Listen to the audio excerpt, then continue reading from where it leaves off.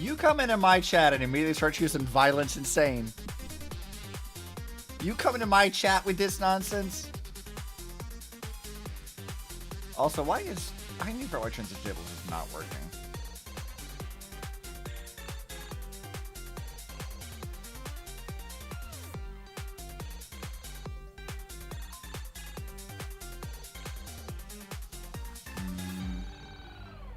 It's part of the tax code. What do you mean part of the tax code? That sounds made up.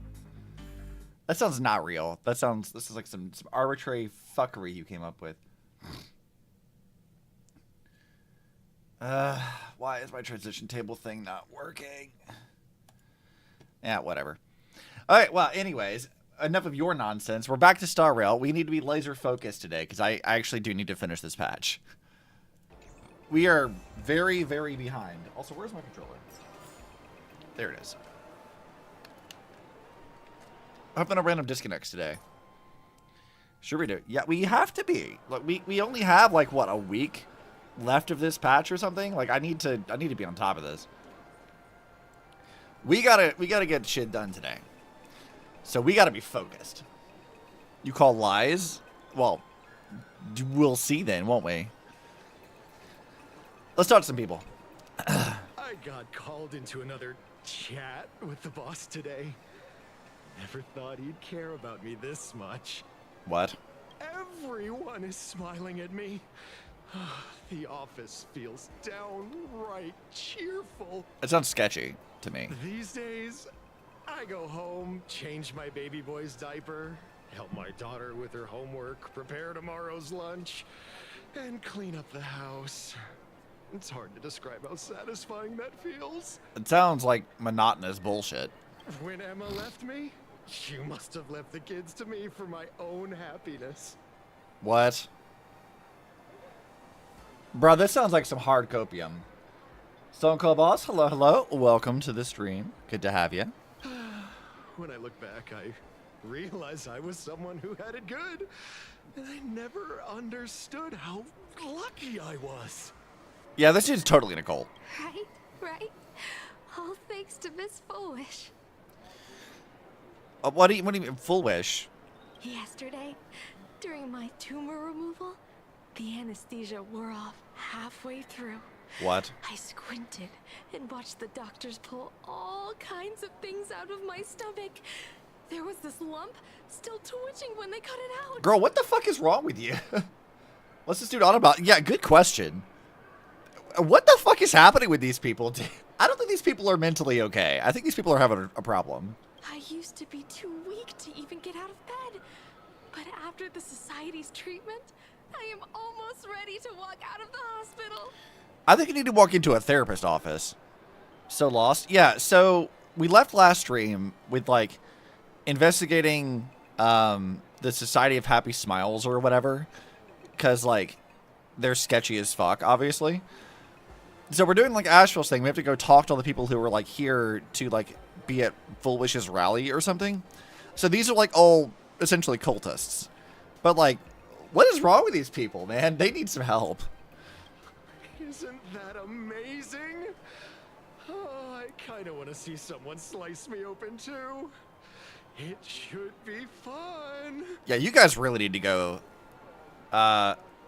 Still, could so much a lot about this portion. Yeah, these people are like not well. Hey, did you two hear about the Sinwish Syndicate? You've come to the right person. My neighbor got a visit from their debt collectors. You should have heard the racket. I saw the news too. Those parasites who ruined the peace, who kept people from being happy. Gone. Wiped clean. Oh, praise aha. I think, like, really, it shouldn't be in a mental asylum. I think anybody who's part of this society is. Because, like, I clocked that pretty quickly as, like, those people are sketchy. And it's obvious that, like, these people, none of these people are doing okay. It's, like, denialism, the, like, organization. Or toxic positivity, depending on how you want to slice it. Wait, they extorted you too? Something like that. Still owed their underboss tens of thousands of credits. So your debt's wiped clean. Oh, must feel pretty great, huh? Like, who wants to see them being cut up? Yeah, nobody does. But, you know, I say that, but like, I have met some people who were like, oh, I went into surgery. I wanted to keep, like, the fleshy bits of what was left over that they cut out of me. And I'm like, why the fuck would you want to do that? That's not okay. Like, well, it's a part of me. And I'm like, I don't know, man. That's questionable. I think you need to go see a therapist. And I legitimately, like, in real life, I have actually met people who were like that. And I'm like, that seems odd. Like, the only part of me that's ever been removed in surgery at any point in time was, like, wisdom teeth. And I thought it'd be kind of interesting to, like, see my wisdom teeth. But, like, given how that surgery works, like, cut it into quadrants or whatever, so there's not really any tooth left. It's not like getting your teeth pulled kind of thing. And I never got to see that anyway, nor did I request it. Because I was like, you know, as neat as that would maybe be to see my own tooth. I also, you know, had my teeth pulled as a kid, so I know what that looks like. But, like, seeing my, like keeping my internal organs around, like, nah. That's gross. That's gross and weird. Yeah, these people, they need help. They are having a problem today. Okay, let's see. Let's talk to this guy. Oh, we meet again. Hey, Lady Megatron. How have you been? I heard that it's Lady Megatron. Good. Since I joined the Research Society, I've made so many new friends. In the past, I struggled with mobility. I always had to work 3 or 4 times harder than the other Megatrons, just to keep up. But can't you be, like, repaired? A lot of Imagine think factory-made types like me don't count as their own. And humans look at us and see soulless machines. But surely there's, like, a way to repair Mechatrons. If every sentient being has a home, then even the scrapyard is closed to me. I'm not even considered recyclable waste. I mean, I guess in a broader cosmic sense, you're kind of like an imaginary friend. But here, in the society, no one cares what I am or what I can do. They just see me as a normal person. You made it. Yeah, hi, Krail. Welcome, welcome. We're trying to be focused today. Maybe. Congrats. You found your home. Yeah, no, I agree with you, Stone Cold. I do think that we... I did see the trailer. I am, like, somewhat spoiled on things because the trailer spoiled a lot of things about this patch, but I'm fairly certain that the next patch will go into it a bit, but we'll see. We all know his focus is a lie. Look, I'm not even in, like, Discord today. I decided that we're going to nix Obzibot for the stream just so I can focus on, like, getting through the patch. This is how serious I am. We're serious business Obzi today. Quote-unquote focus. Look, if there's something that derails my train of thought, then maybe we'll get derailed. But I'm not even in Discord today. We're like, laser focused today. Aha said the same. They and everyone here are my family. Aha talks to you. Of course! You mean you can't hear them? Guess you're not happy enough yet. I hate the way all these people talk. Don't worry. Once you join the society, you will.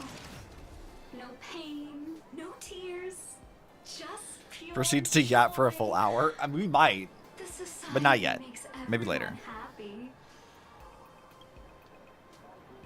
The non-spoiler stuff from the live stream I sent. I watched... Do you mean, like, the Mappa animation? Because I did, and I do have thoughts about that. I watched the 4-2 trailer, which was spoilery, but that wasn't one you posted. I think I just, like, watched that on my own because I have it in my sub box.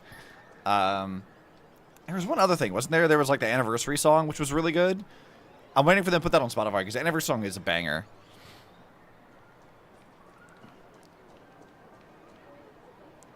You want to see the cast outfit? I want a lot of the outfits from, like, animations. Like, Impact Art's the same way, right? We get all these, like fun, you know, non-canon-y things. And I'm like, man, this stuff is, like, so good.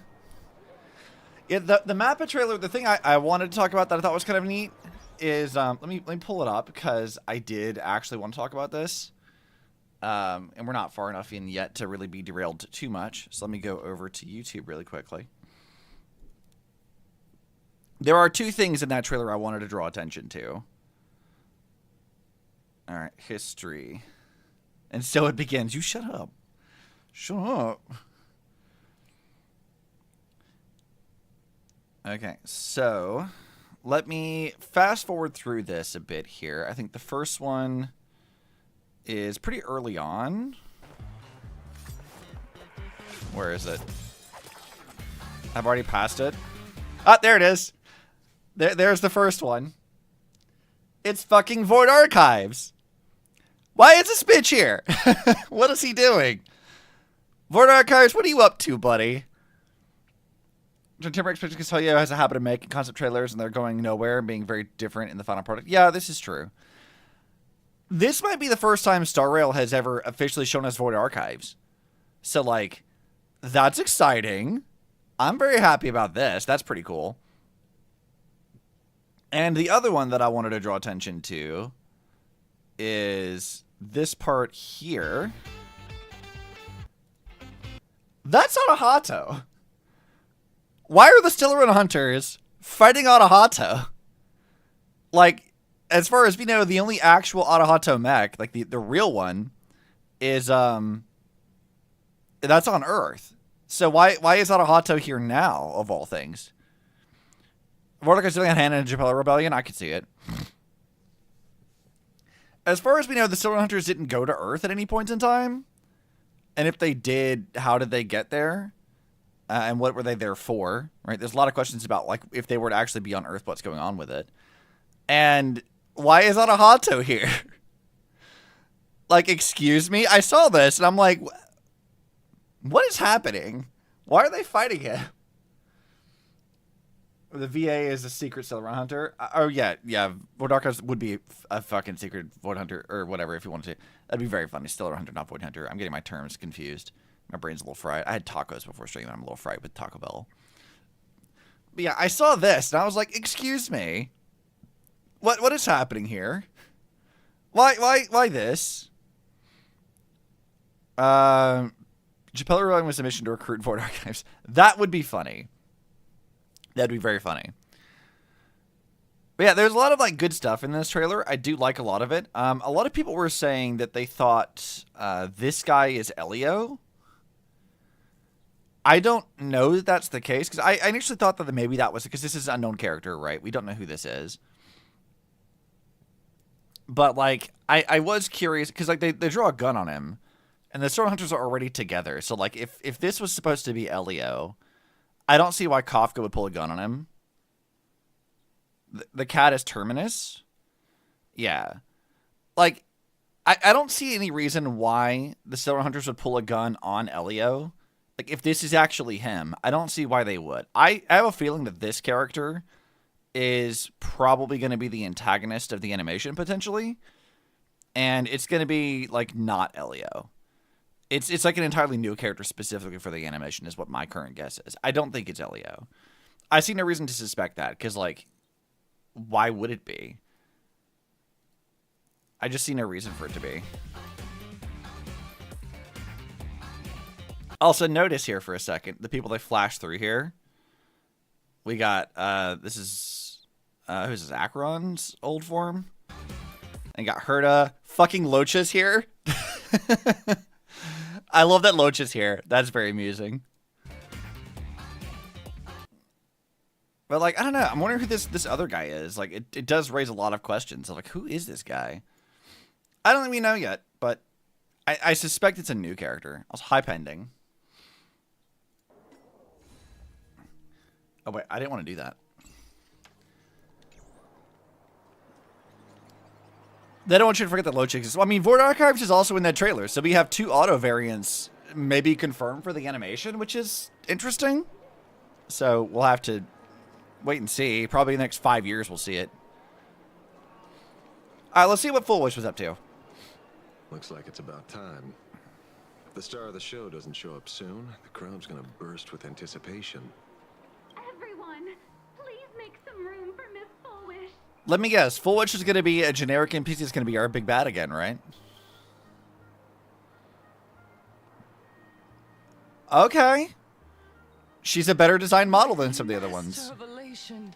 May they bless all souls and grant them smiles.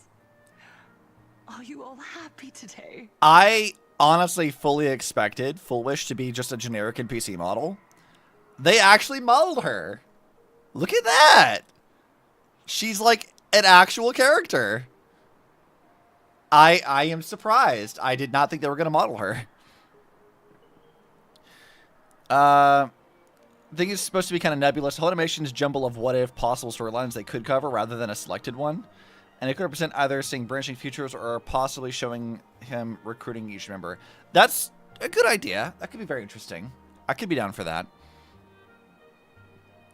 So her aiming there represents her distrust when first meeting him. Okay. I could see that. That could be interesting. Kind of dig her hair. I kind of do too. This is a very, very good design for this. Honestly, like, I still feel like Plan Arcadia has done a pretty good job of, like, solid NPC designs, but, like, the ones that are actually relevant to the story don't feel, like, nearly as generic. Like, this feels like they properly modeled or they changed the base of, like, the models, but, like, I don't know. I feel like they did good with this. Very happy! Thank you for your smiles. They're like lamps in the dark. So precious. What is her accent? But before we celebrate the elation, let me share a memory, drenched in tears. It once dragged me into the abyss. Yet, it also taught me what the elation really means. Which is to say you started a cult. As you all know, 15 years ago, during the Phantasm Moon Games... She's with these freaks, so you know she's cuckoo for Cocoa Puffs. cast Yeah. by the Herald of Death. Yeah, absolutely. Swallowed this place whole. Honestly, like, Full Wish starting a cult as, like, a trauma response is kind of an interesting thing. Because we don't know how many other, like, people are here who were victims of the Herald of Death originally, but we do know that she's confirmed to be one of them. But, like, Full Wish, I'm wondering about her is, like, so you, like, watched a guy murder, like, your classmates or whatever, like, you had an issue with this, and so your response was, hey, I'm gonna make a cult. That sounds like a good idea. Like, are you alright? The answer is no, but, you know. I lost my parents, my classmates, and the Her accent others. is prim and proper. The morning greetings, the little daily chatter. All went silent under that crimson dusk. You can hear how her tone of voice changes just a little bit. Where, like, as she talks about this memory, you can hear, like, the sort of, like, hatred in her voice with that, which I think is kind of interesting. Like, you hear, like, a very distinct change in her tone. After that, for a very, very long time, all that remained of my world, a door shut tight, a room steeped in silence, and a wound in my heart that would never heal. Yeah, I think her VAS did some good work. Good vocal arch on this. Is she, like, on par with characters like how Zenless does things? Probably not. But, like, I would say I do think that Starwell has always had pretty good voice acting, generally speaking. And this is a pretty good one. I like this one. Especially if she's supposed to be, like, a big player in this whole story anyway. Different, very solid ideology in her tone. A lot of emotion behind that fake-ass speech. Yeah, I would agree. Just hearing the words, Herald of Death, made me shake uncontrollably. You even what? I even once thought the only escape was to follow the dead and leave with them. I will say, this crying animation they use, this reminds me a lot of, like, Sissia's animations, but, like, with Sissia, it's meant to be, like, disingenuous and fake. And so look at this, I'm like, it doesn't feel like that's how people actually cry here. This feels like a fake crying. Which is kind of funny. Because all these people are fake as fuck anyway, so. Back then, I was just an empty shell. Breathing, beating, but lifeless inside. And just as my soul was about to fade away, an old lady from the Mutual Aid Society knocked on my door. Okay, so you didn't start the cult, but you've conformed it into your culty ideals. Got it. She didn't offer empty words of comfort. She just looked me in the eyes and asked, "Child, would you try stepping outside this door? Out there are many people broken by pain, just like you. But together, we can start picking up the pieces, one by one." This sounds like she made this shit up. You know what I mean? Like I don't know that like maybe she wasn't wrong that she was recruited to join the society originally. And maybe she wasn't one of the founding members, but like this whole like apocryphal story she's going on, yeah, this is made up. None of this happened. Everything Junkies doing in this game feels fake. It's super off-putting and has been for a while, especially when there's groups and crowds. It's never upsetting. Listen, yeah, I mean, I can sort of agree. I think that the generic NPCs don't get nearly the focus or attention that the actual like story important characters are. So they do have a bit of like a, for lack of a better word here, video gamey kind of vibe to them. She smiled at me. A warm, gentle smile. And in that smile, I felt the master of elation grant me a reason to live. Yeah, that's made up. That didn't happen. At the Mutual Aid Society, I saw countless souls scarred by fate. Some bore wounds beyond healing, and some had lost their loved ones. Each of us bore a different wound, but every wound got deep. And yet, what truly moved me wasn't the pain. It was how, beneath those scars, they still reached out to one another, offering a smile to a child who'd stopped crying, lending a guiding hand to someone lost. It's a visceral reaction. You can't help it. Yeah, that's fair. They taught me something precious. Pain can destroy a person, but the wish to bring elation to others can spark the fire of rebirth. That was when Aha's voice echoed again in the silence of my heart. I don't believe for a fucking second that this girl has ever heard Aha's voice. Not for one fucking second. Not even remotely. There's no fucking way. Also, I don't think I've ever really questioned this, but like, so in the Phantasm Moon games, right, every supplicant is supposed to like create a miracle or something like that to like push themselves closer to like meeting Aha and having the god's powers for a while. What exactly was the Herald of Death's plan? Like being a serial killer and murdering a bunch of people as your like miracle, I'm assuming. Like, what is that exactly supposed to represent in context of elation? Just your joy of bloodshed? Like, what is that supposed to mean exactly, dude? Like, what was your plan? What did you hope to accomplish here?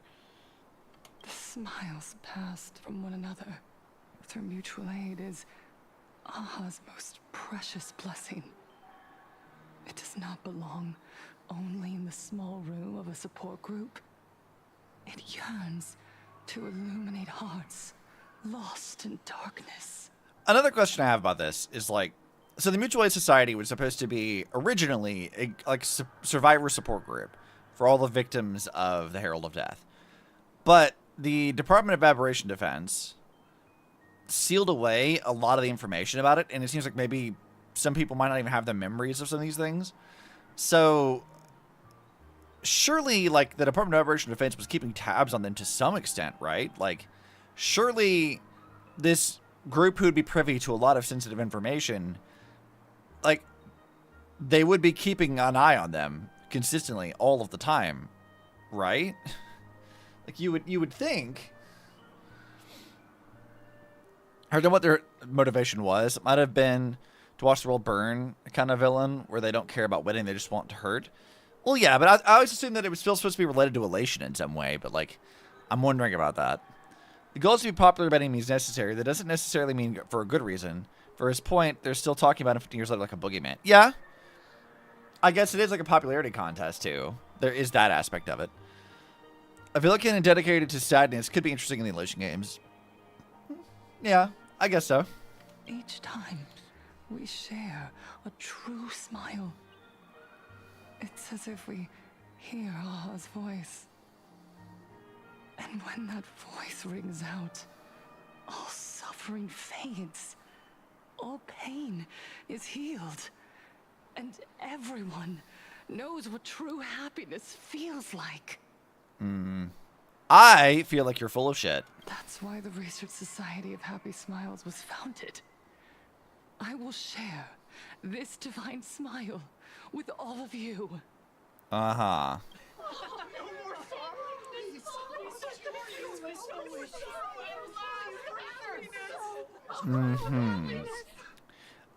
Everyone, I have some thoughts, but I don't want to talk about it yet. questions for you.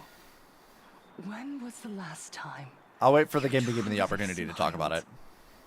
How long has it been since you felt happy from the bottom of your heart? What is her fucking accent? I can't place it. Let me tell us earlier, the goal is simple. To win, you have to be popular, full stop. A lot choose to do it via entertainment, but there's many cases of people just doing it through fear in someone. Yeah, I guess that does track. It's not necessarily popular in the sense of like people really like you. It's popular in the sense of like buzz. Having people talk about you. Being known and whatever. That's more so what it actually is. Minato, do you ever feel like your days are looping endlessly? Like an old silent film, repeating until it suffocates you. And when you realize that loop might never end, does despair flood in like the tide? The contrast between looking at this generic NPC guy and Full Wish's model is kind of crazy. You're right. Miss Bell Woods, you left school Or even this one. Like, full look of at how dreams, different they are. only to have your resume rejected again and again. You told your parents you were busy in Seafeld City, hiding your heartbreaking loneliness behind that lie. Damn, even in the Star Wars universe, the job market sucks. Please, help me. And Taija did the cold exclusion at school and the indifference of the adults who should have cared build a wall around your heart. One that made you afraid to open yourself up to the world again. This guy looks like he'd be the generic NPC protagonist of like a dating sim. He does not look like a character at all. Yes. When we were born, no one had to teach us how to smile.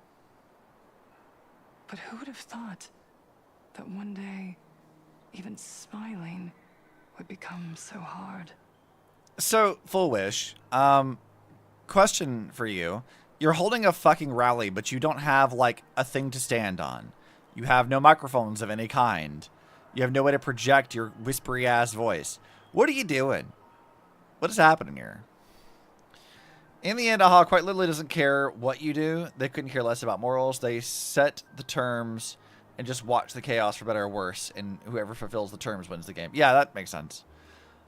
Also, I'm just not noticing, Full Wish has the ginkgo leaves on her outfit. Hi, Anne. Once, our world was blessed by Aha's grace. A gentle world in canvas, painted in elation. For centuries, humans and Imaginaes lived freely together in that eternal haven. I feel like that's not correct, Full Wish. Full Wish is using the power of Aha to oh god, I can't fucking read that. Telepathically transmit her whispery voice. I could see that. That could be funny. Her just like, yeah, I have weird powers. I'll just project using magic. Until the Inter-Astral Peace Corporation violently tore us away from that sanctuary. They brought us their so-called inter-astral civilization, imposed their so-called standards of happiness, and told us that life's ultimate joy lies in self-focus, self-indulgence and self-satisfaction. Okay, so now she's preying on their hatred of the IPC to rally them to her cause.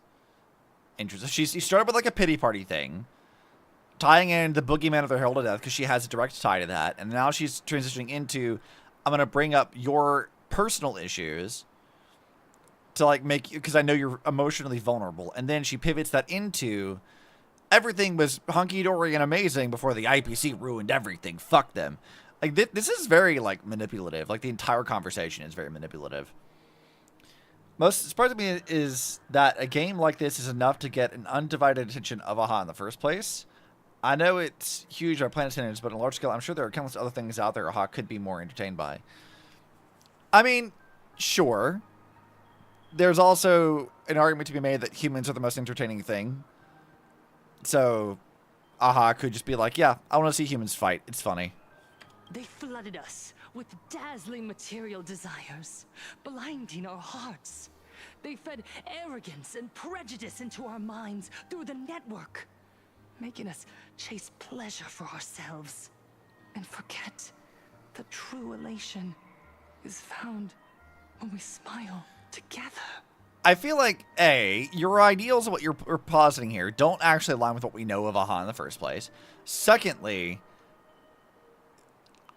I don't believe for a second that everything was like this perfect utopia before the IPC arrived. That's bullshit. There's no fucking way it was. AHA saw Fate Stay Night and wanted their own version of it. Yeah, I guess so.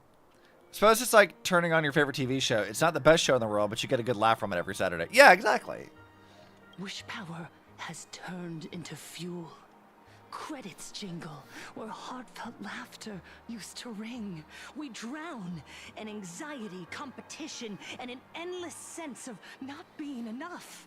And in all that noise, we can no longer hear AHA's gentle voice. I don't think you've ever heard AHA's voice. Elation, the truest light of life itself, is being eaten away and replaced by the external.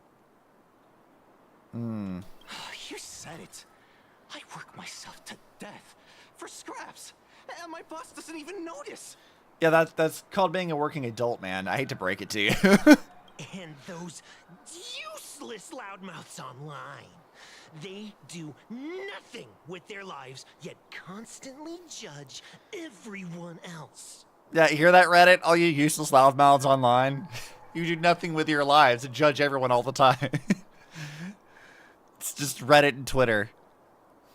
Imagine going to a rally because being on Reddit and Twitter has made you so unhappy that you just want to, like, bitch about Reddit. Like, that's chronically online behavior right there. Going out for, like, a break from all that? Yeah, totally. But, like, also, my guy. What do you expect AHA to do? Strike divine judgment upon all of your, like, online enemies? Get over it. Sometimes you want to listen to Mozart, sometimes you want to listen to cheap commercial jingles. Today is 90s Mecha Anime OP Day. Yeah. The IPC is nothing but a nest of vampires. They're feeding off of us. I mean, that probably is true, actually.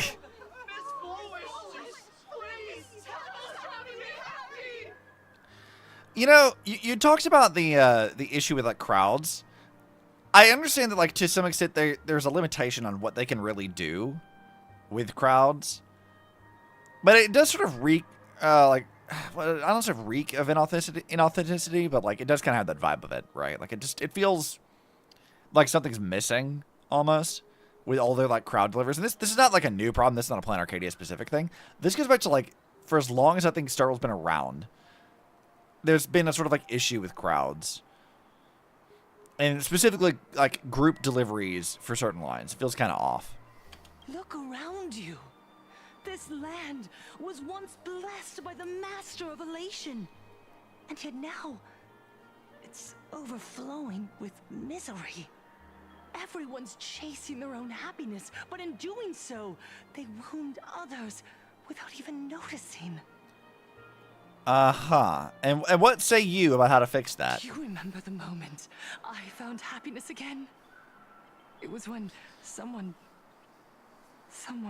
who is suffering just as I was, smiled at me. Yeah, what I think the issue is, Krail, is like, you can tell that those lines were recorded in a studio. You know what I mean? Like, it feels like 10 people recording the same line overlaid with each other, or like just in the same room recording it once or twice and calling it a day. That's sort of like the vibe that it gives off. It doesn't actually feel like a convincing crowd. It feels like they're in a small room, like they actually feel like they're in a VO booth. And it feels off as a result of that. Even through their pain, they gave me that smile. A smile filled with blessings. That smile saved my life. Uh-huh. Also, this is a total unrelated tangent. Look at her, like, thing here. It has, like, the fucking, like, rabbit tooth and then the smiley face on it. What is this? This is ridiculous looking. It sounds like several divided voice lines are related, not a group intermingling. Yeah, exactly. It doesn't sound like a convincing crowd. It sounds like people in, like, a small room or in a VO booth overlaid with each other. So listen well. Only by opening your heart and sharing your smile with another can you truly grasp what happiness means. It isn't just giving a Bro, it's smile. like a pacifier for a child. Embracing the I mean, power also that. Aha bestowed upon us to smile. Yeah, this lady's full of shit. You get tacos? I did. I consumed also, this is another tangent. I went to Taco Bell just before stream. I got like 2 chalupas, a crunch wrap, and like one of the new cantina things. That shit was $30. Why is Taco Bell so fucking expensive, dude? That should not be $30. Like, 2 chalupas, a crunch wrap, and like a cantina burrito should not be 30 fucking bucks. That is some bullshit. I don't know what Taco Bell's up to, but like that's dumb. I'm not happy about that. The food was good, but also, what the fuck, Taco Bell? Join the Research Society of Happy Smiles. I'll help you rediscover the smile buried within yourself. And Aha will grant your life a transformation. Mm-hmm. Sure. Big fat tacos, a big fat tacos, a big fat taco so big. I feel that's a reference to something, but I don't know what it is. Our mission doesn't end with finding our own smiles. We must bring them to the world and spread true happiness across all existence. Mm-hmm. Girl, you in a cult. So let's talk about that expensive. Yeah, it should not be that expensive, Pending. You're right. It should be not $30 for 2 chalupas, a crunch wrap, and a thing. Final Fantasy XIV raid fight BGM. Ah, okay. While others pray to the eons for their own desires, we, the true followers of Aha, carry a higher calling to fulfill their wish. And you know the wishes of the most flightiest of eons how? To fulfill Aha's wish? Yes, to still every cry of sorrow, to wipe away every bitter tear. We will build, no, rebuild, a world where smiles never fade and elation never dies. Isn't Aha themselves also, like, grieving Akivili's death? Like, they also feel sadness to some extent? I'm definitely convinced that you have no fucking idea what you're talking about, Full Wish. Yeah, eternity is definitely a good thing. Denying all sadness and other emotions entirely for this fake-ass smile, I'm sure that's fine. There's nothing wrong with that, definitely.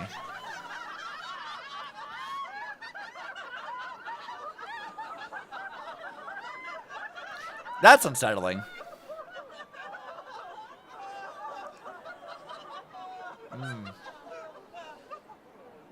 That was... Like, you talked earlier about how these, like, crowd moments are unsettling. This group laughter thing, that was the most unsettling thing I think we've had happen so far. The speech is over. What's your take, Detective? She's so far gone, it's hard to make sense of it. Yeah, okay, thank you, How do Ashvale. think it? Let's talk to her directly. I'm saying for a different reason. Yeah, I mean, it's upsetting in a lot of ways. It's just very deeply unsettling. But I think that maybe is part of the point. It's some shit in Latin, but it sounds a lot like they're chanting big fat tacos. Oh, that's funny. All right, Foolish, what's your deal?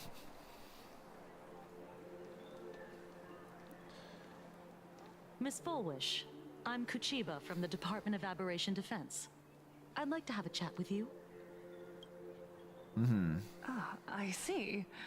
You're here about the Sinwish. Digital media? Okay, let's go. So you were expecting us. Oh, I heard the news. The entire Sinwish syndicate massacred in Dovebrook district. Ah, such a cursed place. Okay, so she's like vaguely British, right? It's like British adjacent or something. So hello on the YouTube side. Good to have you. They may not have been saints, but I still pray for them. May their souls rest in peace. Girl, you're starting to trigger my religious trauma. You need to stop this. Oh. How merciful of you. Asheville's reaction is like, that's the real shit. Though rumor has it the Research Society of Happy Smiles had a few run-ins with them regarding recruitment, donations, turf. Sounds like plenty of reasons for conflict, don't you think? Better to take Silverwolf or Evanescia. Me personally, I'm maybe not the best person to ask because I'm probably going to get them both. However, I have heard from people who care more about meta and stuff that Silverwolf is more useful for future teams, where Evanescia is more mixed reviews on her kit. So, you personally, depending on what you care about, me, I want Evanescia because she's a Honkai variant character. So, I have an obligation to pull for all of those. But if you're looking for more team utility, Silverwolf is probably your better bet. Especially if you got Sparksy, because I think she's really good in Sparksy's teams. They're going to try for Silverwolf, tested her, and she's fun. Plus, animations are cool. Dude, I love that her animation, like her like team skill, or not team skill, the technique, is a reference to like Cyber Angel. That's so good. Like I think we talked about it last time, but like I can't wait. Like it's so good. I love references to Impact Third stuff. Although technically Cyber Angel was originally a song in Guns Girl Z, but then Cyber Angel was the remix of that. Yeah, whatever. Don't worry about it. Are you suggesting we had the Sinwish syndicate killed? For conflicted interests? No, but you are a suspect. Wait, that's not what I said. Still looks like she'll be the better character. Both are likely to be great, though. Yeah, I think that's sort of been the impression I've gotten. I love they couldn't help themselves but give her a Dragon Breath beam for her super relation skill. It's good. I mean, Silverwolf's animation is like pretty solid, actually. Like I'm very like I don't much care personally about like meta stuff, but like I like when characters that I like are also useful for meta. And Silverwolf apparently is pretty good for that stuff, at least currently, and her animations look fucking sick as well. I'm like, good shit. We love to see it. You know nothing about our finances. Every expense is covered by a charitable foundation established with the compensation from 15 years ago. We don't need a single cent from our members. All right, so you're a cult, but you're not a cult that's grifting for money, which is what cults are usually about. So what actually is your end game? When I heard about this tragedy, I personally allocated relief money for the victims' families to keep order and peace in Dovebrook. Okay. Tell me, Miss Kuchiba, someone copied the Herald of Death and slaughtered dozens. What will your Department of Aberration Defense do this time? What did they do last time is the better question. We never released that detail. How do you know someone's imitating the Herald of Death? Ah. Well, that's just suspicious, isn't it? As much as I want to blame Himiko's dad for everything, this definitely raises a lot of concerns about Foolish. The hell was that? Isn't that what you've been waiting for? For the killer to slip up so you can swoop in and tie everything up nicely? What was that sound effect? 15 years have passed. You don't seriously believe we're still living in an age where information can be sealed off at will, do you? From the very day the murders occurred, the news has long since spread online. I guess so. The Sinwish Syndicate paid a fortune for some ancient mask. And the next thing you know, they're all dead. The scene painted red with traces of the bloody bloom. The bloody bloom? What is that supposed to mean? Please pay no attention to baseless rumors. Rumors? And yet you're here. That alone proves one thing. The rumors are true. And the new Herald of Death really does exist. Not necessarily. Like, your logic doesn't quite hold up there, Foolish, because so far as, like, they're concerned, and as far as the public would know, there was a mass murder, like a serial killer happened. There a bunch of people died. The public doesn't necessarily know all the details of it. Wouldn't it not make the most sense for them to investigate potential ties? That doesn't necessarily mean that the Herald of Death is the actual, like, thing to blame there. Like, obviously, we know, as the player, that that actually is the case. They know, but, like, her argument doesn't really hold up from what the public is supposed to be aware of. Otherwise, why do you suspect me? Only someone who knows the original case could recreate it so perfectly, right? There's also the fact that your company has had run-ins with people who are dead. So, you know, there is that. I mean, again, you're not wrong, but also, this is a bit of a gamble on your part, Foolish. Everyone, you heard What the our fuck was that evil laugh conversation, just now? Didn't you? What the fuck was that? The Herald of Death has returned. He's here, in Deathrook. He's slain the entire Sinwish Syndicate. He's back to relive the carnage of the Phantom Moon Games. What? Did you guys hear that? There was like a weird whispery evil laugh in the background. What the fuck was that? The Herald of Death? Didn't the officials declare him executed? How has he appeared again? Didn't they like launch him into the sun or something? He's immortal? A demon? He's back for revenge. He'll take revenge on everyone. We're doomed. Kuchiba looks not happy. Who steal smiles from others? And isn't the best way to make bad people happy to erase them from the world? Wouldn't that be doing something good? This evil laugh, like, I don't like this. What is with this evil voice in the background? This is making me very uncomfortable. Yeah, Sister Mechatron is right. Those thugs deserved it. No. That's not good. You can't talk about more Caustide like that.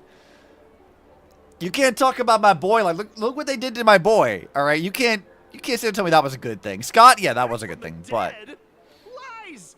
The IPC kept him alive to wield him as their weapon. also, this is kind of another side note here. This character back here, I love this design of this pink hair character.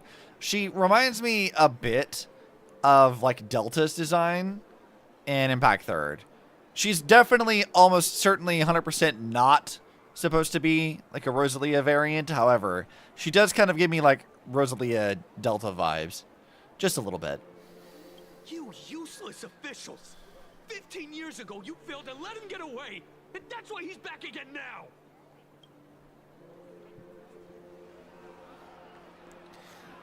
Okay, so Full Wish stirred up a riot, essentially.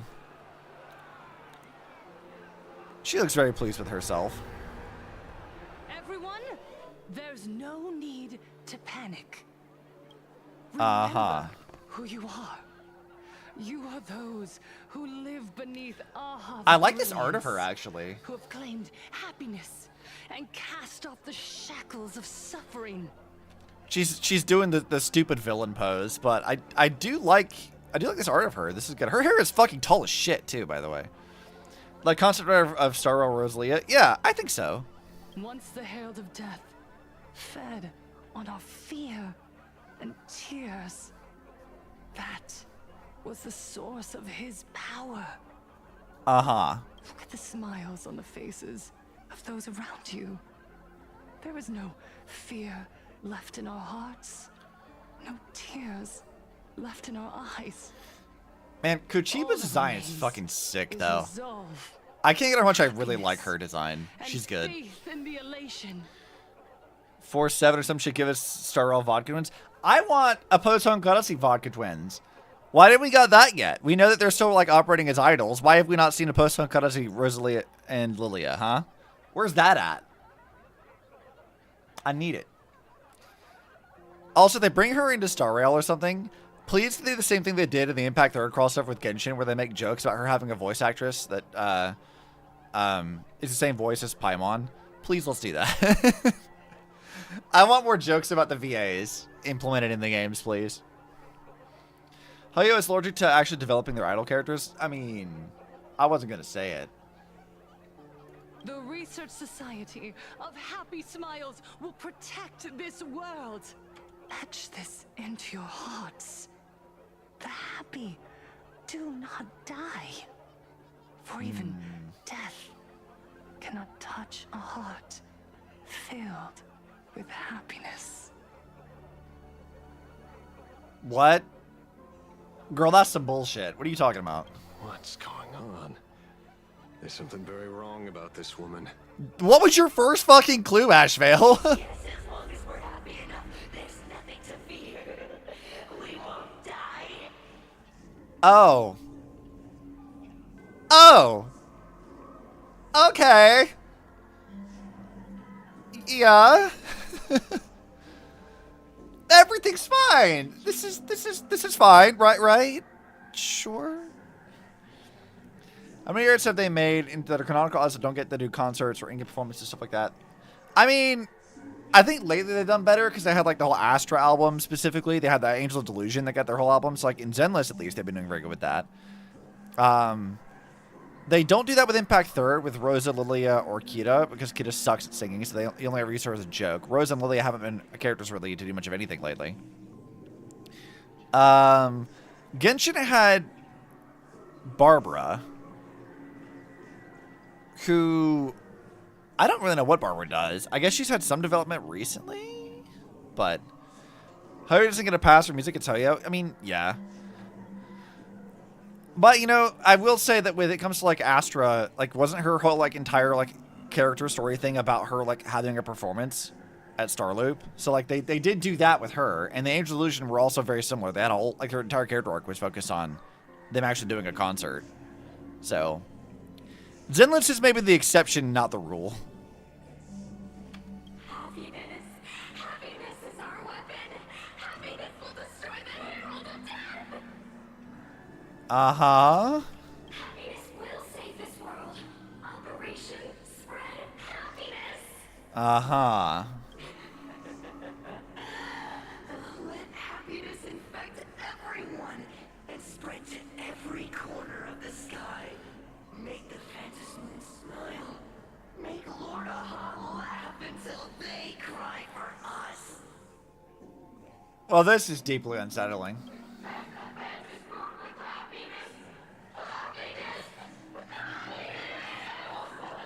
Them talking about like it's a virus? Not a fan of that one either. Don't like that, Chief.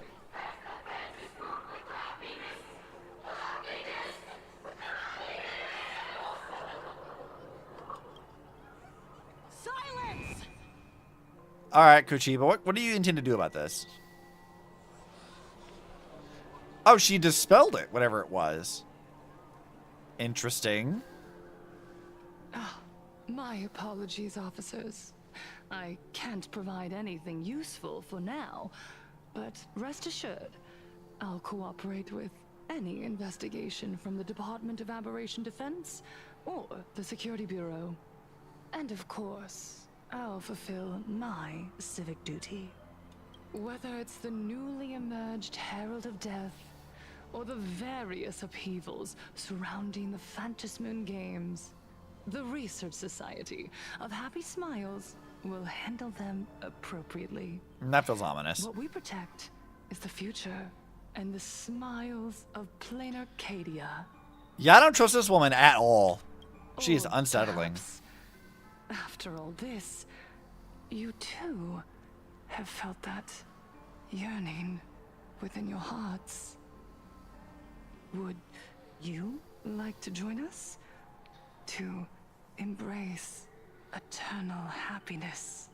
Nah, dude, sadness is the spice that makes things kind of nice in life sometimes. Makes you appreciate your happiness all the more. Okay? You can't have actual happiness without, like, the other negative emotions, okay? That's not healthy. Kuchiba is definitely sus, too. Girl's hiding something. She held up a crazed crowd panicking up a moment with a word. Yeah, no, like, there's something with her. Interesting she has a ginkgo leaf motif. Yeah, she does. She does have the ginkgo leaf motif. I noticed that earlier, which you don't normally see it with her talking, but, like, she's got that going on, which is interesting. What is the... I'm trying to remember this, and I might be wrong. Isn't ginkgo leaves, like, aren't they, like, spider lilies also, like, tied to death? Am I remembering that wrong?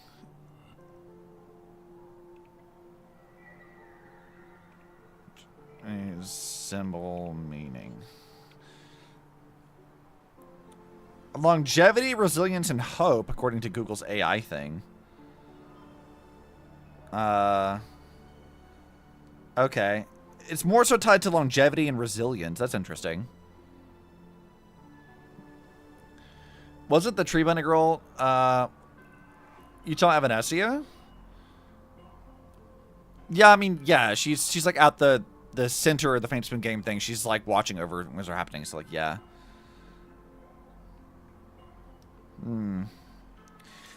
So, you know, I guess like from the perspective of like her being the leader of like the Research Society of Happy Smiles, her having this like ginkgo leaf motif does kind of like make some sense.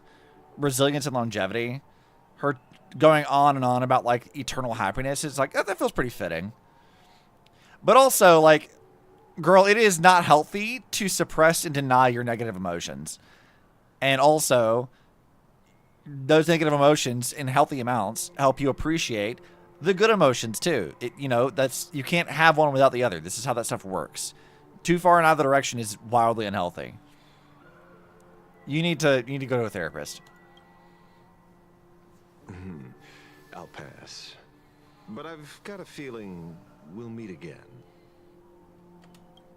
Probably. What the fuck? What the fuck? What the fuck was that? Miss Fullwish, thank you for your cooperation. What the hell was that? Hopefully, next time we meet, it won't be like this. What the fuck? That was so weird. May the Master of Elation watch over all and bless you with their everlasting smile. Ginkgo leaves are tied to death in the sense of outlasting death, but that's it. Okay. So it again ties back to that whole thing of like longevity and everlastingness. Interesting. So, okay, you mentioned how like Kuchiba's a bit sus. She is from the Department of Aberration Defense, right? In my mind, it does make some degree of sense that like she might have some power that they have yet to explain to us yet that helps dispel things. Because like, how would like in a world where you have Imagine and people who can like, you know, like use wish power to their advantage, how does a Department of Aberration Defense actually like combat that, right? Like, how do you actually deal with that? And I feel like the only way you really could would be having a thing that sort of like negates wish power in some sense, right? I think that can maybe neutralize it. So like, I feel like that's what she's able to do, but how or why she can is another matter entirely. Ashvale and Kuchiba left the gathering. You don't have enough info about the department to think about it. Probably not. Your obsession. Let go of the shadow in your arms. Let go of that false sense of responsibility. Okay, the whispering needs to stop. I'm not liking this. You're the one who should be dead, aren't you? Okay, for real though, can we get this outfit for Ashvale? Because I like this fit. This is good. We don't other than them just being the Strangeling police in a sense. Yeah, that's true. Like the purple girl. Yeah, purple girl is a good NPC thing. Not the best one, but I like the fact they're changing out how the NPCs look. Don't worry about it. See, Pending, you saying that makes me want to worry about it more. Come, join your brothers. Let the gears grind to a halt. Let the hands fall still and end that life of yours that was never meant to be. Okay, what's with the suicide voices? This needs to stop. More casual and simple fits, I beg. Yeah. I'm with you on that. Sorry. That day will come. But for now, there are more important things I must do. What did you say? Don't worry about it, Kuchiba. Nothing. Never mind. Looks like Full Wish is a much slyer fish than expected. Can we get this outfit for Astral? Best I can do is a dress for Cass. But the dress for Cass is good, though, Pending. The bait was there. But she ignored it. And instead, she stirred up a whirlpool. Quite the opposite, actually. Not only did she take our bait, but she also flat out told us she couldn't care less about the hook. Okay. Was there something I missed? The bloody bloom mark from the Sinwish Syndicate massacre. How did she know that detail? When we specifically obfuscated it with special mark, even in our internal reports. Oh, okay, that's what they call the mark. Got you. Best we can do is a color swap and prettier button for the Trailblazer.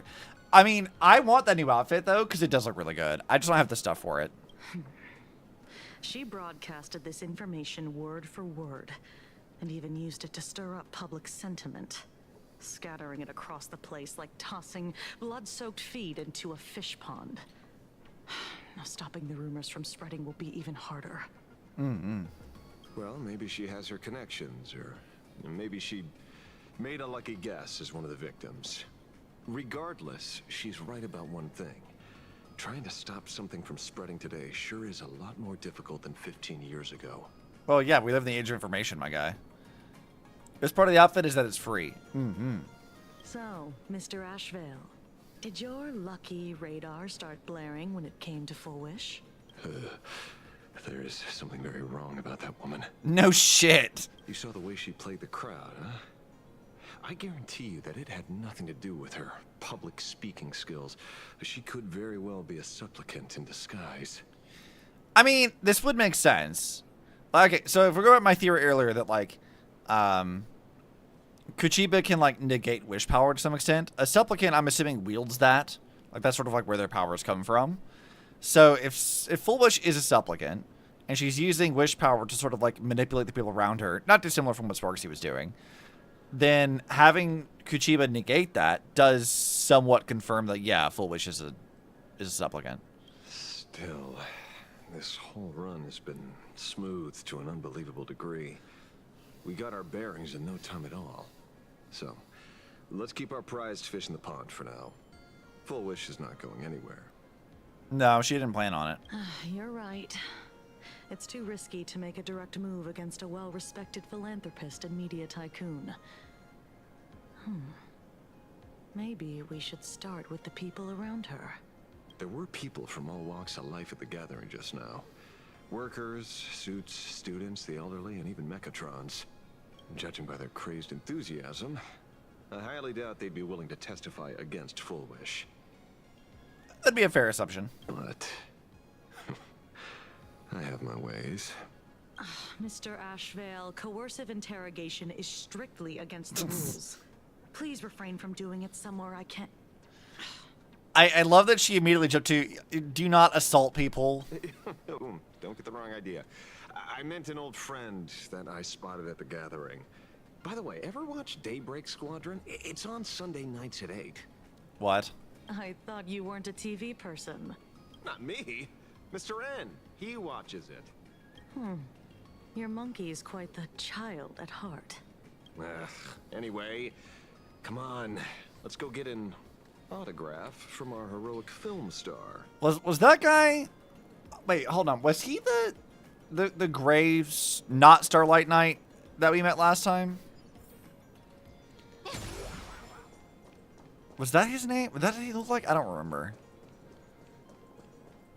Is that him? It's been a week and my brain's already turned to mush. What? You lost him? Not even close. Hey, why are you two It is him, following isn't it? me? This patch is sponsored by Daybreak Squadron.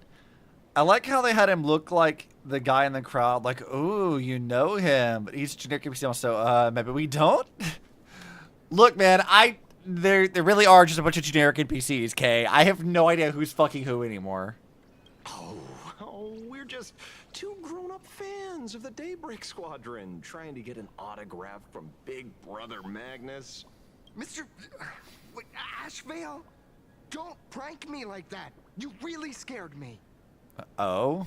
Really? Cinderborn, the peacekeeper of our city, vanquisher of evil fiends, is scared of his own fans? Long time no see, Magnus. You're not here for autographs, are you? I saw you two at the gathering. I don't understand. Why are you investigating Miss Fullwish? So, our, like, Power Ranger friend is in a cult. That's really sad. She's been nothing but a kind, lawful person who spreads happiness to others. But she is sus as fuck, though. You heard about what happened with Sinwish Syndicate, I assume. Then, was Miss Fullwish telling the truth? The perpetrator left the same signature as the Herald of Death did 15 years ago. So, did that monster really kill Mr. Polwave and Caustide? Look what they did to my boy. 15 years and he's back? This demon? How many more lives must he take? She did try to whip up the crowd and her friends towards the police. It's like, yeah, he's like, what did she do? She's done nothing. Or around that other meme, it's like, she's the best guy around. What about the people she maybe murdered? What murder? That's like all the cultists. Also, I love that meme if it's not been obvious. It's such a great meme. Mr. Magnus, you're one of the survivors of the incident, right? Yes. That monster took my parents that day. Oh, damn, this NPC guy's got a sad backstory too, huh? But what's the Sinwish Syndicate case got to do with Miss Fullwish? Because that Herald of Death was executed 15 years ago. That's for certain. The Sinwish Syndicate case, on the other hand, has copycat written all over it. And Fullwish is a suspect. So, just because we're survivors, we automatically become suspects? What? Are you gonna interrogate me too? Come on, dude. They're just doing their jobs. If that's what you want, Miss Kuchiba can arrange for it later. For now, I just want to ask you a few questions about the Smiles Society. It doesn't matter if you have a few or 100 questions. I have nothing to say to you. 15 years ago, I was left all alone in this world. The so-called relatives closed in like a pack of hyenas, their eyes fixed solely on the compensation smeared with my parents' blood. Abuse, deception, expulsion. To them, I was nothing more than a walking money bag, an eyesore, a jinx. It was the society that gave me the chance to live the life I have now. Or, you know, you could have gone to therapy and then told your family to fuck off. Like, you know, there is that. What about the Sinwish Syndicate then? If I recall correctly, they took care of you once. Old Polwave helped you deal with those relatives. Listen, Mr. Ashvale, the debt I owe the Sinwish Syndicate will be paid. I will avenge them as a member of the Smile Society, as well as the Daybreak Squadron. I'll rip the Herald of Death out from the shadows in their name and see justice served. That is my duty. You know, I kind of like this guy's voice a bit because he comes off as like young and slightly pathetic. And the way he sounds like he's very determined, he's very angry. His vocal performance is good, but like his voice gives off this idea of like he comes off as like very pathetic in a sense. Like just pitiful, like kicked puppy kind of vibes. That's sort of the feeling I get from him. And I think that suits the character. You're in over your head.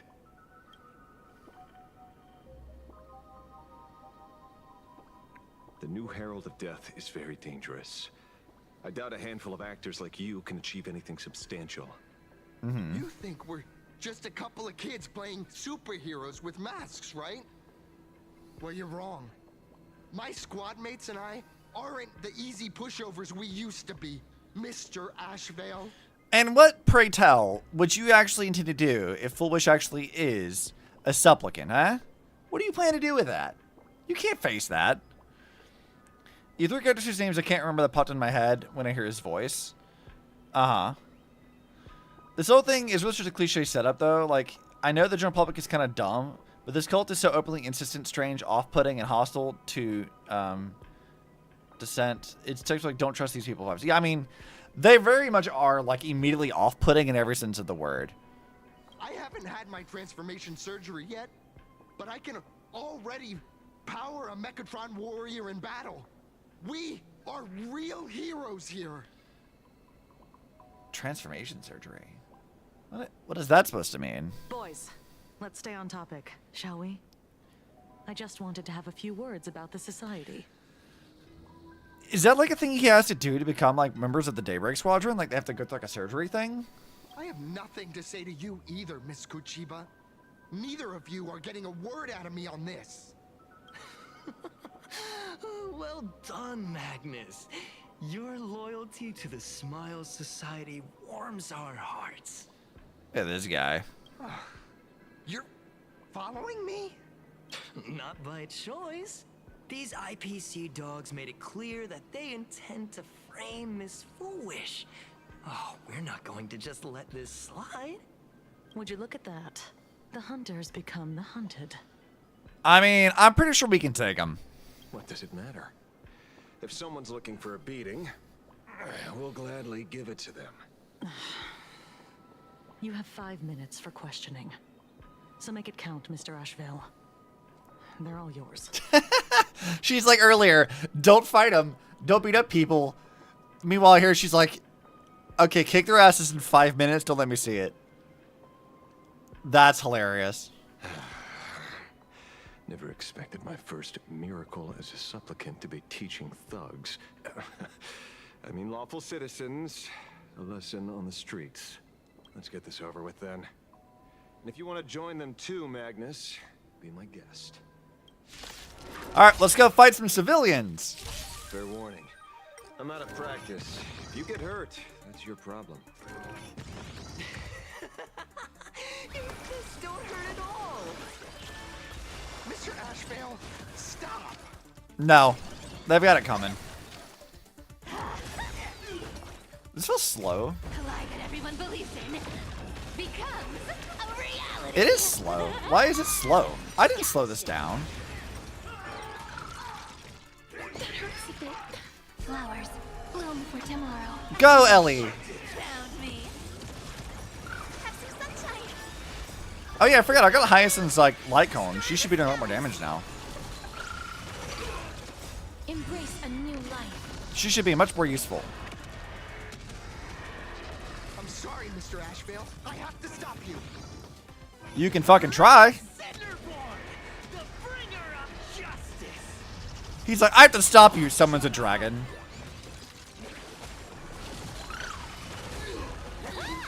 Stars, shine for the heroes. So this means I have Ellie's light cone, Cypher's light cone, Hyacinth's light cone. I just need Cass's, and then my team has like actually got all their best stuff. It hurts a little, but I'm happy. I don't like these people. I'm gonna leave the way for a minute. Man, this is a pretty wall. Exactly. Some battles they auto put it single. Yeah, I hate that. Like if I set it to like double speed, then leave it at double speed. Don't change the speed of my fucking fights. Yeah, I just pulled like I was trying to lower my pity a bit, but I got her light cone. Then I'm like, oh well, like I kind of needed that. That was very helpful. There's something seriously wrong with you all. Enough! Are you really going to kill them? I mean, that wasn't really our plan in the first place. What's the matter, defender of the city? Are you scared? This is the real Phantasmoon Games, Magnus. This is the bloody truth under the mask of the Elations game. I like Asheville's eyes. 15 years ago, at dusk in this city, the Herald of Death tore people apart, one by one. Did he ever stop to ask even once, is it enough? I know you want to make something out of yourself, like the trailblazer of the Astral Express, and I know you want to catch the new Herald of Death and crush him like a bug, using the same methods he used against the Sinwish Syndicate. Right. But here's the deal. It's not your duty. And the Eonic game sure isn't a TV show where you get to play the hero and save the day. You mentioned a conversion surgery earlier. Are you saying that all society members underwent some kind of unknown modification? Oh shit, is that what that is? That figures. I was wondering why these people looked like they felt no pain at all. Humming along merrily even as they bled. Does this have anything to do with the surgery? Oh, is that what that lady was talking about earlier, where she was going, like, having parts of her organs removed or something?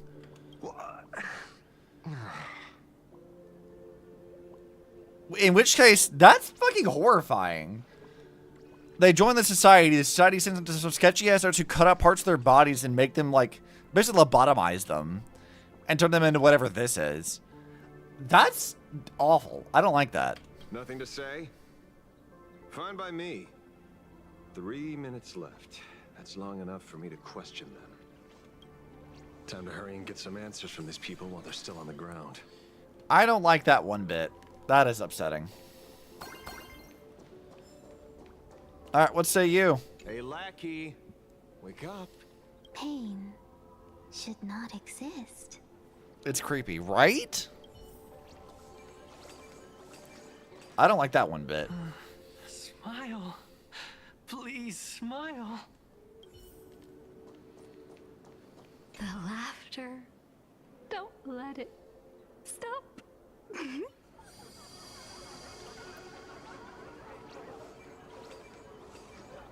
Yeah, no. No, I don't like this at all. Don't like this at all. No, thank you. Those who suffer shouldn't exist. What the heck happened to these people? This is... the small procedure that official members receive. They call it the happiness surgery. Ugh. With a prick of the needle, no more than a mosquito's bite. The doctor puts this small thing inside your eyelids, even smaller than a synesthesia beacon, and more convenient. So they do lobotomize you. Got it. People who have had the surgery say that it soothes all your pain and suffering, past or present. Well, I mean, I guess this is why, like, as cliche as it may be, why these people are unsettling, because they're supposed to be. They're literally being, like, mind controlled. Even your body becomes stronger, and your mind clearer and more focused.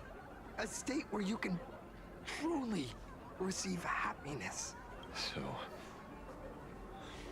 you haven't had this happiness surgery yet, right? I'm not ready yet. I've been thinking it over. Dude, you do not need to go get lobotomized to get over your sadness. You go to therapy. But the rest of the squadron had it, and they've all become happier. Oh, that's so fucking weird. So the rest of all those, like, Power Rangers met, they've all been, like, brainwashed. They say it's the necessary step to becoming a true superhero that safeguards everyone else's happiness. If I don't do it, then do I still deserve the name Cinderborn? Yeah, dude, you do not need to lobotomize yourself to help people. Mr. Asheville, what should I do? The surgery won't make you stronger, nor will it help you get your revenge. These guys on the floor are proof enough. Remember the hesitation and fear you feel in this moment, Magnus. If people simply erase their perception of fear and pain instead of overcoming them, then those people will never find true strength. Good shit. Go now. I have some cleaning up to do.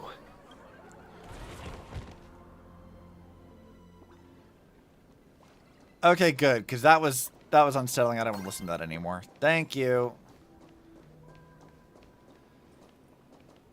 How is that legal? So, did you, pry the answers you were looking for out of them? These people have all been processed by the Smiles Society.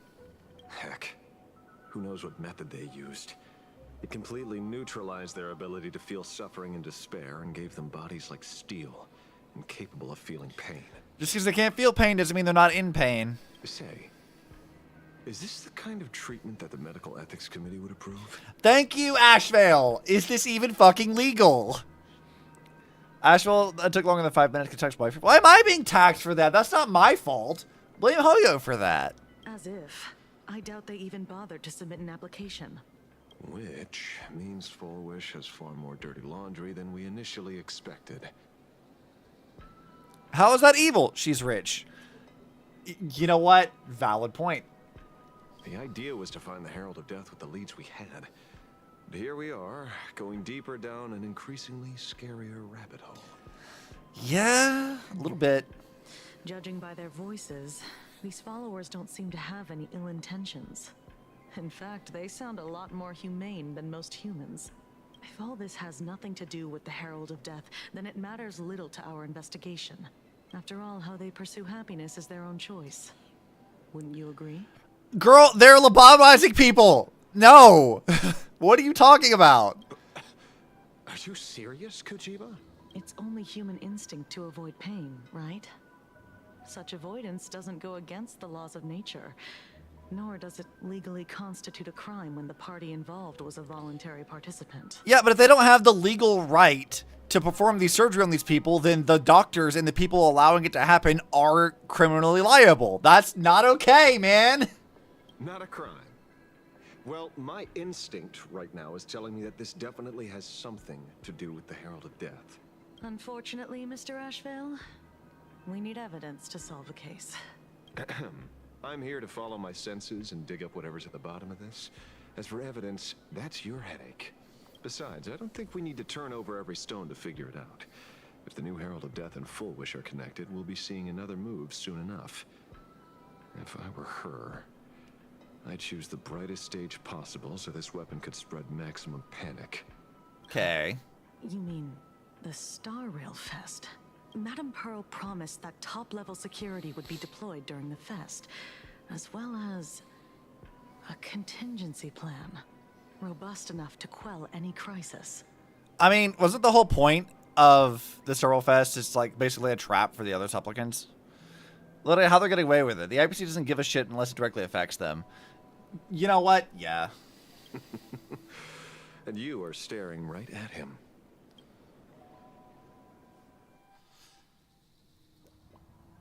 Hi, Sunday's Gopherwood Bird.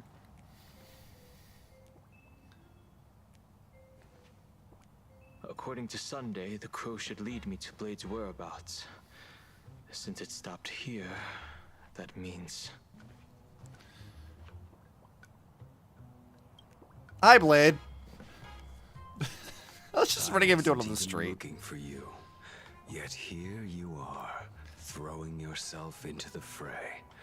Consider me surprised. I forgot how good his voice is. One of your favorite scenes? Ooh, okay. We haven't even settled the score over the mask you stole from the Sinwish Syndicate. And now you're skulking around and following us? What's your deal? God, I love Silverwolf. She's so fun. Also, she's Neptune. You, or should I say, all of you want? Oh. General Yao Guang of Yuchui has come to this world and is looking for you. Dragons clash in the wilderness, their ichor dark and yellow. In her divination, you will become a slave to your own violence, bringing a catastrophic end to all. I am in that future as well. Mm-hmm. The only violence within you that comes to my mind is Shuhu. the emanator of abundance who resurrected time and time again. The monster who turned planets into living beings and merged billions of people into flesh spheres. Ew. Ew, I hate that. Blade's also the English voice for Frieza. Is he really? What the fuck? That is not who I thought Frieza's voice actor was going to sound like. Another. That's so weird. The Xianzhou fears that he is using your body to resurrect himself. So, what's your plan? Kill me again. Oh my. Things are getting a little heated. Should I get you both slushies? Silverwolf, can you take anything seriously? Thank you. I'll pass. I like this While presentation. General Yao Guang's divination may foretell a death battle between us, that doesn't necessarily mean it's the only interpretation. Silverwolf being the third wheel and not giving a fuck is a mood, yeah. You know, it's time to say that I'm really glad that they chose Neptune's VA to voice Silverwolf, because that is the perfect person to voice that. My experiences on the Express have shown me time and time again that even fates set in stone aren't entirely immovable.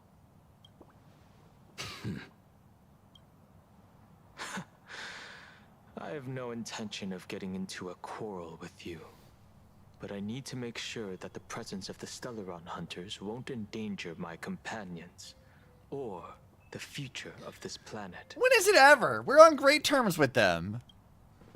Thus, I must know your purpose here, Blade.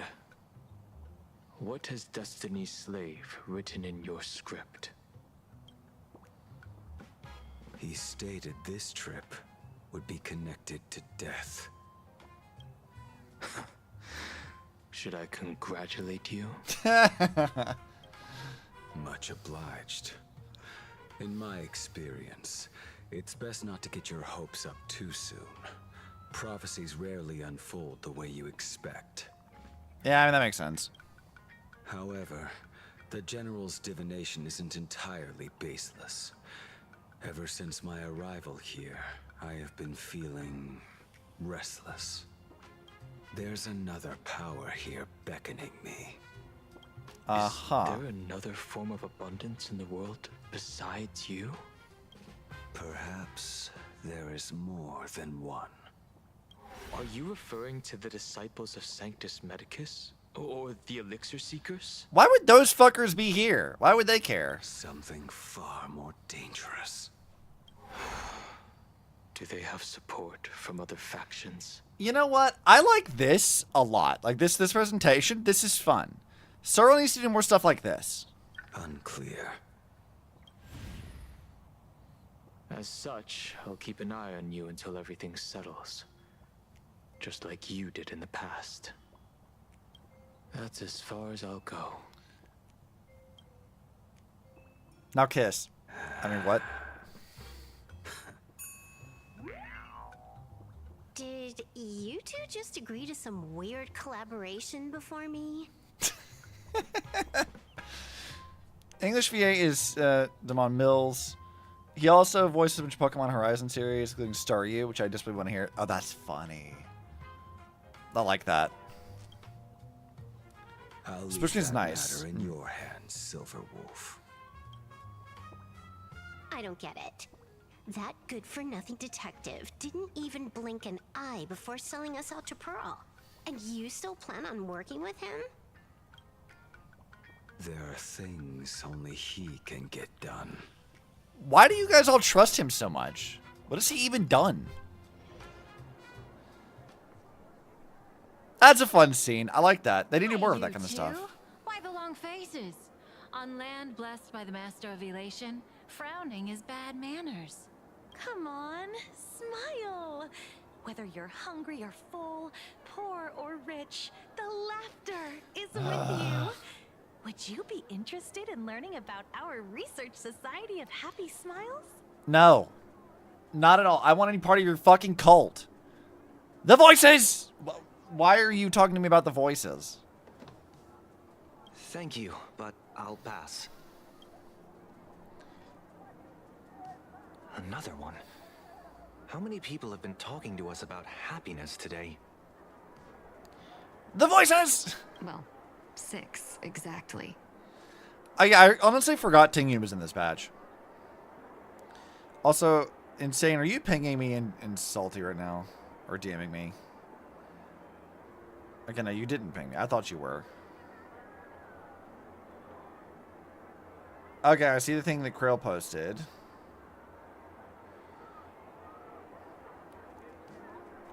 Pending, to answer your question, yes, it is intentional. I want to finish the patch. That's why. I wanted to focus because I need to finish this patch this week. Locals say ever since the Sinwish Syndicate case, Decision I made on the fly, kind of. That gang's Shit. fall left a power vacuum, and the Hold on. Locals say that ever since Sinwish Syndicate's case, the research study of Happy Smiles has exploded in size. Okay. But why would it do that? The gang's fall left the power vacuum, and the research society of Happy Smiles filled it with fresh... okay, whatever. So... The Research Society of Happy Smiles filled it like a fast-growing fungus. Even those who were once resistant or indifferent got swept up in it.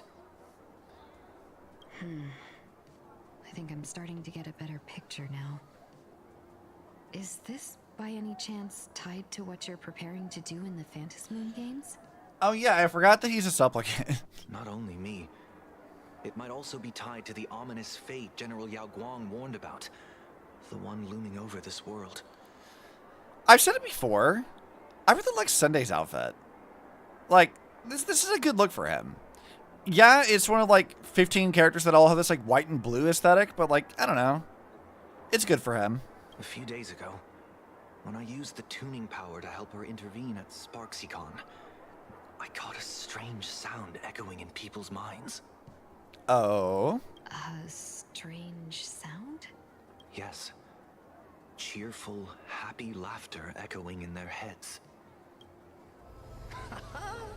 Oh, without those gangsters, this street's much cleaner now.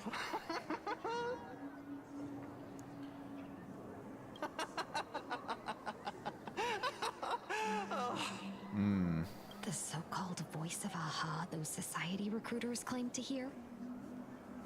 Could the Joy Seeker truly be so passionate about universal redemption?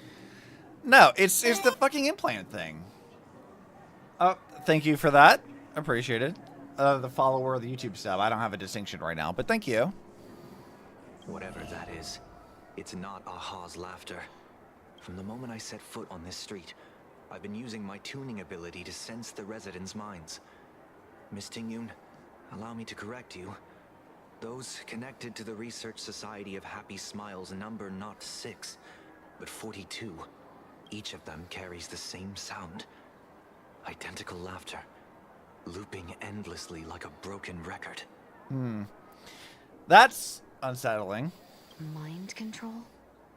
Or something worse? Yes. The answer to that is yes. Are you trying to say that this is tied to the harmony? My apologies. I dare not make such wild assumptions. No, this isn't the work of any tuner.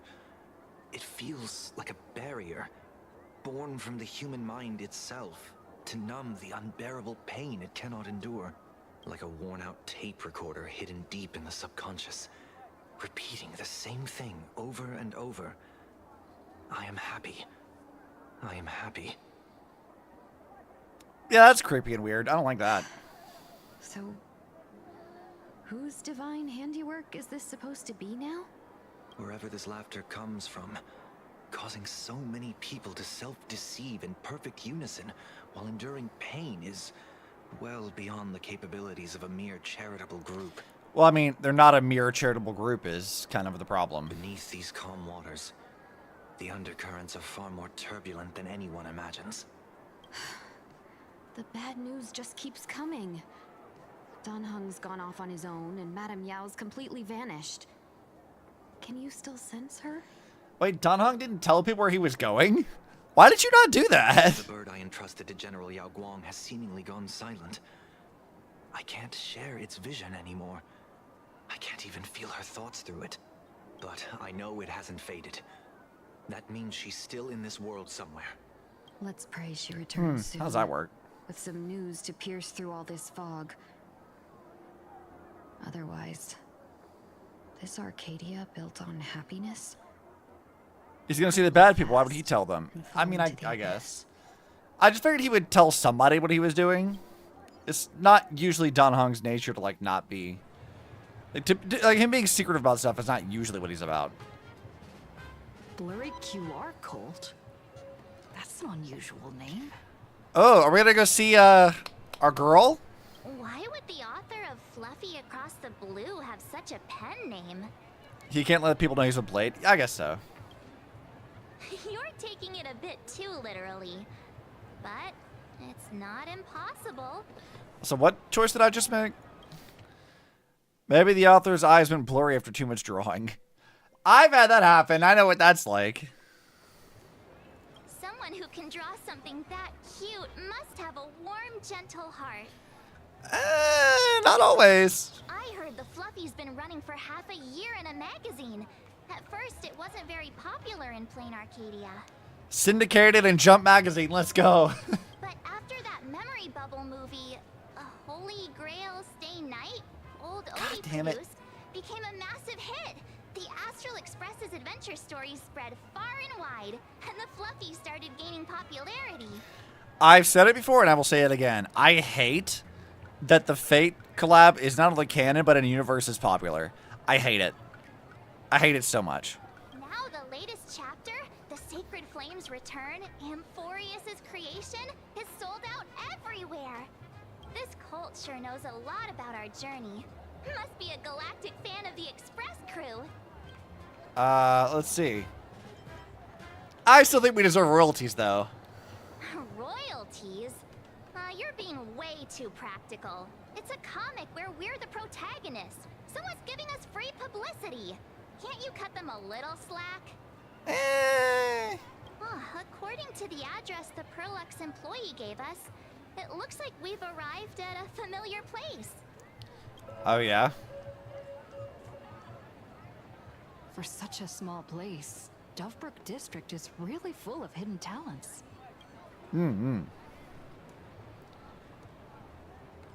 Turn left at the first intersection, then turn right, go straight for 200 meters.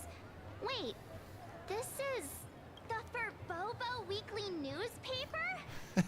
Hey, we own this now. Oh, don't tell me the author of the Fluffy is actually a Furbo. No wonder he rarely shows his face. Come on, let's go upstairs. Well, I mean, we replaced them, so... The Fluffy goes puff, puff, puff. Pom-poms for extra fluffy stuff. What? Marge, you're right? What the fuck was that? Hey, let's go.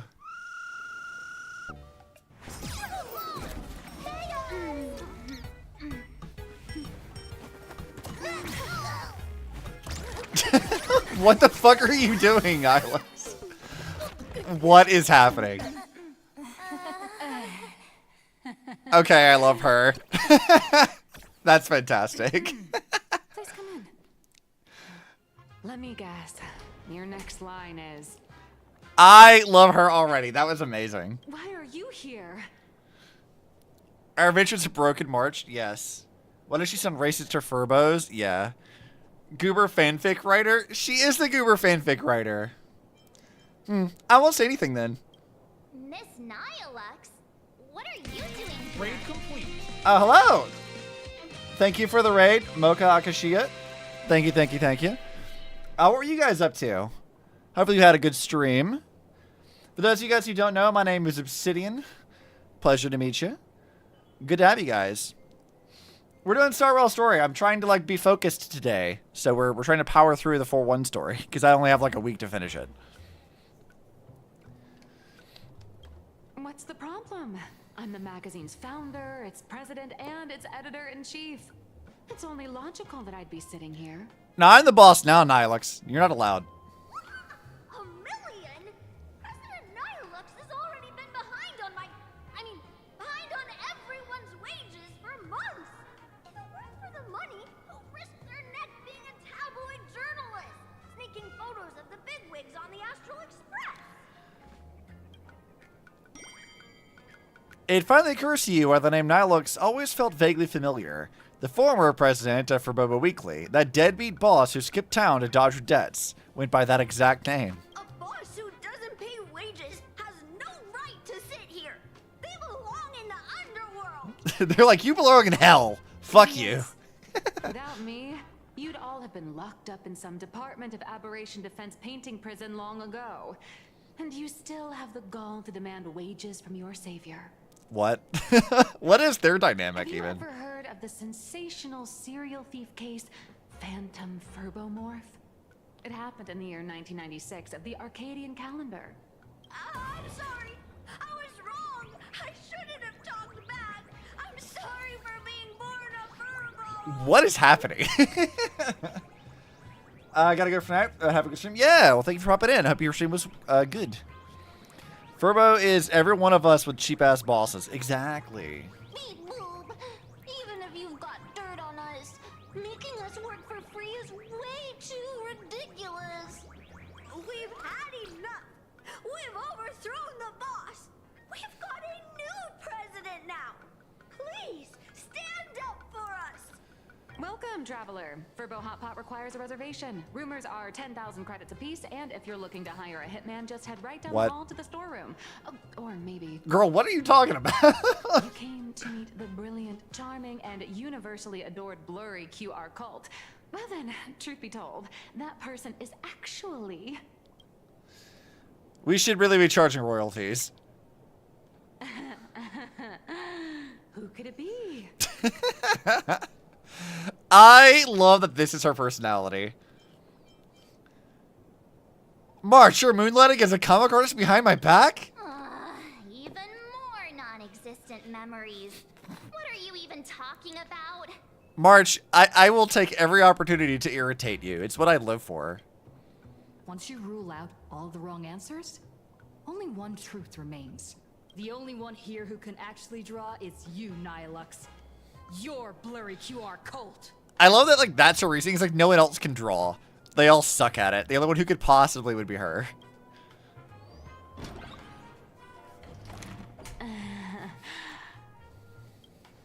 You saw right through me. As a reward for seeing through my disguise, how about an autograph or a photo? Allow me to reintroduce myself. I'm Nihilux. You can also call me by my pen name, Blurry QR Cult.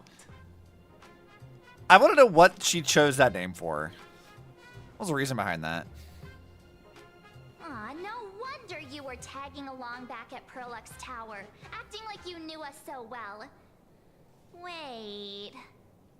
This blurry QR cult persona isn't a fake, is it? I mean, she did lie to us once. That is fair. Identity is just a mask and a body. Real or fake, it's all in how you see it. Sure. At the very least, for now, there's no other For now. QR code around who could show up at Star Rail Fest for a live signing and hype up the Astral Express, right? I love the tag of for now. Oh, she says only you could draw with such conviction. She's so proud of crack of the case. Look, Stella rubbed her two brain cells together to solve it. She did a great job. Look, her brain's still loading. So, you already know why we're here. Just a little deduction, that's all. Uh-huh. The news about Star Rail Fest is already everywhere online. Knowing how that perfectionist Madame Pearl operates, she's definitely pulling strings to make your collaboration a success. I love the, like, manga vibes in her design. Like, all the, the tone dots and stuff. And all the different colors. Like, I just like that a lot. It's very neat. Naturally, having me step in was part of her plan. If that's the case, will you... That What? said, I'll have to respectfully decline. What? not to brag, but Fluffy Across the Blue is ridiculously popular in this world. If tickets weren't limited, the line would wrap around the planet twice and a half. That's not a signing event, but a public execution, right? Maybe. Yeah, that does sound pretty horrifying.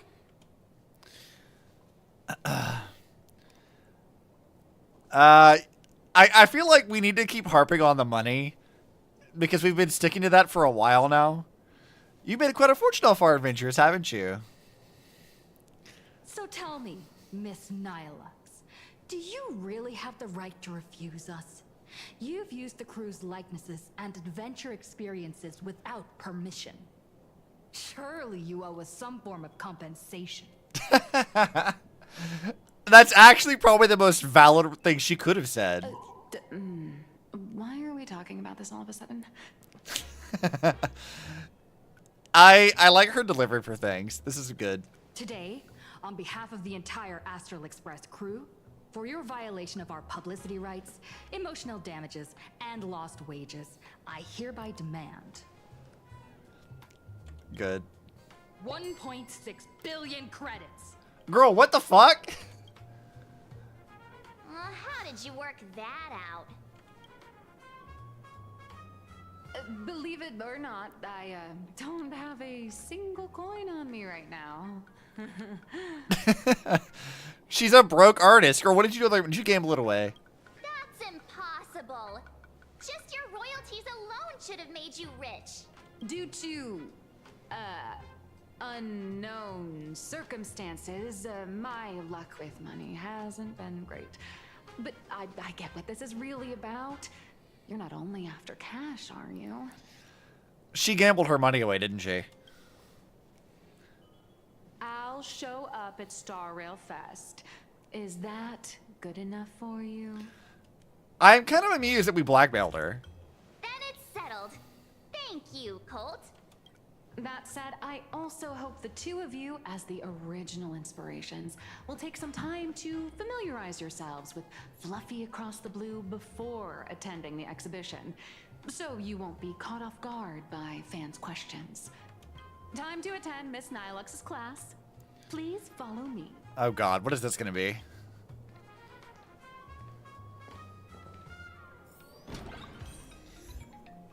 Dream Eater. That's interesting of an achievement. Yeah, I really do like her design quite a bit. This is very good. Miss Nihilux's mini class is officially in session. If you have any questions, feel free to ask at any time. Miss Colt, why did you pick the Astral Express as the theme for your comic?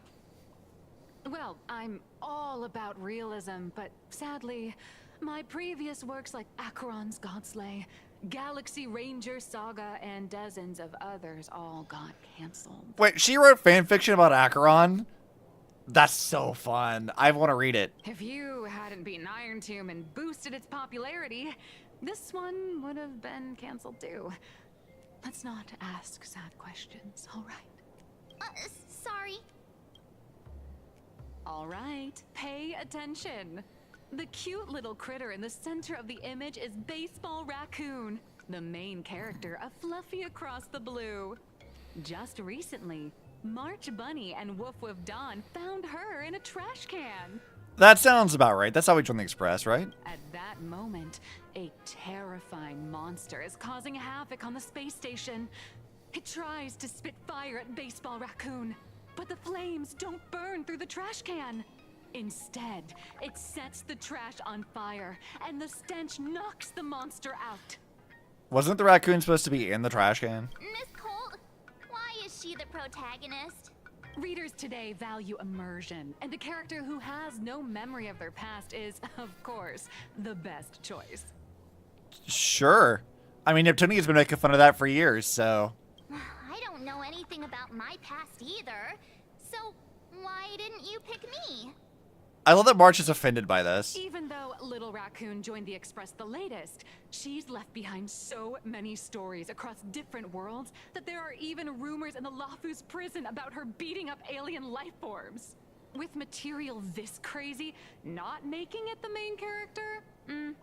I might disagree, but Aha absolutely wouldn't. Mm-hmm.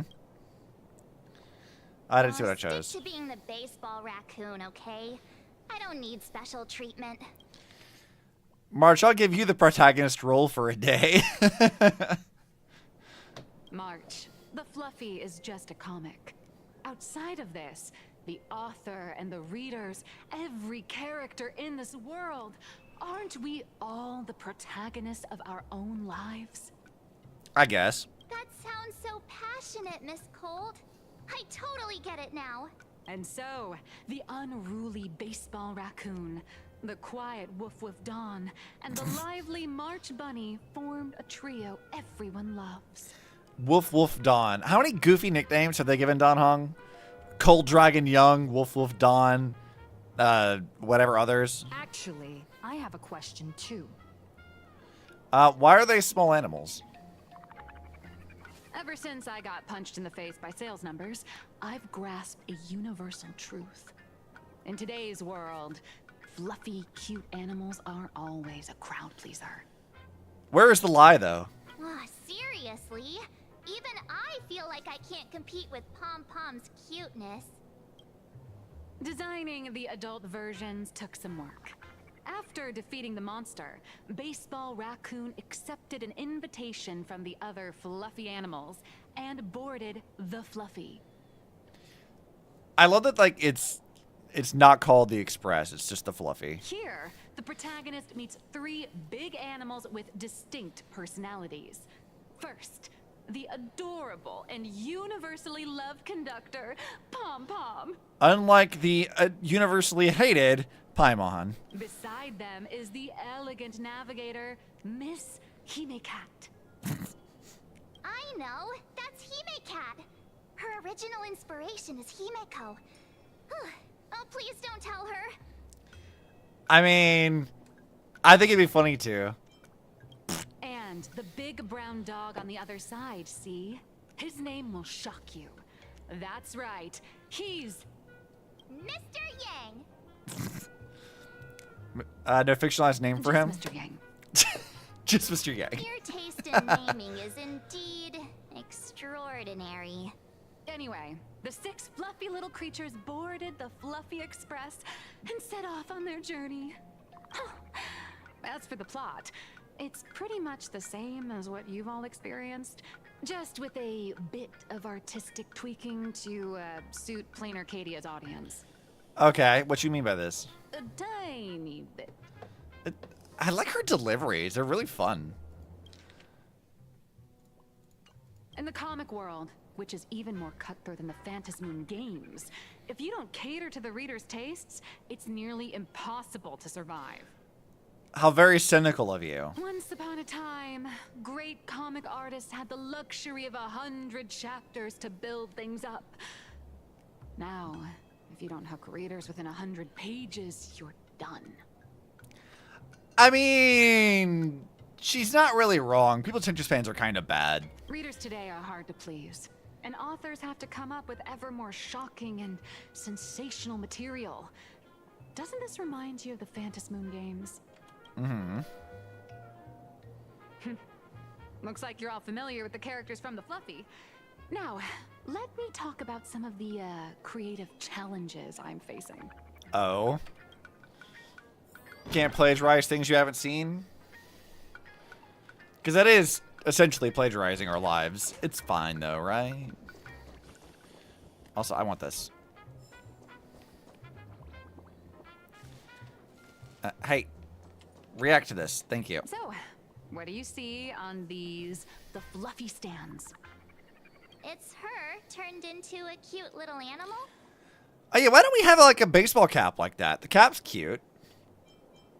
A furry version of me. Yes, this is the character, and you're the inspiration behind her.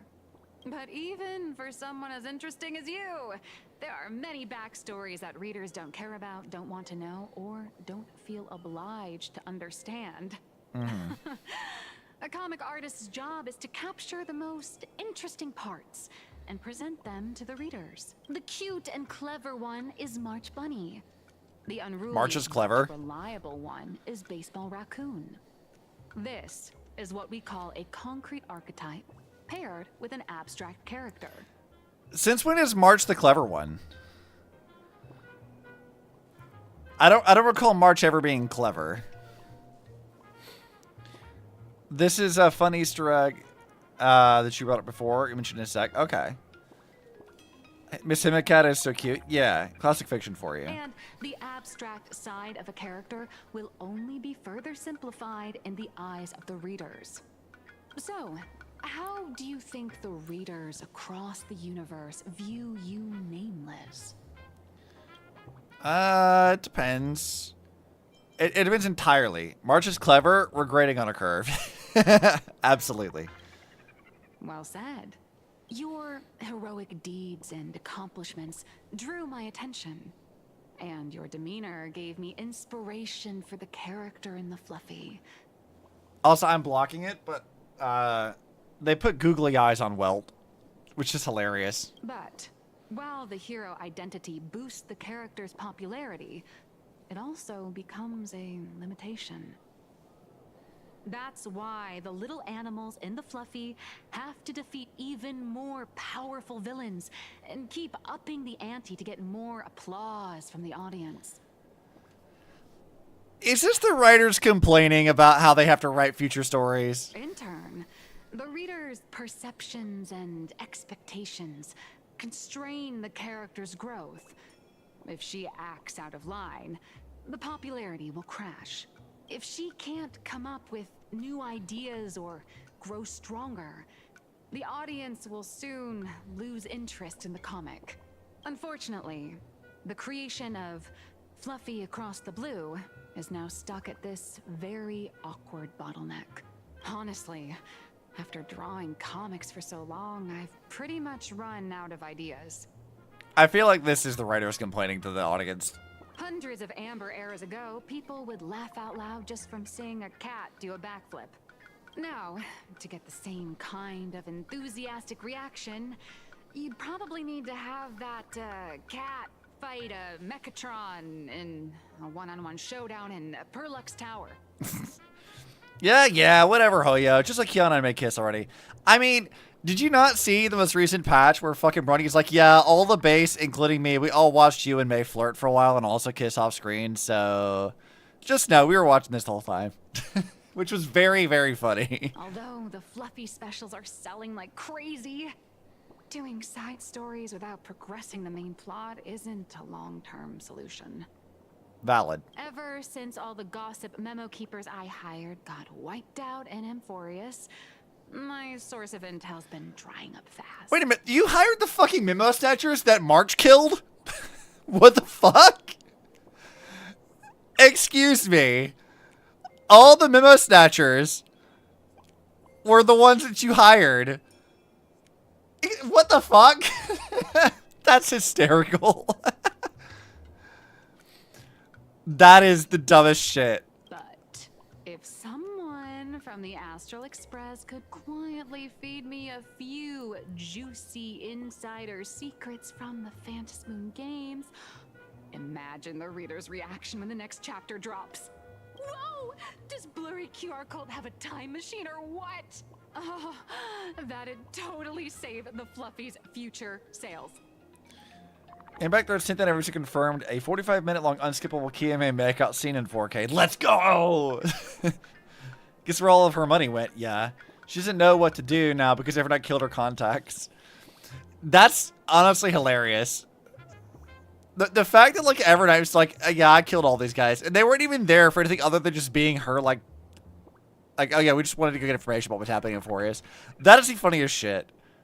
That's so dumb. I love that. After all, my little Furbo crew already works for you. Just have them slip me a copy of the Phantasmoon Games press release.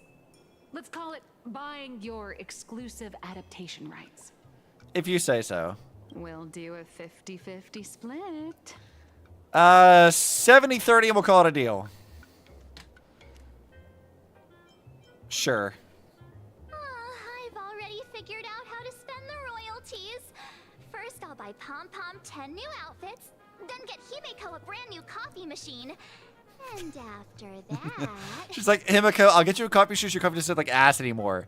You can have the machine. It's fine. All right. Since we've got the profit split sorted, looks like my creative block won't last much longer. Just wait for my appearance at Star Rail Fest.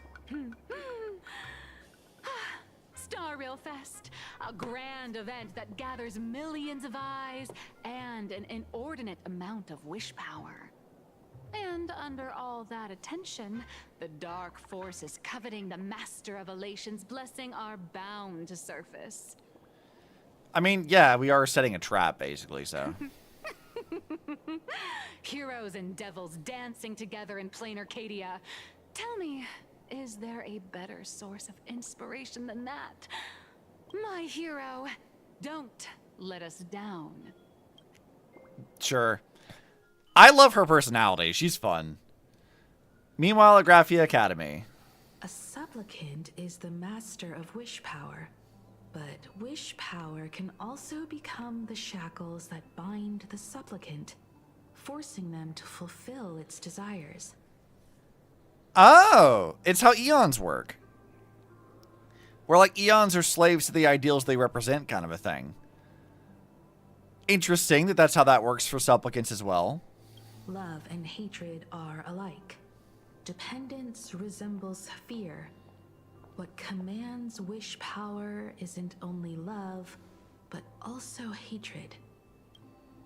Okay. Thank you. These notes will really be a big help to her.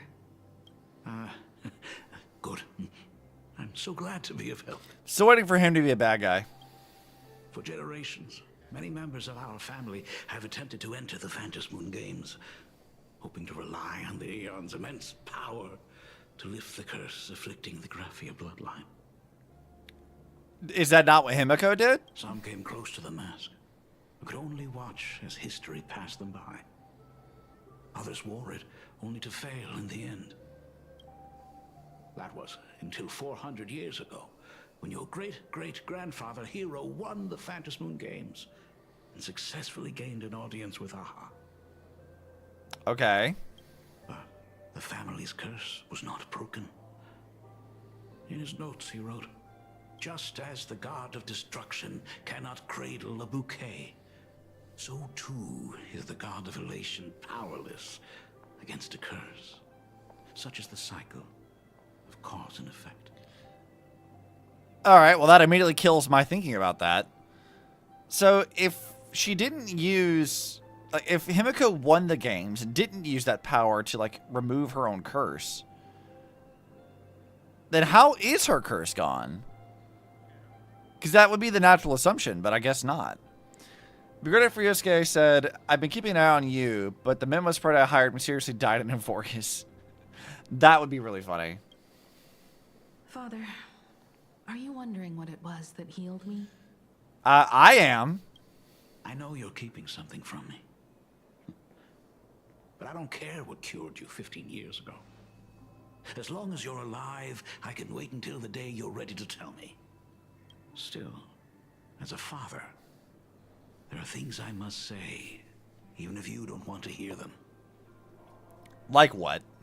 As an artist, I'm fascinated by fleeting lives. How they struggle, suffer, and in doing so, reveal a brilliance worthy of time's memory.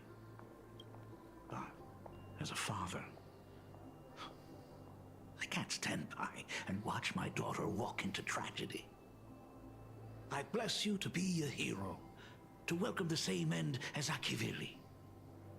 Those are words I could never speak. Fair enough. The road ahead is shrouded by uncertainty, and that's why someone must take the first step, to trailblaze a path others can follow.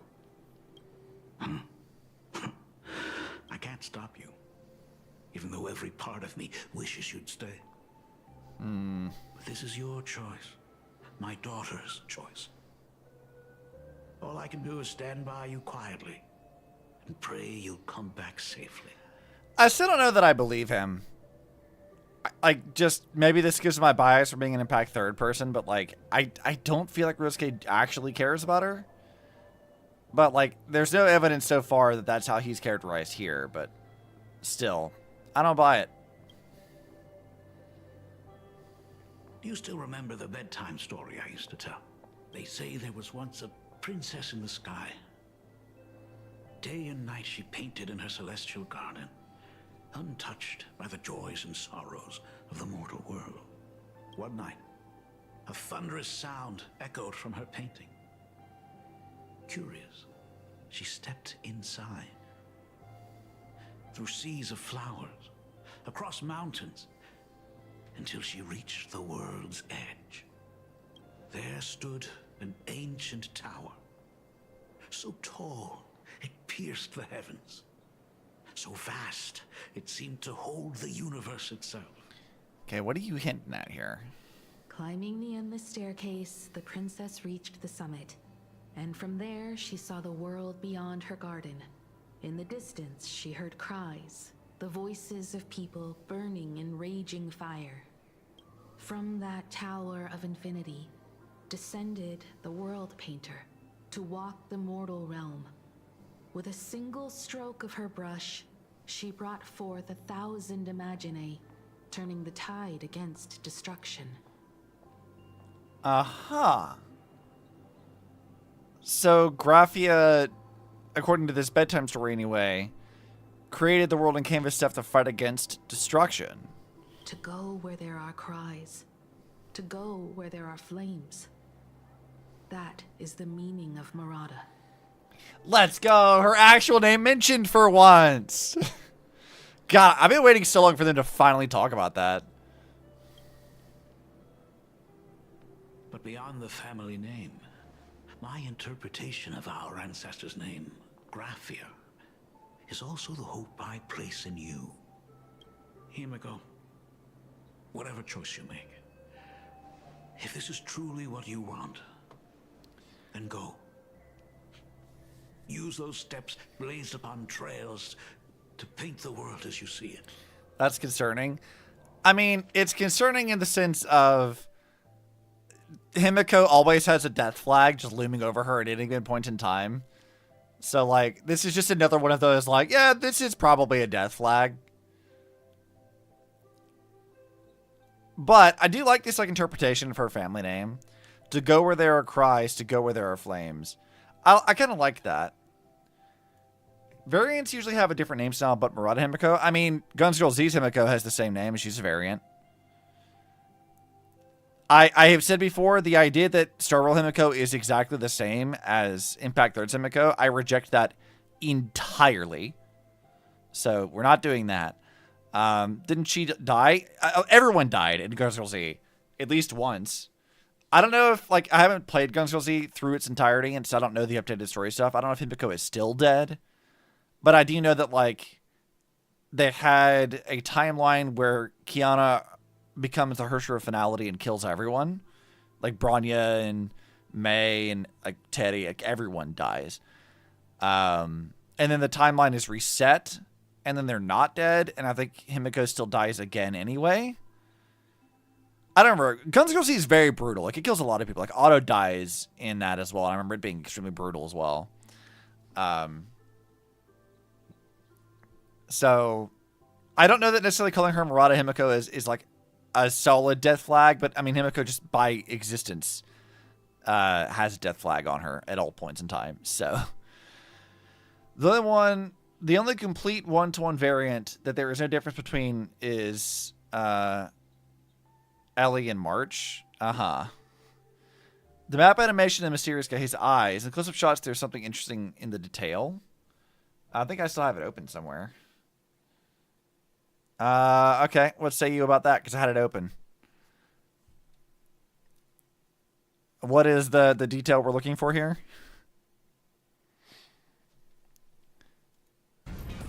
Hold on. Let me back up here so we can look at it a bit more. It has a list of the Eon's names here. There are several different shots with his eyes. Yeah. The text here shows Akivili, Nanook. So I'm saying this is like Klapoth, Yautja. Yasha, not Yasha, Yasha. It has all the Eon's names in these like rings here. So there's that. Where else do we see his eyes? Where the fuck else is he in this trailer even?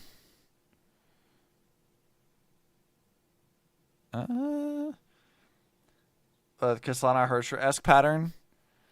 No. I'm not sure where that actually is in this trailer. If you have a time step for it, we can fast forward to it. But we gotta go look for it. Okay, here he is here.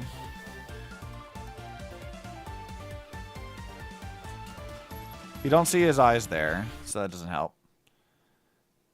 I think there was something that like drew some parallels to it, but that might not mean much. I'm not sure yet. Let's see. I think the only one where we really get like a good shot of his eyes is here.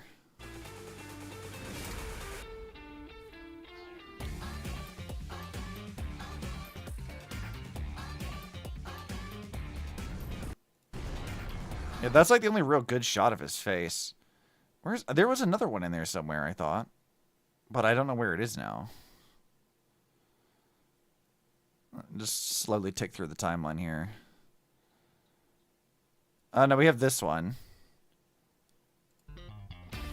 Hold on. Nope, go back.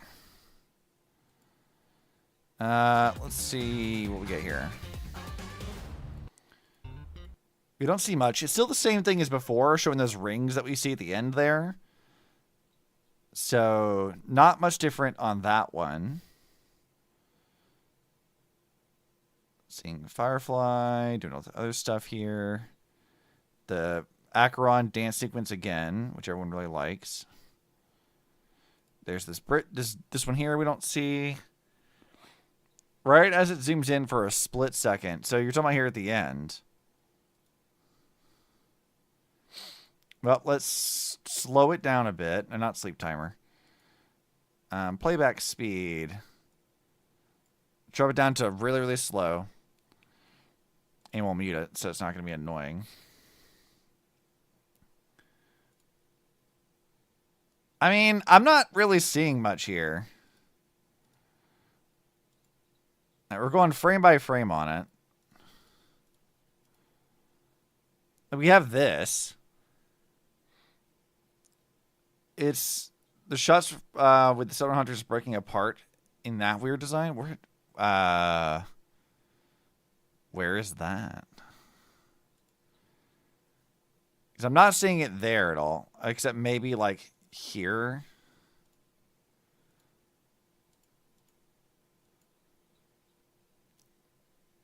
I'll send you the tweet where it shows it. Okay, if you've got a thing to look at it, because I'm not seeing that here.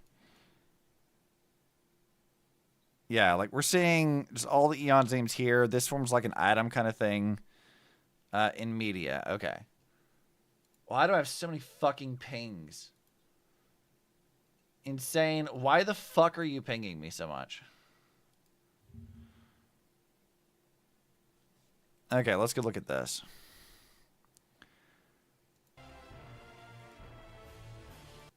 Okay, let me go back and find that again. Why did I minimize that? It says before Blade gets stabbed. Where is that scene? Where the fuck was that? Okay, so they're saying it's like here. With the like after the Arahato thing.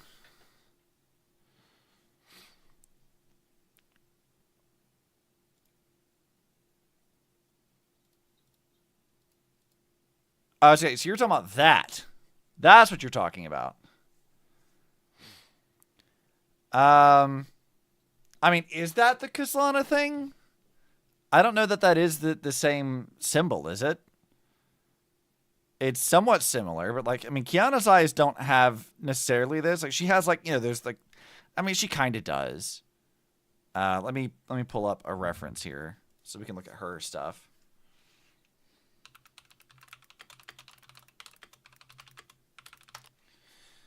Let me pull up Kiana's eyes here for a second.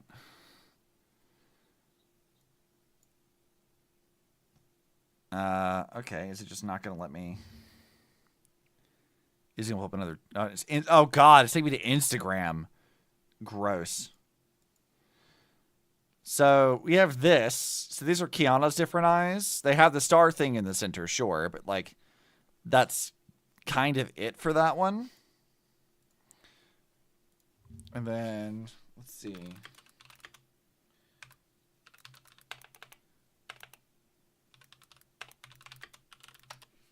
Let's find his eyes.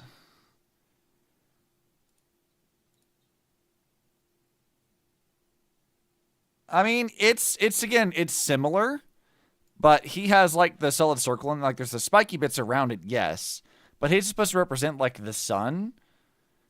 Like that's supposed to be like the sun thing. Whereas this looks more like an eyeball. My brand. You think it represents finality? I mean, I would say there's a stronger case that it resembles Kiana's eyes than Kislana's, just because Kiana actually has this star symbol in her eyes. And she is the Hersher of finality, and that would make some sense. And we don't really know how finality operates outside of the solar system just yet. But, like, I think there's definitely a stronger case for that. The Kislana one I don't think is nearly as strong, just on the grounds of his whole thing is it's supposed to be representative like the sun. Like, that's, like, the whole point of it. So it looks like a sun. So I'm not sure that, like, I would draw too much of a parallel to Kislana specifically. Just because, yeah. But we've seen the finality, like, eyeball thing show up quite a lot. It showed up in Penacony. The outer rings with the spikes. Yeah, but again, the outer ring stuff in Kislana's eyes are supposed to represent, like, the rays of the sun. I wouldn't necessarily, just because this has spiky bits on the outside, I don't think that is a parallel that necessarily warrants comparison. Like, again, this is like an eyeball with, like, in the iris here. We have this eyeball thing, and we have, like, the little finality kind of star shape. And then these are just a similar ring of other star shapes around it, which could mean a lot of things. It's not necessarily a one-to-one, and I'm not sure exactly what we can read out of that just yet. Because, again, if we zoom in a little bit more, like, you can see that the rings with the Eon's names are still, like, concentric around this. They still do kind of circle around it. But it's interesting design. I don't know that we have enough information to say what this is supposed to be just yet, other than that we just see the Eon's names in the eyes. Maybe. It's definitely something to draw attention to. That is deliberately designed, but hard to say as to why.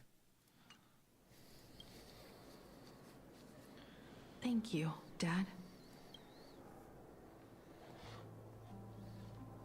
By the way, how's your health?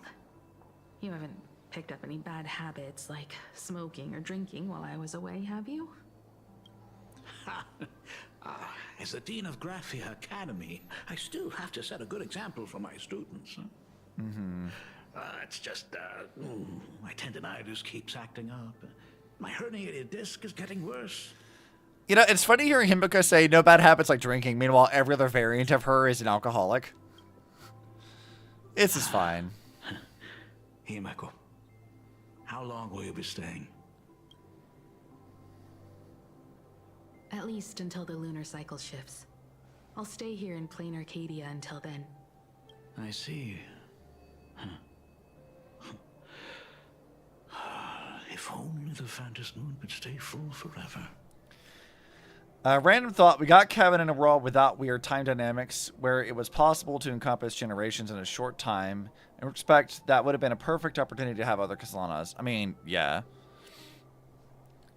I mean, if we're looking at, like, Kiana and Kevin specifically, them being tied to time loop stuff is pretty consistent. Herschel Finality always kind of does that. And Kevin did that in Impact Third, living through at least 2 different cycles of this reset. And then Kiana now wields the power to control said things. And Finan lived through, 30 million cycles. Himiko, safe travels on the trails ahead.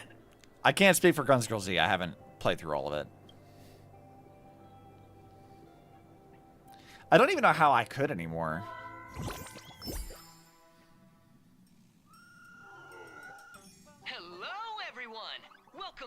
Oh god, we're back to this again. Special news segment, Arcadian Morning Report. I'm your host, Poofy. I forgot that they had a news channel hosted by plushies. Exhibition venue funded by Perlux Corp and constructed by Turbogen Heavy Industries has officially been completed.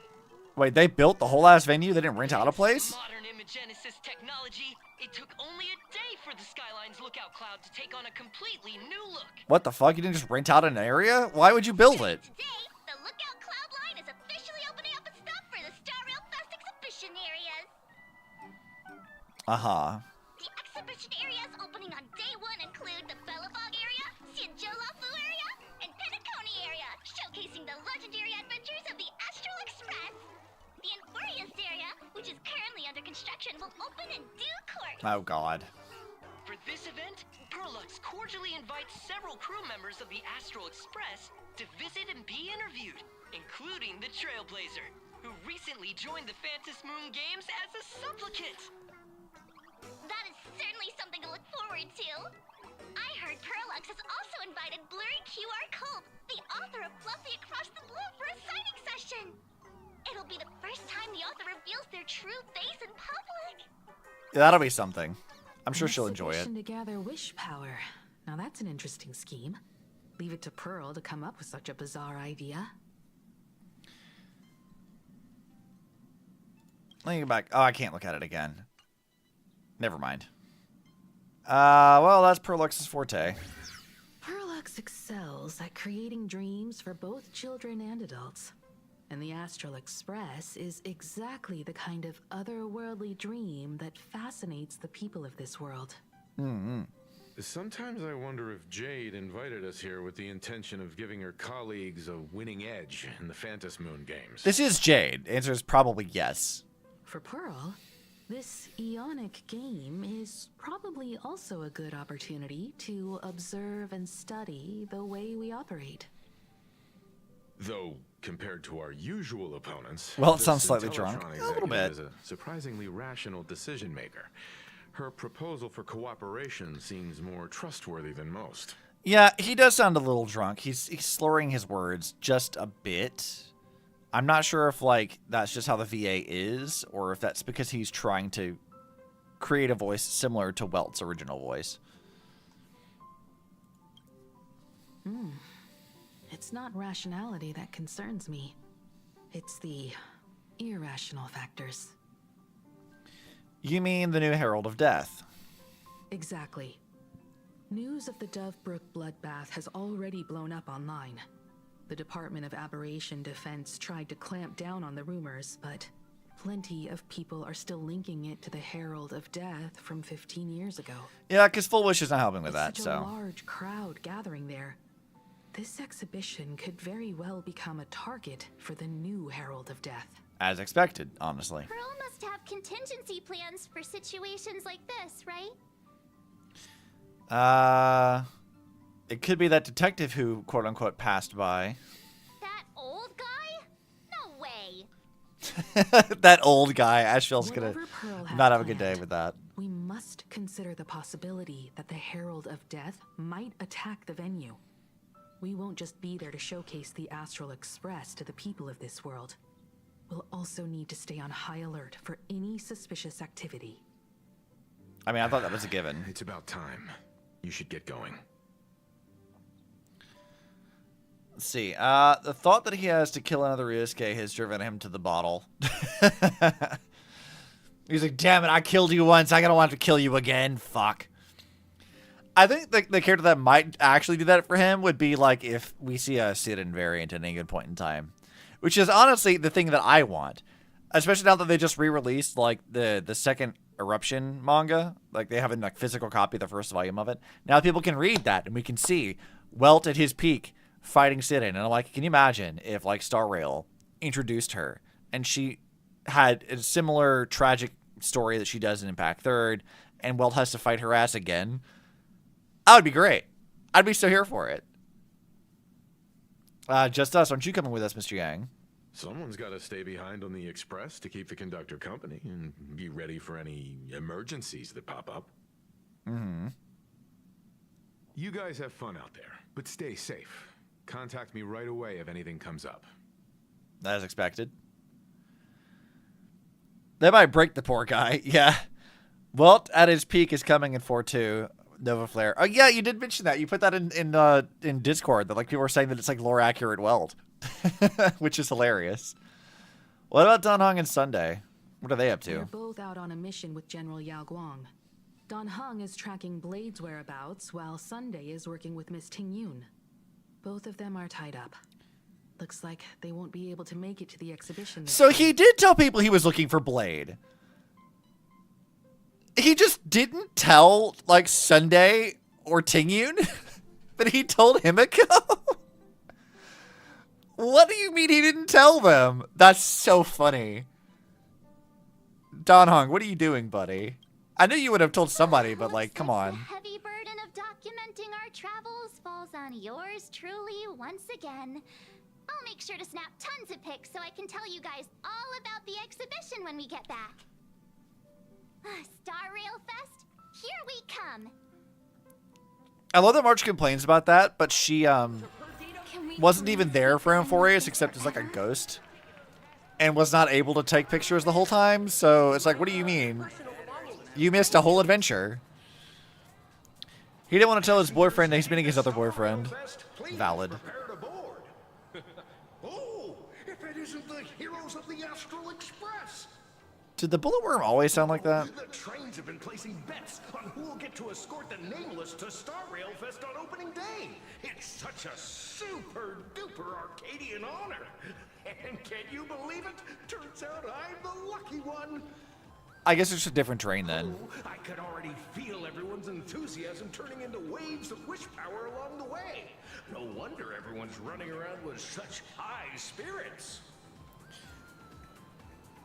I can't remember if he did. Might be a different train. I think it's a different train. That makes no sense to me. Also, I need to go to the bathroom and also grab a drink, so I'll be right back.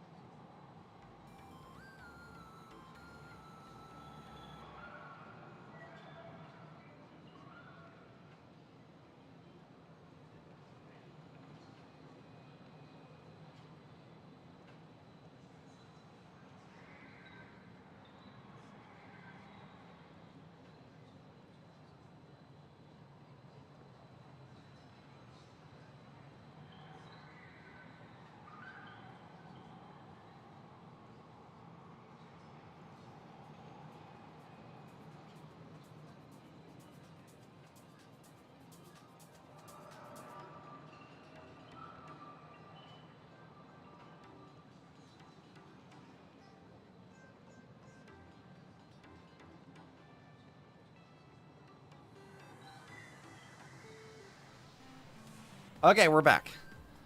We're in the final stretch now. We are in the final stretch, aren't we? I've been making tons of progress. Yeah, I've been trying. I told you guys, I'm trying to stay focused today. Because this is like, if I don't finish it this week, then I may not finish it before the next patch. And I would prefer to finish before the next patch starts. Because I have a feeling the next one's going to be a pretty big patch. And it's going to take us like a while to get through it. So I don't want to have like a whole lot of backlog stuff to do. All right, let's go. Anniversary patch, yeah. The express is about to depart. Heroes, please stay seated and hold on tight. This special That's some train good is sparkling bound water. for the Star Rail Fest exhibition. By the laughter above, may the smile of plain Arcadia grace our faces.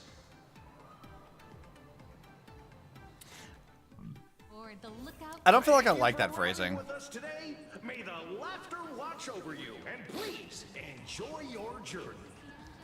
Something about that, like, Wow, At this rate, we'll finish early. We might finish a little early, but I still have, like, other stuff that we can be doing. Because I still have, like, this I've been ignoring. That I've been ignoring. Although I might just skip the dialogue on that stuff. What achievements do we have right now? I will probably, like, if I'm doing that stuff and I'm skipping dialogue, I'll pop back into VC and we can dissect what's happening. Can I do this without having to, Oh, I totally can. Okay, I'm not doing that. Okay, let's progress. Are those hired cosplayers over there? Why would that be weird? Hired cosplayers make sense. They do that for all kinds of big events like that. Chat, I've made it in safely. Oh, God. For those who couldn't get tickets, you can catch the entire fest through my live stream today. How would you guys feel if I started doing, like, vlogging type content and I started talking to you guys like that? I can't imagine it. Though, I do like the idea of doing, like, what a lot of YouTubers do, of, like, getting myself projected to, like, a little TV screen, like a scooter, and kind of driving around. That'd be kind of funny. I don't think I could put on the streamer voice, though. I don't think I could do that. I'm not cut out for it. Next to me is my partner. Oh, wait, what are you doing? Japard's art is famous. Japard, look at how famous you are, man. Your art's everywhere. Chili's so fast to egg on. Of course she is. She's like the master enabler. Tis I, Cold Dragon Young, Don Hung. Hey, yo! They referenced it again. It's been so long. Cold Dragon Young, let's go, dude. Where'd you get that mask from? It looks so weird. Japard's famous. We love him. Trifles matter not.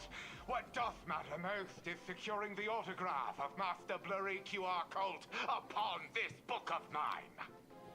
Uh-huh. The signing event hasn't even started yet.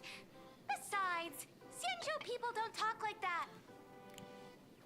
What's our motto? Through stars we soar! The Express is our home! One crown, we'll never roam! I can't get over that they have all of, like, they have, like, the goofy March one. And then Payla's art, which is, like, the really handsome one. Oh, it's so good. I love it so much. Every time they say that name, I want to hear it as Mr. Tongue from Borderlands. I wish I knew what that was because I never played Borderlands. That's probably shaming me a little bit, but I never played it. I think actually that's a lie. I think I did play like a small amount of like the Telltale game, and then I think I played a little bit of like Borderlands 3 with a friend in like high school or college or something, but like I have not played that in its entirety. I don't remember anything about it really. It didn't really like vibe with me. Wow, that's some next level phantom energy. I don't think my voice could go that high. We love you! We love the Trailblazer! 4-7! Look at Payla's art of Don Hung. She made him into like a yaoi pro tag. I love it. Meanwhile, Japard's March is still great. Based.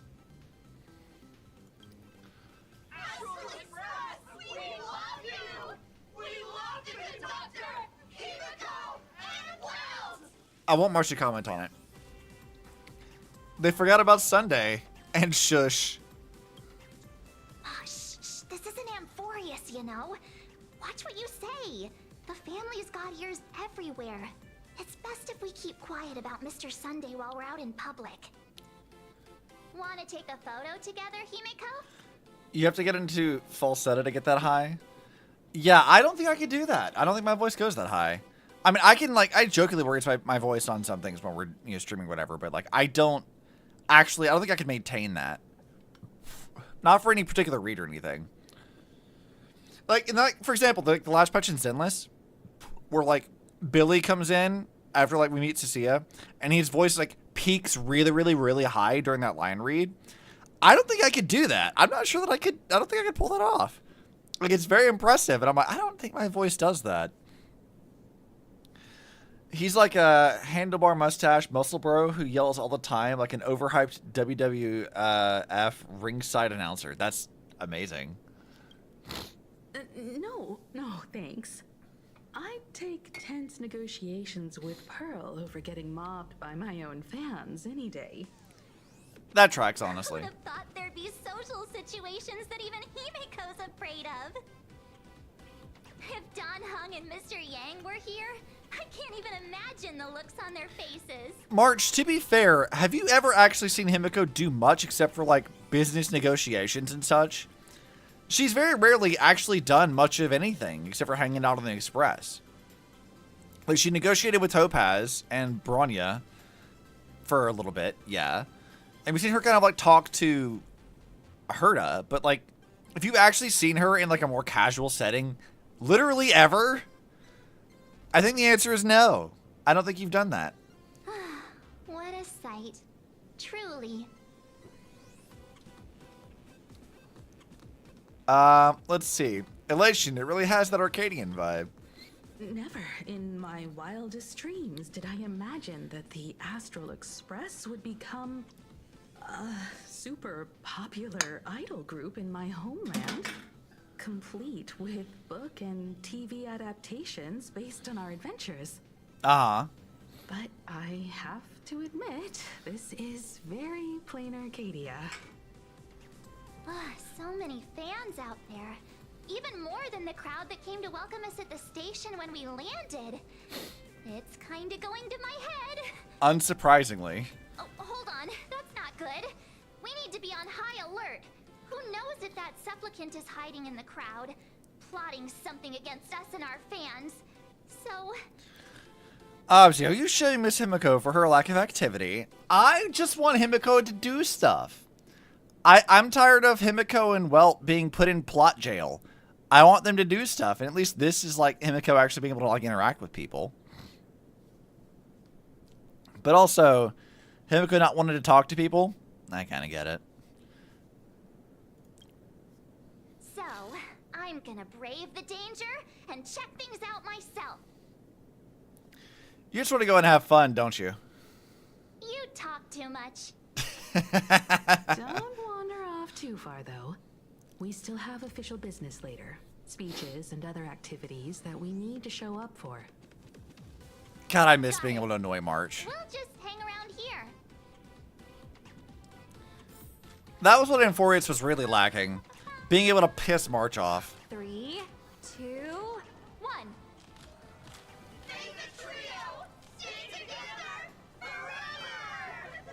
I do like all these little things. Sits next to me.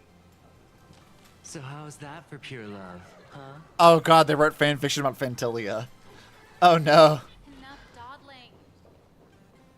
Where should we... Hi! Trailblazer. Sorry to bother you. We're with Full Wish TV. Oh god. It's our lucky day running into you here. Do you have a moment? Sure, man. Short interview with us. Not just Fantilia. Oh no. Long. Our audience is absolutely dying to hear about the new supplicant in town and your adventures aboard the Astral Express. Keep it brief. I got plans later. No problem. But let's keep the interview brief, since the organizers might have other plans for us.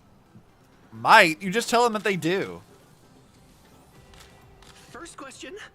Seeing as Plain Arcadia was the starting point of the Express's new voyage, how would you describe your impressions of this place? Okay, do we talk about its long history or about its modern culture? I don't actually feel like we've learned much about its long history. Like, we know a bit about, like, Graphia and stuff, but, like, other than that, I don't feel like we've really learned a whole lot about Planet Arcadia as, like, a planet. Like, really at all. It's definitely been a focus of, like, the current modern state of things more than anything else. So, I think just, like, in terms of what Stella's probably seen, I feel like modern culture would be the answer Plain here. Arcadia. has left quite an impression on me. An ancient world that somehow feels so modern, so vibrant and colorful. Mm-hmm. Everyone's chasing the latest trends, looking for fun. I'd say this place is more like a never-ending carnival. It does kind of have that vibe, doesn't it?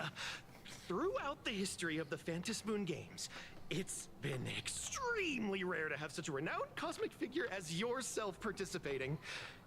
As the Astral Express's supplicant, what kind of changes do you hope to bring to this world in these games? I'm not that arrogant. She's arrogant, but she's not that arrogant. Who am I to change anything here? I'm just a passerby. Who am I to change this world? But if I can, I hope to show everyone the spiritual strength of what the Trailblaze represents. I'm so glad that let Stella talk. Impressive answer. Speaking of which, after joining the games, you immediately went to defeat Miss Sparksy, who represented the Masked Fools. What are your thoughts on potentially facing native supplicants in the future? Let's see. I just wanted to stop Sparksy, that's it. Sparksy gets her kicks through chaos and madness. That kind of out-of-control elation is way too dangerous. As for the other native supplicants, as long as they don't make the games dangerous, I'd rather cooperate with them than defeat them through violence. That's not true. I want violence. My bat yearns for justice. We've noticed that Star Rail Fest is Perlux Corp's way of rolling out the red carpet for the Express. There are rumors that the IPC is also sponsoring the Express. So, I have to ask, are you representing the Express or the IPC in these games? You think I'd represent the IPC? Fuck off. I'm attending because I was invited. The IPC's interests? Nah. Even though Star Rail Fest has exceeded my expectations, and Madame Pearl and Perlux extended such a warm invitation, which I'm truly grateful for. At the end of the day, this is a festival for everyone, and I'm just one of the guests. I'm not the master of this place. It's good for her to focus on that, honestly. I need to turn this off so I can read it. It's the media, all right. Those hard-hitting questions you had you sweating bullets. You burned through every ounce of corporate speak you'll have in this lifetime. Valid. Every macro expression on your face is screaming, end this interview already. Thank you for your valuable time. We won't keep you from your plans at the exhibition any longer. I can't wait for that to come back and bite us in the ass. No worries. This material will do just fine. Wait, they thought we were pretentious? I thought that was like playing it safe, dude. Do they want us to admit that we work for the IPC or some shit? Because, like, we don't. And that's not very good anyway. Will the Astral Express truly bring happiness to Plain Arcadia? I don't know. I think maybe you should be responsible for your own happiness. Why do you expect other people to bring that to you? It's kind of on you, man. Let's wander over here. Let's grab treasure. All right, March, what have you found? Wow, with that outfit, you must be cosplaying as March Bunny. Am I right? The accuracy is just insane. The fucking Stella in the background. I love it so much. Part of me wonders if, in the end, this is why the VAs got changed for the Trailblazers. Maybe there were some complications that made the old VAs not have availability to want to record a lot more often. I mean, that does sound pretty reasonable. Like, I can't speak for any of the VAs just because I am A, not a VA, B, I don't know anything about any of this, but from what I have heard, actually working for Hoyo as a company has been pretty good for most of the VAs. That they have no real major issues with, like, the company or their vocal directors, typically.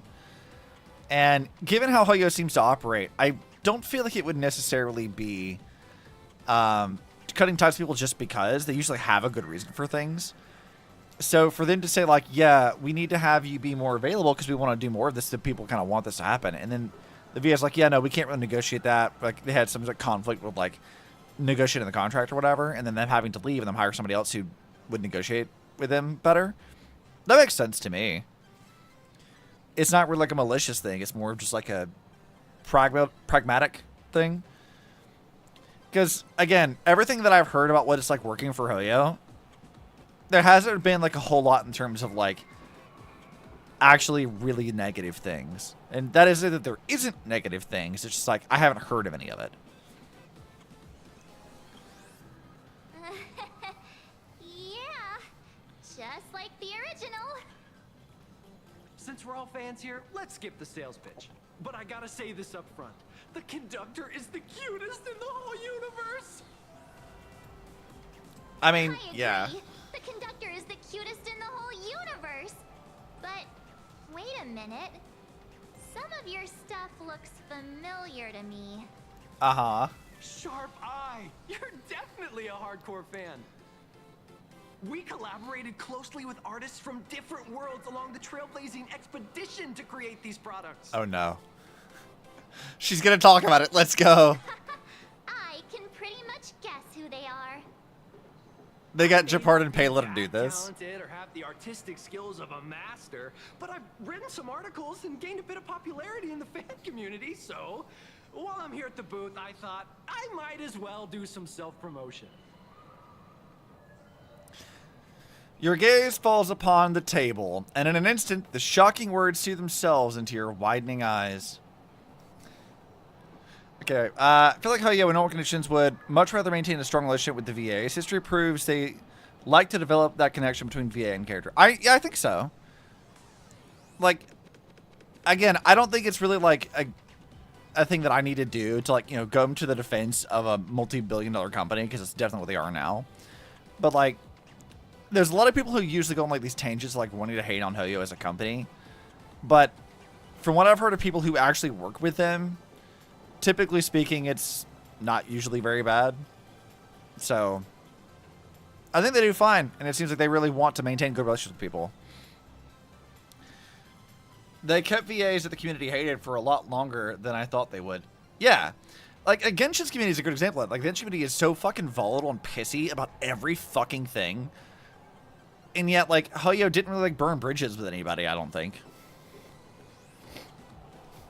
I mean, they are a business at the end of the day. I feel like if it was really hurting their business, they might consider it more, like, directly. But, like, I don't think they really care if you, like, really pissy fans are bitching about it on Reddit kind of a thing, you know?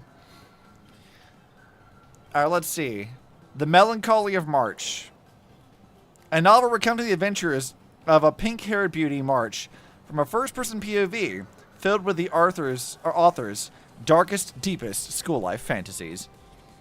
If any of you happen to be super hackers, space warriors, spirit whisperers, or those cursed by eons, come find me. I've said my piece. What? Looking for a sense of truth in fictional stories is just human nature. Aha. I don't defend anyone without reason. God knows I have my fucking problems with how they handle Star Rail. But the history in the past with the VAs wasn't one of them. At least before the strikes. Yeah, I mean, even with the strikes, like, I don't know that, like, Hoyo was really to blame for that. Like, it seemed to me that there was some serious miscommunication, but from what I could gather, and from what I had heard from people who had, like, heard more from, like, how they communicate with the other, like, dub teams, that it was a lot more to do with the English VAs themselves and not actually Hoyo. Hoyo wasn't to blame for that. That's one. Yeah, like, I don't think they were to blame for that. Like, it's one of those things like, I don't think that was really their fault. I don't feel any need to defend the multi-billion-dollar company, but, like, I do feel the need to be accurate whenever I'm going to complain about something, and that just isn't one of those things that I feel like is really, like, warranting criticism. A fantasy novel adapted from a classic Xianzhou script. It chronicles the epic saga of Rupert II and the love and hatred shared among the 108 Intellitron heroes. Rupert II, wise throughout the was bestowed the title Profound One by They're really gonna make me listen to Lycus's voice again. God damn it! my king. We shall storm the throne and snatch that bloody seat from Rupert the First. God, I heard you talk too much before. Among the countless stars are whispered the secret chronicles of Rupert. Look, his VA does excellent work. I like his VA. I'm so fucking sick of Lygus. I don't want to listen to him. Now let's see. A war-themed novel recounting the story of Emperor Pom Pom from the 9th Trailblaze Empire and, under their command, 20 adopted children of the Nameless, as they conquered the universe together. Please tell me they have Pom Pom's VA reading this out. Please. Please, I need this. Please. Our destiny lies only among the Sea of Stars. Let's go. On June 1st, year 40,000 of the Trailblaze Empire era, at 2:55 a.m., Wat Yang's life came to an end at the age of 33. Damn. 3 minutes later, he sat up again. Okay. Wat Yang is Jesus. Let's go. You listen to Lygus all patch long? Have we? What else? Who else does he voice? Is he Asheville's VA? He's not Asheville's VA, is he? Really? Huh. I mean, he does a good job. Like, his delivery for Asheville is, like, really good. And again, with, like, Lygus's delivery, from what I had heard of it in English, we swapped it off of English, so we wouldn't have to listen to him mispronounce Siren's name. But, like, Lygus's VA was good. He did do a good job. But now that I know that Asheville is Lygus, I have to listen for it. Let's see, let's talk about Home with Stellaron. A surprisingly wholesome family-themed fan comic starring a raccoon who hosts the Stellaron. A fun little tale of the cosmos' most wanted criminals forming a family and going on all sorts of missions. They even kept a cat that grinds video games for them by the name of Silverwolf. It's just a Stellaron Hunter fanfiction. Good shit. I love that. Love Lygus's English VA. Yeah. Lygus's voice and performance was one of the best in the game. His range is insane. Yeah, he did a really good job. Like, I watched other people, like, play through it stuff in English. And yeah, he fucking crushed it. So. I'm sorry, Kafka. You can survive without me. But if I leave Mr. Yang, he won't make it. Okay. Well, what about Silverwolf? Are you planning to release her back into the wild? I like Stella's face here. The idea that they're just writing Silverwolf to be a cat that they've just, like, adopted. It's like a stray cat. Which, I mean, I guess is, like, kind of how she's written. A little bit. Not really, but... The folks here seriously don't hold back. Nothing's off limits to them. Nothing is sacred. Buy one item, get a free novel. It's a venue exclusive deal. First come, first serve. Better act fast or you might regret it forever. You know, I've been to plenty of cons. I don't tend to meet salespeople who are this obnoxious. Like, if you come up to their, like, you know, their stand and you're talking to them directly, they might give you the sales pitch, but, like, generally speaking, they're not typically this annoying about it. When the fluffy figurines hit the shelves the other day, this mysterious old guy snatched them all up, saying something about using them as art references for students. He loaded up a whole cart like he was stocking inventory. Even the scalpers were no match for him, I'd say. Ryosuke, did you take all this shit? Not long after he left, a girl with bunny ears came to buy figurines too. Evanesia. She was clearly a collector, buying complete sets of everything. Of course Evanesia bought everything. Then she discovered that in every collection she wanted, There was one Hemocat missing. That old man bought all the Hemocats. Fucking Ryosuke bought all the Hemocats for himself. That is fucking amazing, actually. You know what? Maybe they aren't going to write him as a bad guy. He's collecting cat figurines of his daughter. That's amazing. Base dad, actually. Civil Defense Destroy Cat fits, actually. I think it kind of does. Also, I'm blocking it a bit, but I love that behind me here, there's one of the, like, little paper doll things that Hua had that held the goofy faces, including, like, the derp Teddy face. I can't really move, but you guys know what I'm talking about. It's back there somewhere. Oh, that's horrifying. I can't let this happen to me. I have to make the best use of my wallet while things are still in stock. Marsh, you really gonna fall for that? Don't fall for this consumerist trap. You know that feeling when you see some weird little gadgets and you just can't help but buy them? And before you know it... Yeah, I have a lot of useless crap for the same reason. ...is full of stuff, so you have to secretly hide them under your best friend's big bed. Wait, is that what you've been doing? Aw, this is not good. My wallet is trembling. My pocket money is crying out in pain. I need to battle against my own instincts for a bit. You know, that's pretty based. I see Cecilia's coming out on Zenless, then Silverwolf level 999, Evanescia, and then the next Impact 3rd patch, and I'm like, my wallet cries. I'm also, like, commissioning something for you guys. In, like, 6 months, you'll see it. But, you know.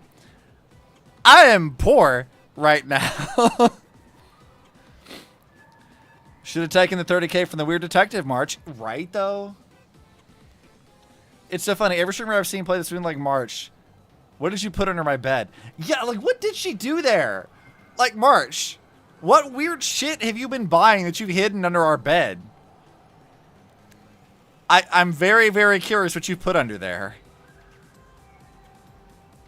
What I think would be really funny, though, is, like, if Hoyo, after this, like, after you do all this stuff, you go back to the Express, and you go to look at your bed, if they would give you an interaction that lets you, like, see what she hid under there. That would be really funny as a hidden achievement. I doubt they would have done it, but... Don't worry about that. Don't you worry about that, Crayo. Don't read too much into it. Don't read too much into that. It's fine. Go look around without me for a while. I'll come find you once I'm done with this battle. Just don't wander too far, okay? Look, if you're not on the start shipping train, I don't know what to tell you. Oh, so yeah, there it goes. You can see it now. Look, they have like the weird... Oh, wait, hold on. I can do photo mode, right? Hold on. Yeah, let me see if I can do photo mode and look at it. Okay, let me zoom in. Yeah, there it is. The weird little, like, paper doll thing. Your Yuri mind tricks won't work on me, Master Jedi. I have studied the Force for ages. Like, I'm just saying... My brain sees it and knows. It knows what it wants. Hey, little raccoon. Over here. I'm right here. Is this imaginary, the shop owner, you think? Like Trailblazer and Dun Hung more? I mean, I could see it. But you know what? I have... here's an opinion for you. I like Stella and March, but Kalis and Dun Hung. That's really what it is. I like the Yuri and the Yaoi angles better. Which I guess is very on brand for me. But I can dig it. Yeah. Like that's where my brain's at. No! No! No, no, no, no. No. Absolutely not. No. No. I killed you. Go away. No. You do not get to live. Absolutely not. Absolutely not. Go away! I hate it here. No. God damn it. I hope there's a good interaction here. A mere crisis air, just you watch his eye, the great lady kindness. Villains, say hello to my baseball bat. Stop. Hold it right there, keep your distance. Listen up, I've got 3 rules. First, no insulting the character. Secondly, no attacking the cosplayers. Third, no indirect attacks either. Not if you get it, or don't blame me for pulling the report card. I can hash it out at the security bureau. Why are you so good at this? Don't even ask. Let's just say my cosplay skills are a little too convincing. You can call me Canis Alt. Anyway, as long as you're here not to serve justice, we're good. Don't blame me for being touchy, okay? After all, anyone who goes around here as the Nameless is basically a total protagonist fan. See, I'm still not dry yet. Just now, an Exagarabbit. Oh, God. Squirted water in my face with a gun and bolted, cackling like a maniac as he ran, shouting something about, I have deciphered the truth of this world, and a bunch of soaking wet Aglazy. What the fuck? We're chasing after him. One more nail in the coffin for Anax's public image. A bunny an Exagoras, right? What is Aglazy supposed to be? Like, what did they turn Aglaya into? Oh, you probably don't know how viral he is. Say what's on your mind with no filter sticker has become. If it were anyone else, I would have chased him down and given them a piece of my mind. But of all things, that guy was cosplaying an Exagarabbit. I can't even blame him for ruining the character. Not to mention that Painon. That's rude. That's fucking rude. That Painon hot on my heel. Oh no, shit. It hit it away for a second. Now let me read it again. Apologies profusely while shoving freebies at me left and right. What am I supposed to say to that? Sigh. A manic green rabbit. A scheming blue, black, and white goose. They turned my boy into a goose. He's got... They did to him what they did with Dudendal. They turned him into the Dudendal goose. That is amazing. 1 letter short of emergency meal. Yeah, hold me a second to find a picture of this. Hold on. Honkai Dudendal goose. I gotta find the meme of this. But yeah, basically, they did to find out what they did to Dudendal. They turned him into a goose. This is like a huge meme in the like Impact 3 community. Like, Kiana is a fish, but Dudendal's a goose. It's fantastic. In fact, actually, now that I think about it, I think I put that as a meme in one of my actual like edited videos. I pulled in for one of the flame chasers. I think I used it as like a meme.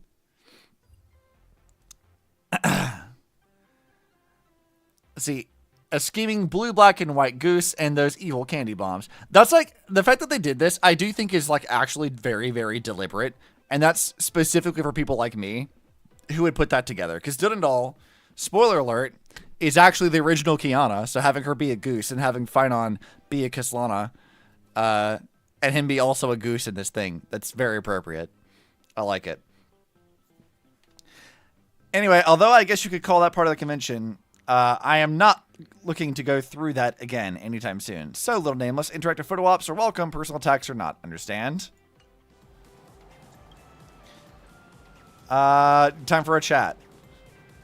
But also, honk. Exactly. As our honored guest, you naturally deserve a warm welcome, but the Council of Elders is always swamped with business, so let's keep this short. Why are you cosplaying as Canis? Well, it's because I love her. Labor of love, you know. Otherwise, you think a niche little villain like her would be getting sponsorship deals or something? A niche little villain. That's right, from appearance to cannon fodder, barely 10 pages total, but even so, they still managed to rack up some serious hate. Well, I know this character isn't exactly popular, but what can I say? I just got a soft spot for cosplaying villains. I mean, I can't argue with that. However, Canis? Really? A protagonist groupie like you could never understand the absolute rush I get when people are gritting their teeth at the character I'm playing, totally helpless to do anything about it. That said, though, Lygus next door is definitely more of a villain type. Too bad I'm not into the mass hero thing, or I would have featured him this time around. Oh god. Are we going to find a Lygus cosplayer? Why do you like this character? A legendary hero driven mad by his obsession with the inheritance of his era, ultimately meeting his dead end. Wow, I just love this kind of vibe. How fascinating. You just described Kevin. You described Kevin. Besides, in fiction, the bad guys were often way more memorable than the good guys. I can't argue with that either. If you just skim through as I've written, you probably won't even remember most of the good guys' names. But mentioning Canis, who doesn't want to grind their teeth in exasperation? They read Ellie's book! Let's go. Of course, I still gotta cover my bases here. Loving this villain and thinking they deserve to be torn limb from limb are two entirely different things. Valid points. I can't argue with the cosplayer. You're gonna get into trouble cosplaying her, aren't you? That'd be like counting the stars on Ornyx's curtain. There are way too many to count. Just last month, at the Shinjo Only convention, I cosplayed as Fanti. And I nearly got slapped by some hardcore Tingyun fan. Wait, is that like public knowledge? Do people know about that? Like, is that like a thing that everyone knows? Because that's kind of wild. I didn't think people knew that. Didn't you read the dialogue that mentioned the deal with the IPC to print and distribute? I mean, I knew about that. I knew about that thing. I'm talking about, like, did they know that, like, Tingyun was, like, killed by Phantilia? Kinda. Is that, like, public knowledge? I knew that, like, Ellie's book was, like, published. I knew about that. I'm just happy to see somebody who's actually read it. That's fun. I like that. But that's totally fine. You know what that means? It means I'm a great actress. Not just anyone can pull out the presence of Lord Ravager, you know. Playing Lord Ravager is pretty boring, though. The personalities are all way too extreme, so I had to act a little unhinged and call it a day. It's complex villains like Canis that really get me. Evil, but not just evil. That's what makes playing the role fun. Sure, man. Alrighty then, bye-bye.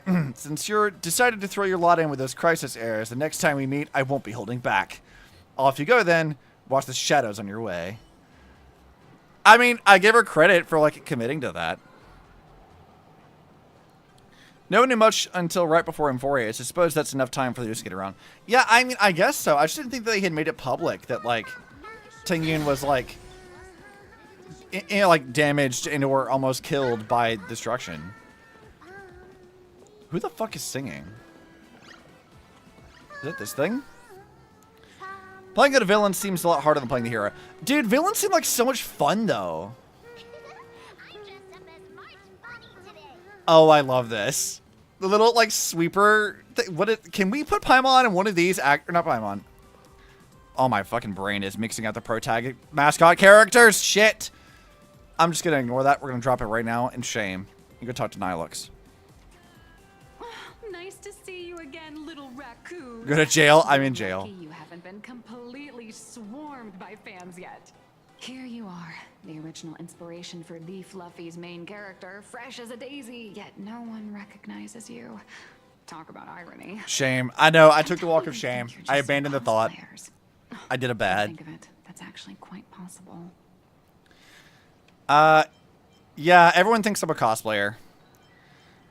Blurry QR cult, you're here. Keep your voice down. I'm afraid of being swarmed by rabid fans. You know what, Nihilux? I can't blame you for that, actually. It's honestly heartbreaking that the organizers only gave me this dinky little booth. I was hoping for something more prominent, like a spot on the main stage or something. I thought you didn't want to deal with fans. This is Starwell Fest. This isn't the Fluffy Fest. I know. Hey, want to have the number 000000001 collector's edition comic that Blurry QR cult signed today? Sure, why not? March would like it. Serial number seems a bit much. Ever heard of wishful thinking? Besides, what's wrong with selling a ton of copies? You're getting royalties too, you know. I love her. She's so fun. Hold up. What's this extra thing? Yo, she gave me a glow stick? Hell yeah. Sticks. The organizers gave me thousands of them and told me to hand one out to each fan who gets a book signed. Let's go, dude. That reminds me, I'm going to Miku Expo this year, and I just ordered my glow sticks for the concert. So now I will have 2, which is great. The only problem is now there's another character I need to pull. That's a mood, though. Add her to the list. We gotta get Nihilux. We gotta get Evanescia. We gotta get Silverwolf. I gotta get Sissia. I gotta get the new kit for Bronya Silverwings.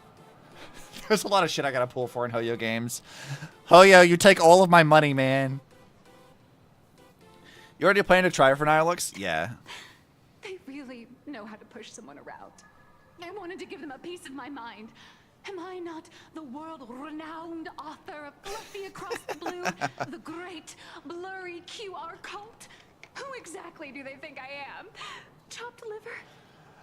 I love, like, we talked about this in Code Vein the other day, because, like, they also have, like, a very flamboyant character in there who rolls his R's for everything. I love when characters just roll their R's in an attempt to be, like, overly dramatic. It's so funny. The world-renowned author. Like, it's...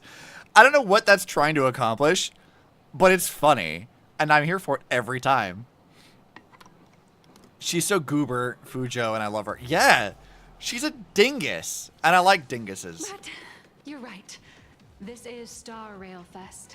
Today, I'm just a side character. Anyway, it's about time to head to the booth and meet up with the staff to start the signing session. I won't keep you from enjoying yourself any longer.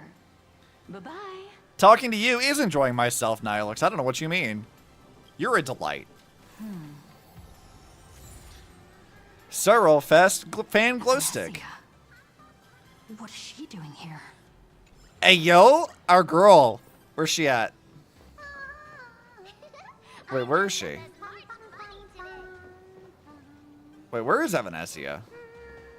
Wait, you said you saw her, but I don't see her anywhere. Where did you see her? What the fuck? Where did you see her at? On the plus side, it looks like 4-3 will only have Blade unless the collab rumors are true turns out, despite it not being mentioned during the 4-2 live stream. Yeah. I will probably be skipping Blade. I skipped Blade originally because I just didn't really care. And I think I'm kind of at that point as well here. Glowing thing, go to it. That was the plan. Where's my inventory? Not my relics, but I need to look at all that. We can ignore all that shit. I'm assuming it's like a key item. Yep, here it is. Sorrowfest fan glow stick.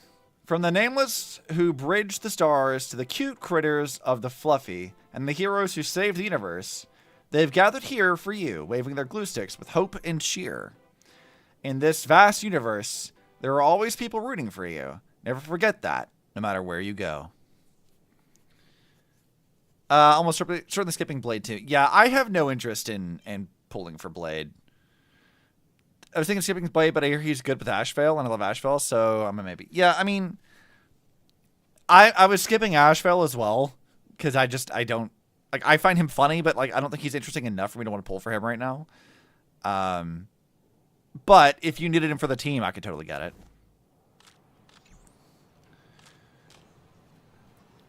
I'm guessing he's been for Asheville. That would make some sense. Target confirmed. Mine's ready. It's our girl. She's got the toast of lateness. Oh my god.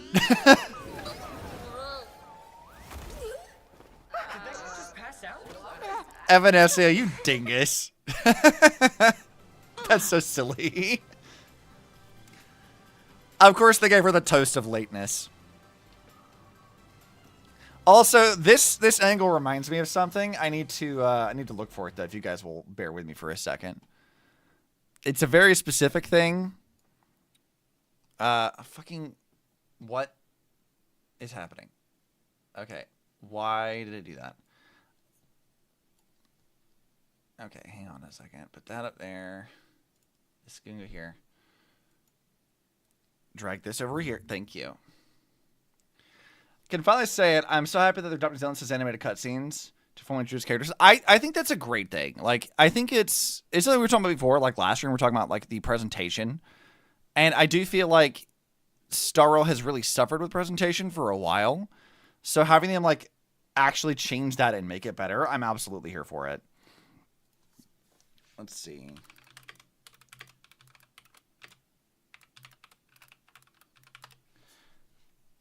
Images. Where is this very specific image I'm looking for? Don't make me go dig through all the wallpapers. Yeah, there it is. Okay.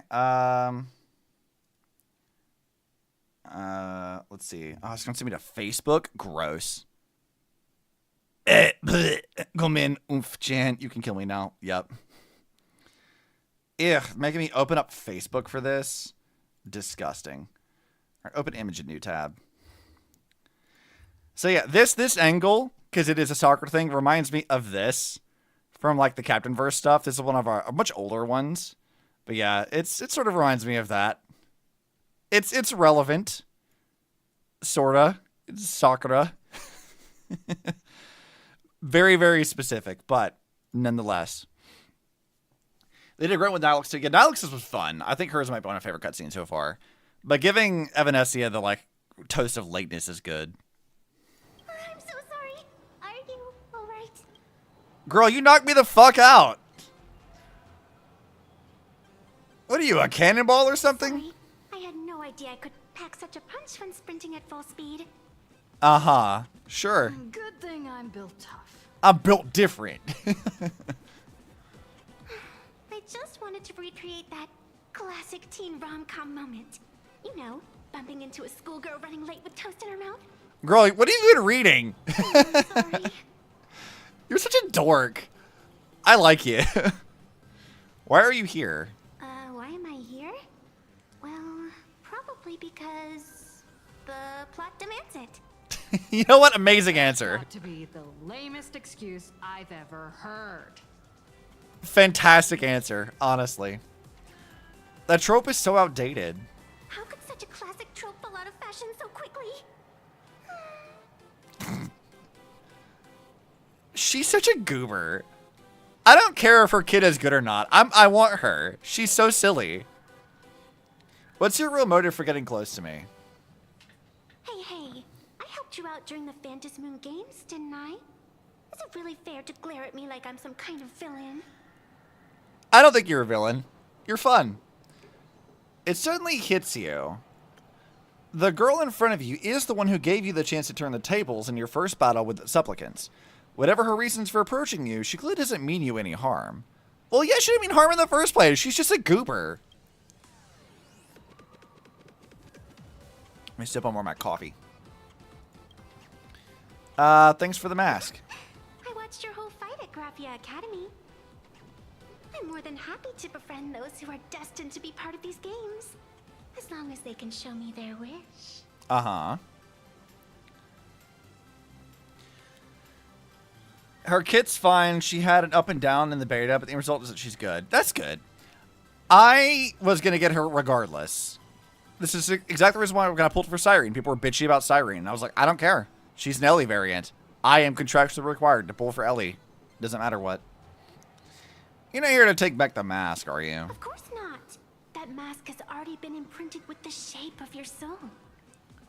Even if I took it back, it wouldn't be of any use to me. Fair enough.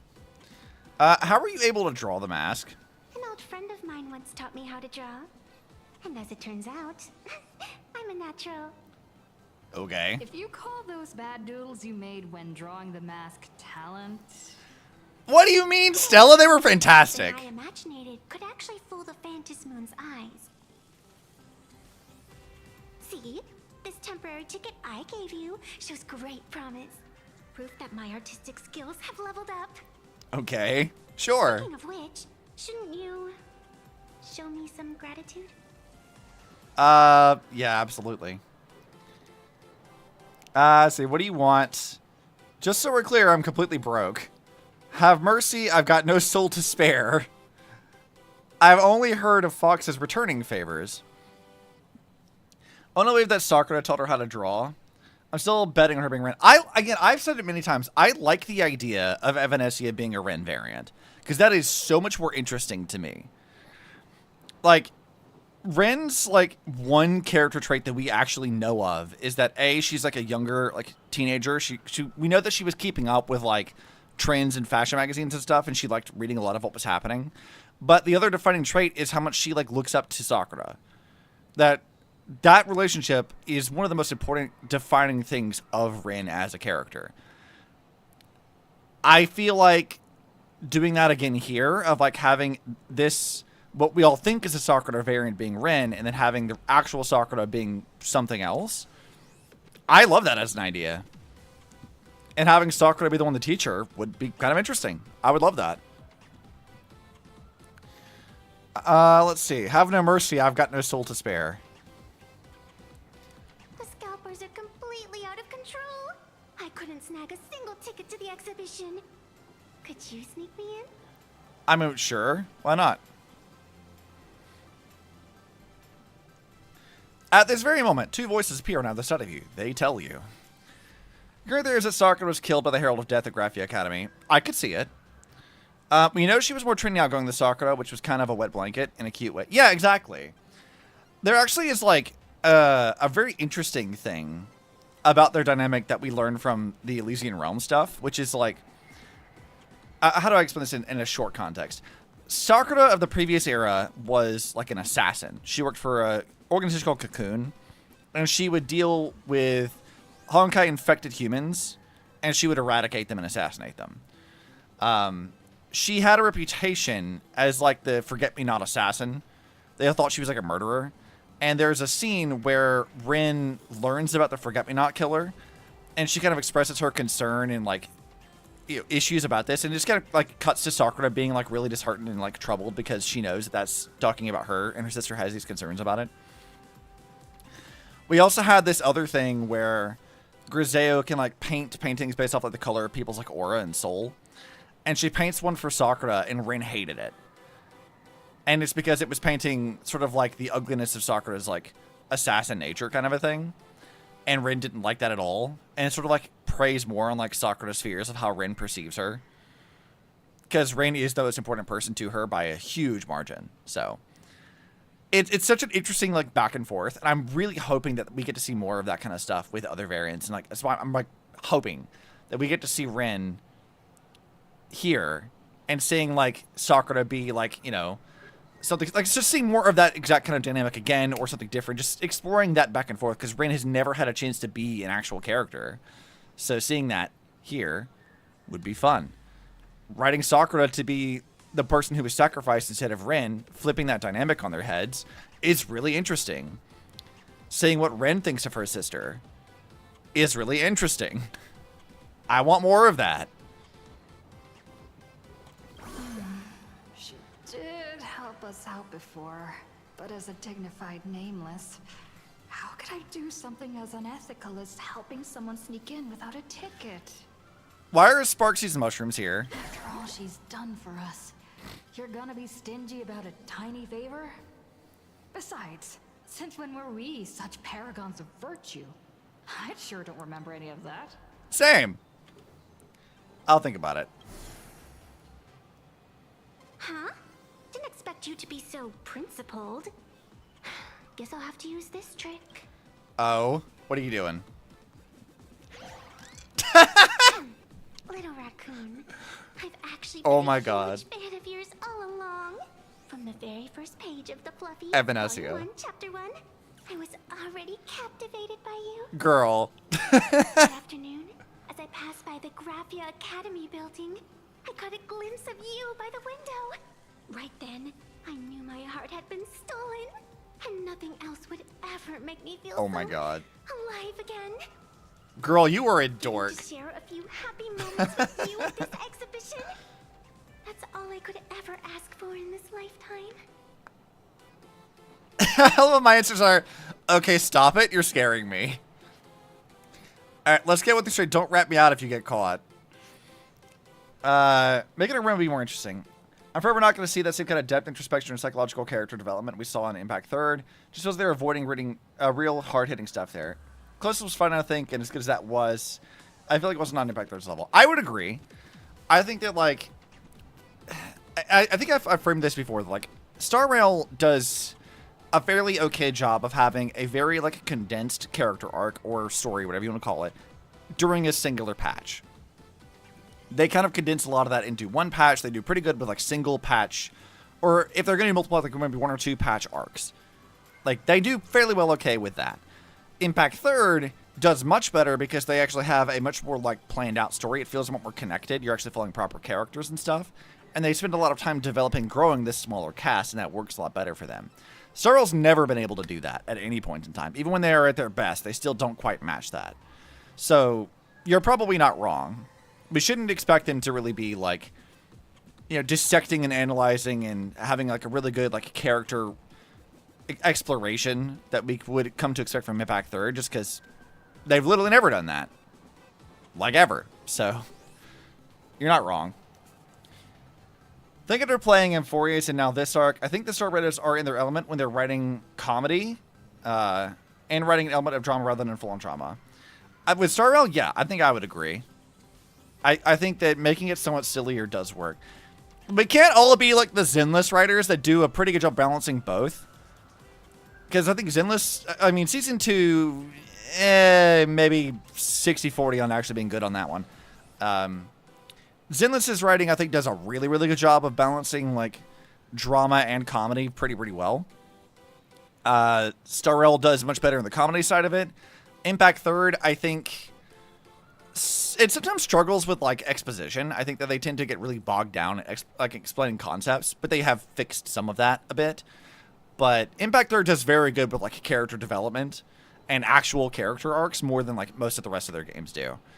So I think each game has their strengths and weaknesses, but, like, I think I do prefer Star Rail's writing team when they're trying to do something silly.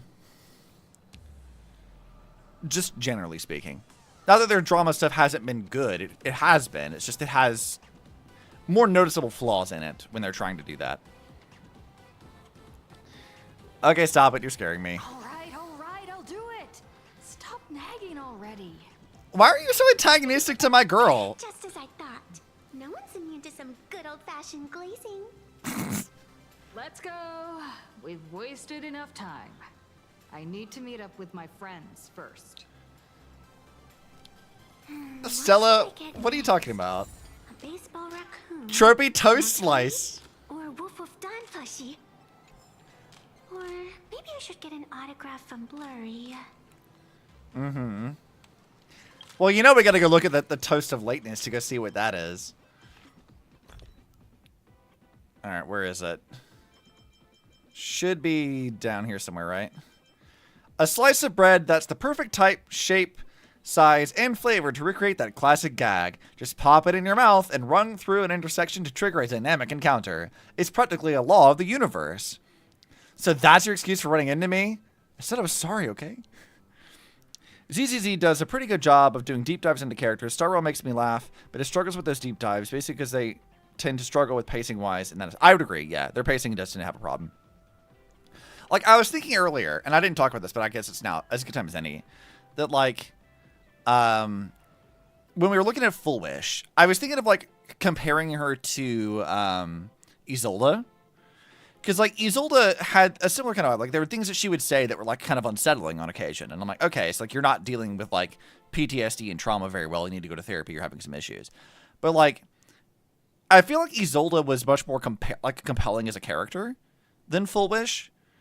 Like, Full Wish is, like, interesting, sure. But, like, I don't think that she's, like, when you compare her to, like, clearly better written characters, I'm like, you know what? Like, I feel like I would prefer a character like Isolde here. Does this mean that Full Wish is going to be, like, stabbing some people and shooting them in the head the same way that Isolde did? Probably not, but I guess we'll find out. Even if she does, I don't think they're going to show it. I don't feel like Star Rail's really keen on, like, showing their characters actually killing people.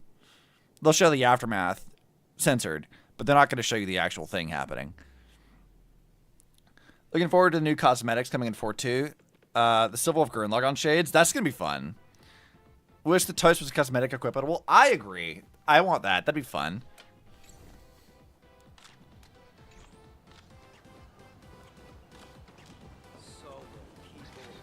All right. Hey, March.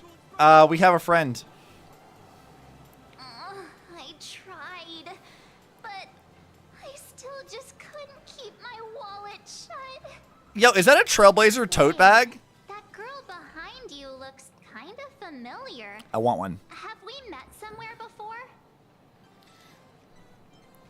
This is my pink-haired spirit sidekick. I feel like you're throwing shade at me. Always. Anyway, I've definitely seen her. I think it was at Graphia Academy? Whatever. It's not important. It's fine. Wait a sec. Isn't this March Bunny from the Fluffy? Oh, the attention to detail is insane. Especially those ears. Evanescence does not look very happy about this ears comment. You have reservations about Full Wish, but I will reserve judgment because the story isn't done. Yeah. Again, why is there so much merch designed in-game and on live streams Star Rail, but they don't sell? Yeah. I mean, Star Rail has more merch than I would have expected, I think, but, like, they also need more. There's so much stuff that they could sell that just don't. And all what they do sell isn't usually available internationally. Let me introduce myself. I'm Evanescia. Just a normal fan of the Fluffy. You must be the inspiration for March Bunny. You're way prettier in person than in the news. Of course she flirts immediately. Also, this is like another side note. Even if it's like a Rin variant and not a Sakura variant, them calling attention to her ears has been a long-running gag for like literally years. Like in Impact 3rd, like they always talk about Sakura's ears. When they had the somewhat questionable touch the characters on the main screen to have them react to you. If you touched her ears, she usually was not particularly pleased with you, if I remember right. But in like the Captain-verse events and stuff, they always show her ears being like donkey ears or rabbit ears, and she's always had the curse like it's fox.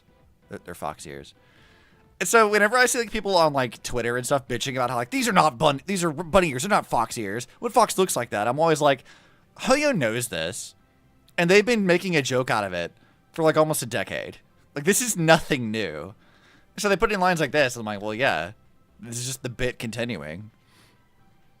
I like that. I'm a fox. Yeah, let's listen to it again. I'm a fox.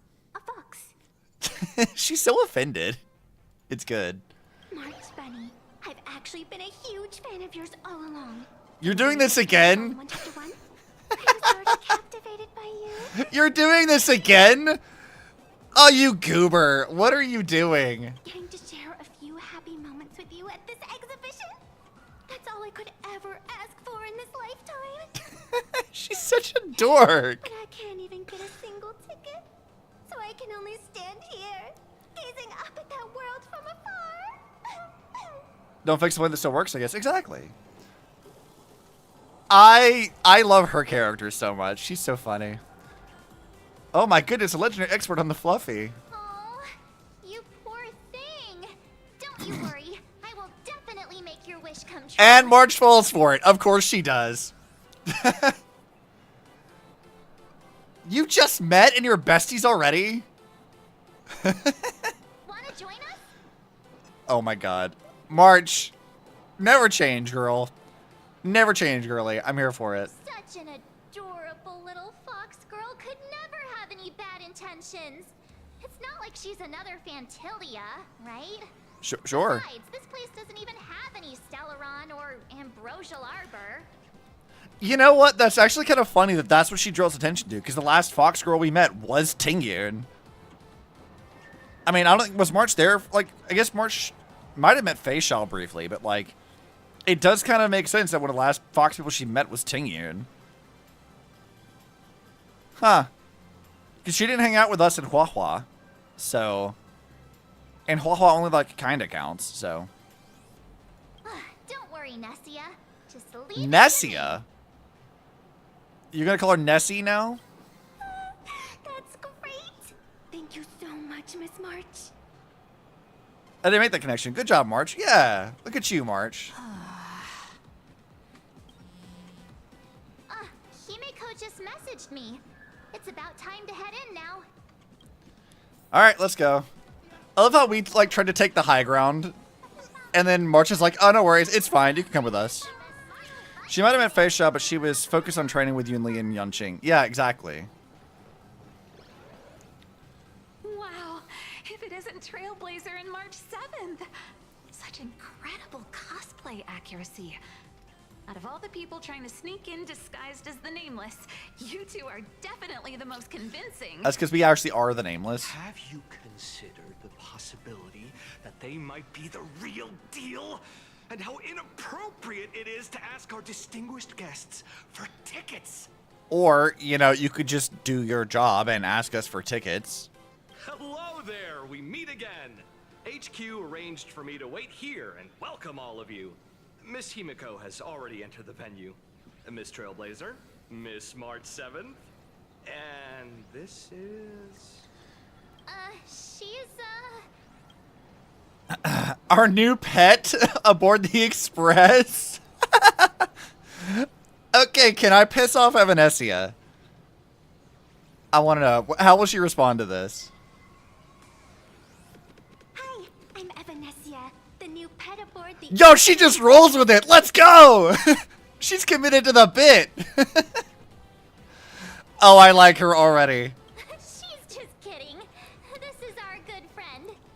I was wondering if we were going to annoy her, but nah, dude. She rolls with the bit. Let's go.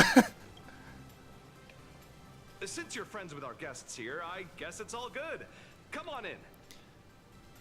That's fantastic. We've not had anybody really like, roll with us the same way like that. Like, March always gives us like an annoyed face. Even Cyrene did, but like, nah, Evanescia's like, nah, dude. Let's roll. The guests from the Astral Express are about to make their entrance.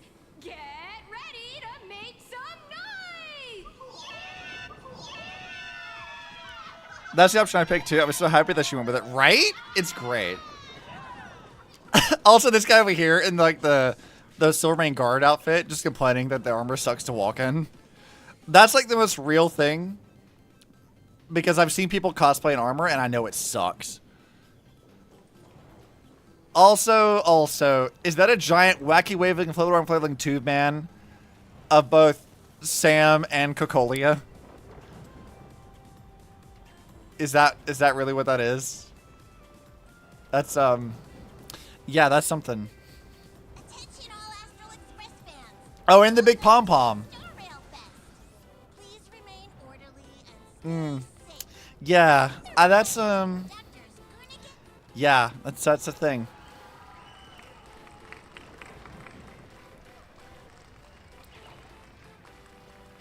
I wonder how Serval feels about that. And Bronya. Oh, hi, Sparksy. Why the fuck are you here? Oh, God. Why are you here? Hello, dear visitors and spectators. Before we officially kick off the Star Rail Fest exhibition, I'd like to thank our host, Pearl Lux Entertainment, as well as extend our gratitude to Blue Industries, Turbogen Heavy Industries, and Full Wish TV for their collaborative support. Oh, God. Sparksy, what are you doing? The exhibition area is now open. Will transport you Oh, I love the pom-pom train. journey across the sea of stars.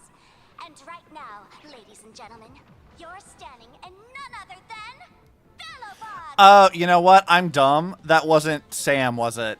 It was the Engine of Creation, wasn't it? That's what the other tube man was. Why did I not put that? Well, I'm fucking... I just thought, like, oh, yeah, this is like, it's just generic... all the people we met on our journey kind of thing. I forgot this was like the Bellabog area. Yeah, I'm dumb. That's obviously what that is. Now, let me hear you call out the name of our hero from the ice and snow. This is almost as dumb as like when they had the Star Rail crossover in Impact Thor where they turned Cocolia into a trash can. This is about as dumb as that.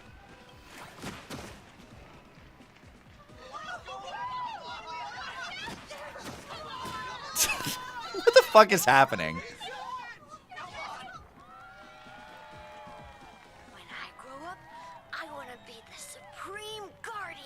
and turn into a frost giant to fight those rampaging super ancient weapons. Yeah, sure. In my next life, I want to be the Supreme Guardian and turn into a magical girl to protect Plain Arcadia.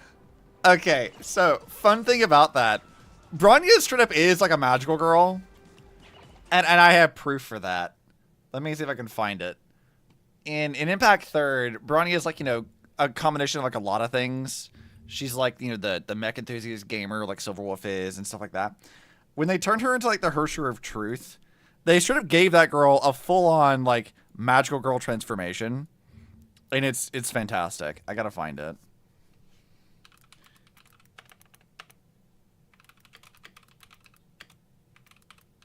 I gotta find this because it's very amusing.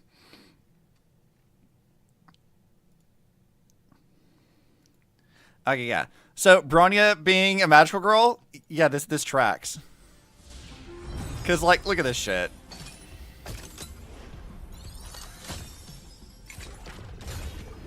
You put fucking Sailor Moon in the background and it works.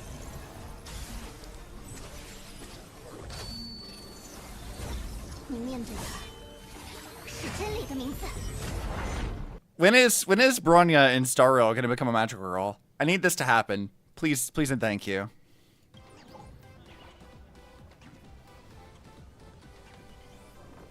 Wait, this isn't right. Why is everyone supporting Cacolia? Why is Sparksy the host? What's wrong with having the most popular streamer girl host the biggest event? God, you know, you guys were right. This second half of this patch is so much better than the first. This is a lot more dynamic and interesting. It's a lot more fun. I've had a lot more fun with this than I did with, like, the first half of this patch. Whoa, wait. Aren't you supposed to be on the Department of Aberration Defense's wanted list? That's right. So I'll have to go into hiding right after this job. Come to think of it, maybe I should lie low using my Sparkle identity. After all, what does Sparkle have to do with this Sparksy thereafter? Girl, what? Second half is much stronger. Yeah, definitely. Oh, right. Nameless. Won't you take pity on me and give me back my mask? Like the fucking hell I will. In your dreams. Yoo-hoo! Since we have two Nameless from the Astral Express here with us today, let's kick off an exciting The Fluffy Trivia Quiz! Sure. Is Sparksy gonna strike again? Here's your question. In the final chapter of the Fluffy's Bellabog arc, the Supreme Guardian's Bond, what did Cacolia summon to fight by her side? Oh, the Guardian wand that could transform her into an ice giant? Oh yeah, Evanescia for the fucking win. Let's go, girl. Ding, ding. That's correct. I love that she's just like the biggest fan, actually. Well, looks like this young lady here is quite the devoted reader of the Fluffy, answering even faster than the Nameless. She's our ace in the hole. Oh, right. I almost forgot she was the one who first awakened the engine of creation. And what's the deal with this ice giant? Sure, Cacolia can transform, but she shouldn't be anywhere near the size of the engine of creation. Yeah, no, she became like a wannabe Hersher of Ice. What? Lady Cacolia fought the engine of creation in her human form? That just makes it even more awesome. But they didn't show that part in the comic. Her delivery's great. Next question. Before Cacolia was frozen in ice, what did she give to Baseball Raccoon? Nothing but pure damage. I mean, I'm assuming they're gonna say like the lance is where it was, even though we didn't get that from her. Nothing but pure damage. Oops, wrong answer. The flaming lance. And Yeah, then it's the lance. The little raccoon used that lance to channel everyone's light to Cacolia, restoring her power so she could descend in her wildfire form. What the fuck is the Fluffy even about? That's correct. Nihilux, we need to have a chat. Where did you learn this information? Every time I turn to that page, I can't help but burst into tears. Evanescia, I think your voice went up a couple of octaves. The plot's gone completely off the rails. Off the star rails. Sorry. How did it become a Cocolia's disciple? Actually, I inherited this flaming lance from the previous Supreme Guardians when I got stabbed right through the heart. What are you talking about? Talking about the actual events that happened. In Belobog's final battle, wasn't it like this? Despite her grievous wounds, the Supreme Guardian transformed herself into a frost giant for the sake of the people of the Winterlands, joining forces with the Nameless to counter the destruction engine that was about to flatten Belobog. No. Actually. That thing helped us kick her ass, as it turns out. So the fluffy storyline follows the official Belabogian narrative? Wait, is that not how things went? Could you at least spill a little? Just a little? Oh, right. They didn't tell people that because we kept Cocolia's betrayal like a secret. Sorry, I can't say too much. I get it. If the official version of events is that Cocolia and the Nameless defeated the rampaging engine together, then that means, in reverse, Cocolia was the enemy you defeated. I mean, well, yeah. I see. If the truth about this were to be revealed to the people of Belobog, the hard-earned peace would crumble, wouldn't it? I mean, Bronya's doing pretty good, but people may have some reservations about her being the adopted daughter of the, you know, tyrant. Nessia, please keep this a secret. You could have just not confirmed it. Of course, my lips are sealed. But I have to say, I'm surprised that even the heroes of the Astral Express can tell lies. I hope this lie can hold up a bit longer. They say lies don't last forever. And while Belobog's future may be built on a lie, I hope it can endure for a long, long time. Mm-hmm. Because those people are all my friends. Yeah, bring them back also. Where's our second Belobog arc? We need more. Thank you for telling me about this. I don't think that the Pokemon thing with Topaz necessarily counts. The Phantasmoon games make supplicants wear masks. But if you ask me, that's when people really drop the act and face their true selves. Mm-hmm. Hero, the event's not over yet. Come join me on the stage and deliver your decisive strike in the epic battle between Madame Cocolia and the Destruction Engine. Me? Okay. Now, what are they gonna have me do?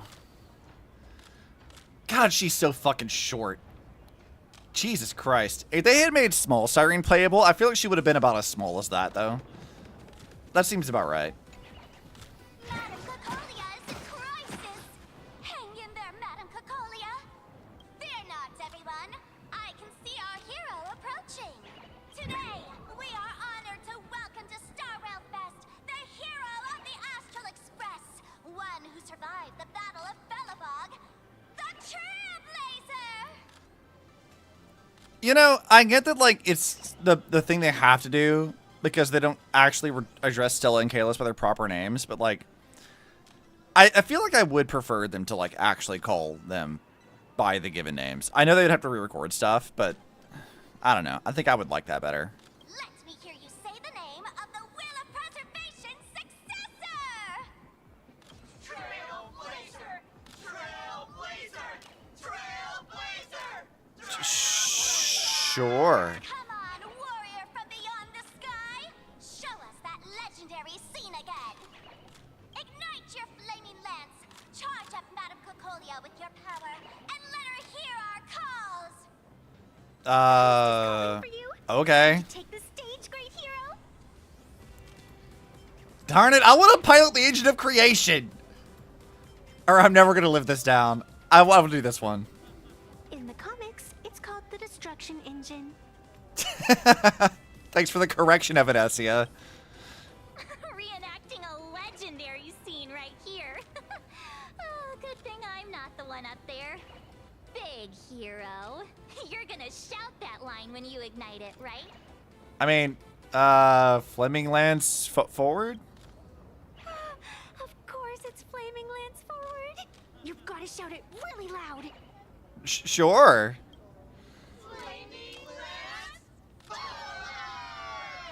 Oh, I can talk to Sparksy. What did you got to say? Raccoon, aren't Aren't you going to go up there? The audience is getting anxious. Alright, fine. Let me get in the right mood first. Where's our nameless? Let's all give the Trailblazer another huge round of applause and welcome them to the stage! Okay, I was wondering what she was going to say if we talked to her. Flaming Lance, forward! Flaming Lance, forward! The spear tip has been ignited. Uh-huh. Grown-ups alike, raise your glow sticks high and let's show our support for Cocolia, shall we? God, that feels weird. Support for Cocolia. I am, like, conditioned from both Impact 3rd and this game to just viscerally hate her. So, this is a weird vibe right now. Seeing everyone so fired up makes me want to join in on the cheering too. You've got this, Madam Cocolia. Don't give up, Madam Cocolia! I love how invested Evanescia is. You got this, Madam Cocolia.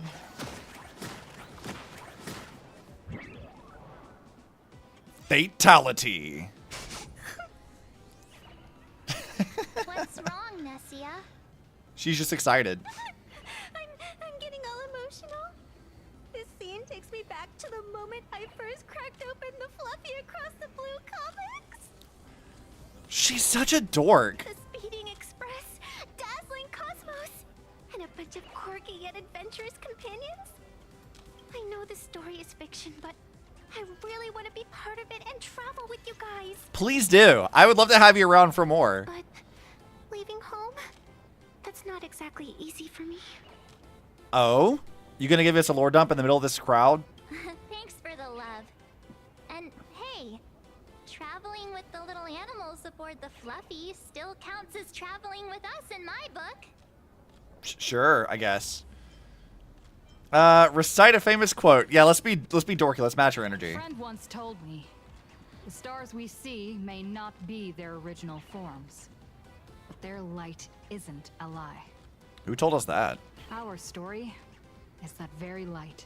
Being able to connect with friends like you through stories is probably the most precious part of this journey. Yeah, that's a fair take on that. Well said. Shall we head to the next exhibition area then? All right, let's get moving. Also, she has a Labubu. It's just down there. It's fine. Burning. Oh, God. Burning passion. Bunch of generic NPCs. I was hoping for more, like, cosplayers. Welcome aboard the Fluffy Shuttle Express. Welcome aboard the Fluffy Shuttle Express. Are you ready to head to I really like that effect. Like the... whatever you want to call that. Like the color thing. I really like that. That's really neat. I have to say, Herluck's really I wonder how you modeled that. organizing this exhibition. Oh, I wonder what attractions await us in the Xianzhou Luofu exhibition area. Oh, let's go. Are they going to show us Ting Yun dying again? That'd be fun. Welcome aboard the Fluffy Shuttle Express. I missed Serval? We'll trailblaze into the future. What? Oh, we did miss Serval. You're right. Oh, look, isn't that Miss Serval? Let's go. Serval's here. Hey, what brings you here? Topaz extended an invitation to Belobog, hoping we could visit Plain Arcadia to discuss a cultural exchange program. How do you feel about your ex-wife being up there, huh? How do you feel about this? I couldn't help but wonder if this was another blessing from the Astral Express. And sure enough, that's exactly what it was. Dude, Serval's one of my favorite Belobogians. I love her so much. How's everything in Belobog? Great. Everything's great. The ice is melting way faster than we expected. Ooh. Lindsay told me that more frozen cities are gradually being uncovered. And it's all thanks to you guys. Oh, that's super interesting. That does actually imply that there could be more stuff that we could get from Belobog in the future. That, like, as the ice melts, we can explore like other areas and stuff. That's super cool. I like the implication of that. Underrated Landau. Like, dude, Serval is so fucking cool. Like, I have always loved Serval. She's one of my favorite characters from the very beginning anyway. That was your theory? Yeah, I think you're totally right about that, Krail. Like, we could Like, they're saying they're finding old cities and shit. That's the perfect explanation for, like, more exploration of the planet. And more hazards and stuff. There's more things they could do with that. Who knows? So, like, I don't know, maybe in a few years or so, we could have, like, a sort of revisiting Belobog and have the whole planet be different than we saw originally. Like, that could be really cool. I don't think they do it anytime soon, but, like, that would be really fun. Say a cultural exchange program. Cultural exchange means showcasing products from Urilo. Whereas for me, it's all about rock and roll. Let's go, girl. This place is way livelier than I imagined, and the rock music here has given me so much creative inspiration. Fuck yeah. Trailblazer, it's all thanks to you guys for lighting that spark back then. Now, it's our turn to carry the torch forward, Belobog style, like with some mind-blowing rock and roll. Fuck yeah, girl. Also, we were talking earlier about how, like, they underutilize their idols. Why have we not seen Serval's band play? I want to see them actually do shit. Even when they did, like, the concert stuff, they never put Serval in it. And I'm like, you have the musician right here. Let her do shit. Come on, man. How dare you? Snow will melt and we'll go to old cities, find ancient machines, civilizations. I think that'd be great. You must be pretty busy. After all, a whole exhibition is being held for the Astral Express. I won't take up more of your time. Let's chat later when you're free. Fuck yeah, girl. I'm a rock star. Never just single rock star thing in the game, right? Also, thinking about how they could expand that. Like, you remember that when we were at Belobog, they had, like, the frozen, like, creatures of destruction there. So, like, there still could be, like, oh, yeah, there's, like, more things from destruction still there. Like, all the fragmentum and shit. So, like, we could still have that showing up and be enemies for us to fight while the ice is still melting. Just, like, more thought-out creatures that threaten Belobog's existence. Like, there's so many ways you could, like, potential that you could use that and do things with that I think would be very, very interesting. Hey, did you bring Seely with you? Because, like, Seely's also great. And I'd like to hear Molly do some more goofy deliveries if possible. Oh, we're doing this. Okay. Pom Pom's Tiny Express. I can figure it out. The audience is brimming with excitement. Their wish power is even crystallizing into the shape of like buttons. Collect them to fuel up the express. Welcome aboard, passengers. Collect the like buttons. Like, comment, and subscribe.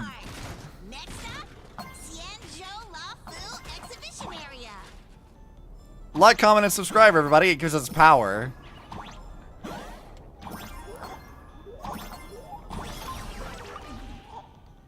Which I guess for YouTubers is actually correct.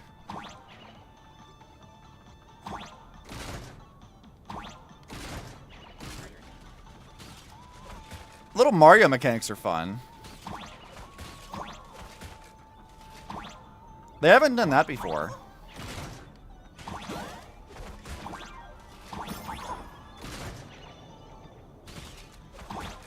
And dead. Oh, I thought I could just run across that. Wait, can I not, like... I thought I saw stuff from, like, the other side of this. Is that, like, not a thing?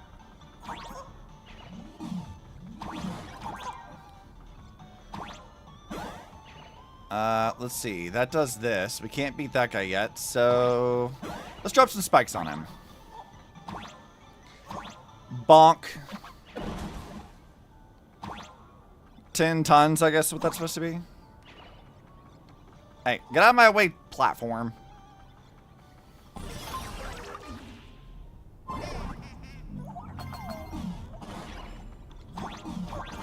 Does it matter which side we drop down to? We're approaching the Ciencio Lafu exhibition area. Please remain seated and hold on tight. If we could get this, please. Also, this looks like a secret. Can I not drop through that? Damn it. Alright, progress we go. That's a lot of people. Oh no, they're dressed up like enemies. Oh no. Oh, Blur. The frigid waters of Scale Gorge Waterscape are chilling me to the bone. I don't think you're allowed to swim there. Why is there so much water in the exhibition area? Did a pipe burst or something? I bet this is some cutting-edge immersive theater performance. I gotta say, these tickets are totally worth every penny. I don't know, dude. Like, a con this sounds like it'd be pretty fun, actually. Also, there's some trouble brewing in the Shanzhou exhibition area. Based on what we saw in the Bellabog area, the Fluffy's adventure on the Xianzhou should be... Ah, I got it! It must be Woof Woof Dawn teaming up with Jing Yuan Yuan to battle against the Lord Ravager Fanti.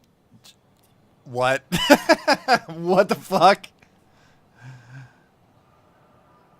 These cutesy wootsy words are making me sick.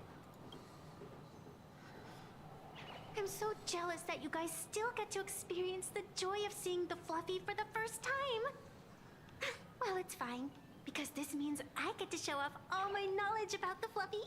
I mean, you are going to be the one that helps us out through this. The Astral Express's most memorable moment in the Xianzhou War, it can only be the epic fight. The triumphant return of the High Cloud Squadron. Hold on a second. I need to hear that again.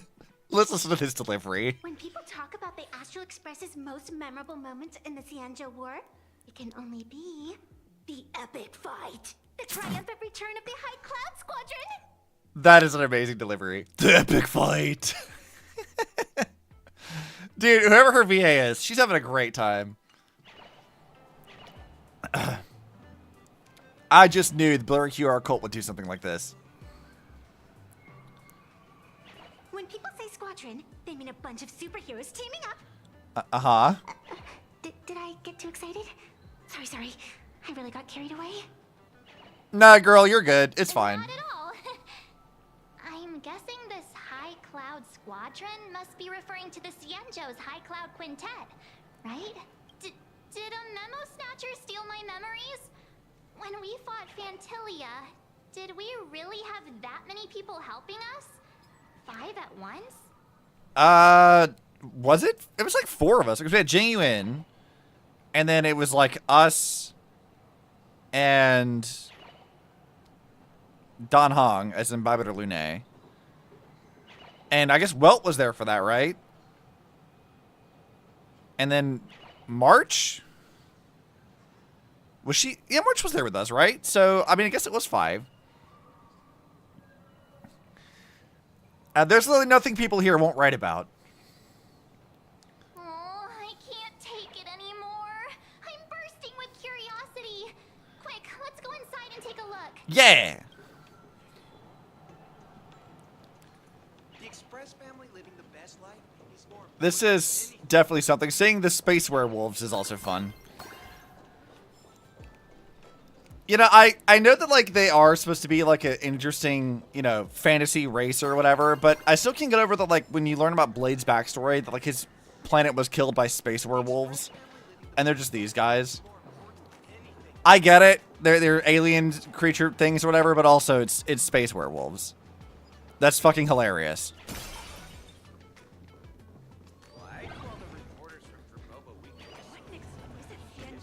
Let me in! Let me in! What the fuck is that? Holy, they nailed the Scale Gorge waterscape. The whole exhibition area is completely submerged. Where's Don Hong's, like, parting the waters like Moses scene? Little raccoon, I want to see that thing. What thing? Nessia means that thing. With a flick of the hand, the ancient sea splits apart. Hey, that was Don Hong's doing. We didn't do that. Yeah, that was all Don Hong's doing. Wolf of Dawn, I've actually been a huge fan of yours all along. From the very first page of Volume 1, I was already captivated. Girl, again? Don Hong didn't even show up today. Who on earth did this kid learn to ask favors like that from? Dude, how could you hate Evanescia? She's so goofy. From March Bunny in the comic, if you must know. Oh, that's so funny. What? This is absolutely the biggest personal attack on me ever. That makes it even better, actually. Never mind. I'll go ask someone about what's going on. That's the best thing we could have learned about that. Evanesia, you are ridiculous. Please never change. As an old fan, I think the Xianzhou chapter is... I did not mean to read that. I keep forgetting what button is sprint in this. Trailblazer being the responsible one is so out of character. It's definitely like, what the fuck? Like, even she can't deal with this nonsense. It's definitely very odd, because normally we're the ones that are, like, causing chaos constantly. It's definitely something. I don't know that it's, like, egregiously out of character, but it's definitely like, wait a minute, why are we the responsible ones here? We're the goofy, chaotic one. That's, like, our role. Hold on a fucking second. Was that Fantilia fanfiction that I just saw? Is that what I just collected? I only saw the title out for a second. Excuse me for a minute. Hold on. Where was that? Where was that? Hold on. Okay. Is this grouped by... Yes, grouped by things. Where is it? Oh my god, it is. A fanfiction novel on display at the Starwell Fest telling the story of Fantilia as a transfer student in Graphia Academy. Evidence's goofiness is too powerful. Trailblazer's role has been taken. Yeah, exactly. Do you guys want me to read the Fantilia fanfiction? we could read the Fantilia fanfiction. Like, what even with this? I love that they just embrace, like, these characters being silly like this. I saw her for the first time in a literary class. Professor Carl's voice droned on like sun-warmed chalk dust, going on and on about the eternal themes of love and death. She pushed open the back door, made a beeline for the empty seat next to me, and brought with her this faint scent, like osmanthus baked under the hot sun. Oh, God. Is this going to be, like, they're writing her to be... Xiaoguang with osmanthus cakes and shit. Is this seat taken? She asked. I shook my head while sizing up this unfamiliar girl. She was striking, not in that overdone paint by the numbers kind of pretty, but with an almost defiant beauty that shouldn't exist in this classroom packed with sleep-deprived faces. Throughout the entire class, she didn't take any notes or interact with anyone else. It seemed like she was only there in case attendance was taken. Thing is, Professor Carl never checks attendance anyway. And Damien, who normally sits through literature class with me, he's ditched today to go play ball. The bell rang, and I packed up my stuff, ready to dash off to the art room. A hand slammed down on my textbook, pinning it to the table. I looked up and found myself staring right into her eyes. I'm Fantilia, the new transfer student. She paused for a beat. This school seems pretty fascinating. Mind showing me around? I nodded. Sure, Mr. Leonardo took attendance at every art class, but that didn't matter anymore. Something far more primal than grades made it impossible to say no to those eyes. Of course. My voice came out a little dry. Starting with the library. Okay? Whatever works for you. She released her hand for my textbook. We walked side by side down the dappled campus path, passing the courtyard overflowing with imaginate projections, the auditorium crawling with wispy, and the hole-in-the-wall coffee shop. Fantilia listened quietly as I rattled off the tour, her gaze slowly sweeping across sights that had long since become part of the scenery for me, until she stopped by the shimmering artificial lake. The people here, she suddenly spoke up, cutting me off mid-introduction, they all seem so busy, working towards something concrete. Yep, like credits, graduation, a good job, I tried to explain. Something primal? Yeah. I had the same thought too.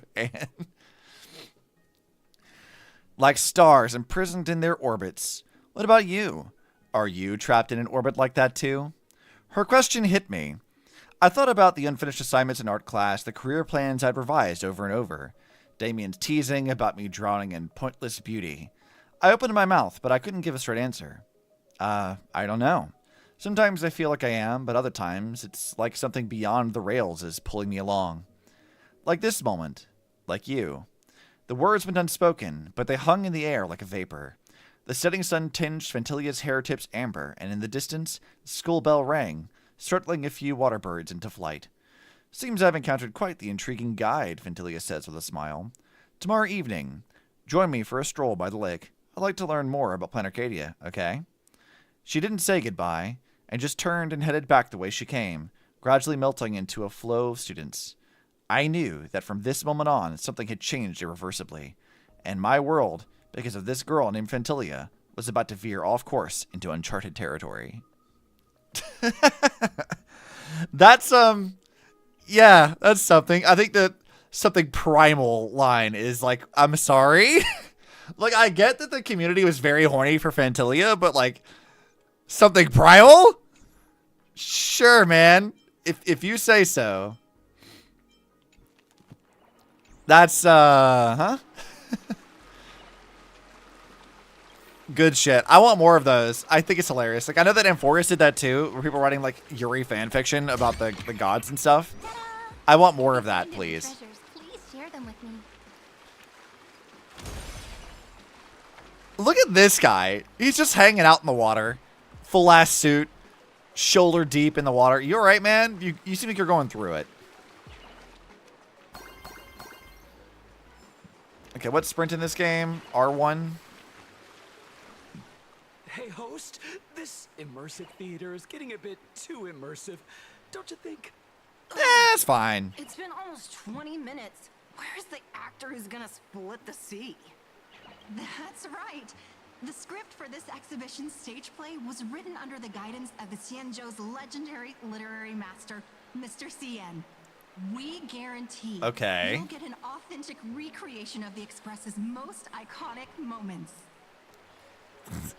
Women. You even like when women and a woman just womans, and you're just like, oh my god, women. Don't out me like that, Krail. This is fine. Don't worry about it. It's just a burst pipe, isn't it? Oh, it's you, Trailblazer. I don't know what happened, but water just started gushing out everywhere. Dude, it's almost knee deep on them. What the fuck? Please, save this exhibition area like you saved Scale Gorge Water's Keep before. That was done, Hung. All right, then. Hold on, what did we say? So every single area is going to have me deal with something, huh?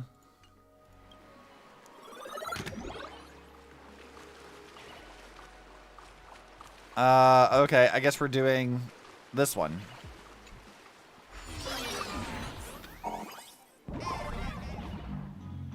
We're literally just going in to do plumbing. I do hard labor. I fix these pipes.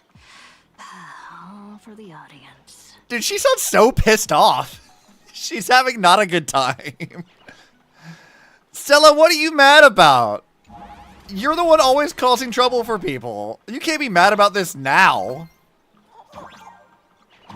This is on you, girly.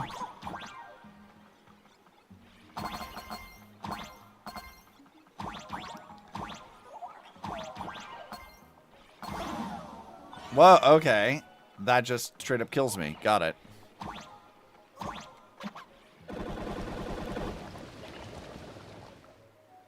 Okay, can we get up to where those coins were? Because that would be nice.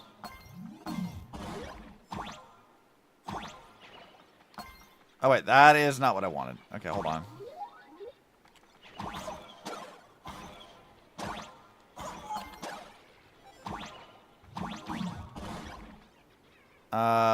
Hold on. Is it not the other one that it's going to take me where I need to go? Yeah, that's the one that's telling me where to go, so I guess I can just do this one and it'd be my own thing. Alloy Pommy. Whatever, I'll figure it out.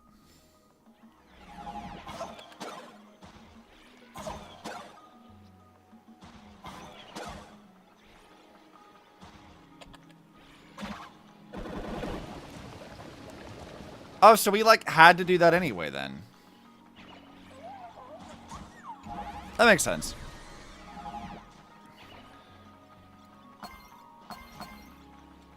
Ow.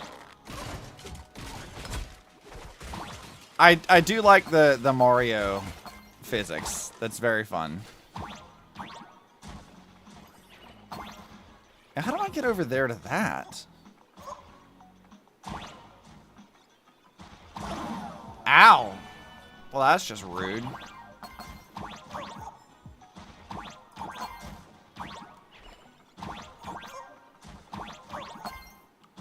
Can I jump on your head?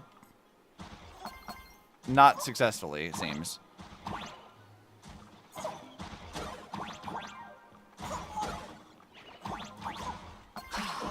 Finally done. I've never missed Don Hong as much as I do now. What, how do I... Wait, no, how do I get the stuff, though? There's clearly other items here. How do I get those?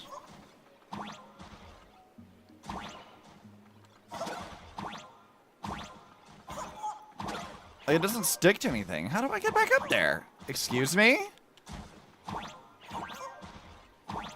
I can't, like, stand on this thing. There's a switch up there, but I can't access it yet. How do I do that?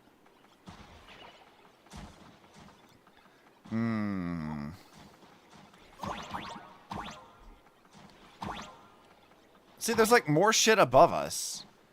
And other secrets. How do I get up there? I mean, I guess I've also, like, lowered the water, so... See, this requires me to hit a switch. Okay. There's more chests and things. We can't go up higher here. Where does this take me?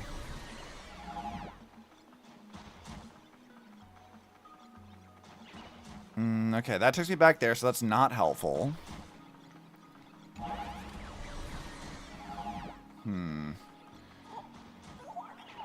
I remember you can go past the end and it doubles back.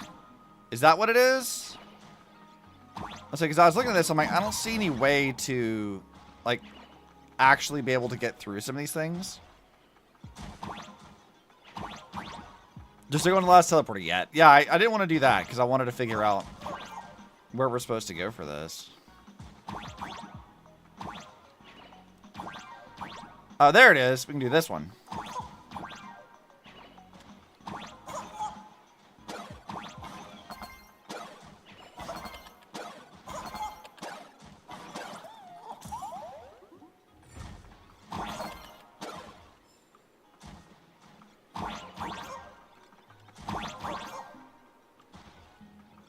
Okay, I see.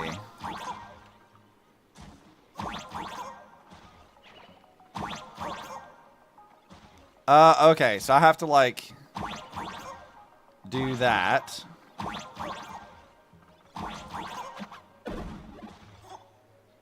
Come here, you little shit. I'm studying the woman clip I was referring to in media. Okay, let's go.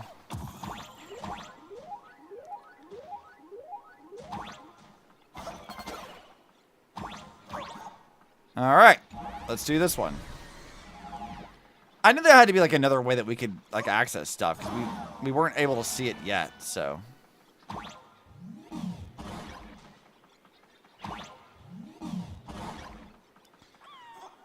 Alright, give me that, please and thank you.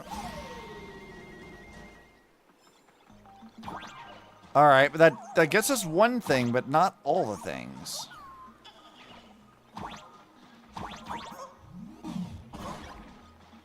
So how do we get to these other areas over there?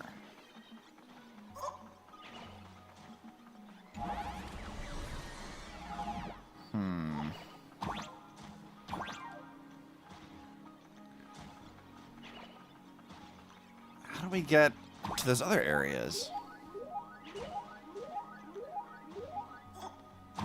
Let's see if I can get a good look at it. There's a pipe you can jump on somewhere. Go back? Yeah, hold on. I'm looking at the other areas here. So we have... Alright, so there's a chest on the pipe above us somehow. And then there's that whole area there with the Wispe. A switch to hit, which we need to hit the switch somehow. Which we would get by getting onto that other pipe over there.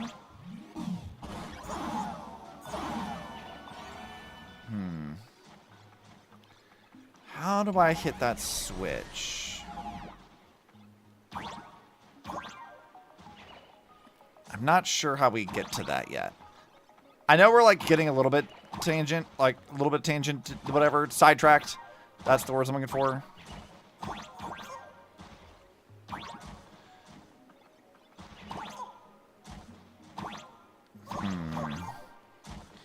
spend some time here too. Yeah, I'm not sure exactly.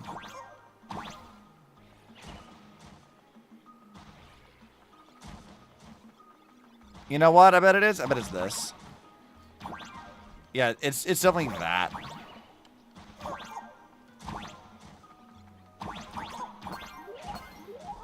There it is. I knew we figured out.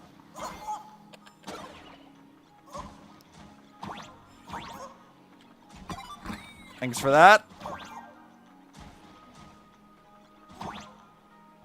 There we go. I knew we'd figure it out.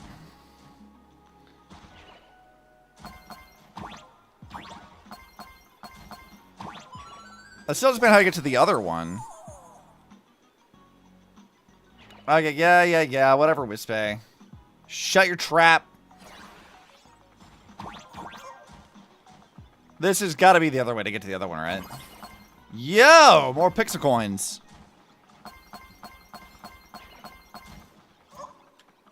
Bam. All right, now I think we got it. I think we did it. Nice. Yeah, that feels good.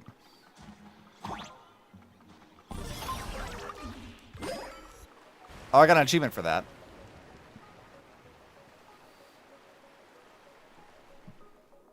I love the knocked out Fentilia. Visitors and spectators, at this moment, you've arrived along with the Astral Express at the ancient and mysterious Xianzhou. Sure. Also, that water drained really fast. It's the Xianzhou Luofu! Oh, that's right. The Xianzhou Luofu Scale Gorge Waterscape. Let's give thanks to the Trailblazer, hero of the Astral Express, who not only saved the Xianzhou Luofu, but also happened to save our little venue today. You guys should probably get that looked at for some water damage, because there's going to be mold there. Woo! And now, it's showtime!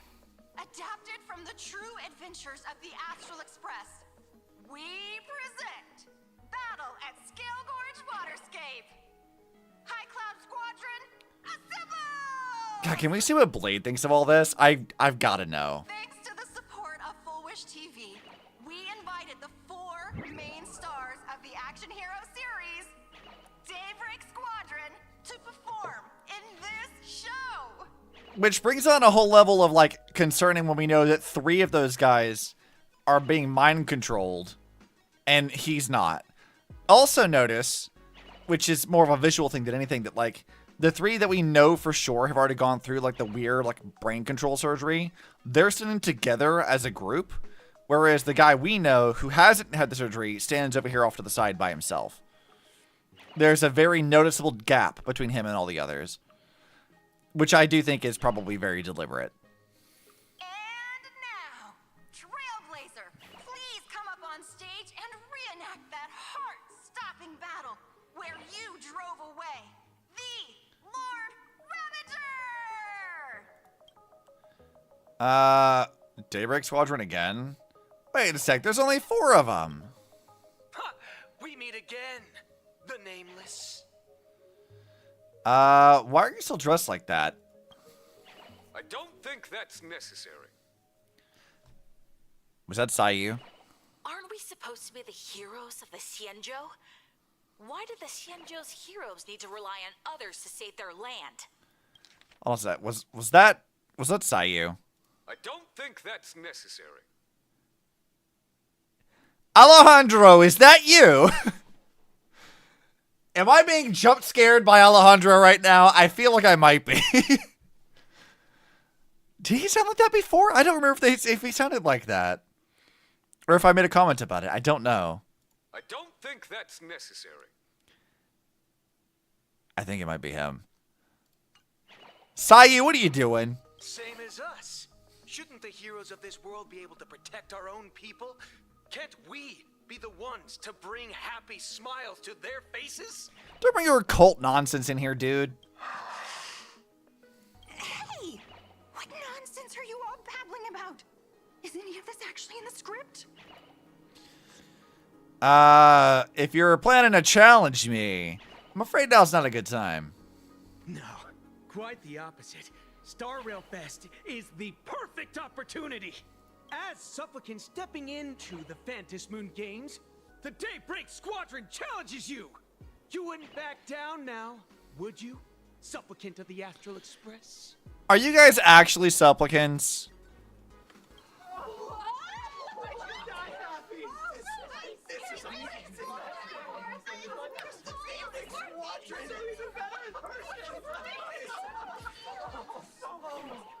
Yeah, that definitely says that they're in a room. The slight echo to all of those crowd things, that's like 5 or 6 people in an echoey room. That doesn't sound like a convincing audience. What? This is way too sudden. These people, something's not right about them. Yeah, no shit. I feel like they're way too hyped up. Even characters in action comics don't talk like this. Uh-huh. Yeah. In comics, a challenge like this is always a cover for some massive conspiracy. I've got to fight alongside her. I mean, sure. I think we can take him, though. March, you need to have faith in her abilities. Rather than rushing into battle, what you should be doing now is getting in touch with your companions. Yeah, valid, actually. This is Star Rail Fest, after all. You're no match for I me. thought the outcome of our clash at Perlux Tower was pretty clear. Boss, do we really have to do this? Gray, we've been putting on a show for long enough. Wasn't becoming a real hero what you've always wanted? But you guys are in a cult, though. This outsider to shreds right here under the spotlight. Then everyone will see who the real heroes are. The ones who can truly protect their smiles. I accept your challenge. But do we really have to fight here? This is exactly the stage we've been waiting for. Let's do this! I mean, I appreciate you're hyped up, but I don't think you're gonna live very long, man. Games are a ceremony to find those closest to elation. Okay. We'll show everyone the heroism of the Daybreak Warriors. Well, face my dragon then. And fat fuck. Be afraid. Be very, very afraid. Stars, shine for the heroes. Gonna hurt. Yeah, I fought way worse than you dorks.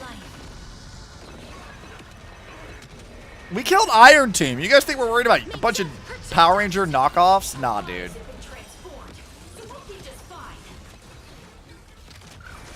You say that as I just killed one of you.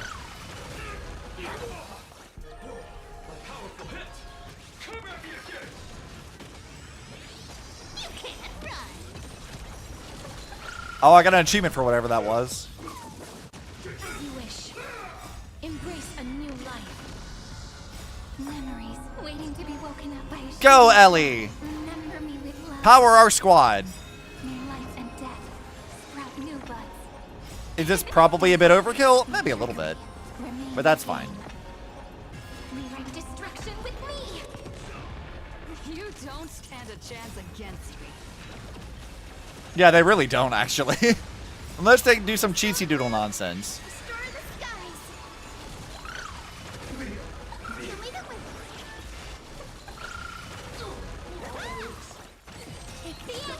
Dude, our buddy's almost dead. And they're gone. Have you calmed down now? Can we talk? Oh, they put their masks on. What up, Once a dorks? supplicant's challenge begins, it won't stop until one side falls. Do you really want me to kill you? This is just a prelude to the real showdown, witnessed by the Phantom Moon! I love the big, goofy, like, zippers on the back of their outfits.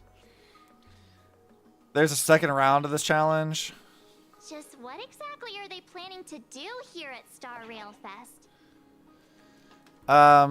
Pearl was right. Supplicants won't pass up a chance for a challenge. Is the supplicant lurking beneath the surface that Pearl theorized about? No, because they're not real supplicants. But which of the 4 Daybreak Warriors is the supplicant? Well, judging from their strength, I think it might be the red one. It's none of them. Forget it. We should go check out what's happening outside the exhibition area. I can tell you right now, it's absolutely none of them. None of them are the supplicants. They're making that shit up. They might be acting on behalf of a supplicant, but they're not actually a supplicant. And given that 3 out of the 4 of them are in a cult that Full Wish owns, I have a suspicion.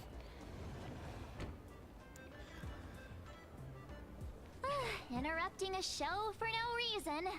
But to be honest, I wasn't dying to watch that High Cloud Squadron Assembles play anyway. I guess. So, don't tell me this whole Xianzhou story is also something Blurry made up? Yeah, pretty much. Funny. Can't say I'm surprised at all.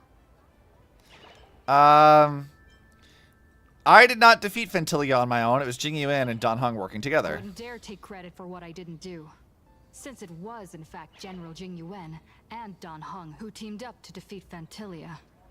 Yeah, exactly. As for the High Cloud Quintet, it's been over 700 years since those 5 made their mark. And one of them's kind of evil now. I know it may sound wild, but Well, 2 of them are kind of evil, I guess. Really live really long lives. You've read the Fluffy comics, haven't you? Pretty sure they covered all that lore in there. Yeah. All the lore. Immortality. Some see it as a curse. But personally, I don't think the abundance is as terrifying as their reputation suggests. What? What do you mean by that, Evanesia? Don't say that in front of Xianzhou, folks. I almost forgot we're not in the Xianzhou anymore. Should be fine to talk openly about the abundance now, I guess. She seems so uncomfortable. Yeah, that's not an issue. But the Xianzhou's attitude towards the abundance isn't totally baseless. We've clashed with the Borisin, fought against the Mara struck. Just imagine if we hadn't won that battle against Fantilia back then.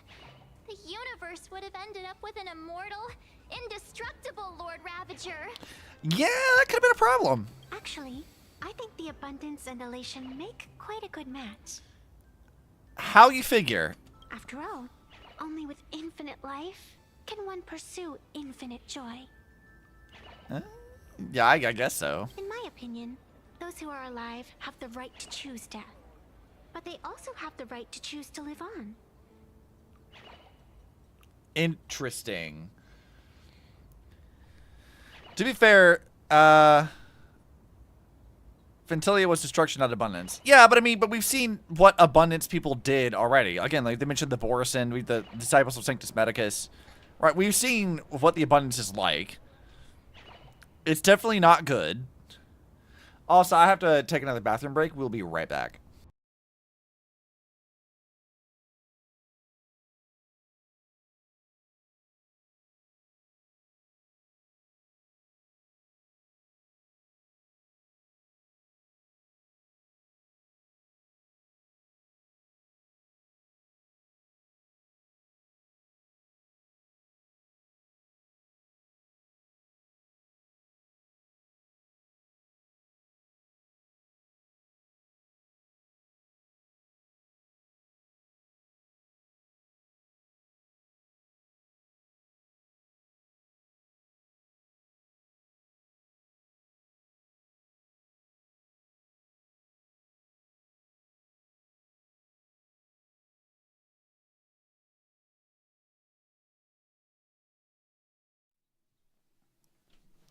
Okay, we're back. Sorry, I forgot that there's not any audio on that other screen. You said, think the argument can be made for any path that's not inherently good or evil. It's just a matter of use and circumstance. Yeah, I mean, I'm not sure that, like, any Eon we've seen is strictly evil. They're always more of, like, just kind of forces that exist. Destruction's maybe the closest to an actively evil force, but, like, even then, it's hard to really say what Nanook is actually thinking. But, like, when we look at the other Eons we've seen, they're more of just, like, you know, things that exist. Like, you have, like, okay, so you mentioned, like, the swarm here, but, like, the swarm is a insect thing. They're just propagation. That's all it really is. You've got, like, Ix or whatever in Nihility. It's just death. That's all that really is. They just, like, represent kind of, like, forces of nature in some way. They're not necessarily good or bad. It's all a matter of perspective and how, like, your relationship with it is. That being said, you could maybe go on the same line of thinking that, like, Lygus was on, which was like eons themselves, by their very nature, are a plague that is not really a good thing. Like having like newspeak created is maybe a bad thing. Like, you know, I think that there is an argument to be made that like the eons as an existence that alters reality in this way and like shackles people onto these ideals and paths is maybe a bad thing. I don't know what you could do about it, but other than like killing all the eons. But even then, even if you killed all the eons, what's to stop more eons from like forming? Like, what's the rule that lets eons exist in the first place? Like, how does that come about? So, even in the destruction could be considered a force of good in the right circumstances. In most cases, however, we stand opposed because life tends to favor preservation and longevity, as it opposes it from a moral standpoint. Yeah, exactly. After all, there's always something out there that makes tomorrow worth waking up to. I like you're saying something, Sevenesia. Wow. Getting all philosophical on me now. When this kid gets serious like that, I swear you can practically see the wrinkles forming. Since we're talking about waking up, shouldn't we head over to the Penacony exhibition area next? I am very curious what the Penacony expedition is supposed to be. Huh. You want to keep exploring? We need to be a bit more careful now, don't you think? I mean, the Daybreak Squadron already came gunning for us. Who knows if there are other supplicants lurking around, just waiting to make their move. I mean, part of this entire thing, March, was for this to happen. Oh, come on, March. Don't be such a worrywart. Didn't our little raccoon take out those guys in no time at all? Yeah, we kicked their ass. Such reassuring words. Little raccoon, I've actually been a huge fan of yours all along. Evanesia, my god. All right, all right. Don't push it. I love that she's just dedicated to this bit. She's gonna keep it going. Even when it's not funny anymore, she's keeping it going anyway. I love that. Here we come, Penacony. Exhibition area. Uh-huh. You know, I honestly genuinely do like the fact that she is committed to the bit. Regardless of what's going on, Evanesia's like, nah, dude. I'm here for this. Oh, this area's pretty nice looking. It's kind of fun. I like all the little Shinjo stalls and things. Oh, these cat things are cute. If Ava ever has a Destiny, her dying word's going to be, I've actually been a huge fan of yours all along. She would do that, though. Or she'd ham it up. Like, she'd make it, like, way overly dramatic to the point that you know it's not real. Like, you know that it's exactly what she would do. Which is great. And if this is, like, a Rin variant, this is not what I thought her personality would be, but I'm totally here for it. Because it is pretty fun. Okay, so this isn't nearly as, like, big as I thought it would be. I'll have to come back through here and find all the chests and things at another point in time.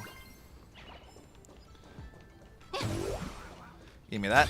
Think about it, every living thing embodies the ideal of propagation to some extent, even a small. Yeah, this is true. I hope someone should use a Rin variant. Yeah, I don't know that they'll ever, like, officially confirm that or not, unless they have an actual Sakura show up at some point in time. Also, this guy's name is @GigaChad Toilet King. What? Why is his name GigaChad? I hate that. Also, you're on a fucking toilet. What even? Don't remind me of the toilet side quest. I don't want to think about that. Himeko, you're here. Sup, Mom? Are you two all right? Well told me to watch the live stream, and I saw the Daybreak Squadron challenging her. Yeah, I kicked the shit out of them. I did not hurt them. You did well. I bet their intention was to stir up their supporters' wish power through the challenge. Probably. If you had hurt them recklessly, it might have pushed many supporters straight into their arms. Well, that was the whole point of not hurting them recklessly. Oh, and you are? Oh, nice to see you again. Express Navigator, Miss Himeko. Do it. Pardon Again? my poor memory, but What do you mean again? Have we met before? Of course. I've seen you in the news more than once. It's such an honor to meet you. Again. That, okay, well, clearly what she says here is a lie. Her being, like, what, the arbitrator of the games? That does mean that she's probably met Himiko, like, she might have met all the supplicants before in the previous games and stuff, which means that she might have met Himiko in the previous games. So, that's interesting.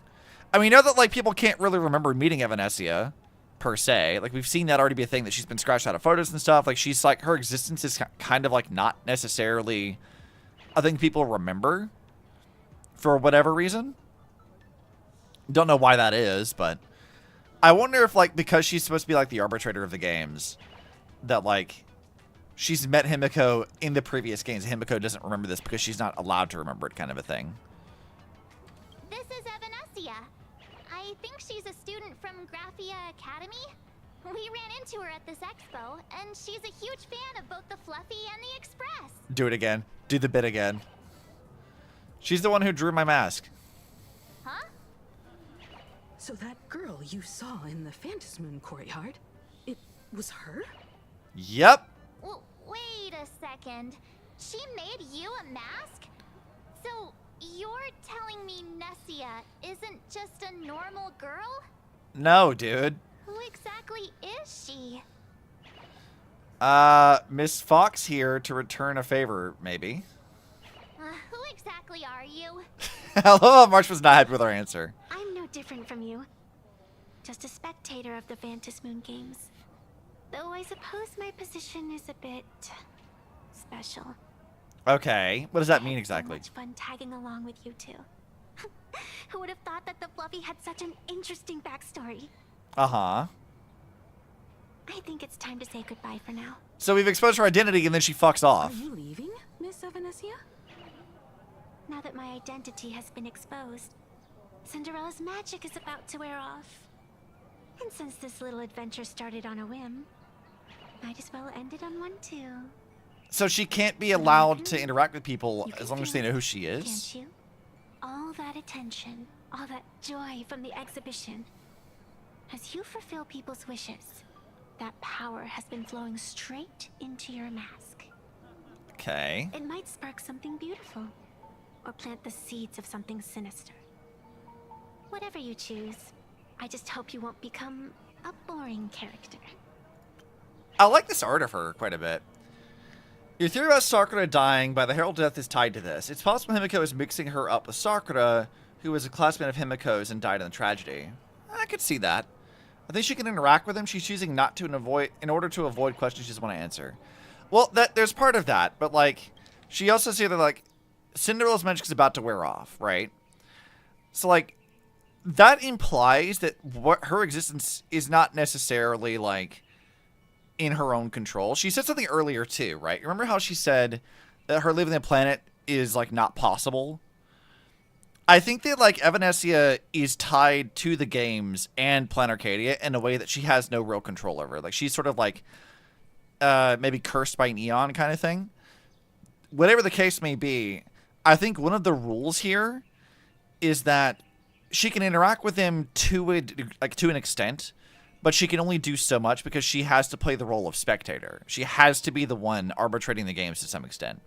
She can only intervene so much before she literally is like pulled back to the courtyard, kind of a thing. That is what my current thinking is. That there's clearly something that like limits the role she can play, and when her actual role is exposed, she's no longer allowed to stay. So like, I don't think she's just leaving just to leave. I think this is like literally like the rule of the world of like, she cannot physically be here anymore. She has to go. That's what I'm thinking anyway. I'm rambling again, aren't I? Well then, before I go, let me break this awkward moment with a riddle. Do you know why flowers are so beautiful? Wait, where did those flowers behind you come from? Is your Riddler syndrome acting up again? What's wrong? Can a pretty girl have her own special effects? Good. I know you're never serious about anything. Never. I guess I'll just have to answer my own question. Because flowers are always so fleeting. Yeah, like she literally teleports away. That's really interesting. Why are flowers so beautiful? Because flowers are so fleeting. Okay. And then she talked earlier about immortality. About pursuing, like an infinite life, pursuing infinite joy. And now she's talking about the finite of things actually like dying or disappearing. I'm not entirely sure what that means for her existence or what she's talking about, but that's interesting nonetheless. I remember seeing with her was her talking to someone who couldn't see or hear. That might be someone pulling her strings. I mean, my thinking is that person could be Vita. That she's talking to like another spectator. I don't think that like Vita would have that kind of control over her. It's possible that like maybe she's referring to like Aha directly. You know, like that. I mean, if we're going by the idea of like maybe she's like cursed by an Eon, like this could be her curse. Kind of a thing. Which I guess for Rin would like potentially track. Because when we think about like what Rin is in Impact 3rd, we have two variants of Rin. The first Rin becomes a Hersher of corruption, and she's murdered, and then becomes her like virus corruption form. And then the second Rin has her hamstrings like severed, and she's forced to be a child sacrifice. So like this idea of her being like cursed, dying, having a bad time, like whatever you want to like insert bad thing here, does kind of like work for that. It's like the idea that maybe she's like having her like strings pulled by something that she can't control, that there's something going on here, like that does kind of make some sense. There's definitely more to this than I think we're being told for sure. I'm not sure exactly what though. Ah. You left your own special effects behind. That's great, actually. He's gone. Unexpected people and unexpected it's literally just a fucking make an appearance in the Fantasy games. Although Miss Sevenessia claims to be just a spectator. She literally opened up a fucking like window to put it behind her. That is fucking fantastic. Girl, that is so dramatic. You don't need to do any of that. Too extra. I love it, but like why? As someone who can create masks and allow others to become supplicants, there's no way she's just some ordinary girl. Yeah, no doy. I just don't know what to make of everything happening to you. Mom, I promise she won't lead me astray. I love that we're just calling Himiko Mom now. We've just decided, yeah, she's Mom. Sorry. I'm just being overprotective. She doesn't even deny it. All right. Time for us to head out. Where to? Let's continue forward to the next stop. The Penacony exhibition area.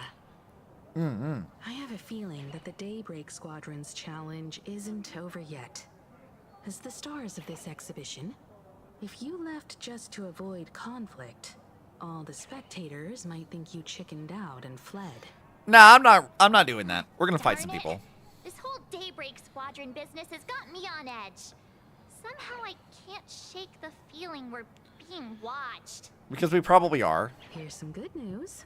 At least we aren't completely without help. Pearl's people are on their way to the Penacony exhibition area to join up with us. Are they gonna be actually Pearl's people, or are they gonna be people pretending to be Pearl's people? Again. For like the third time now. Like those lovely stellar jades be hiding. Let's go! Alright, anything up here? Nope. Is this supposed to be like the Heliobi? Welcome aboard, passengers. The Fluffy Shuttle Express is a I mean, I guess it's like... Yeah, I guess it is the Heliobi, isn't it? Penacony exhibition area. Ow.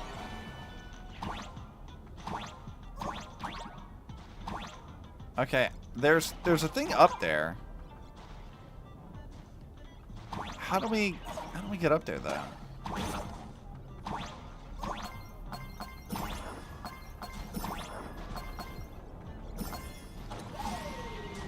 Can I hop up this thing? There's like a thing up there.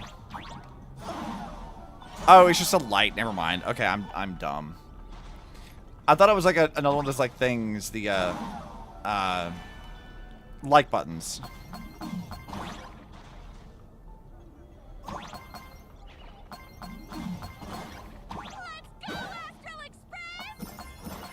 The Astral Express? Just another IPC lapdog. Since fucking when are we the IPC's lapdogs? Let's go, Daybreak Squadron!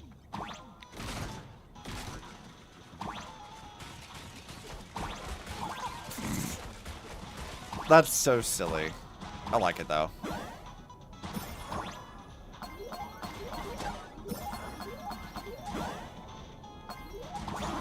Oh, ow. Rude.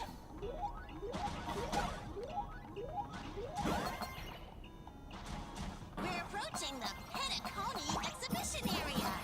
Well, this is fun. And hold on tight.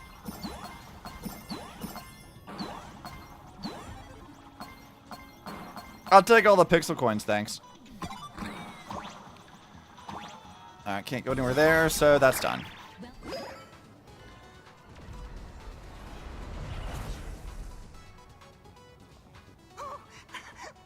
I get run over by the express if I love the, like, if you listen to the music in the background, it's Robin. And you get blasted straight into a comic book.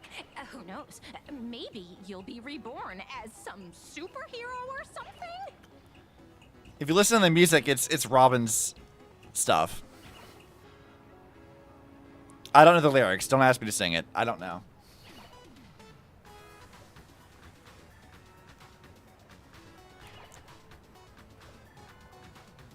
That's very fun.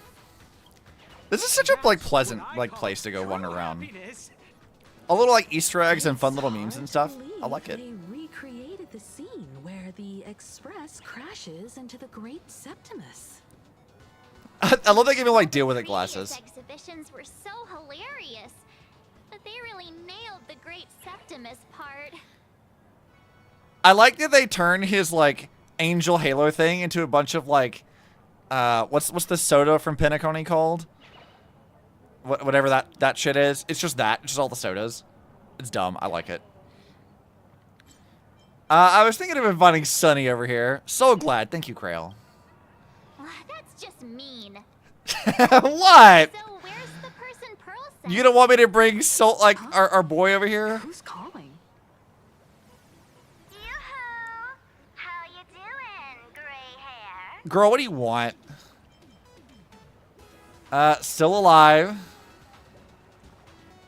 I heard about your big fight with the superheroes, and since I actually respect you as a rival, I thought I'd give you a heads up.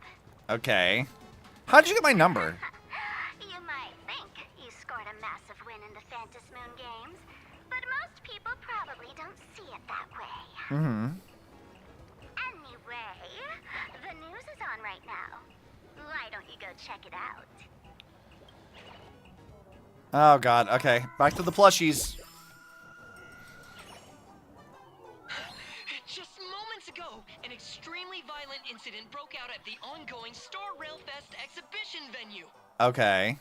The Astral Express supplicant Trailblazer brazenly launched a brutal attack on the beloved local heroes, the Daybreak Squadron. The scene descended into total chaos. Well, I saw that coming.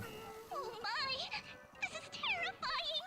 Didn't this nameless just defeat Sparksy and save Grappy Academy? Was that victory still not enough? Could she, like the defeated Sparksy, now be a threat to everyone's safety? How chilling! In the video footage from the scene, the Trailblazer claimed her act was to demonstrate the so-called trailblazing spirit of the Astral Express to this world. Ah! The consequences of our own actions. I see. You don't stand a chance against me. Is this what she calls the Trailblazer? Them fucking censoring her eyes. Violence to strike down the guardians of this Arcadia and trample over our own heroes? Was it a sudden violent outburst? Or was this the moment her true heartless nature finally came to light? Uh-huh. Foolish TV will continue to follow this shocking incident. Stay tuned and don't go away. Once again, we are reminded that, like, Foolish controls the cultists and a lot of the fucking media, and she's rich. I'm fairly certain that, like, also consider that, like, Daybreak Squadron are part of her cult, with the exception of, like, the one guy who hasn't got the surgery yet. This just feels like she's doing this. Like, they're not really supplicants. They claim to be supplicants, but they're not actually. So our attack on them makes us look bad because they weren't supplicants in the first place. And then now she's controlling the narrative through the media to continue to make us look bad, to reduce the wish power we can get. And also framing it as, like, you know, outsiders attacking Planet Arcadia. Because remember, she bitched about the IPC when we talked to her earlier. And now there's this, where they're framing it like, oh, outsiders are trying to take over the planet. This seems like she's trying to play the media game. Such is my guess currently. It's all over the internet now. Uh-huh. Say you're a violent maniac. Others think you're behind the bloodbath in Deathbrook, that you're the second herald of death. Bruh. What? Oopsie. How are you feeling right about now? God, this presentation is so much better. Someone's definitely pulling the strings behind my back. Of course, someone's definitely pulling strings behind the scenes and stirring up drama. As a top streamer in this field, Sparksicle can spot these tricks from a mile away. Yeah, it's Foolish. Like, she's the only one who would be able to do it. I didn't see anything particular, did I? It's not about what you said, it's that you said it. Yeah. Here, let me send you the interview video. Which was also with Foolish TV. I won't go any further, but since you managed to defeat Miss Sparkle... No, I mean Miss Sparksy. I don't want to see you embarrass yourself in front of those clowns. Right. Good luck. See you around. Hi! Trailblazer. Sorry to bother you. We're with Full Wish TV. It's our lucky day running into you here. Do you have a moment? Keep it brief. I've got plans later.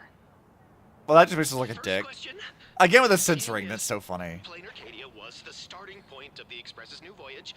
How would you describe your impressions of this place? Plain Arcadia. Everyone's chasing the latest trends. Looking for fun. Okay, they didn't cut this as much as I thought. Throughout the history of the Phantom Moon games, it's been extremely rare to have such a renowned cosmic figure as yourself participating. As the Astral Express's supplicant, what kind of changes do you hope to bring to this world in these games? Well, I remember saying I didn't want to... Oh, they cut out that part. That's an impressive... They cut it out. I see. Speaking of which, after joining the games, you immediately went to defeat Miss Sparksy, who represented the Masked Fools. What are your thoughts on potentially facing native supplicants in the future? The other native supplicants? Way too dangerous. I'd rather defeat them through violence. Hey, we didn't say that. That's not the answer I chose. That's actual fake news. What the fuck? Y'all lying about this shit. Speaking of local supplicants, we've noticed that Star Rail Fest is Perlux Corp's way of rolling out the red carpet for the Express. There are rumors that the IPC is also sponsoring the Express. So... You do want... I mean, I do want violence, but that's beside the point. Express or the IPC in these games? At the end of the day, this is a festival for the IPC's interests. Madame Pearl and Perlux extended such a warm invitation. I'm not one of the guests. I'm the master of this place. Oh, you see, they did cut it. They've chopped up our lines here and took it out of context. Wait, what? This is totally a malicious edit to frame her. How shameless. Right? So, Foolish, what are you up to? They sure know how to twist other people's words. Over these 15 years, the nature of competition in the Phantom Moon games has evolved. The Daybreak Squadron's taunts were just smoke and mirrors. The real game is being played in the shadows. where our opponents have mastered the art of weaponizing public opinion. And only one person's capable of doing Come to that, think so. of it, it's only natural. After all, the true stars of the games were never the supplicants on stage, but rather the audience, whose gazes they command. I guess so. Indeed. The audience is all fired up, waiting to see you work your magic, kid. Oh, look, he's back. But you know what? I bet what they really want to see, deep down, is the Daybreak Squadron taking the Astral Express down a peg or two. I mean, also that. It could be both. Well, if it isn't the folks from the Astral Express. Fancy meeting you again. You know, I'm gonna borrow a bit of a line from Molly, in Astros VA. Every time I see Kuchiba, I'm like, twirls hair. She's so good, dude. Like, I love Kuchiba a lot. She's so good. It's like, hi. This storm online. Fantastic NPC is design, several truly. times more intense than the day you stopped SparksyCon. Miss Kuchiba, you've seen all this fake news too, right? They actually said it's fake news. That's funny. Aren't you guys a bit late for this? Sorry, got a bit held up on the way. Since I entered the exhibition area, at least 7 folks stopped me asking for the autograph of this guy called Welt. Why do they ask you for that? Who is this Welt? Why would they ask you? Why would you even know? Sinwish Syndicate massacre. But every suspicious thread we followed led us from the Research Society of Happy Smiles straight to the Daybreak Squadron. Right. And then there's the one pulling the strings behind the scenes. Full Wish. Full Wish? Yeah, she's the bad guy. You know that name. Now this is getting interesting. She was my junior at school. 15 years ago. She was also the only student who survived at Graphia Academy. How does that work The exactly? good news is your junior is living better than anyone else. She owns TV stations, charity organizations, has a huge business empire, and wields both wealth and power. Oh, as for the bad news, she's probably plotting something for the Fantasy Moon Games. And I mean the worst kind of something. My gut tells me that the Sinwish Syndicate massacre, well, and that's probably on her tab too. We gotta avenge Caustide. Look what they did to my boy. To ensure everyone's safety. Of course, I understand that with the Nameless's skills, there's no real need for extra protection. But Madame Pearl didn't want to take any chances. Fair. Long story short, feel free to use me as muscle. No need to be shy about it. Well, it never does anything, so they had no way of knowing he looks like what he looks like beyond Talkman. I mean, where's the lie, though? I'm counting on you then. So, are we still heading to the top of Pom Pom Tower? Oh, God. We should keep moving forward. If my guess is right, the Daybreak Squadron will launch their second attack there. Forget about any fantasies of fairness and harmony. From this moment on, the Fantasy Moon Games could follow in the footsteps of what happened 15 years ago. Which we would prefer to not be Once the case. this battle turns bloody, fear will seep through the screen and become some supplicant's wish power. So, again, See, probably that's the foolish. problem with modern society.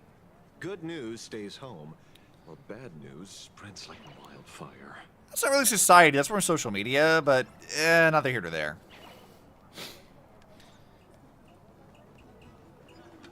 See anything up here that's interesting or fun? I still love the like police doggos. That's fun.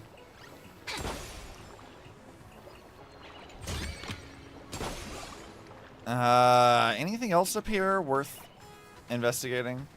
Wait. To move forward, we'll Dahlia? pull up the shuttle express first. Why the fuck are you here? Excuse me, why the fuck are you over here? Why the hell are you here? It's me. Did I scare you with how I popped up without a sound? You're cosplaying as the Dahlia? Oh, really? Then tell me. My perfume, the hem of my dress, my smile, how closely do they match the woman in your memories? You see, Pentaconi itself is already a dreamscape, yet the people have built an extravagantly ornate dream based on the dream you experienced. Sometimes I envy you. So many people are cheering for your story.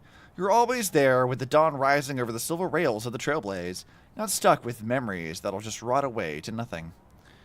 But even forgetting things carries warmth, like lingering heat on foreheads pressed close together long after the dance has ended. Oh, you're blushing. Am I fur too close to you? Oh, it's a fur bobo. Okay. At least at this moment, don't fur away from me. Don't break free from this man that belongs to... Okay. Yeah, your fur bobo speaking habits just gave you away. What? You saw right through me? I have read Fluff Across the Blue, dreaming of gnawing oak 100 times. Memorize all those lines for my opening. In that case, immolate yourself in my dance. Etch me into your bones. I was gonna say, why the fuck would she be here? There is no reason why she should be here.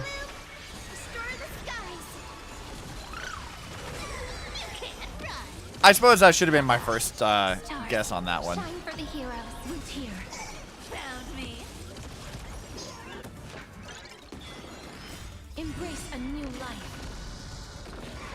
Yep. Get wrecked, nerds!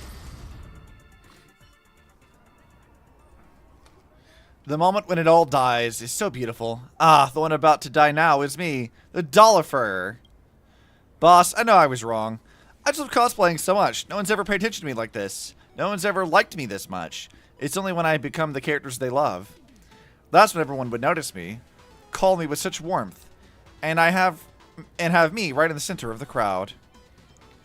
Get back to work. No wonder the boss wouldn't let me do cosplay because I'm still on the clock. I'll head back into work right away, but I can come back after work, right? I'll definitely be back. I was gonna say, there is no goddamn reason why the Dahlia should be here. Absolutely the fuck not. Wait, what am I investigating? I'll do the puzzle stuff later. Everyone's here for the party. Yeah, it seems like it. Even if it's not actually them. Hold on, I see this item. And grab that. Oh, I didn't want to read that actually.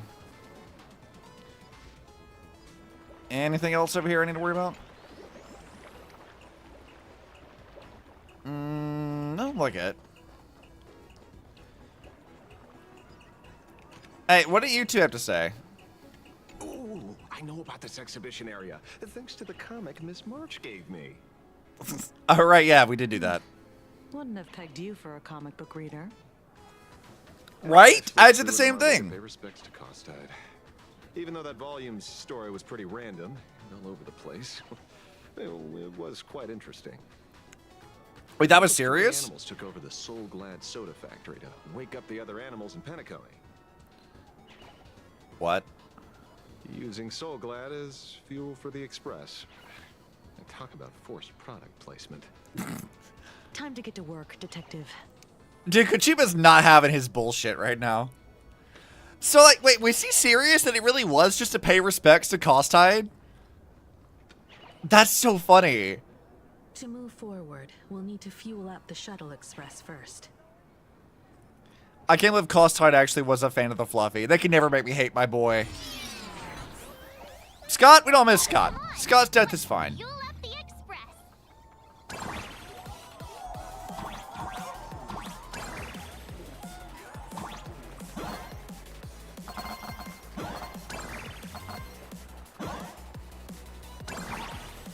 Dude, this like remix of Robin stuff as like a chiptune thing, that's so good. I love that.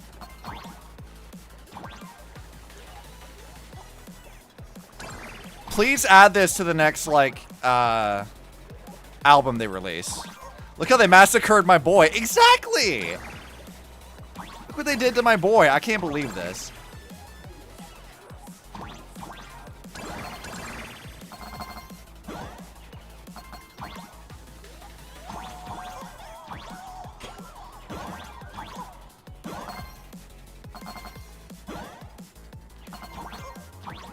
Alright, let's do that. I don't know if I'm supposed to, like, continue collecting all of these, feathers, but, like, whatever, I guess.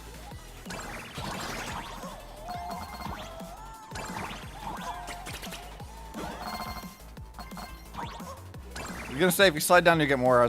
Yeah, no, I figured it out. I don't... Do I actually need to get these feathers? I don't feel like I actually need to do that.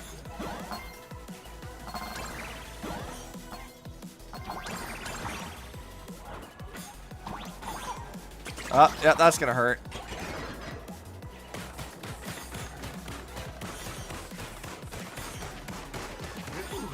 Well, onwards we go. Whoa! That was satisfying. That was fun. Yellow coins if you just run and jump. Yeah, I figured that out just now. Ha! We get to do it again!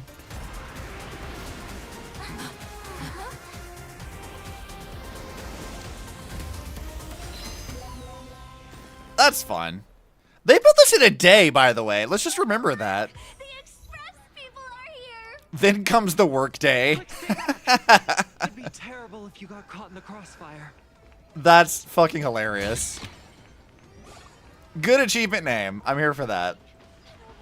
Astral Express. We've been waiting for you for quite a while. Every single person I've seen steps go sequence one by one. One jump. Yeah, I realized that as I did it. I'm like, oh, right. I could have just, like, run.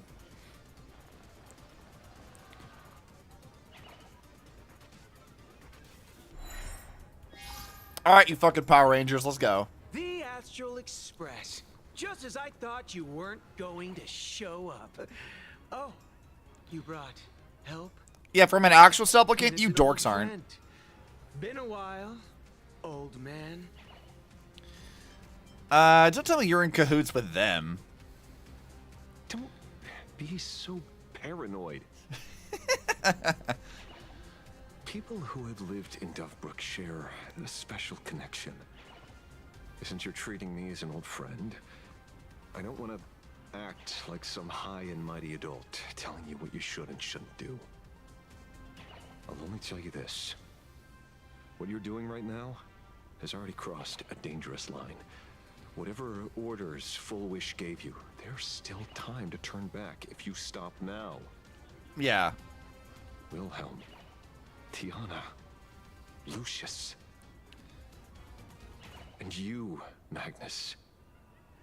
After my heartfelt warning, do you still insist on taking Full Wish's side? Well, the other three are still kind of like, you know, brainwashed. They're my partners. Listen up, old man. Supplicants' challenges during the Phantasmoon Games have no restrictions. That means you have no right to stop us. You haven't proved you're a supplicant yet. Like the Herald of Death. Every single person stops going one by one. One jump, jump, jump. Yeah. It's simultaneously hilarious and infuriating. I bet it. That's where your problem. My HC is just like, run, go, get the dopamine. Everyone's like, but I hesitated and missed one. Yeah, exactly.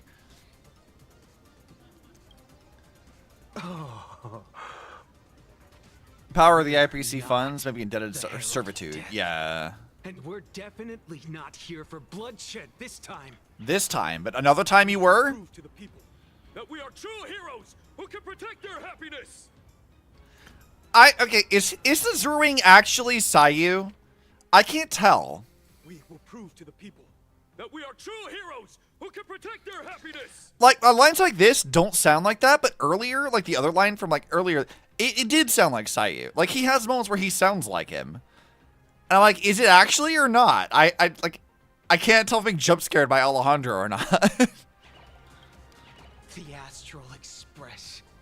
These visitors from beyond the sky claim they saved the cosmos from a Lord Ravager. But who knows what the truth is? Well, we did. Twice.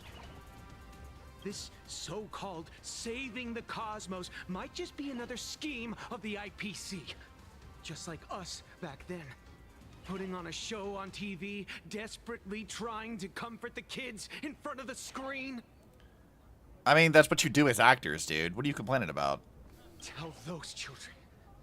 Tell my past self that when the Herald of Death comes, there will be heroes who put themselves between everyone else and a threat. You know, you're saying all that shit right now, but the woman sitting in front of you literally killed him or defeated his ass, whatever. She didn't kill him because they executed him later, but whatever. Himiko literally beat his ass. So, like, you're saying all this shit now, but, like, literally, you're saying it to the worst person you could say it to, because Himiko stopped him.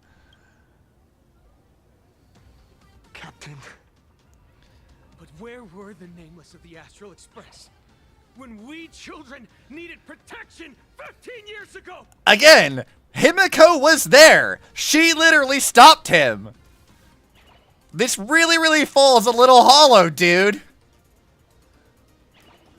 Say something, Himiko. Don't take this shit. Gray, don't be fooled by these flashy, cosmic heroes. Himiko, say something, please. You need to put them in their place right now. The Astral Express doesn't care about our happiness at all. They come and go like all tourists. No, they're even more heartless than tourists. Because they're here to trample on the elation ceremony and steal the Arcadian people's attention! Because it's a copycat. Everyone knows this already. They don't need to say, I'm pretty sure. I mean, I guess so. But still, like, Himiko needs to say something. She just be like, I kicked his ass. I was here. I did do this.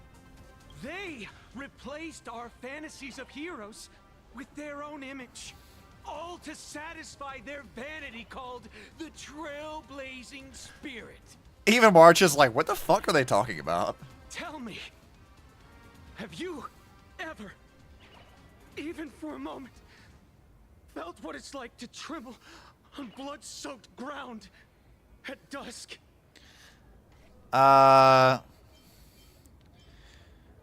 There's not a single time I go into a fight that I'm not terrified.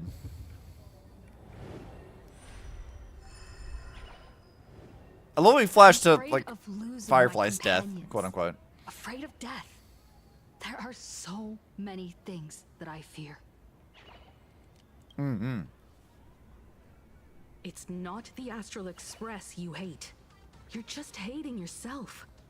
That powerless child who couldn't protect everyone. But I want to tell you, being powerless was never your fault. Mm-hmm.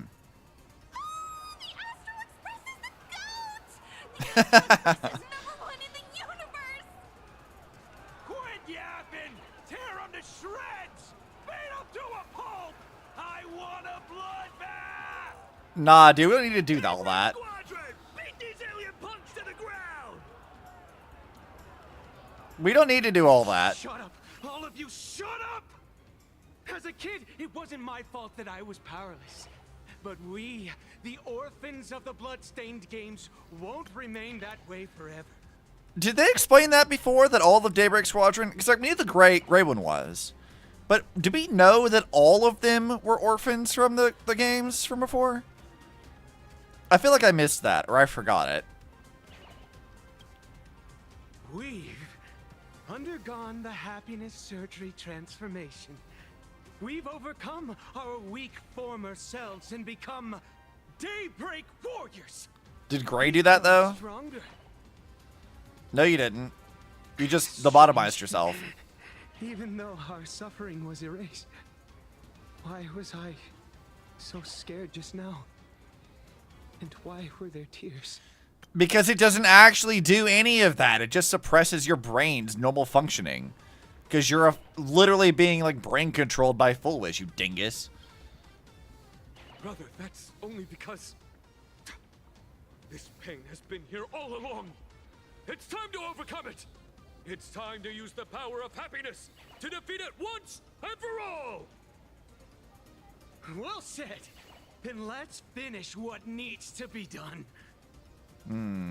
Let's reclaim from these outsiders the image of heroes that the people of Ahatopia hold dear. I forget that the planet's actually called Ahatopia. Or What something about like you, that. Magnus? Sorry, Mr. Ashvale, but a hero never betrays his companions. Come on, man. Use your fucking brain. You know this isn't right. Daybreak Squadron, 4 warriors of one heart, united to protect the world. I won't let down my companions, or those who believe in us. Mm-hmm. We are the true heroes. Look at the statue of the conductor. It's cute, just right? An empty shell. Even Pearlux Corp, with countless resources at their disposal, can't breathe life into it. I mean, it requires a lot of wish power to operate, yeah? Can. Let me prove it to you. Are we really gonna fight Mecha Pom Pom? Because that's awesome. Don't touch the conductor statue. Stop them! Don't let them drag the Astral Express's name through the mud. Hmm. I shall provide the wish power to awaken it. I love that we're fighting Power Rangers. And allow it to stand. This is great. I shall turn into the fuel that drives it forward. I shall become the core that makes the engine sing the song of eternal joy. Uh-huh. Happy. So happy. Express is about to warp happily. Clean up. Oh, it's got the creepy face on it. Ew, I hate that. Everyone will.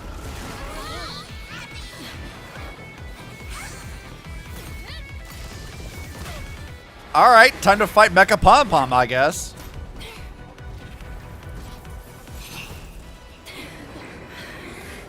Ashvale, what are you doing? Why are you Michael Jacksoning it up?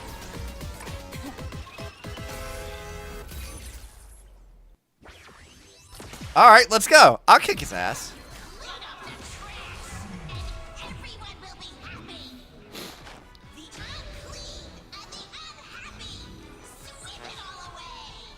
Uh-huh.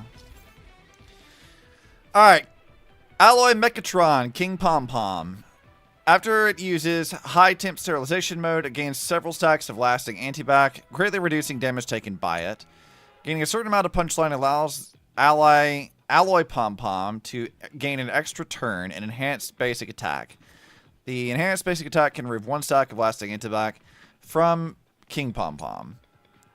When these effects are removed from King Pom Pom, it takes massive damage. It's really moving. This is the power bestowed upon us by Aha! Okay. Costs. I won't let you trash the conductor's image like this. Yeah, how dare you take Pom Pom's image and make him into this thing? Alright, so what do I send? I guess targeting the main Pom Pom is probably the important thing, right? Let's go ahead and just do this for everyone. Go, fat fuck. And then Cyrene, you need to do this. Shine for the heroes. And then I guess you can do this. Alright, Cypher, you can do your stuff too. Play session is over. You know what? I guess we'll fight this thing.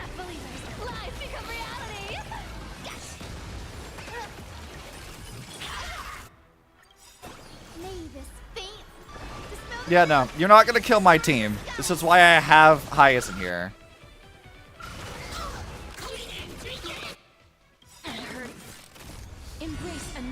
Alright, go, Castris. Let's do some shit.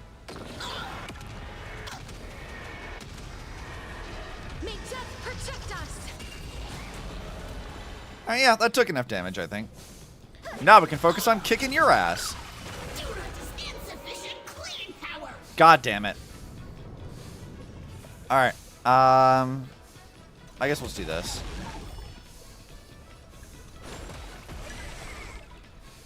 And then Cypher, let's have you do kick this thing. Cyrene, you can do support again. Bloom for tomorrow. Amateur. Future is great. And then we don't need to do restore, I don't think. So let's do that.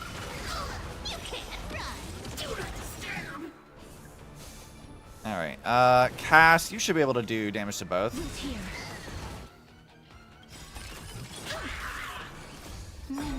All right, go, Cyrene. We have shit to do.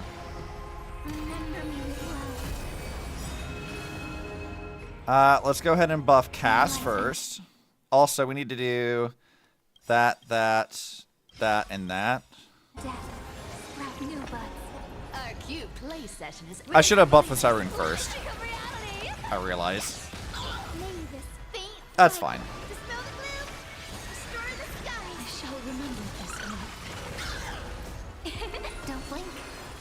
Okay, so we buffed Cass already. So let's buff Hyacinth. Heal the twilight. Embrace a new life. Cleanse hatred with love. And we'll buff Cypher next time.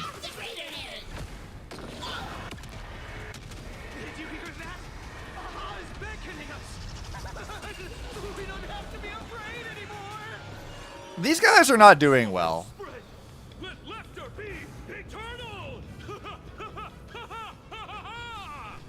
That guy's laugh. You guys are seriously. Oh, the pause between his laugh, like that's so fun. Time is money, you know. Wait any longer and you'll owe me interest. Good job, Cypher. I guess we'll just keep doing this. We can hit everybody at once anyway.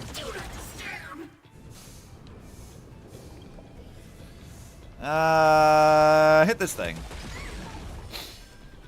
And that one. Yeah, we'll do this. Alright, Cyrene, you should be able to buff Cypher now, right? Yes.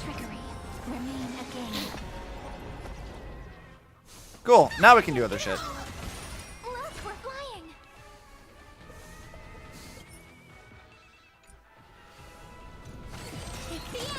I wonder what the second phase is going to be like for this.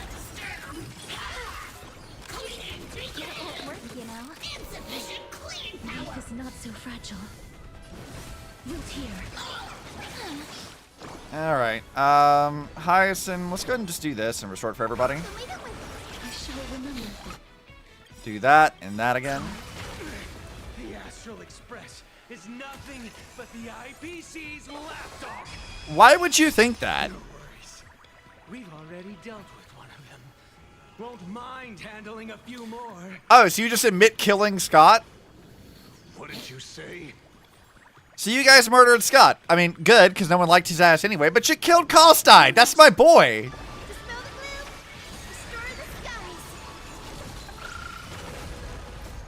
Look how they massacred my boy.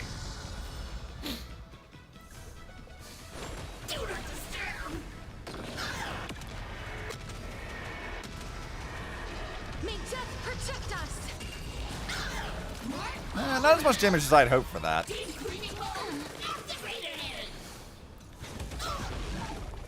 And then we'll just do that. Prepared to awaken the ripples?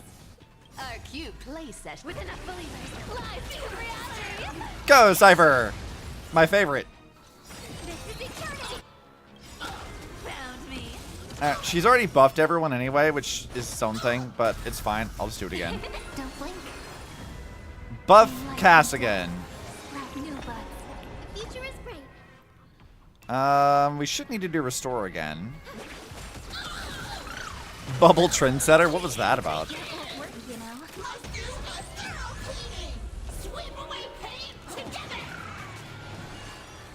Alright. We should be able to hit them all with this. And then let's go shoot that. You want to take advantage? Not doing as much damage on this as I had hoped.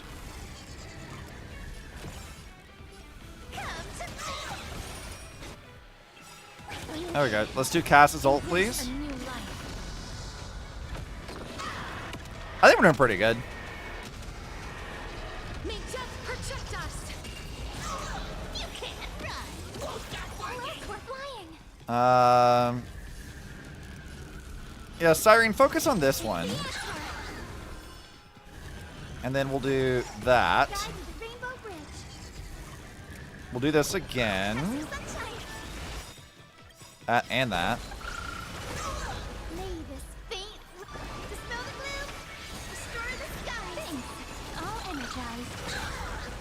Okay, we'll go back to buffing Hyacinth again. Not that we really need to, but it's fine.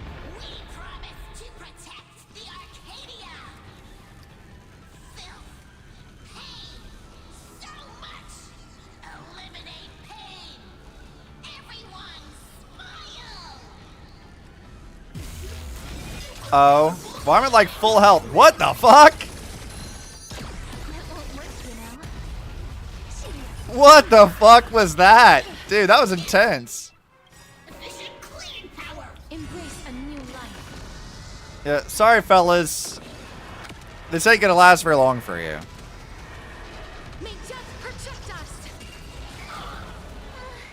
Surely that did the trick this time. I was gonna say, it seems like probably not.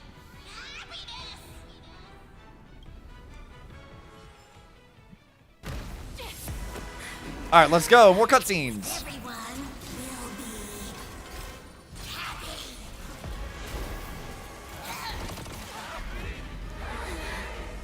I offer my blood to consume this vendetta. Oh? I offer my heart to shoot down this injustice. Asheville's moment? I, lead Hunter La Mancha, call upon you in the name of the Star Hunt Oath. Skybone, gaze upon this broken-legged wolf and steer my hunt toward victory! Oh shit! Let's go! He was La Mancha. I thought so. I thought he was.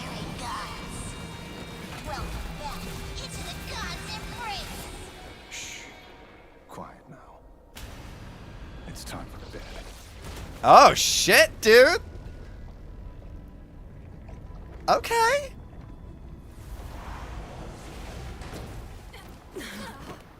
Plop. What the fuck is even that? Is that like a space worm?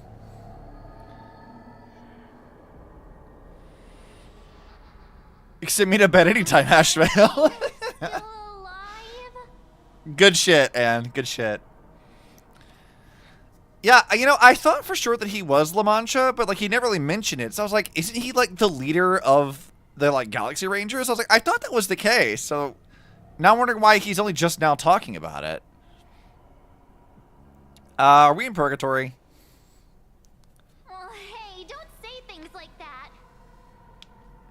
I remember the out-of-control express taking us down and through an abandoned tunnel. Leader of the Galaxy Rangers. Yeah, I thought so. Theoretically speaking, this should be a station deep underground.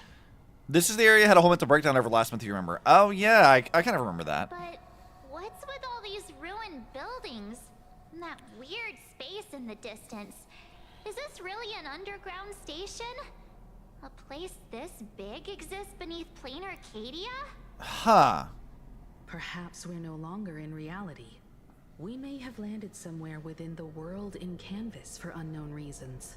Then, can we still make it back? I don't know, We need March. to find everyone and get out of here as soon as possible. Where's Mr. Ashvale and the others? I mean, at least we didn't get separated.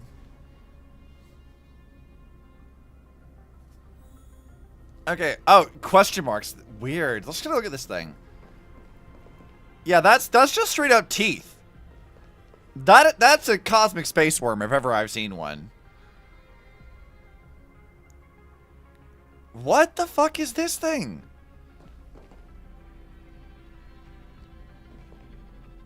Like, part of me would say, like, you know, Eon of Veracity kind of thing, but we've not seen anything with that thus far. Not actually. I mean, you have memes, but, like, I don't know why that would be tied to Planet Arcadia. been reborn.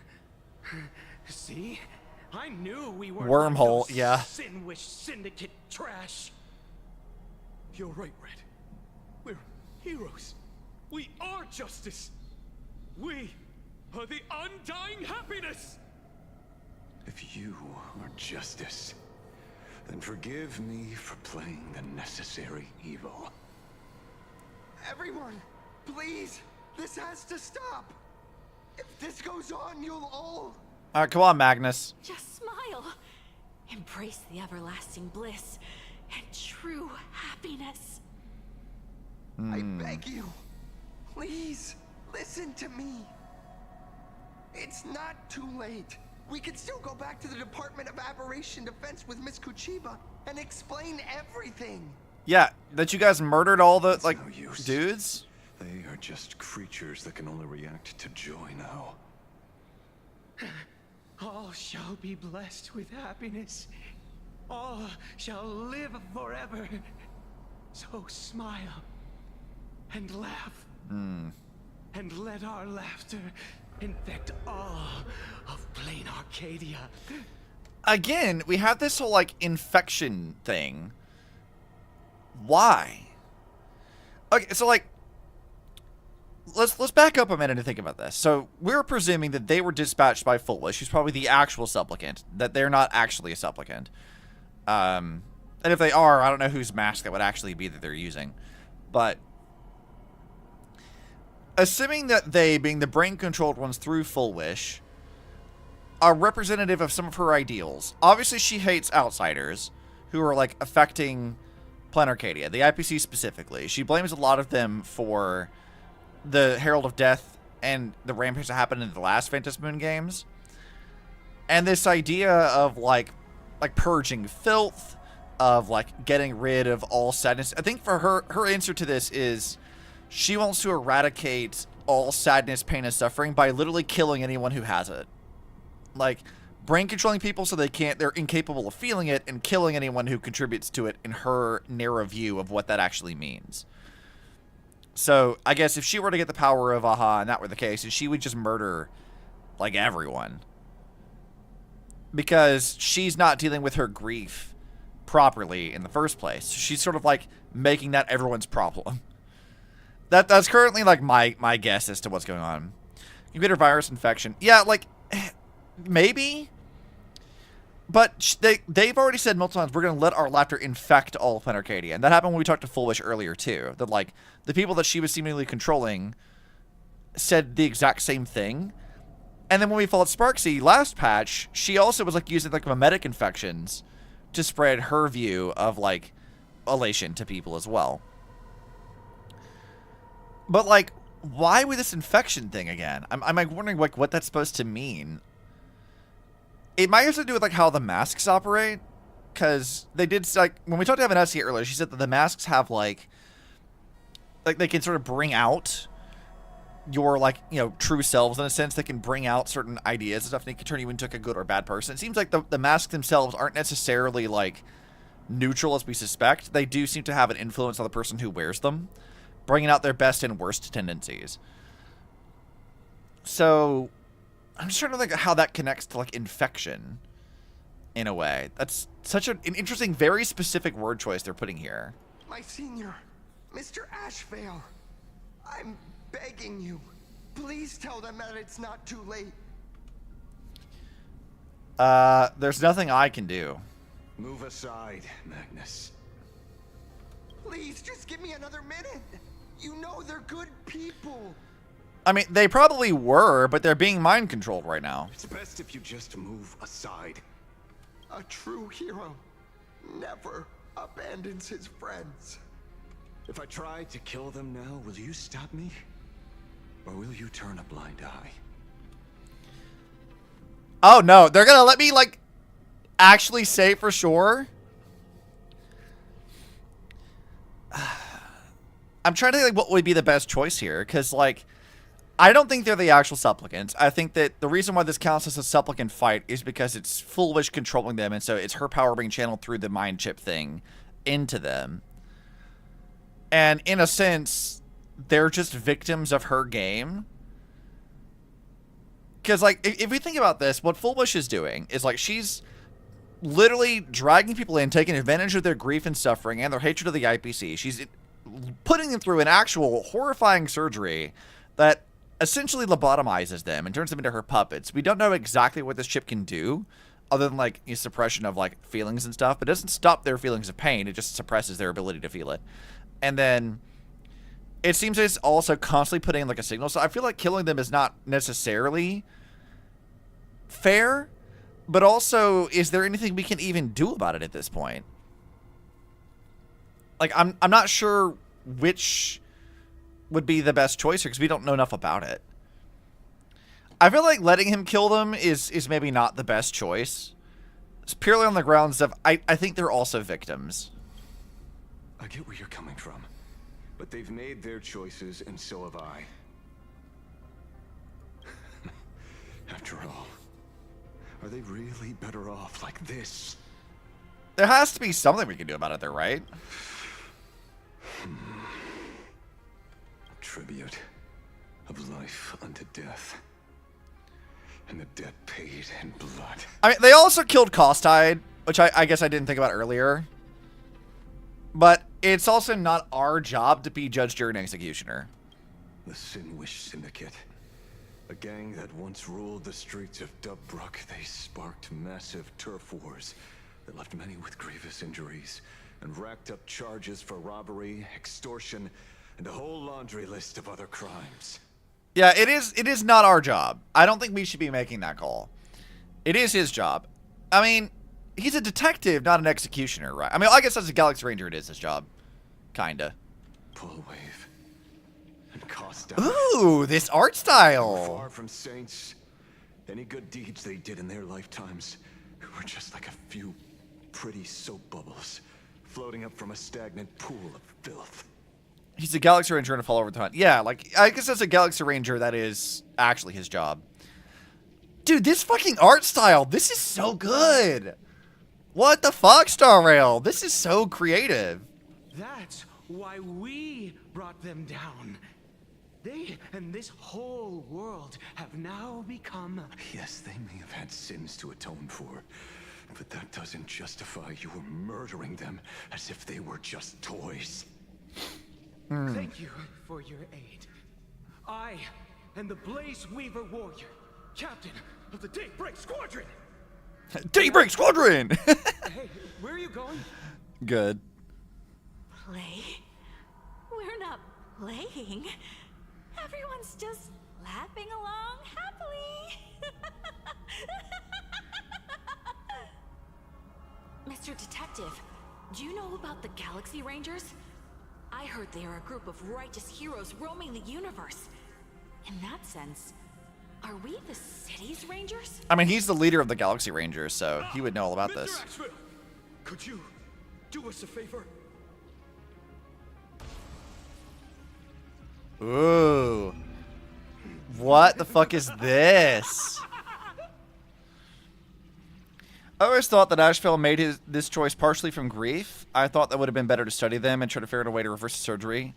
Or that the surgery did. Yeah, I feel like my answer to this would be that, like, I guess there's like a twofold problem here. Because, first of all, we know that, like, Full Wish has controlled a fucking lot of people. So they're not exactly, like, short on people to, like, test on to figure out what the hell she actually did to them. Assuming that you could even get the Department of Aberration Events to do it in the first place. And these guys, by their own admission, did murder a bunch of people. And, as another point of fact, they also pretty much confirmed that Full Wish is the Herald of Death copycat, because she's seen it, and she's controlling them, so she would have directed them to put the symbol up there and everything else, so we know that that's who that is now. We know that she's that. So, like, these guys are victims in some way. They didn't deserve this fate, but, like, they also are murderers. And I think the person who's actually at the worst here is Magnus, because he isn't surgified yet, right?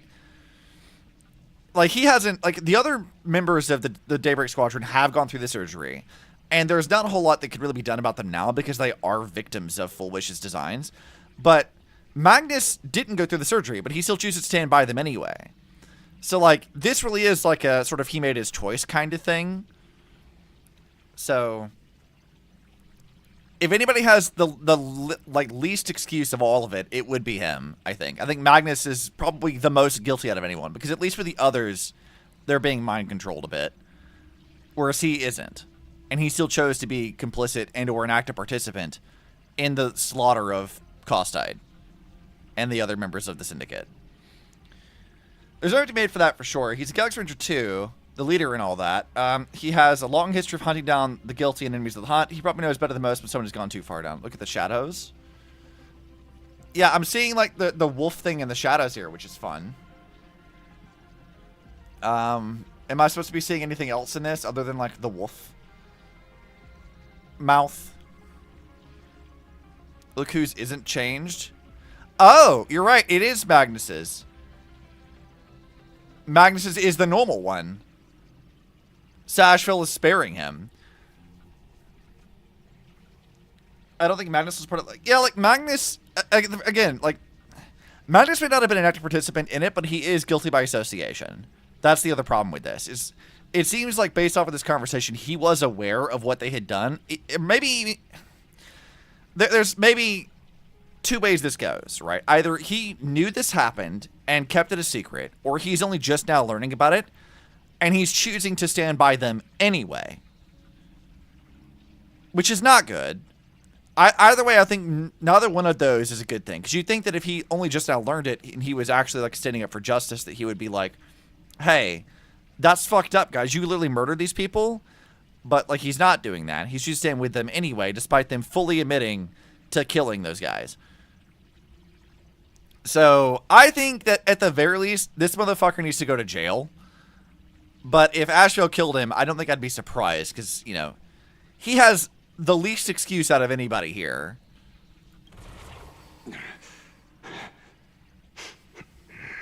Okay, so he didn't get killed. Familiar scent.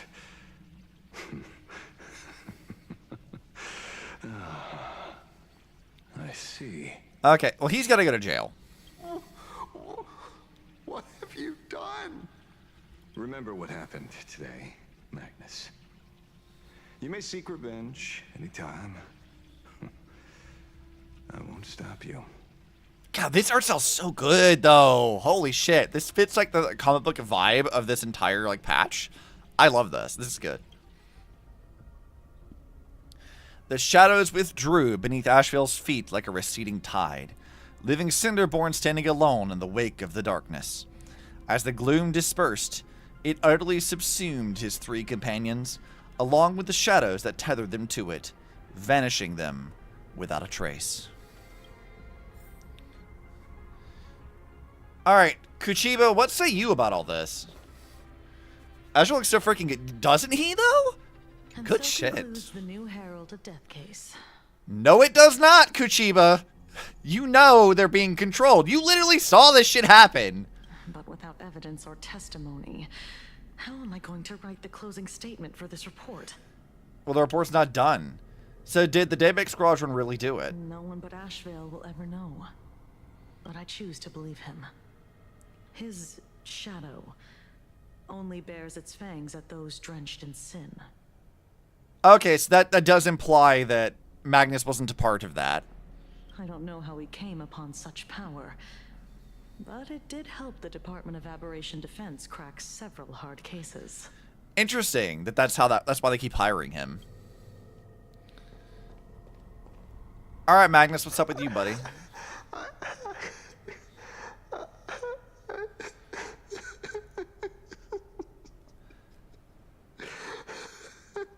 Yeah, I guess sobbing would be that would be the proper response.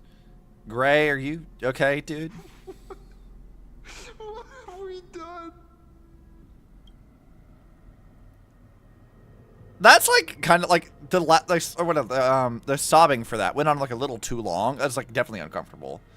Not because it's a bad thing. It just like that's unsettling. There's a lot of like mildly like what seems like be semi-innocuous things in this patch, but a lot of it's like this deep unsettlingness across everything we do in this patch. It's one of the most convincing VA bits so far, right? Though they did a really good job with that. Like, you know, for a generic ass NPC, I do think his VA work has been pretty solid. It's pretty good. I'm here for it. All right, Ashvale. I'd like to know what the hell that was. Glad to see that you're all made of tough stuff. I was just fretting over failing my chaperone duties. Oh, that's what you're worried about? La Mancha, leader of the Galaxy Rangers. I've heard about you, but only in legends past. It was a bit upsetting here, right? Though that was like genuinely upsetting. Like I'm like, this is like, oh god, that's uncomfortable to hear. Then you're well informed, Nameless. I'd expected the name to be long forgotten by now. So much for turning over a new leaf. What do you mean? A power for grown-ups only. Don't condescend to me, dude. It's always hard to hear a grown man genuinely. I think it's hard to hear anyone genuinely cry like that. Like hearing like adults just like break it and just sob. Like, there's something very upsetting about that. It needs to happen for some people, definitely, but like, it's still just upsetting. It's best that you don't ask about it, seek it, or get involved with it unless you're forced to. Like I was.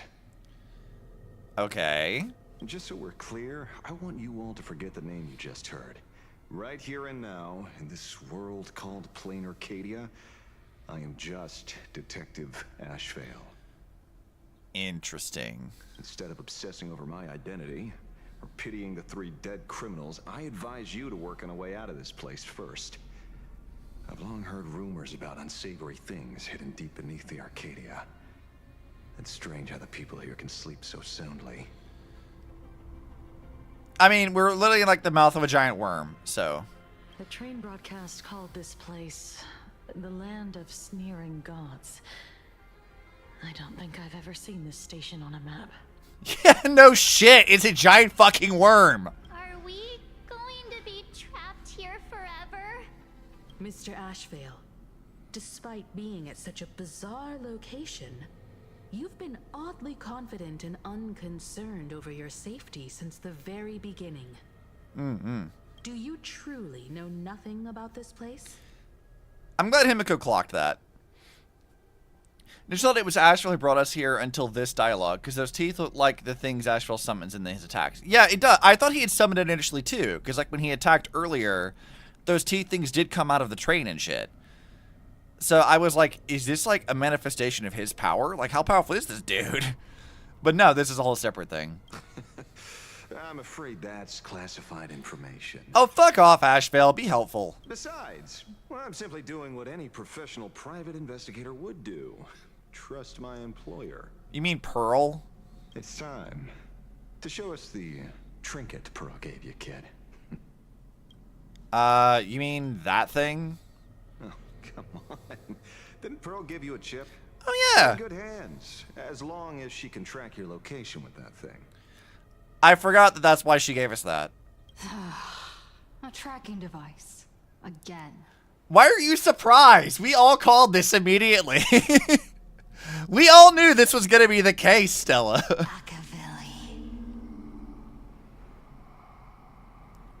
What? They called us Akivili.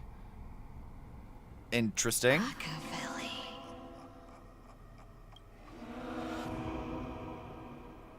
Now that's odd. This way. Come slowly. Whose voice is this? Yes. At the end of this path. Come. I beckon you. Notice also this evil laughter in the background is the same shit that was happening during the cutscene with Full Wish. I'm wondering if this is Full Wish's voice. Luring us into a trap. There's someone calling for me from someplace deeper. Oh, I'm sorry. Look at the fucking question. Follow the voice within and come before all. You, me, him, her, them, and it? Optional. Return to her, her, him, her, and him. What the fuck is that? That's so weird. Inspect the quest. Okay. Echoes from a somber empire. Yeah, let's click on the actual quest description too. A hint of sweetness, a touch of wonder. The primal instinct for revelry roars within your heart. It beckons you to dance, to sing, to the end of the void. It beckons you to come, to come, to come, to come here. Hesitate not. Despair not. Come, come, come, come before me. Distill this wondrous instant into nectar and share it with me. That's ominous as fuck, dude. What the fuck is this shit? That's so ominous. I almost never look at those. What the fuck? Do you hear that? And they're gone. Come to me. You think it's Stella's voice? The male voice when you heard it playing is... Okay, it could be then. Where did everyone go? There's someone calling for me. There's a lot of coming, obviously. Shut it, Anne! It's like the Legend of Evangelist thing. It's like you guys, you all feel yourselves coming. It's just that. Her red eyes were there? Yeah, this is upsetting. Again, we're back to this, like, everything's like mild upsetting shit the whole time. I don't like that. Okay, there's the eyes again. I see it. Stella's eyes were red when she turned right there. Wait, were they? I missed that. What the fuck is happening? This is so weird. I can't turn to look at the eyes either. Keep going forward. Yeah, they were red? Okay. Come here. This way. Hockey Lily. Come. Ego. Embrace this wondrous world. Oh, you know what this is? This is probably the mask. To my side. Also, as like a sort of side note, I think it's interesting that they're calling Trailblazer Akivili here. I think it does maybe lean a little bit of credence to the theory that like Stella and Kalis or Akivili like reincarnated in a sense, or the continuation that the Stellaron might be connected in some way. That's a really interesting theory. I don't know that it's canon, but this does like lean a bit of credence to it. You want to go further, deeper, become one with me. The joy, the positive feedback, sweet synaptic flickers on your cortex, gentle, wonderful. Oh, I hate this. Oh, this is uncomfortable. Listen, it's breathing. That's Kalis's body, by the way, floating there. And grinning. What the fuck is happening? Gentle. Oh, gentle. Warm and gentle. What the fuck is going on right now? And you are me. Come, embrace this. Okay, there's the red eyes. Joy. Oh, your mouth is upset. Ew. Ew, I hate that. In exchange for a boarding pass on the express toward the end. Become one with me. Become a part of me. What? Become mine.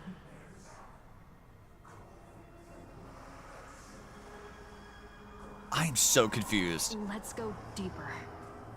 I want to go over there. Oh, I don't like the evil Stella faces. Come. Just like that. Step forward.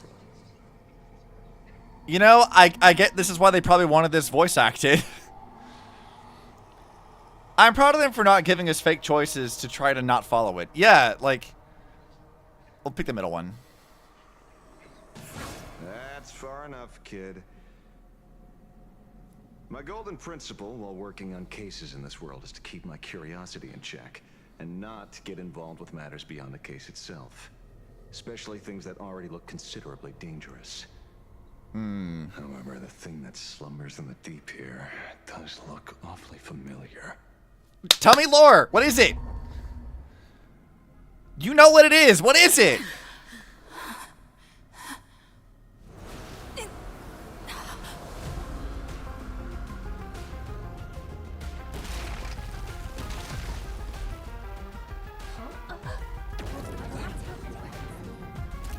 What?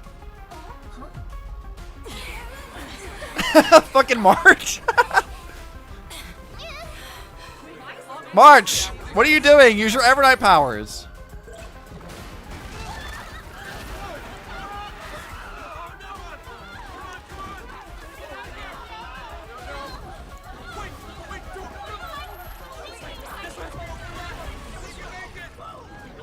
I come to appraise.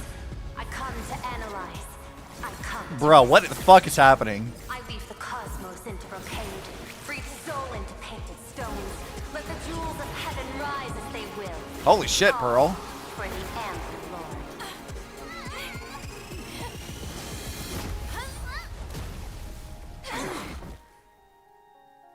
Okay. That's much prettier than where we were at.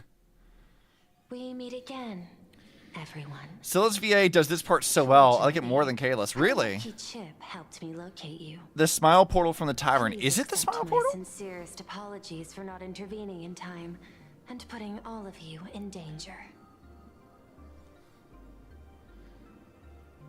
Let's see. Stella face plants while Ashfield does a cool landing. Yeah. I mean, Stella's not exactly the most graceful character, to be fair. But that was so weird. Like, that was a evil, toothy smile thing. Like, yeah, it's similar to, like, the smile thing from the tavern, but that's not the same smile thing.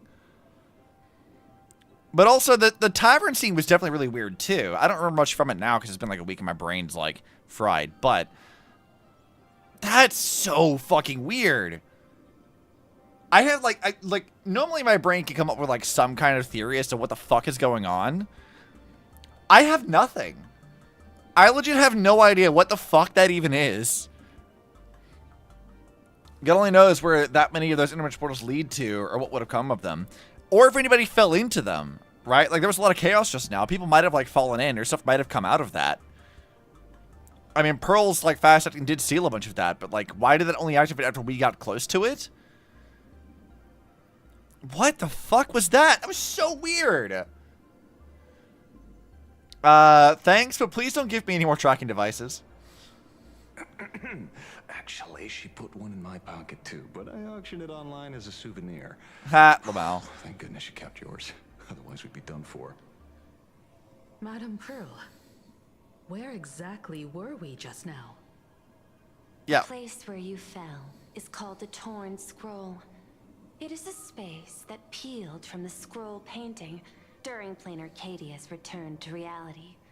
These splintered spaces continuously rip at both reality and the world in canvas. Okay, interesting. The Department of Aberration Defense originally thought this kind of phenomenon had stabilized, but based on observation, during your encounter with the Daybreak Squadron, there was a sudden spike of disturbances from the Torn Scroll.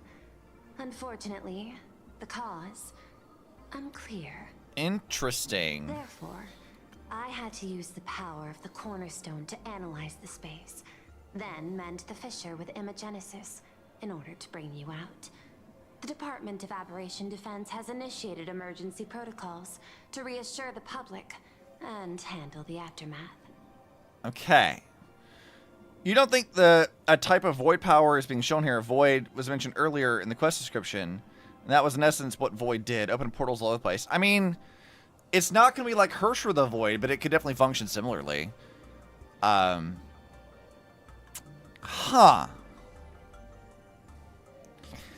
So let's read back what she says here. about what that place actually is. So she says it's called a torn scroll. It's a space that peeled from the scroll painting during Planet Kitty's return to reality. So she's referring to whenever they turned the entire planet to the scroll. Like that was like from one of the previous games. And this is, I guess, areas in which that didn't actually, like that conversion process didn't actually work very well. These splintered spaces continuously rip at both reality and the world and canvas. So, okay, what she's saying is that when Planet Kitty was turned into a scroll painting thing, they had to undo that. But because of that, both the world and canvas and the real world are connected inextricably. And these spaces, like we were just in, are remnants of where that conversion process didn't actually happen very well. That's still an issue. And now they've attempted to sort of like mitigate that to some extent. It seems like they weren't 100% effective about it. But something like the mysterious voice or something else seemingly like affected that. But even if that were the case, why would Asheville say it sounds familiar to him? Presumably he's not really been here that often. So there's more going on than it just being like a weird, like, I guess, poorly converted section of reality to the scroll kind of thing, right? That might be part of it, but I think there's more going on under the surface here. But I can't even begin to, like, theorize as to what. Given that Asheville comments about it, I wonder if it's similar to, like when we ask about his, like, wolf power thing, right? Like, the shadow power. He says, like, basically brushes off and doesn't tell us anything about it other than, like, it's something that we shouldn't fuck with. I wonder if, like, that power that he has and this voice space or whatever come from similar locations. That, yeah, technically it's this, like, torn scroll area, but, like, there's more to it than that. That's connected to things. You're asking here, like, why did we end up there in the first place? First from the sky, then we're in the tunnel. My guess right now is that when Asheville activated his powers, whatever that is, you mix that with the fact that he's, like, a supplicant now. So the supplicant stuff fucks with you, too. So, like, him doing that on top of being a supplicant, fighting pawns of another supplicant with another one with us, but all of these factors come together to bring us into this space. And whatever it is that his shadow power comes from, I feel like that also has a similar origin to whatever that voice was. Either that, or that voice was connected to being a supplicant in the first place, but that doesn't explain why he... Well, I guess he knows to tell us to not go into that, but we didn't see if anyone else did. So... it might be connected to being a supplicant, actually. Now that I'm thinking about it. Because he does know, and he told us to not do that. But that still doesn't explain why he would be familiar with what it is. That raises so many fucking questions. I don't know where to even start with that. Huh. However, I wasn't able to directly observe your situation after you'd fallen into the torn scroll. Would you be so kind as to share what happened there? Yeah, what the fuck, Pearl? Explain it. The new Herald of Death case. My shadow has devoured the guilty three and tasted their sins. They were responsible for the Sinwish Syndicate massacre. Of that, I'm certain. But they were also pawns of Fullwish. Fullwish, the mastermind? Yes. I couldn't find any solid proof of it. But it hardly matters now that the culprits have been executed. What do you mean you couldn't find solid proof? Based on the intel provided by you and Miss Kuchiba, I have deduced the following. Ashevale, you have proof right now. The three people who were guilty of it had the surgery that the Society of Happy Smiles does to people. We know it fucks with their brains. We've seen that be a thing. You know that. And you know that Fullwish runs that, which means that she seems to have influence over that whole thing. You have a direct connection to Fullwish. And what do you mean you didn't find solid evidence? That's evidence! What are you talking about? As a survivor of the tragedy of the Blood-Stained Games, Fullwish founded the Research Society of Happy Smiles, charity organization. If you can call it that. Cult is what I would use. The organization has since been providing an unapproved medical treatment named happiness surgery to its members. which neutralizes their physiological capacity to feel pain. The Right. procedure drew many more followers as a result. And the Daybreak Squadron, members of the Smile Society, imitated the Herald of Death's modus operandi for their crimes, and challenged the Astral Express during the exhibition. Right. From the aforementioned facts, the predicted probability of Full Wish being the mastermind is 92%. Yeah, no shit. Obviously it's her. Madam Pearl. Management in Plain Arcadia should be dictated by the chain of evidence rather than extrapolating. The chain of evidence is that she's in charge of it. What are you talking about? Kuchiba, you suck as a police officer. You're actually pissing me off now. What are you talking about? She runs this shit. She approves this shit. She is the one to blame for that. It's obvious. This would get anybody on the chopping block immediately. What are you on about? Fucking what is wrong with you? I understand. I will observe the human laws and Fucking morons. Jesus. Pearl even laid it out for you. we have achieved our goal through Star Rail Fest, luring the supplicant with ill intent out of hiding. I guess so. I understand her perspective. Just because they had surgery that took their ability to feel pain doesn't mean Foolish influenced them to kill Syndicate. But it is strong evidence that that's happening, right? Like, they by their own admission, don't know what the surgery is really doing. We know that the 3 people who had the surgery were guilty of this crime. We've seen that it affected other people before, to the point that Kuchiba had to use her weird, mysterious power to dispel it. They know something's wrong with Full Wish. There is more than enough evidence to at least warrant a fucking investigation. Like, yeah, she didn't directly kill them, but that doesn't fucking mean anything. If you hire a hitman and a hitman kills a guy, you're still fucking guilty of murder. You know what I mean? Like, you're still guilty. Yeah, at the very least, she's performing an unsanctioned surgery. Yeah, like, you need a license for that shit, I'm assuming. So, like, there is more than, like, I think there's enough for a warrant. Like, if I were a cop, and I'm not a lawyer and I'm not a cop, so don't say this or whatever. But, like, I think that there is enough evidence to suggest that, like, there is a warrant you could put out for her arrest. At the very least, as a person of interest, with, like, you have probable cause that you could bring into this. So, like, I don't know, dude. There's more that they need to investigate here. This is pissing me off. She's probably they don't have any material evidence. Well, again, like, all they have to go do is, like, figure out what the surgery does, and that's the, like, direct thing of, like, oh yeah, by the way, this shit influences people's thoughts and feelings. But I mean, okay, there is the other factor of this that we kind of already guessed, that Full Wish is the supplicant controlling them through, like, all of her surgery people. So, like, even if they do know that she's guilty, they can't actually, like, even though they don't know this yet, she's a supplicant, they can't really do anything. Which is already a stupid law in the first place, but, like, whatever. They can't do anything because she's a supplicant, but still. This whole, we don't have enough evidence. Bullshit, you don't have enough evidence. Bullshit.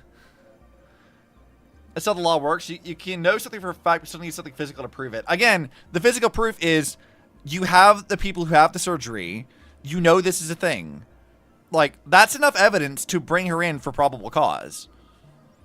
Or to the very least continue investigation. Like, there's more needs to be done there than just like, ah, no, case closed, we're done, it's fine, whatever. No, you're not done.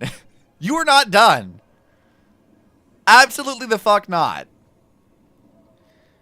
It's the end of line for Full Wish.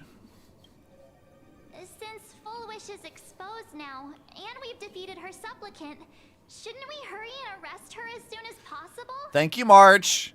March knows. I'm afraid it's not that simple.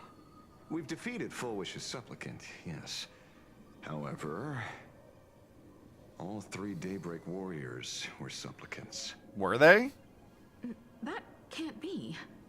The supplicant should be the only one who wore the mask and participated in the games with the Phantasmoon's blessing. Those devoured by my shadow can no longer lie nor deceive. All three of them had worn the mask before. If they Weird. were all supplicants, that means it's still possible for Full Wish to intervene in the games. Yeah. What's even more terrifying is when the shadow devoured them, I caught a taste of something familiar. Explain. It was the taste of abundance that I'd once devoured as a Galaxy Ranger. Oh. That's interesting shit, too. Okay. Where's your evidence to warrant dragging people to inspect them for evidence of illegal surgeries? Yeah. It can be one of those things where you can't get around murder, but you can get around tax evasion. In that case, even if the surgery is a lesser crime, it's an easier crime to prove. Yeah, there's also that, too. They can't use the Rangers now, and even if they could, she doesn't hold jurisdiction over them anymore to force them. Rangers weren't the only ones to get the surgery. Yeah. Nom nom.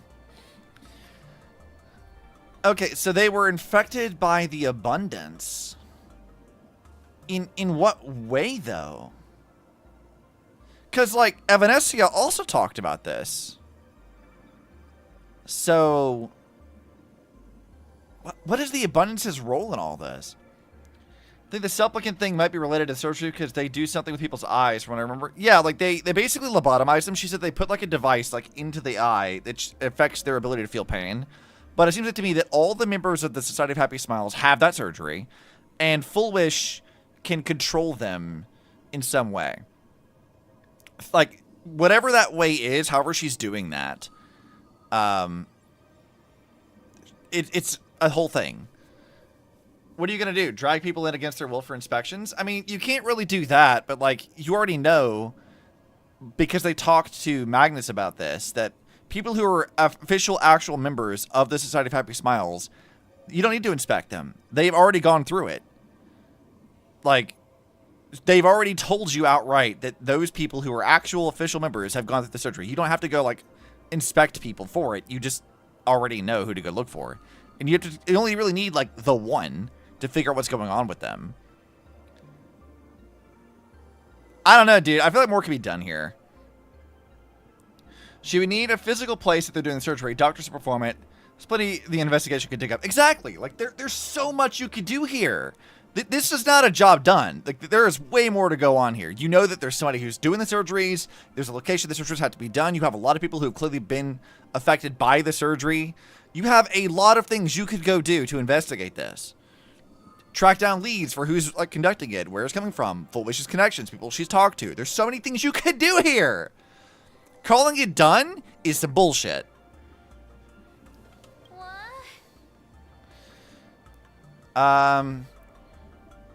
They were transformed by the abundance. Yes. I didn't think this world would go that far. But I was wrong. But how are they transformed by the abundance? Living in seclusion dulls one's senses. I should have realized it earlier. How are they transformed, though? Darn it. There is no point in beating yourself up over it. Therefore, the conclusion must be corrected. The Research Society's happiness surgery is a medical technology related to the abundance, and not simply relieving pain. Okay, yeah, that makes sense. That explains my question then. Except for the dumb losses, you can't interfere with supplicant actions. Yeah, but you know, to be fair with that, and they don't know that Full Wish is a supplicant yet. Like, it's pretty obvious, I think, that she is the supplicant controlling them through it, which is probably why they can wear the mask, because they're essentially extensions of her. But, like, they don't know that. So as far as they know, they could put pressure on her until she reveals that she is a supplicant directly. So there's still, from their perspective, a means to do an investigation and a reason to do so. Because as far as they're aware, currently, she's just a citizen. We know that she's not, but, like, they don't know that. So another thing about that Ashvale has already shown that he's not about following the letter of the law. If he was interested in dealing with this, he could. Yes, and Ashvale, as a supplicant, has all the reasons to fight Full Wish head on. He has every reason and every means to do so. He can interfere with this. Kuchiba might not be able to, but Ashvale totally fucking can. Every means to do so, he can. you'd have to physically make your case to whoever can give you the official go-ahead to investigate. Right now, they just had a group of people saying she's evil, doing evil things, surgeries. Or if it's traumatized Power Ranger who just beat up. I mean, that's not their only proof, though. You have actual confessed testimony who said, yeah, they do the surgery here. They have evidence of the surgeries. We've seen them actually admit to this. That's a written testimony. That warrants investigation. All they have to do is screen somebody for that. They can find evidence of the surgery in whatever device or whatever they've done to them. Traces the abundance, blah, blah, blah, blah, blah, whatever. There you go. You don't have to, like, take the word of just one guy for it. We have people talking on surgery. We have ways they talk about what's happening with it. You have the guys that, like, we killed earlier. And, yeah, Asheville killed them, so it's maybe not the most helpful thing. Can't testify under oath or whatever. But, like, still, there is, at the very least, probable cause to continue an investigation here. Like, again, my issue is not, like... I think there's ample evidence to continue. So calling it done is what bothers me. We're still a living witness who confessed. Yes, we have one. He may have been a guy we beat up, but, like, he confessed this before we beat him up. So they can't say things like, oh, he said this under duress or whatever, because we didn't beat him up. We only beat him up later, after the fact, and that was a clash between supplicants, which can't be prosecuted by the law anyway. But his confession is still fair game, and that warrants an investigation. So, I think calling it done is dumb. Assessing the risk involved in this procedure. A tester for a guy suffering from trauma and emotional instability, he's not a viable witness. It is a viable witness. Everyone knows that, like, eyewitness testimony is notoriously unreliable. But that doesn't mean that you can just disregard anybody's testimony just because they might be emotionally compromised. You can ruin their credibility on the stand later, but this is still, like, discovery. This is still, like, an investigation to warrant looking into this shit, right? You're still able to go in and do this stuff. That's evidence enough to warrant an investigation. It's probable cause. Even if he's wrong, even if he's emotionally compromised, let the lawyers figure it out during the actual trial, right? They can discredit him as a witness if they want to do that, blah, blah, blah, blah, blah, whatever.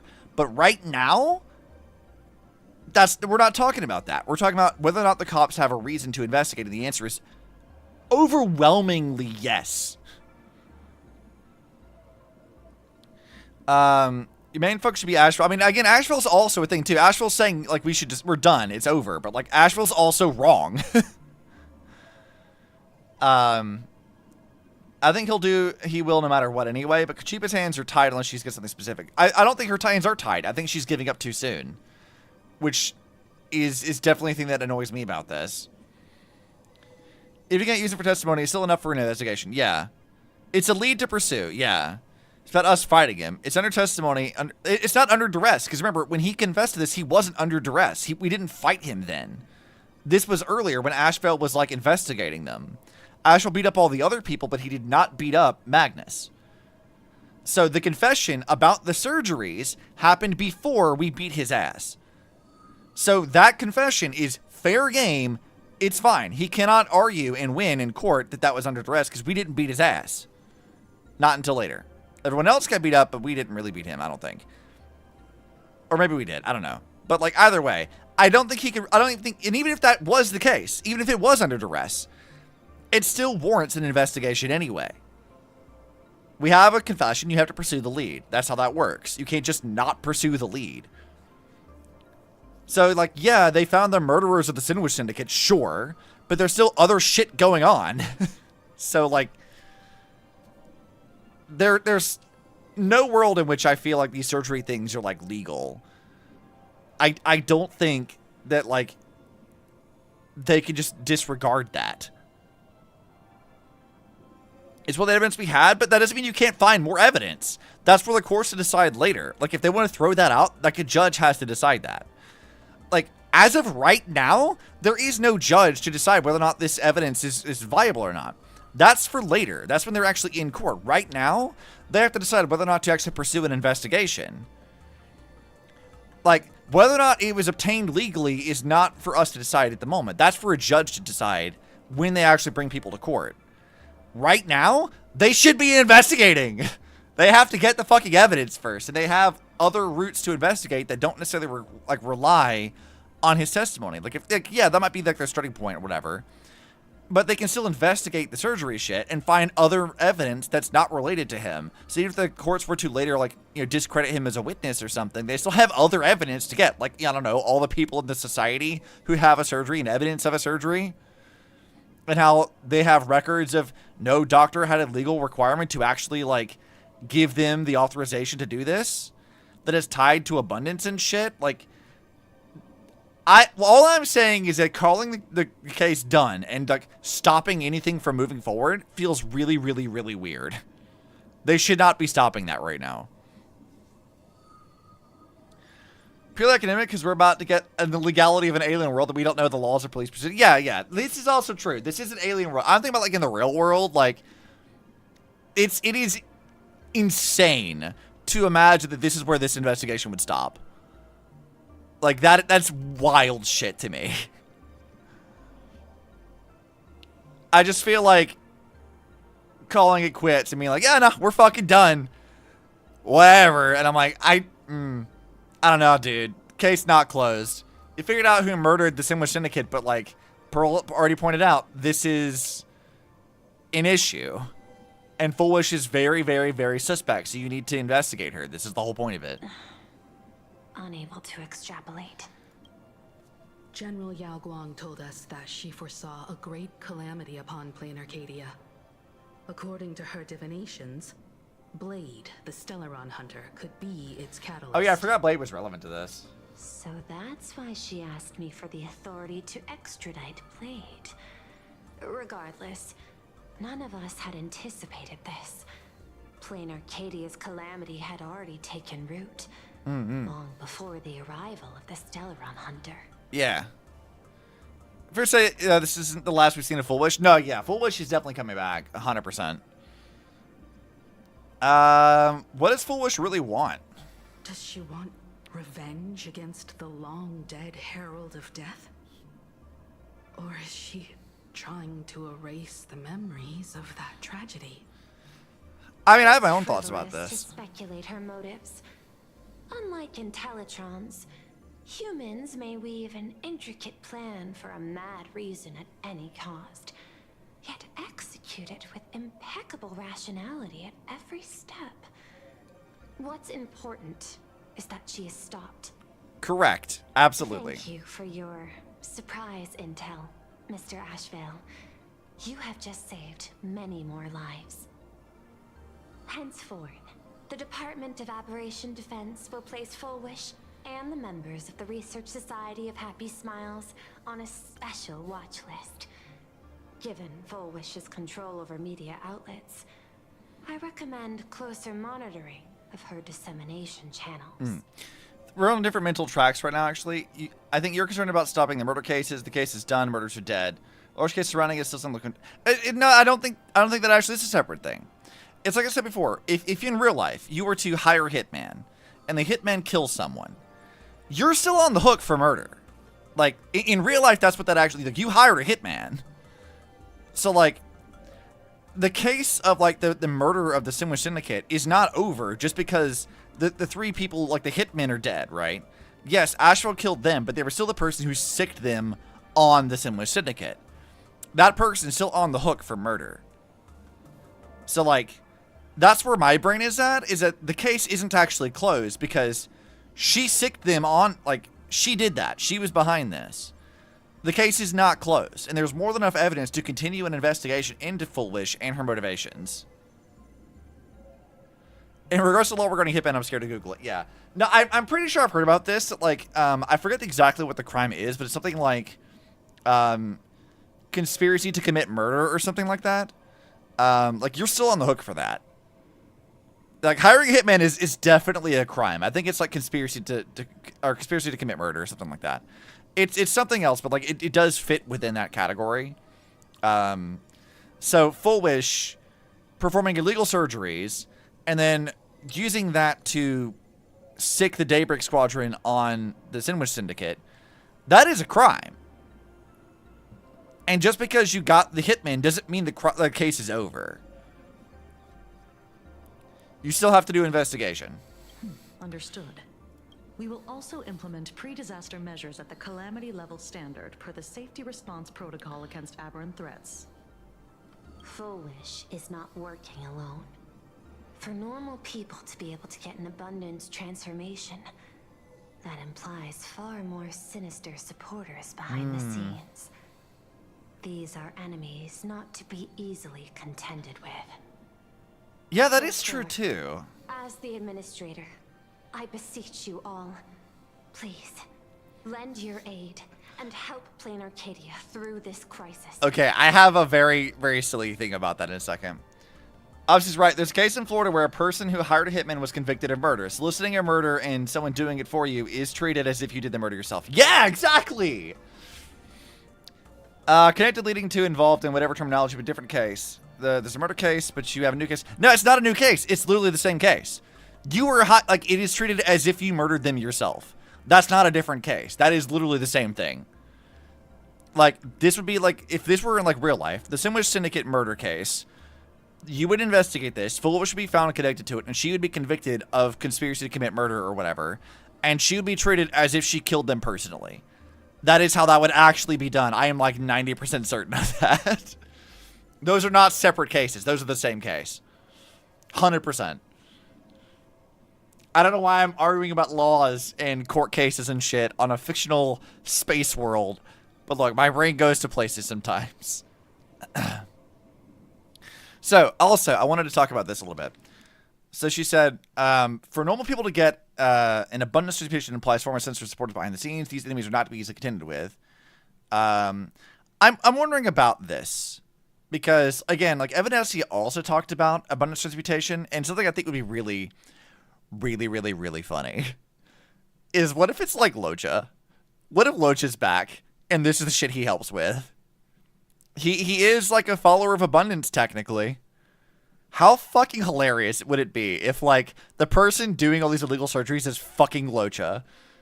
Because, of course it'd be a fucking Otto, right? Like, it would always be Otto. His ass would do some shit like this.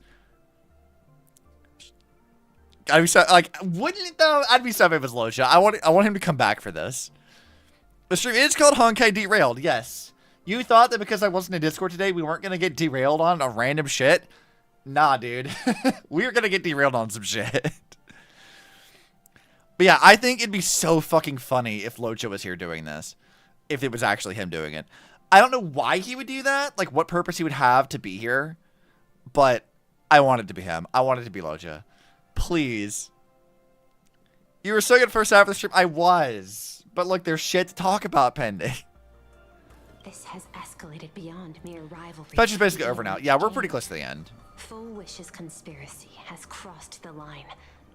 This situation's 100 times more dire than the Herald of Death incident 15 years ago. Yeah, I'd fucking say so. I should have read the small print of this vacation. I have Scott scored a settle with her? Nah, dude, I'm not avenging Scott. Fuck Scott. Scott had it coming. I'm not worried about Scott. Please, Madam. I'm glad Scott's gone. This is my home world, and I won't allow the tragedy to repeat itself. Besides, there may be an even greater conspiracy behind all this. As a Nameless, it is my duty to see it through to the end. Yeah, that's fair, Himiko. Indeed, there are old scars and fresh wounds to settle. For the way she toys with life, and the taste of that flesh, Full Wish must be held accountable once and for all. I agree. You have my eternal gratitude. I won't forget this bond from our shared trials. Now then. I shall prepare an action plan, as well as share relevant information with General Yao Guang.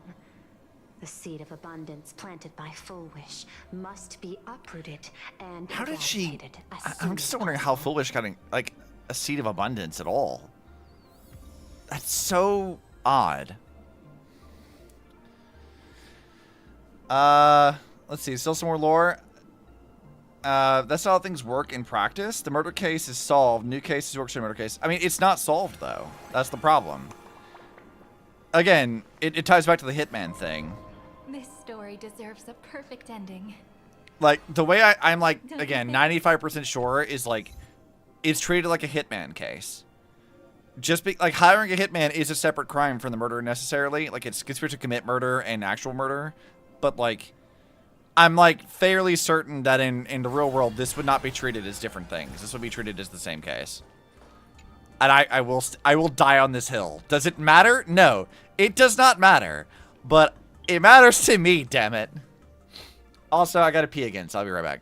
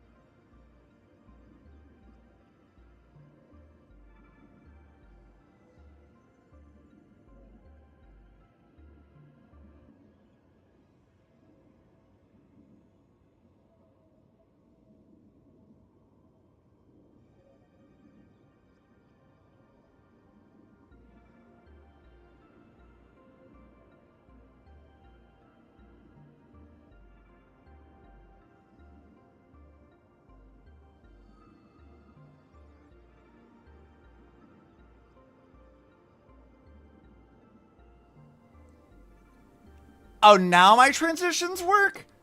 OBS, what the fuck? My fucking, like, transition table thing has been not working half the time, and now it works all of a sudden? Ugh. Pissing me off. OBS is really obnoxious. At least in the US, the person who hired Hitman is still on the hook for murder, so technically not everyone who's on the hook for murder has been punished. Yeah, like, I guess there's maybe a case to be made that if they were all arrested for this, like assuming that Asheville didn't kill the Daybreak Squadron, that like they would all be tried separately later down the line. That like you wouldn't put them all in the same like trial. It would be like a different trial for each person. In which case, yeah, obviously, I suspect anyway, or maybe they would consolidate. I don't think they would though. But like, yeah, that maybe. But at the end of the day, she's still going to get arrested for hiring a hitman or, you know, conspiracy to commit murder, I think is what the actual crime would be. In which case, it's not really like, it's not a separate thing. It's all the same thing. But again, really none of that actually matters at all because at the end of the day, she's a supplicant and they wouldn't be able to try her anyway. She has effective, like, you know, immunity from all of this stuff. But, like, that's kind of like neither here nor there, I feel like. Because from their perspective, they don't know that she's a supplicant. We know this, but they don't. So, like, they're still, like, just calling the case closed and over with and, like, stopping her investigation is, like, wildly stupid. At least Pearl is like, yeah, no, we need to deal with this. And Asheville is like, yeah, no, we need to punish her for this. Which is like, yeah, you've, like, avenged, like, Polwave and Caustide, sure, which is great. We've done that, but like the actual like thing isn't over yet because we still have Full Wish around and she's still doing this shit, and she is to blame for this technically. All right, thanks for that. Not talking to you guys. It's kind of what's the movie where people love to commit laws for? That's The Purge. That movie's also dumb. Fun, depressing fact. There are some people in the U.S. who thought The Purge would be a good idea. And A, they're fucking stupid. And B, even in the context of the Purge movies, The Purge doesn't work. Like, I haven't seen all of them, but, like, I think they explained, like, The Purge as, like, an idea of, like, yeah, people can go and, like murder and kill and whatever else as all they want to. It's, like, a thing that the rich people conspired to help kill off all the poors. It's not actually like a thing that works at all. They like faked all the science behind it to convince people it was real, but it doesn't actually work in universe. It's just some made up shit. And then there were dumbass people in like the real world who like, yeah, no, we should do a purge. And I'm like, no, are you fucking stupid? I don't even like these movies. And even I know that shit didn't work even in the movie. Dumbass. I don't know. I've lost a lot of faith in humanity when it comes to dealing with Americans. Full Wish's partner. Of course, the rich people were the cause. It's always the fucking rich people. Someone far more dangerous has already set their sights on this round of the Phantasmoon Games. Oh no. It's your dad. They are definitely up to no It's your good. dad. I know it's your dad. I know it's your dad, Himiko. He's evil. You can't convince me otherwise. I have zero evidence of any kind whatsoever except for the fact that there is no goddamn way that Ryusuke's not evil. It's your dad. He's the partner. I guarantee you it's him. I will die on this hill. I don't care. It's him. He's evil. I'm sure of it. It sounds stupid because it is stupid. We as players know things characters don't, so it's very clearly stupid. But to her, it's all like, the whimpering guy says someone made them do it. Thread to follow, sure, but the law will close the case. I mean, that's for the law to decide later when they have the trial. That's still where I'm at.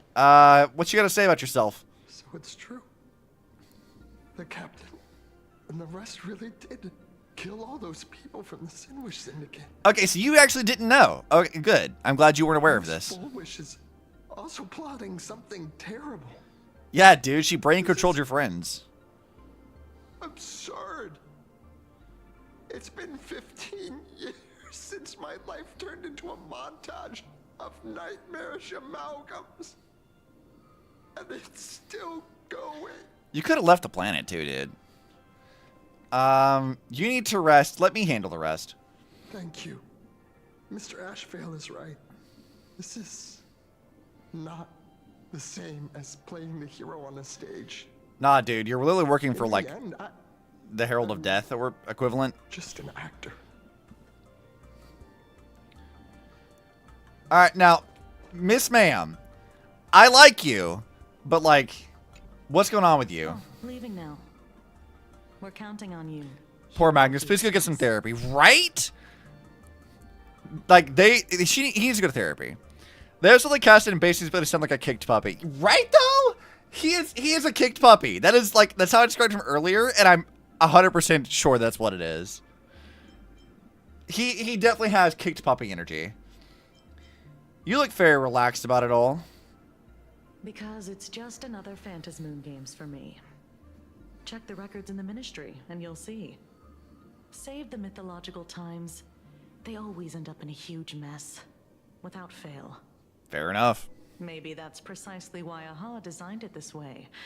So they can watch humanity stumble over arbitrary obstacles we impose on ourselves and others. Otherwise, they'd probably die from the boredom of an orderly universe. You sound a little cynical about that, Kachiba. How will you deal with Cinderborn? Maybe interrogate him for a few days. Get a strong light.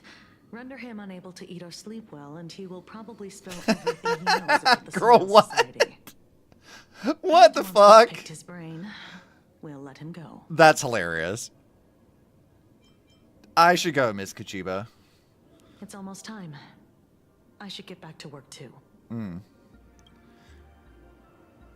Well, I mean, at least you're still investigating the Research Society. Good. As you should be. All right, Ashvale, what's up with you, buddy? Terribly sorry, Nameless. It was your exhibition and your enemies. And there I was, stealing your spotlight. Dude, I don't care about that. Explain your fucking wolf shit. Curious. I wonder how much wish power my appearance this time accumulates for the mask.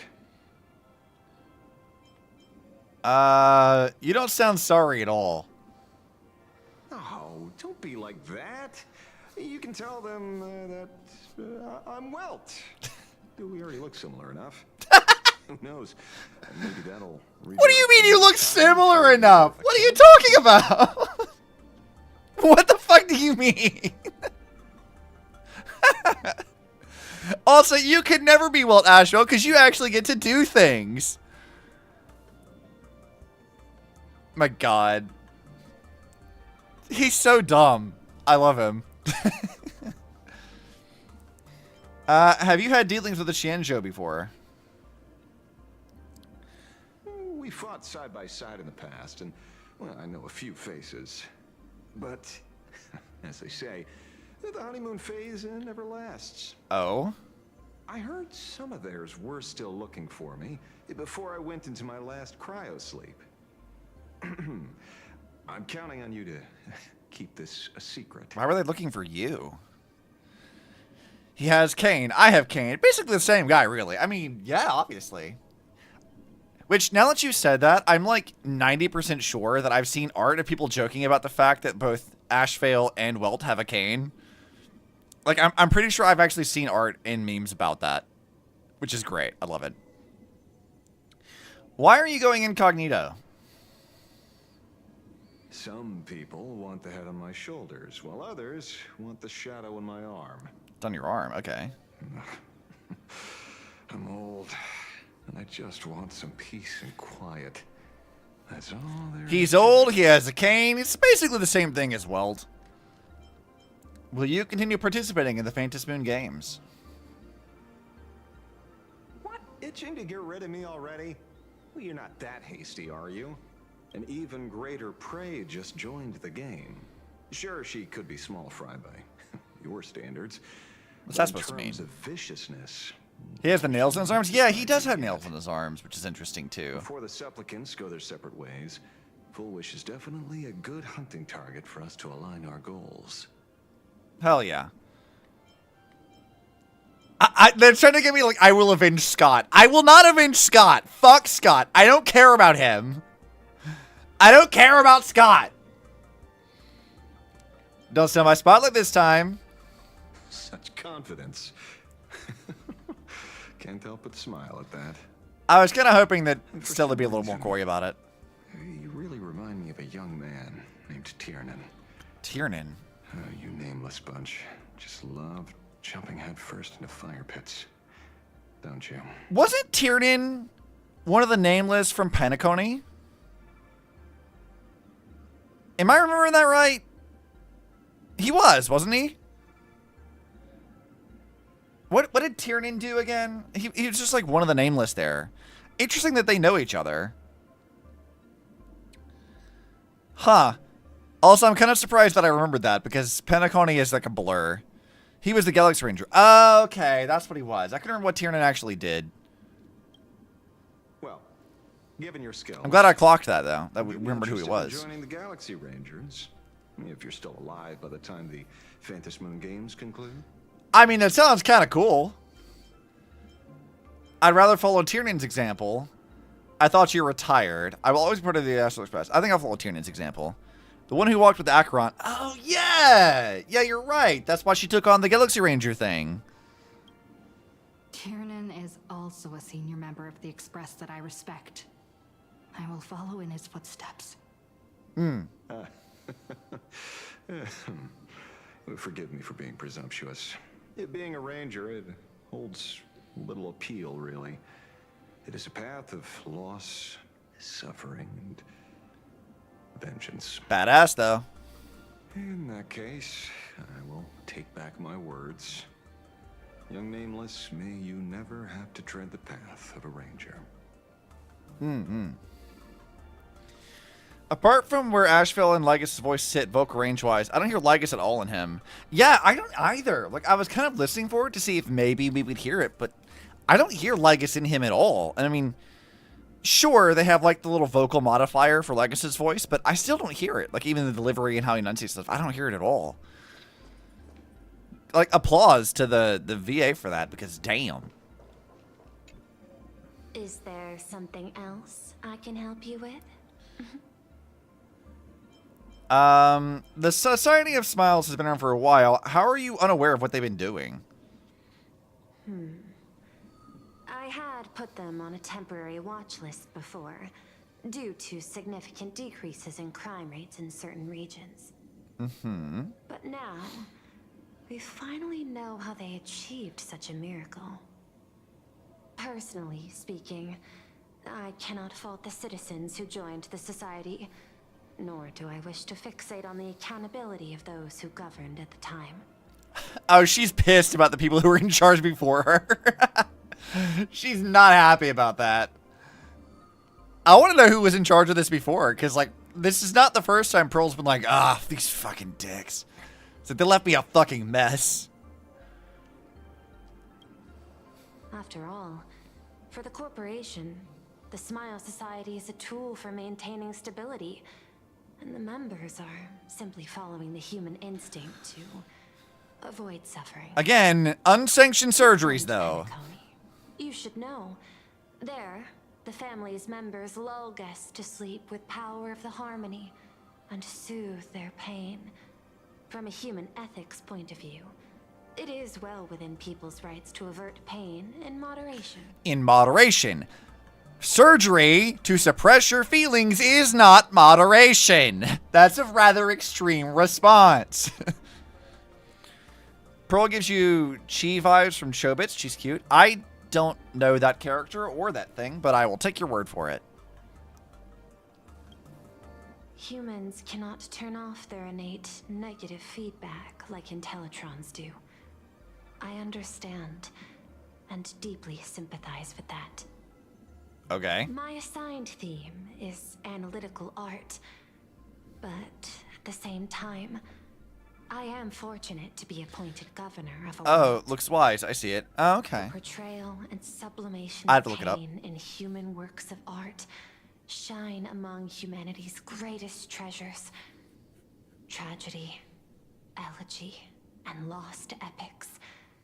Their soul-stirring power springs from a profound understanding of this negative feedback. This so-called happiness surgery does more than just obliterate people's perception of pain. It strips away human complexity and turns what was dynamic and brilliant into a monotonous blotch. Well put, Pearl. To me, governing this world is like creating a painting. My vision is to maintain the diversity of life forms and preserve their potential for growth and change. The Research Society has disrespected my work. You know what? I kind of like Pearl's outlook here, to be honest with you. Like, well, yeah, the IPC as like a company sucks. We know that. They're terrible. Pearl as a person, independent of the IPC, she's like, no, I want to preserve this the way it is. I don't want to, like, fuck with things. She expresses dissent about her, like, predecessors. Like, I kind of feel like she's maybe one of the best people to actually be in charge right now. Like, her being acting governor or whatever to deal with this, and her entire stance is, I just want to preserve things as they are. I do not want to fuck with things. And she's, like, actually going out of her way to understand, like, how this place works.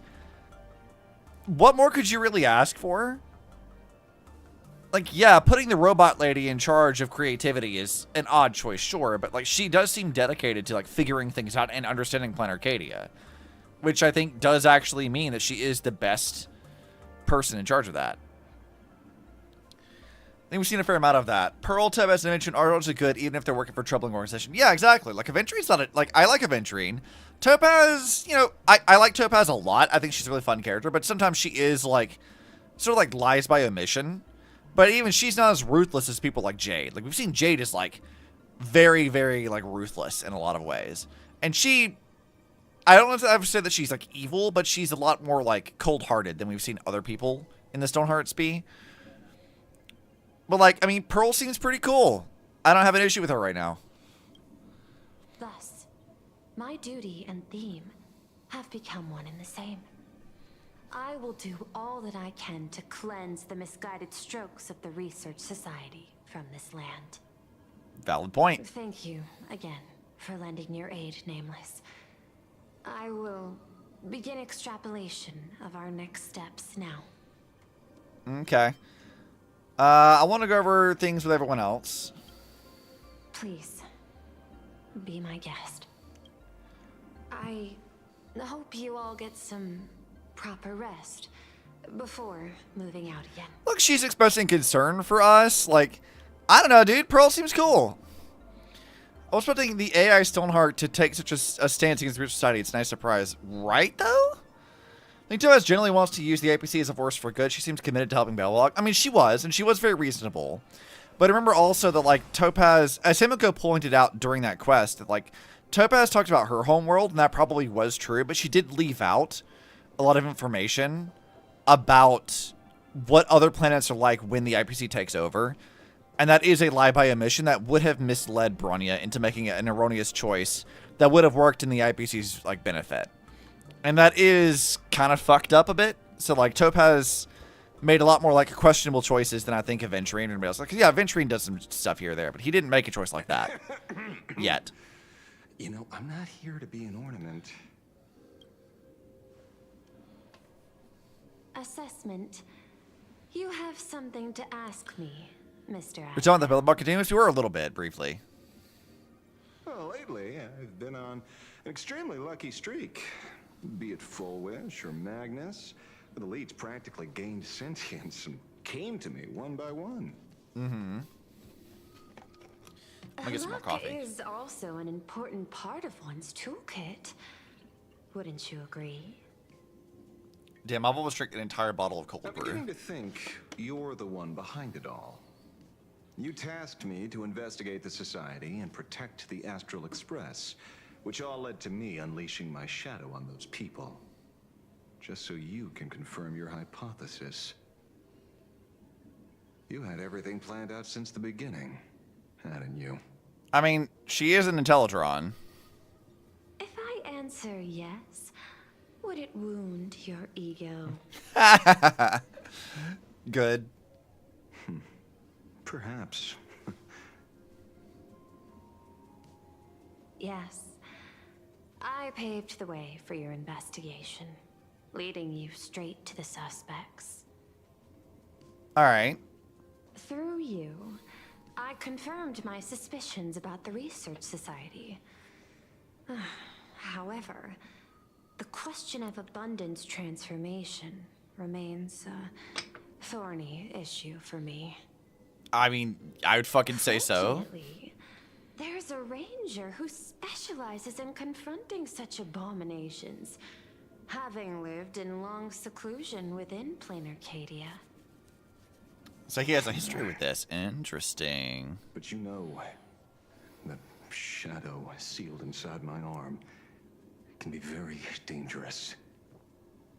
Simply removing the nail can cause it to stir and resonate with the fragment and fissure. Ah, okay, hold on a second. Simply removing the nail can cause it to stir and resonate with the torn scroll and fissure. So it was what I thought. They did just tell you outright that him using his power is what led us into that space. Did you get the live stream codes? I forgot. Do you have the codes? I can use them whenever we're done with this. I always forget about the codes. Here's the code. Share and save it. Happy 3rd anniversary. That's funny. Cool. I will use those in a moment. Thank you.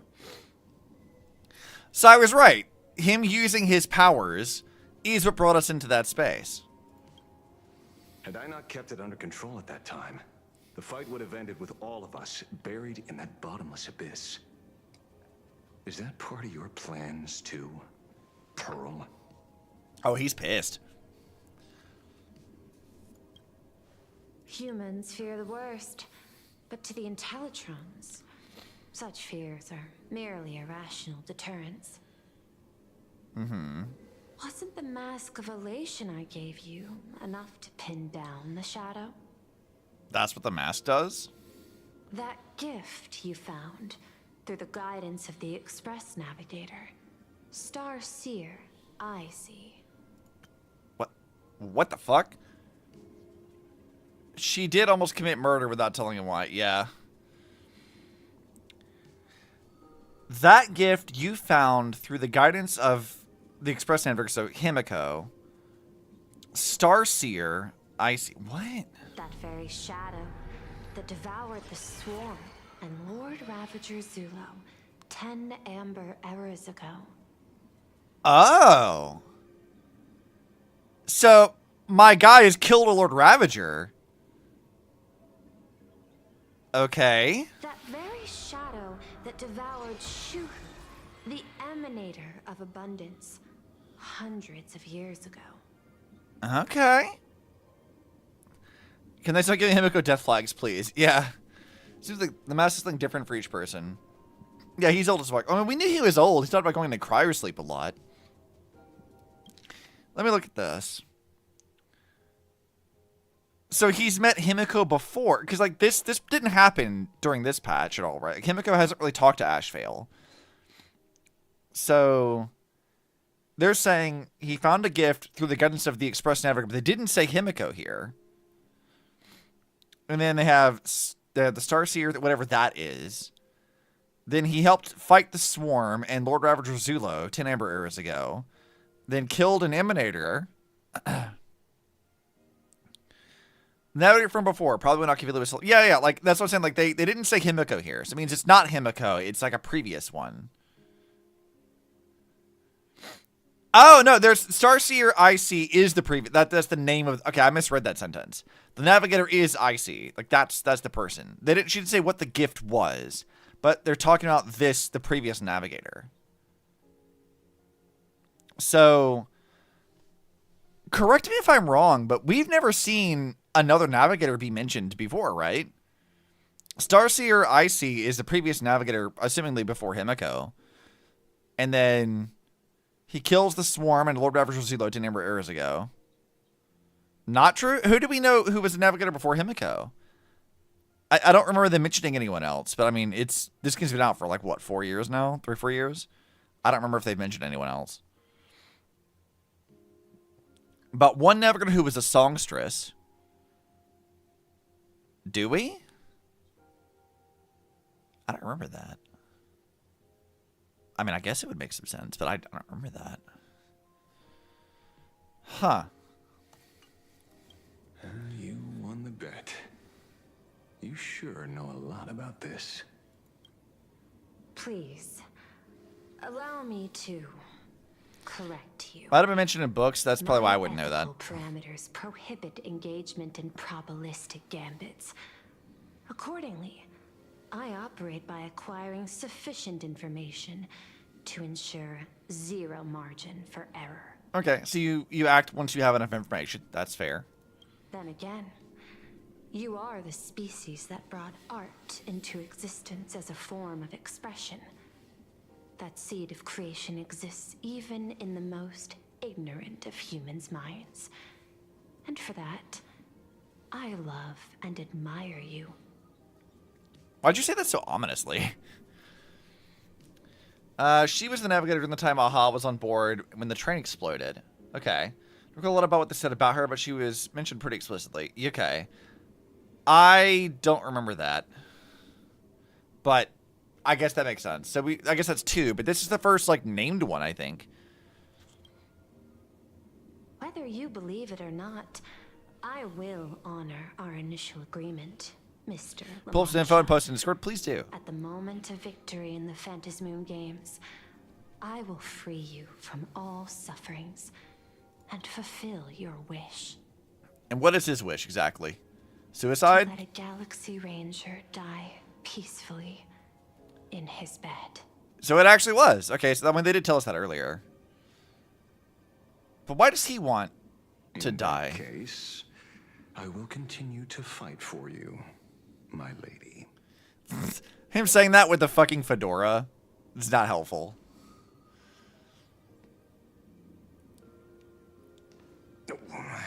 Damn, them heels, though.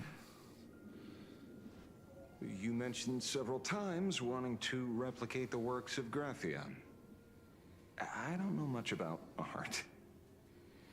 But I was considering that, despite the lack of artistic quality in your strokes when sealing those figures today, to the people of this world, your creation is just as important as the works of Graphia. Not a single innocent soul was lost on this day. Okay, so people didn't fall into the fissure. Looking back to the ancestral painter of the Cinderth Age, do you truly think she cared about the artistic value of each stroke when she created world and canvas? Huh. A simple observation, but a useful one. Tisk. But what do I know? These aren't just crude observations from an amateur, so pay them no mind.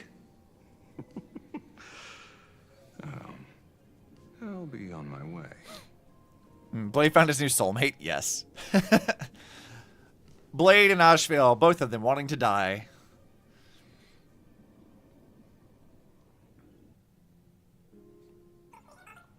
Moments later, in some corner of the city. Oh no. We meet again, Ashen Detective. How did he get over there so fast? It's hard to believe that I came back for you, especially after learning that you wanted to sell me out to Pearl.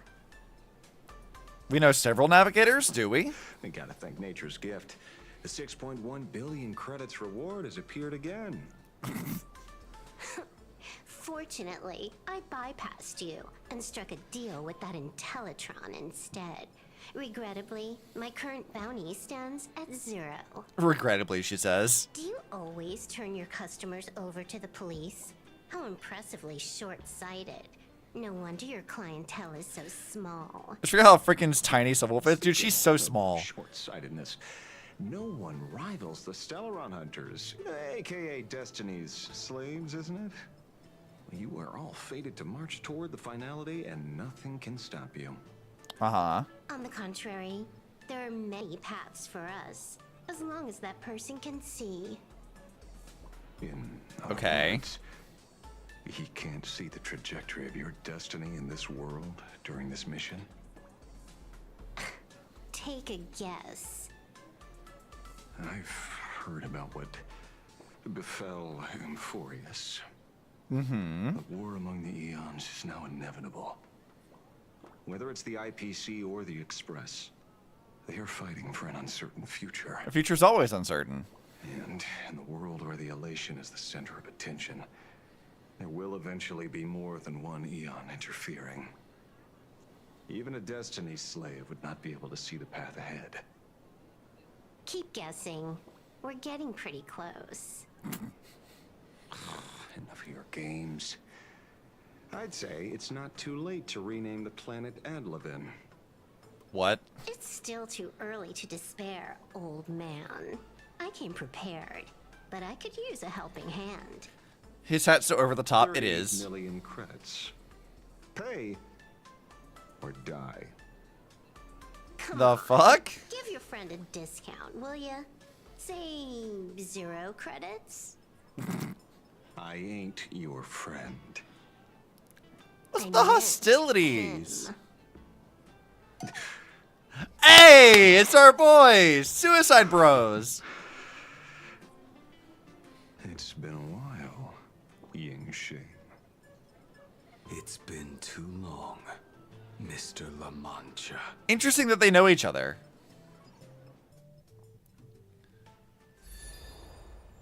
My boy, yeah. And here's Sunday with his birds again. All right, Yao Guang, are you going to talk to Evanescia? I knew it. There must be an explanation for the unusual fate of this world. Though I lost sight of the sparrow, I discovered a mysterious tree. I finally found the heart of the Phantasm Moon games, thanks to this little birdie. Okay, yeah, so that's the one that Sunday gave her Mr. earlier. Sunday, do you sense me? Vaguely, but answer is not really. There's no reaction from the bird. What's wrong with it? Well, you're cut off. We know that much. Hello? Is anyone there? Can I get somebody here? No one's here. No one. Resonance all around. That's a lie. I saw a pretty girl hiding right here through the bird's eyes. Who are you?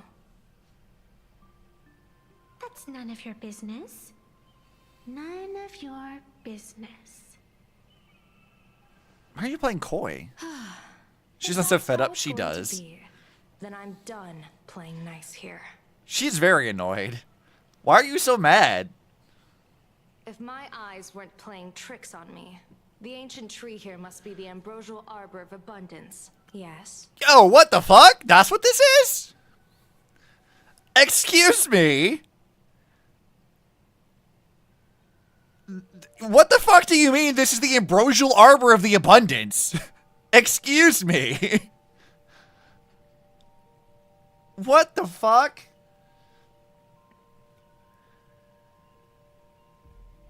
Okay, so now that raises a lot of questions. Because, like, okay. Well, let's backtrack a bit. We know that, like, Full Wish is using something connected to the abundance to surgery all those people so they can be her puppets during the games. Does that mean that she's getting something from here directly? In which case, is Evanesia giving her that? She's supposed to be like, what, a neutral, like, spectator. She can't do much, but then, like, she did help us. But there's no reason why she should help only us, right?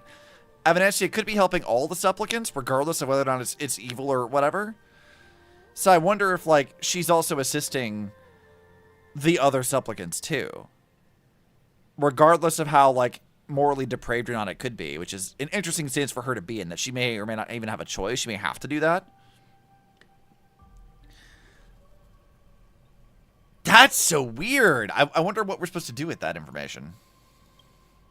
Little girl, are you going to keep playing hide and seek, or will you come out and have a proper conversation with me? The live stream kind of had her say, "What's up?" Okay, I'll have to watch the live stream thing again. She does not want to come out and talk to Youngwa. The Department of Aberration Defense often comes here to record game progress. And now my movements have been exposed to complete outsiders. I suppose it's time to leave. Mm-hmm. You sound unpleasant to talk to. Since you have eyes keen enough to tell what I am at a glance, I'll have a short chat with you. Interesting. I'll answer 3 questions, so ask away. Once you have your answers, I'm going to show you the door.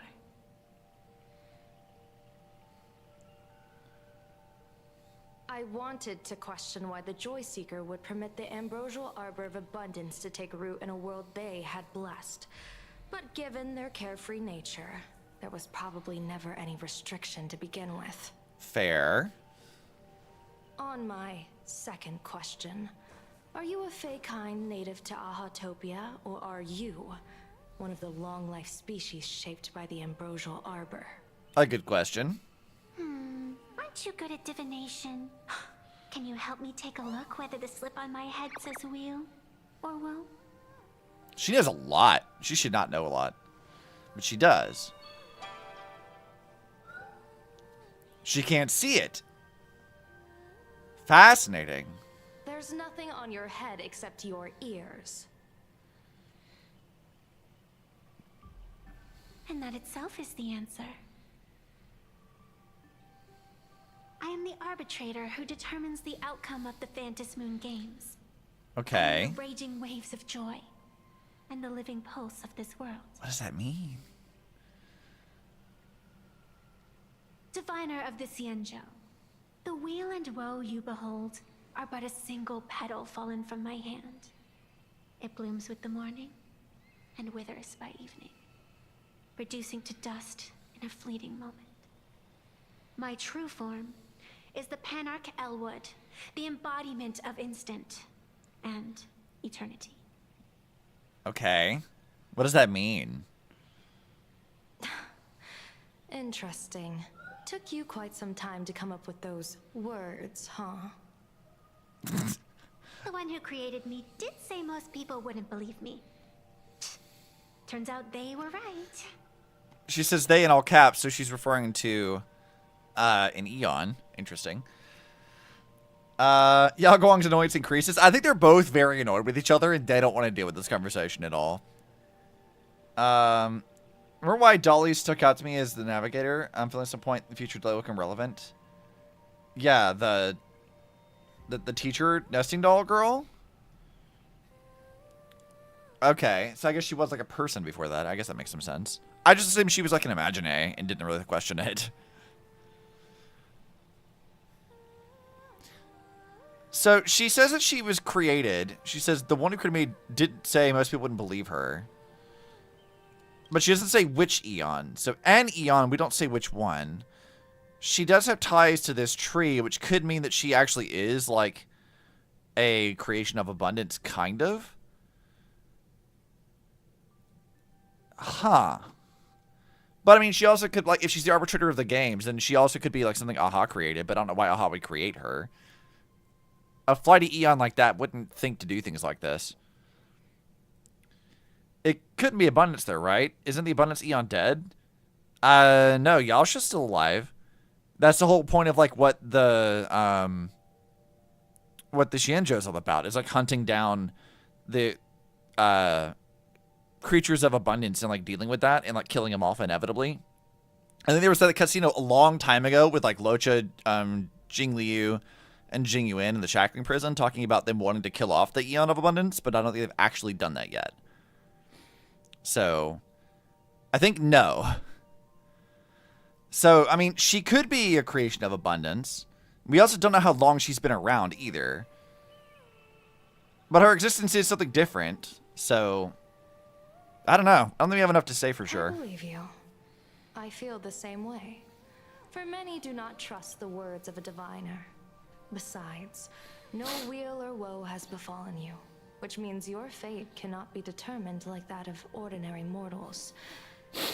You're not the first one I've met with this condition since my arrival here. This is true. We also count as that. You're left with one question. Since you admit to being an abomination. Oh, okay. They just fucking tell us she's a creation of Abundance. Explain the fate of this world's residents. Okay, so it was the Eon of Abundance. Okay, they just straight up tell you. I've, like, tried to speculate before I let the game actually fucking tell me. Were you thinking of the Shuhu pending? It's an emanator that Ashful Shadow is supposed to... Yeah, the emanator died for sure. Hoyo loves their pink-haired women. Yes, they do. And we love them for that. I like my pink-haired women and the red-haired ones. It's fine. You'll see no complaints from me. Unless they are your doing. If your answer fails to convince me,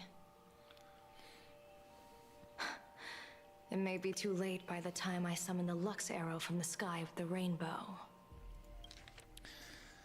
Let's see. Since you admit to being an abomination of abundance, shouldn't you explain the fate of this world's residents? Unless they are your doing. What do you mean? What does she mean, they, in this context?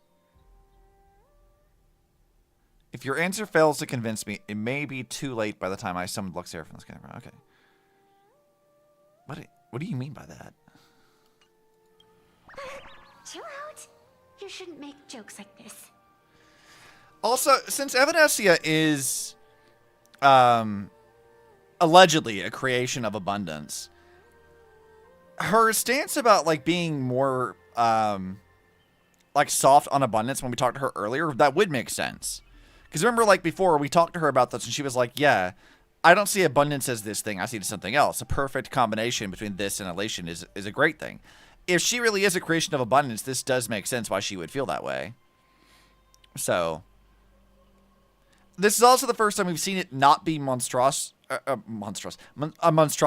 or monstrous of any kind of way. Like, seeing her look like this is very interesting too. Yeah. So, like, her stance about that does explain a lot. So she might see another side to the abundance that we've not seen yet, which is kind of interesting. I'm not as skilled at divination as you are. When you suddenly speak of the great weal or woe and interrogate me, I get confused too. After all, isn't every rule and every variable of the Phantasmoon games dictated by the impulse of some god? As for the brewing storm, let's settle down and discuss whether the turmoil once again is the result of the Laughter's mischief. You know, this is going to be not a very popular opinion, but I think it is something that warrants saying. I know everyone does not like the piss leaf trees. I get it. I know everyone wanted it to be the Sakurada leaves. I understand this. However, turning these trees into ginkgo leaves and then tying it back into the abundance, which we already saw had similar motifs when we were in the Xianzhou, actually makes a lot of fucking sense and is very, very, very relevant as subtle foreshadowing for that later. Does this explain the ginkgo piss trees in every other part of Planet Arcadia? No, but with this one specifically, this one at the very least has a reason to be that way. All the other trees of Planet Arcadia, no. But this one specifically, yes. That is something that I think should be at least mentioned here. Is like, yeah, I understand, but still. Dolly was a pink-haired musician from the planet TFO who had a condition that slowly turned her into a crystal. She was incredibly popular, drawing visitors from all over the galaxy, including Archivili themselves, who returned the Express just to speak with her. Oh, fun. Another child of Anasrava. They seem to, they and Chris seem to go hand in hand. I mean, that might be the case, Anne, but I'm not sure that there's anything to say about that just yet. We've only seen 2 children of Anasrava, which would be, you know, Cyrene and March, so I feel like there's no rule to say that there can't be others, but we have not really seen that crystal stuff, just by its nature, is always tied to that. A possibility to consider, surely, but maybe not yet. I just wonder if this was always a plan, or they just had did this as a story change once they had to get rid of Sakura stuff. I mean, again, the tree here specifically, like this one we're looking at right now, I feel like this one had to be the Ginkgo leaves always. If they were going to make this the Eon of Abundance related stuff, they were going to make this whole thing, it would be very, very weird when they already have an established like visual language for abundance to change that to Sakura like stuff. At least for this one. All the other trees in Planet Arcadia do not have that excuse. Unless we're going to make the case that all the other trees are changed this way because of abundance being tied to the planet. In which case, maybe. But at least for this very specific case, it makes a lot of sense. And I think that them changing it to this makes... I have no real issues with it. It tracks. It makes sense. I think that it's more a sign of... anchor point with Fuli if she is a pure child, and maybe in the future we'll have a means to look back on the point where she spoke to Akibili. I mean, maybe? That's a possibility. This entire day has felt unreal. I mean, we did go see a weird worm mouth. We had situations lined up one after another, and a growing crisis on our hands. Always with the crises. Research society is insane to meddle with the power of abundance. There's no telling how many have already undergone the happiness surgery. Far too many. Go ask Sunday about it. Witnessed the tragedy caused by the Herald of Death 15 years ago. And now, she herself has assumed that dreadful mantle. We have to relay this information to Dan Heng, Sunday, and General Yao Guang as soon as possible. I agree. It had to be this if they were going with abundance. I don't know if that was always going to be abundance, secondary to Path of Works. Yeah, I think so. I think there's an argument to be made that this tree was always gold while the others were tree. Yeah, that's what I said earlier, that one was always going to be gold for sure, I think. Every other tree, like these ones in the background here, these probably were Sakura trees originally. And then they changed it for whatever reason. Now, was this because they were trying to erase all Japanese influence on the planet entirely? Maybe, but also cherry blossoms are not a uniquely Japanese thing anyways. And why would including that be a thing that would like be an issue for Hoyo? It might have been that they were originally Sakura trees and they decided, you know what? To maybe more subtly hint at the abundance being an influence on the planet, we're going to change them all to this ginkgo trees anyway. So I'm beginning to suspect that, like, this wasn't necessarily done entirely out of political stuff. I feel like this might have been a change they were always going to make that feels more in line with it being an abundant storyline. Personally. I'll cheer out loud if they weasel it into story later, something happens, they go turn pink for effect. I mean, that would be kind of cool, but again, I think that it ties in visually in a way that makes a lot of sense, so. I can't really get into why it's a thing, can we? I mean, I wasn't going too much into it, but, like, I mean, it's a well-known thing that, like, there was extenuating political issues that people suspected was the case for the rushing out of 4.0, and that why we didn't get Edo Star as we thought it was going to be. So, like, there's a lot of that, which you can have your own opinions about whatever. We're not going to get into the details of it. However, I do wonder if, like, this specific thing had nothing to do with that at all. There might have been other things that were changed for that, but this specifically, I think may have been just because they wanted to do an abundant storyline. I feel like maybe that's what they did, and that's why they changed it. Do you like that they're all gold now? It makes it more menacing given the abundant storyline. I agree. Like, I actually think it does make sense. It does fit. And it adds a nice level of, like remember, we were talking earlier, right? We have this whole thing of, like, there being, like, a degree of unsettlingness with Planet Arcadia.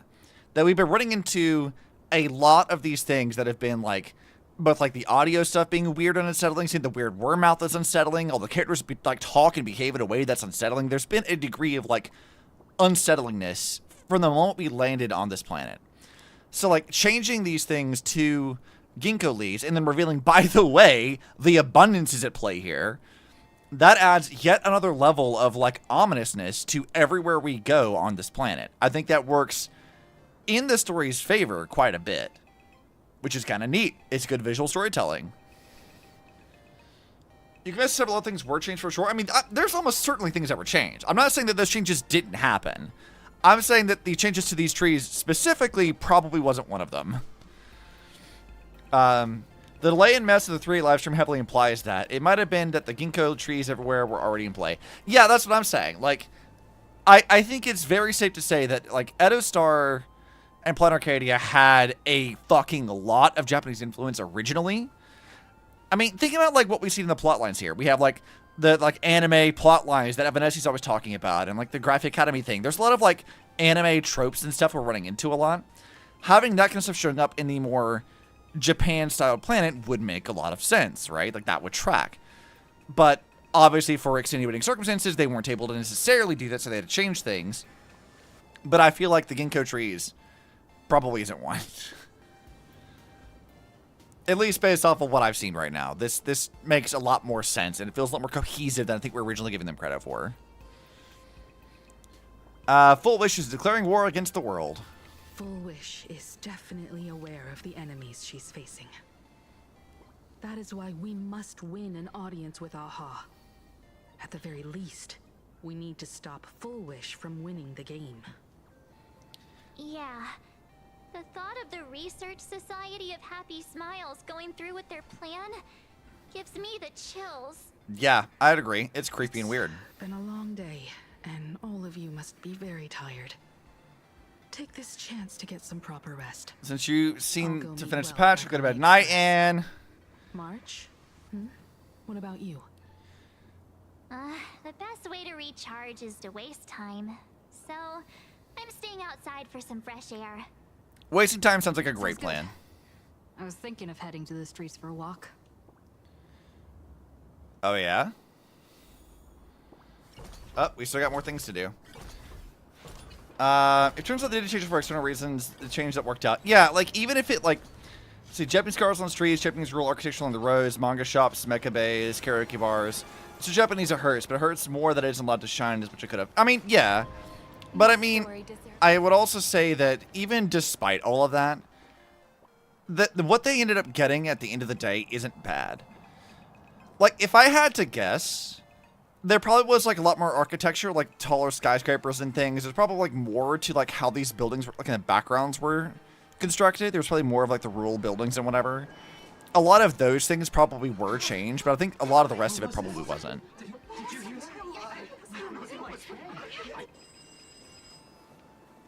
The phone booth keeps ringing.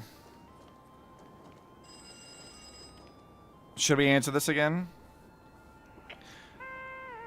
It feels less like Japan and more like Japantown in America, though. Yeah. I would agree. Hey there, all the smarties and dummies, children and adults, and entertainers. Can you all hear me? What the fuck? The moon is talking to us? That's uncomfortable. I don't like that. Now that everyone has made their appearance, It's getting closer! Can't you see it? must grow as extra one of these Fantasy Games. Shall receive all of my authority within a few minutes to become the true permanent Eon of Elation. As such, it's time to revel in unabated joy. What the fuck?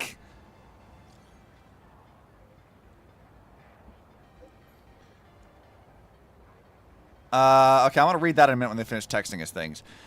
Is that the first time we've ever heard an Eon talk to us? The Jack smile? Oh god, you're right. Oh no.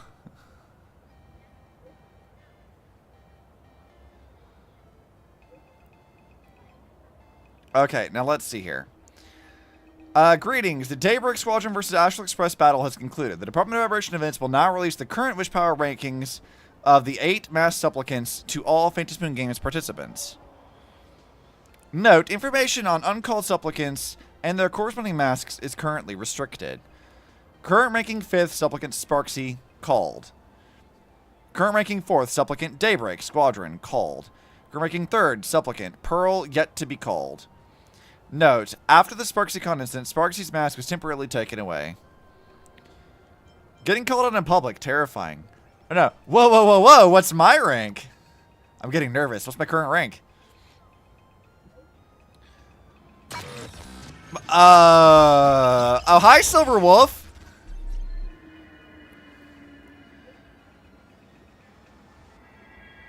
Warning, after further review, you've been found ineligible to Fantasy Games. Your recommend has been banned. Current status, banned to be lifted March 25th, 2099. What the? This is Silver Wolf. Girl, what are you doing? I got banned? Oh no, it's a 100-year ban. Just kidding, were you startled? A fair warning, things are about to get dicey. Because Stone Hunter Silver Wolf, she will soon join Fantasy Moon Games. Let's go! My girl. We'll never be mad at her. But she immediately clocked that it is Silver Wolf. I mean, yeah, it had her fucking, like, picture on it. Widows that get a wish, they become an actual Eon permanently. Is that how that works? I was gonna get your fat tits out of the way of the phone. Look, you shut up. You're telling me that you would like to not look at Coco's wonderful form? You want to look at Silver Wolf textings? I'm reading it to you. Cut the act, it's you, isn't it? Transfer 6.1 billion wish back. Fucking Silver Wolf, you goober. Still there? Hello? Hello? Why does she want 6.1 billion credits, you goob? Current ranking 2nd, Supplicant Asheville called. Current ranking 1st, Supplicant Stella called. That wraps up the latest push power rankings for the Fantasy Moon Games. Mass Supplicants, more ranking information coming in the next update. Okay. So, Silver Wolf hasn't, like, she hacked out her stuff so she can't be seen. Okay. Silver Wolf, you goob. What are you doing? Oh, Ash Pokemon Vision Express. Fun. I got a lot. Holy shit, I got a lot of stuff. Fine, I'll do this. Jesus Christ, they're like railroading me into a lot of stuff. Yeah, publish whatever, I don't care. Yep, that's fine. I will deal with all that later. I don't feel like doing it. What the hell is this thing? Okay, collecting all this stuff. Cool, cool, cool. Okay, well, we finished the patch. Good. I'm glad we managed to actually, like, finish it.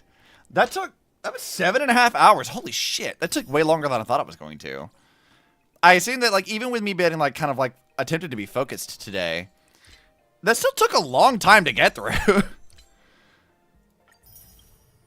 Oh, God, I've done nothing in my shit for this. That's probably bad, right? Really slowed down on the second. I mean, we did, but it's fine. I'm glad we managed to get through it, though. Level 5 Battle Pass rank. Yeah, I haven't been doing anything, dude. I don't really... like, I log in and do some very basic dailies, but... Anyways, I guess I can if you want to talk pending, we can chat with it now. I'll pop in Discord. Oh, God, there's so many things posted. Oh, I see the thing for Dolly you posted. That's fun. What the fuck is Charlie? What did you post over here? What is going on with this? Okay, so I'll have to read that later. Hi, Pending. You're here to derail the end of the stream now. Yeah. Well, I can't very well derail the story anymore, given that you finished the story. What did you think of the patch? Yeah, we did. The patch, I think, like, there's a lot of interesting stuff here. Like, especially the second half. I think you were right. It is a lot more fun. Yeah. Like, it was a lot more dynamic and interesting for, like, how they introduce characters. There was a lot more cutscene stuff. It was just a lot of fun. So yeah, I think I messaged you at one point oh God, I can't remember what I was saying, but it was something to the effect of, like, there are some really good parts in this patch. And I messaged you about that when I was at the part where you're kind of hanging out with Evanescia in the Evanescence, yes, in the con. I loved every moment of that. That, I think, might be one of my highlights of this. Like, hanging out with her and Nihilix, both are, like, I think the two strongest parts because they're so funny. Yes. Yes. Evanescia is great. I like her. Amazing too. Yeah, Nihilix is very likable immediately, but, like, Evanescia is, like, I think my personal highlight. I mean, yes, I'm a bit biased. I already wanted to pull for her anyway, but, like, she's so silly. It was short, but I really loved the Blade, the Blade Don Hung part as well. Like, that whole scene, especially with Silverwolf providing color commentary, was a lot of fun. Silverwolf just being the third wheel on that is hilarious. They need to do more of that with her. Yeah, and I said this before, but, like, her VA also voicing Neptune in Neptunia stuff is, like, the perfect choice for this. And every time I hear it, I'm always picturing Neptune in my head, but her being an annoying little gremlin is very on brand for both characters. I'm like, yeah, this is fun. I like this. See, it's funny. I have the opposite because I recently watched, like, the first episode of the Neptunia anime, and I'm like, wow, that's Silverwolf speaking. Well, see, we kind of can this differently because I've been playing, like, Neptunia games for a long time. For those of you who don't actually know this, before I was a VTuber, I was in the VTuber community quite a bit. And my original, like, icon when we were playing VR chat and stuff, I was also using Neptune. I had, like, adult Neptune as, like, my icon in Discord for a long time. And when I was hopping in VR chat for, like, hanging out with Yui and Rhythm and stuff, I was always using a Neptunia avatar of some kind. It was usually Neptune because she's one of my favorites. So, like, I played a lot of, like, Hyperdimension Neptunia originally when it came out, and I played, like, Mega Dimension. And it was like I'd beaten, like, a bunch of them, not all of them because there's a lot of Neptunia games. I've only done, like, maybe a handful that are all the way through, but I was conditioned to hear Neptune's voice. So when Sorrow came out and I heard Silverwolf, I'm like, that's fucking Neptune. Like, one of my favorite characters, and I'm like, that's Neptune. I know this voice immediately. Although I have played some of the Hyperdimension Neptunia games, when I first heard Silverwolf, like, before, nowadays, to me, it's just Silverwolf's voice. But when I first heard her, what I clocked her as was, I can't remember her name, but one of the girls in Digimon Tamers. I haven't seen it, so I couldn't say. Yeah, it's fine. It's a solid anime, but I say that as someone who watched it when I was, I don't know, probably like 14 or something. Like, I don't expect it to hold up nowadays. Yeah, it's been a hot minute, I would say. I mean, that voice actress, I don't remember her name, and this is Neptunia Physical Crusoe having for that, but, like, she's done a lot of shit. She has been in a ton of things. So, like, there's a lot of stuff she's done. Yeah, they definitely... Well, because I think, like, right from the start, they probably anticipated Silverwolf being one of the main characters for this game, given that, you know, she's in one of the first cutscenes, and she's a variant character. So I imagine the casting director was probably of the mind of, like, okay, we got to get, like, someone really well established to voice Silverwolf. I mean, that's part of it, but I also think that there is a thing of, again, I pointed this out, if you like clock how Silverwolf's character is, she has a lot in common with Neptune, and understanding like how Neptune is a character, having her like be like Bronya's like gamer personality is so on brand. It's such a perfect casting for that I'm like, yeah, no, this is so on point for that. Creel, that's the one. Rika, yes, that was her. That's if you can find a clip of Digimon Tamers, the English version, like she's doing basically the exact same voice that she does for Rika as she does for Silverwolf. I don't think that, like, I think most of her roles, like there's some voice actors who, like, you listen to their roles and they always sound different. I think she's a VA that usually gives the same kind of voice for most characters, but like the characters that she gets cast for work really well for that kind of voice. I am inclined to agree. Everything that I have seen her do, she has done that same kind of voice. And I think that that's just like what she's good at. And, you know, VAs are always hired on their voices. They're not necessarily always required to have a huge range of like things they can do. Yeah, I think like having, we're immediately derailed, but I think having like a good range, like opens you up to more audition possibilities. But like when they're hiring you, like they're not necessarily concerned about your range because they just want the one specific voice. They're more concerned about your ability to deliver a good performance with that voice that you're providing them. So they just want like the emotional depth. They want a voice that fits the character kind of thing. If you have range, it just means that you could potentially audition for a lot of different things. Yeah. I also want to play the song that's going to annoy Charlie in the background from Zim. But yeah, I am super looking forward to 4.2. We're going to get a lot more Silverwolf, of course. Yeah, and I've always loved Silverwolf, and I did watch the trailer, so I knew that, like, Foolish being the supplicant, I already knew that going into the stream, because I accidentally spoiled myself, and I don't know why I say accidentally when I intentionally watched the trailer, but I knew that going in, but, like, again, I don't think that spoiled it for me, because I was like, I'm just trying to like what her angle is, like to figure things out. I'm seeing things that I may not have like clocked originally because of it, which I do find was still very enjoyable. Yeah. So mad about it's been solid. I'm trying to. You're finding the character from PSO2 that she voices.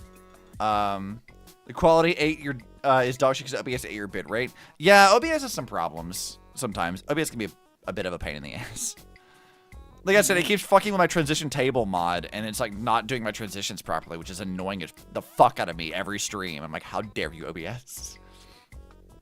But yeah, back to the point though. 4.2, I think it's gonna be really fun. Like I have not disliked any of Planet Arcadia so far. I think that like as I mentioned before, like yeah, there's been some political stuff that did affect how the presentation was gonna be, but I feel like it doesn't feel like rushed or half-baked at any point in time. They have more animations. They have more dynamic cutscenes. It feels very cohesive in a way that I didn't think I was really expecting, given all the background info we knew about going into it. I would say I agree. Like I think going into Planet Arcadia, I was kind of like tapering my expectations, especially from a presentation perspective, because I kind of figured it was going to be rather rushed. But I think the presentation so far in 4.x has been a step above. I will say the one thing that we've lacked thus far that we did get in 3.x, although like that's not to say that it's not coming soon, is we got a couple animated parts. Right. A couple like full animated cutscenes that we haven't got yet here. It would not surprise me if 4.2 gives us our first. Yeah, but we had like a lot of like very small ones, which I think was like pretty. Also, damn, the code's expired. Oh well, unfortunate. Yeah, those codes tend to only last for 24 hours. Oops, my bad. It's okay. These things happen. You found her best role, no contest. What's her best role? Do tell. Also, give me her name. I want to check her IMDb too. I want to see what else she's up to. I gotta Oh, find. she's done a ton of stuff. Like if you want to find more stuff with Neptunia's VA, you have a lot of options. Oh at yeah, I your know. disposal. She's done so much shit. Like I knew that ahead of time. And she's been in the industry for a long time. Like Digimon Tamers, like I said, that was a show I believe I watched as a teen. So and Melissa that Fawn, would've been, that's like, who 20 it years is. ago. Yeah. Okay, now what have you done, Melissa? What have you been up to? Because I know she's done a ton of shit. Let's see. She was in Neptunia. Let's see about things I know. She's in Star Rail, obviously. She's in Tower Fantasy, which is hilarious. Obviously, all the other Neptunia things. Steven Universe, weird. Okay. She voices Gaz in Invader Zim? That's hilarious! I totally forgot about that! It's been forever since I've seen Invader Sim 2. Holy shit! I totally forgot she voices Gaz. Yeah. No, now that you said that, it makes perfect sense. I do remember Gaz. Doesn't it, though? That's so wild. I didn't realize she voices that. I mean, I guess I would have known when I watched it, but, like, it's just been so long. You know what's really crazy about Invader Sim? It's been so long since I saw it, but just as, like, a random aside, so the person that voices Gur, the like, little robots thing... Yeah, I know Gur.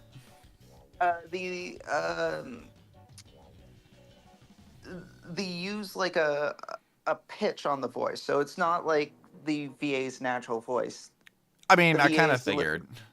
Yeah, but the one that voices Zim can actually do.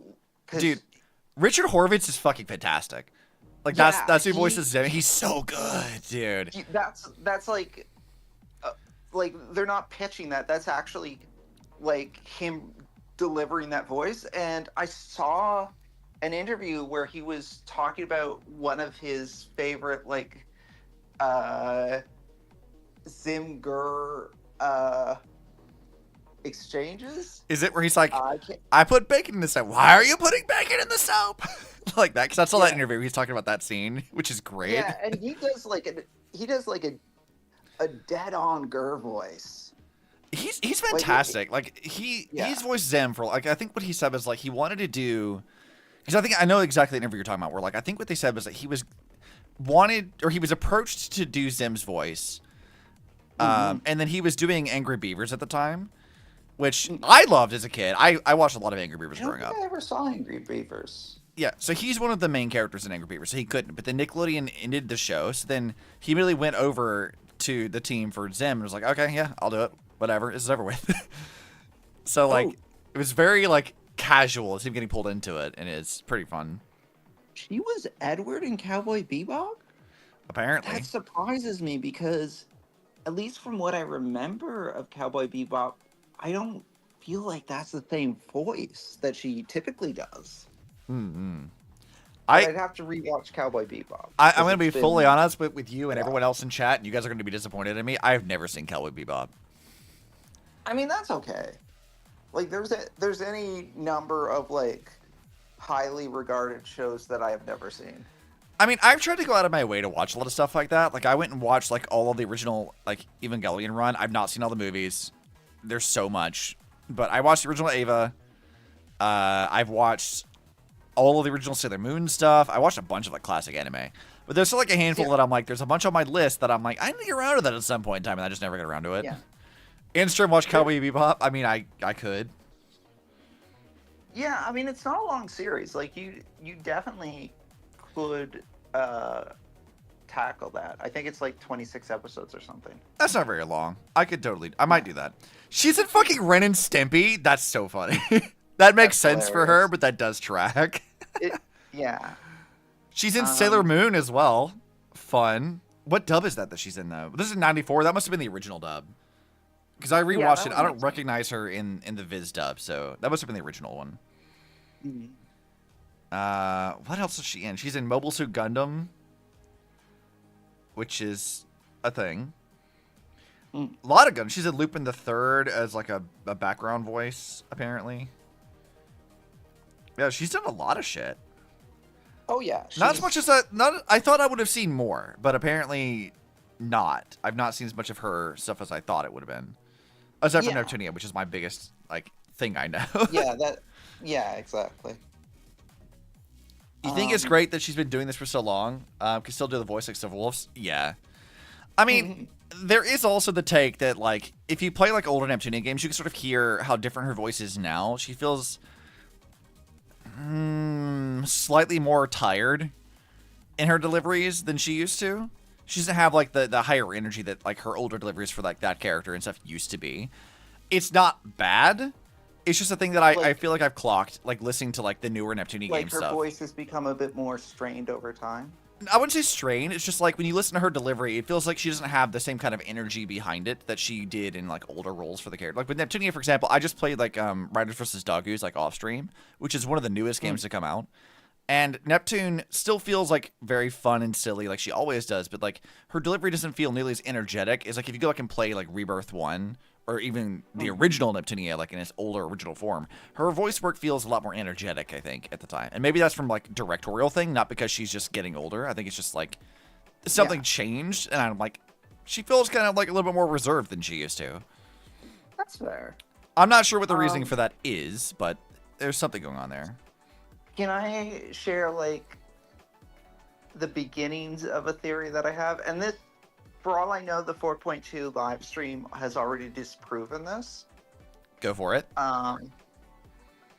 But okay, like I said, I didn't watch that part of this part of the 4.2 live stream because I wanted to avoid spoilers for it. But I don't tend to watch the live streams either, to be fair. Yeah. So we know that Nessia is likes the abundance. Yeah. Yaoguan said that she's an abomination of the abundance. I don't know if that's 100% accurate or not. But at the very least, she is aligned with the abundance to some extent.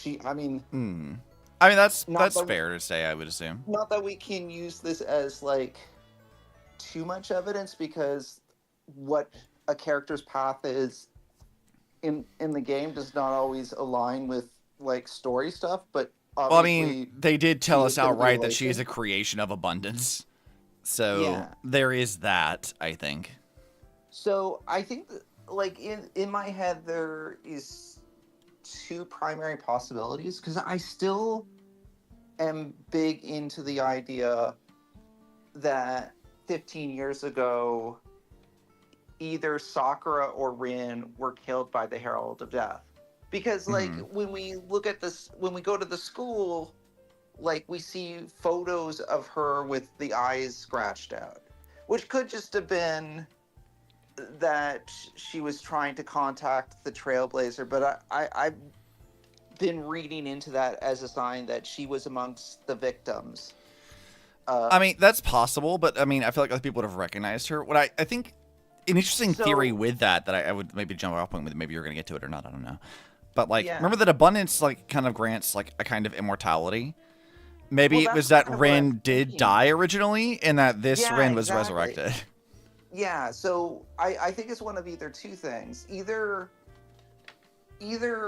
Rin or Nessia, whether it's Rin or Sakura, in either scenario, Nessia died, and then the abundance has resurrected her, and we've seen that the abundance gift of life almost always comes at a cost, and it could be that the cost in this case is that she lives, but she lives for a very specific purpose. Which I think I would also like that. If that was how they explain this, why Rin is the way she is, that could be very fun. I like that as an idea. Maybe we get another supplicant later on who's Sakura, still trying to avenge her sister's death kind of thing. And then Evanescia can't reveal herself to her sister, which I think would be very, very interesting. That would be very cool. Because like I said before, when it comes to Rin, she doesn't really get to do much of anything. Yeah. So having this have a version of who we think is Sakura but isn't Sakura, being a Rin variant, and then seeing her like trying to talk to her sister, trying to like communicate something to her, I think would be so fascinating. I like that idea a lot. I think that'd be fun. The other theory that's kind of been playing in my head is that it was Sakura who got killed by the Herald of Death at Graphia Academy. Mhm. That drove Rin into a sort of depression, and it made her like kind of question, why do people have to die, and so on and so forth. And that made her vulnerable to the abundance because her feeling all this pain connected to death made the appeal of everlasting life all the stronger. So I mean, the abundance kind of took her in a time of vulnerability. There is that, but I think what I think I would prefer that be very consistent with how they've written Rin and Sakura before is that Rin is usually the younger sister. She's usually like a high schooler or something to that effect. So like having Evanescea be this high schooler would maybe imply that she was a victim, that she was like in your theory. Like to me, what makes most sense is that Evanescea was a Rin variant. She was a high schooler. She does die. And because a lot of like the theming of 4.0 and 4.1 so far have been this idea of like people grieving and not dealing with like the after effects of the Herald of Death, it makes a lot of sense to me that like Sakura could have been like the Survivor's Guild. She watched her sister get murdered. And now Sakura has become darker. She's become more angry. She's become the assassin type character we've seen her be characterized as in Impact Third, right? This is how Sakura is usually written, of grieving her sister's death. To me, that would make the most sense. It's like Sakura was the older sister, but she was powerless to save Evanescea from being murdered by the Herald of Death. To me, that would make the most sense if you were going to write things that direction. Is this what Hoyo's going to do? I don't know. Very cool way of doing it, because it does leave the door open to also having Sakura in this story. Which I think would be nice. Like in the scenario where it was Sakura that was the one that was killed, Rin would have been like, very young at that time, but this is 15 years later, so at this point, Rin has grown up to, or at least is grown up enough that she's like a teenager or young adult. Right. So she has like that traumatic early memory of Sakura's death. Because the reason why I think that Sakura probably isn't dead is on the grounds of, and this may have changed, this may be something like newer information will automatically tell us is no, but there is a supplicant mask that is a fox. Well, the alleged supplicant mask that's a fox, right? So, what could be very interesting is that Evanescea could have been a victim 15 years ago, right? She's dead. Herald of Death killed her.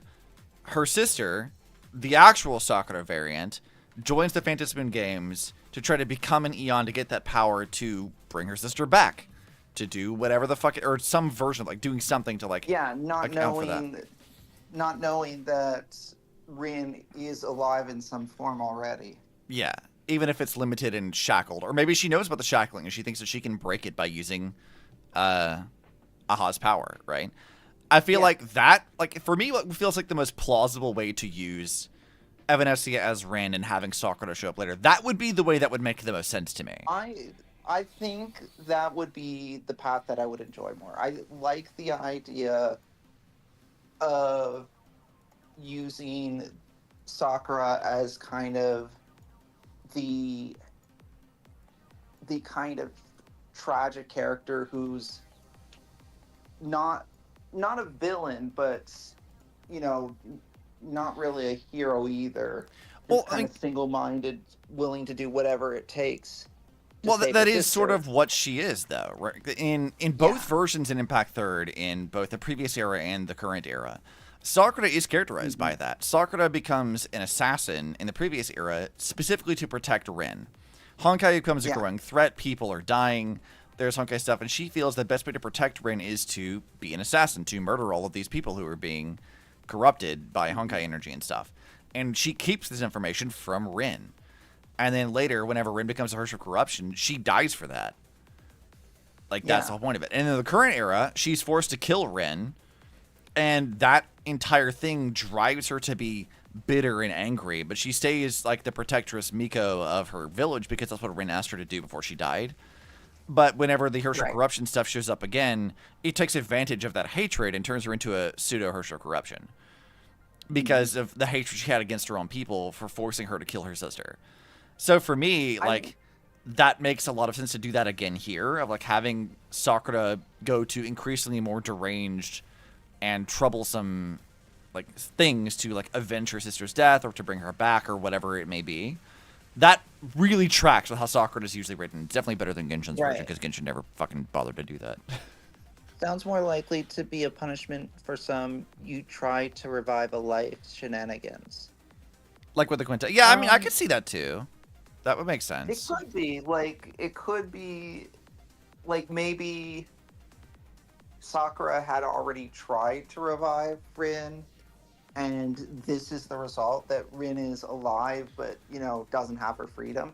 Although I have to say, like, for someone that, like, we're working under the assumption that, you know, Rin's in a very kind of hands-tied position, and there certainly is enough evidence to say that, but, like, Rin seems to be generally happy, or maybe it's just that she's very excited because usually she's cooped up and this is like a rare opportunity where she gets to go out and interact with people. Like, well, let's look at it from another angle. She says she's the arbitrator of the Phantom Moon games. Yes. Which also can imply that she can only exist as long as the Phantom Moon games exist. Which means that for all other times where the Phantom Moon games aren't happening, she can't manifest. She can't do anything. We don't. The game has not confirmed this, but that would make sense to me. I think it might be more interesting if she's kind of trapped in sort of like a state where she's existing, but she can't interact with the world outside of when the Phantom Moon games are happening, because she's super into like anime tropes and media. She's like consumed all these all these kind of manga and stuff. It seems to me like she might be trying to live vicariously through all that stuff because she had no other choice. I mean, that also makes sense. Like, I mean, you could say that she was just bored out of her fucking mind hanging out like the Phantom Moon courtyard or whatever. Yeah, reading like all this shit. Her first opportunity, she tries to essentially play out a trope with us because, like, she's never had the chance to have a real life potentially, and like, so she wants to play out the stuff that she's seen in like the stories she's read. There's also the other caveat too that like Rin, if we're I'm just gonna call her Rin, it's fine. Yeah, I'm pretty sure that when we first started this patch as well, or maybe it was last patch, that she showed up, but other people couldn't perceive her.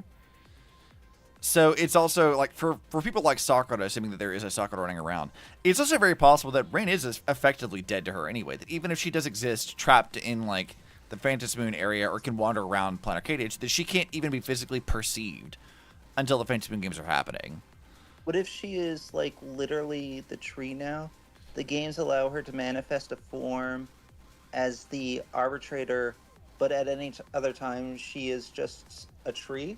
I mean, it's possible. It's possible that she is just, like, the manifestation of the abundance tree. I don't know. It's not really clear exactly, like, because they haven't given us any information. There's a lot of different ways that this could play out.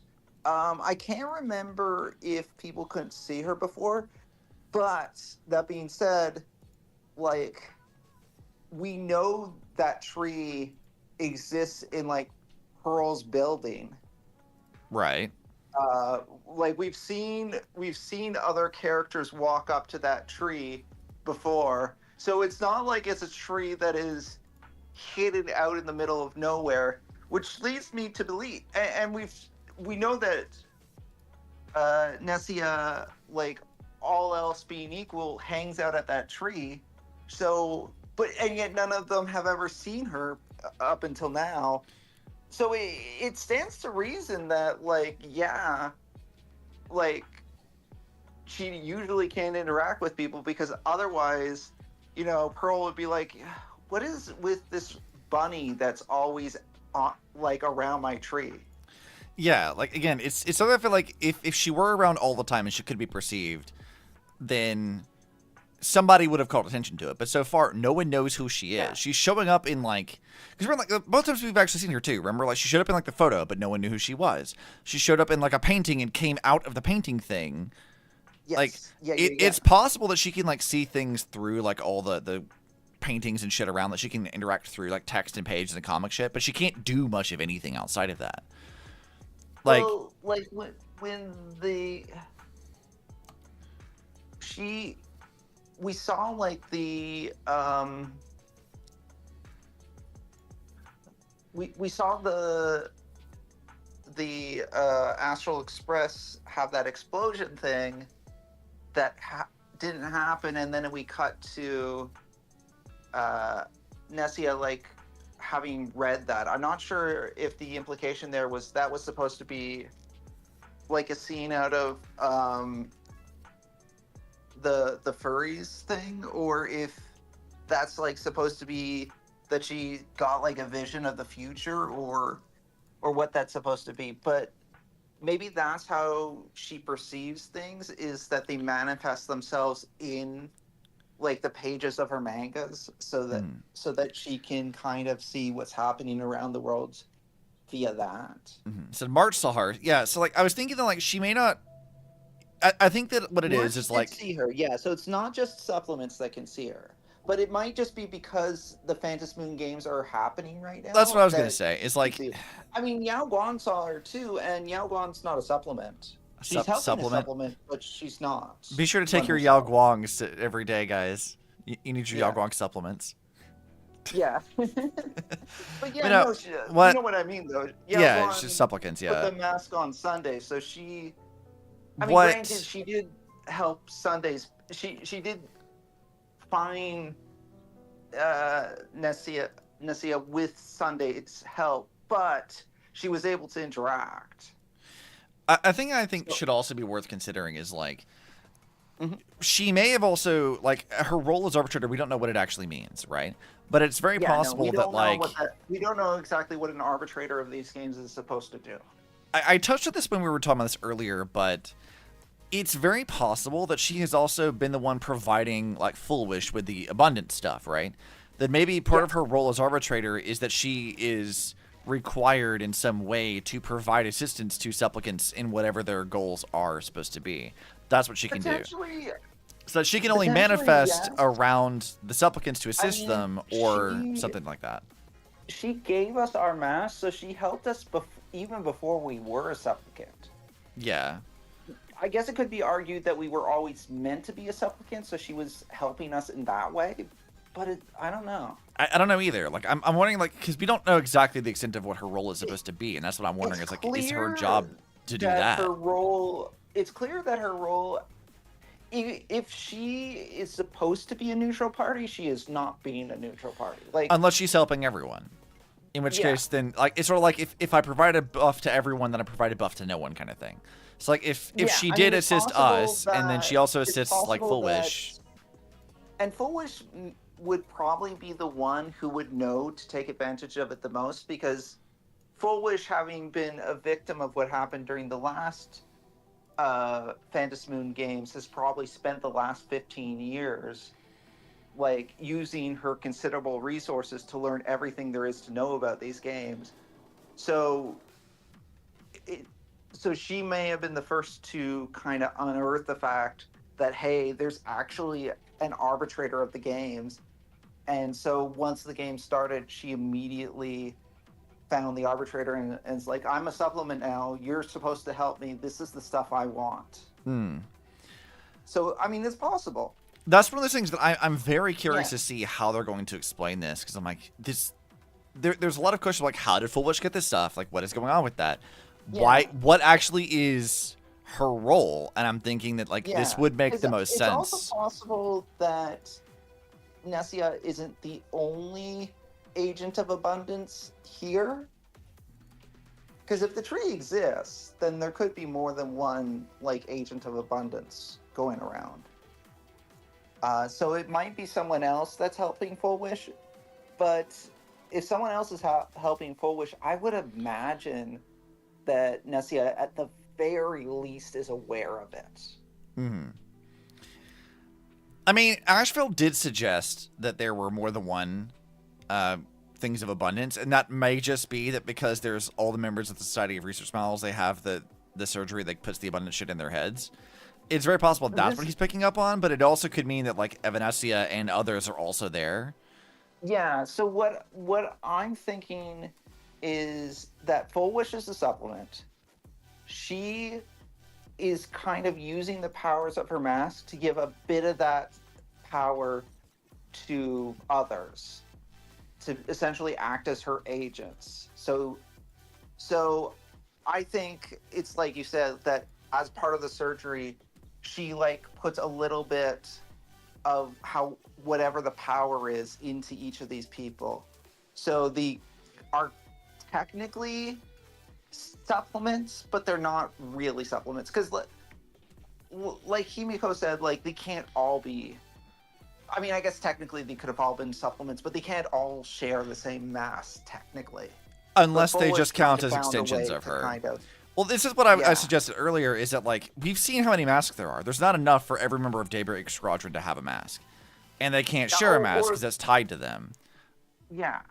Unless the mask is, like, it recognizes them purely on the grounds of they don't count as individual supplicants themselves, they count as an extension of Full Wish. In which case, why wouldn't they be able to do that?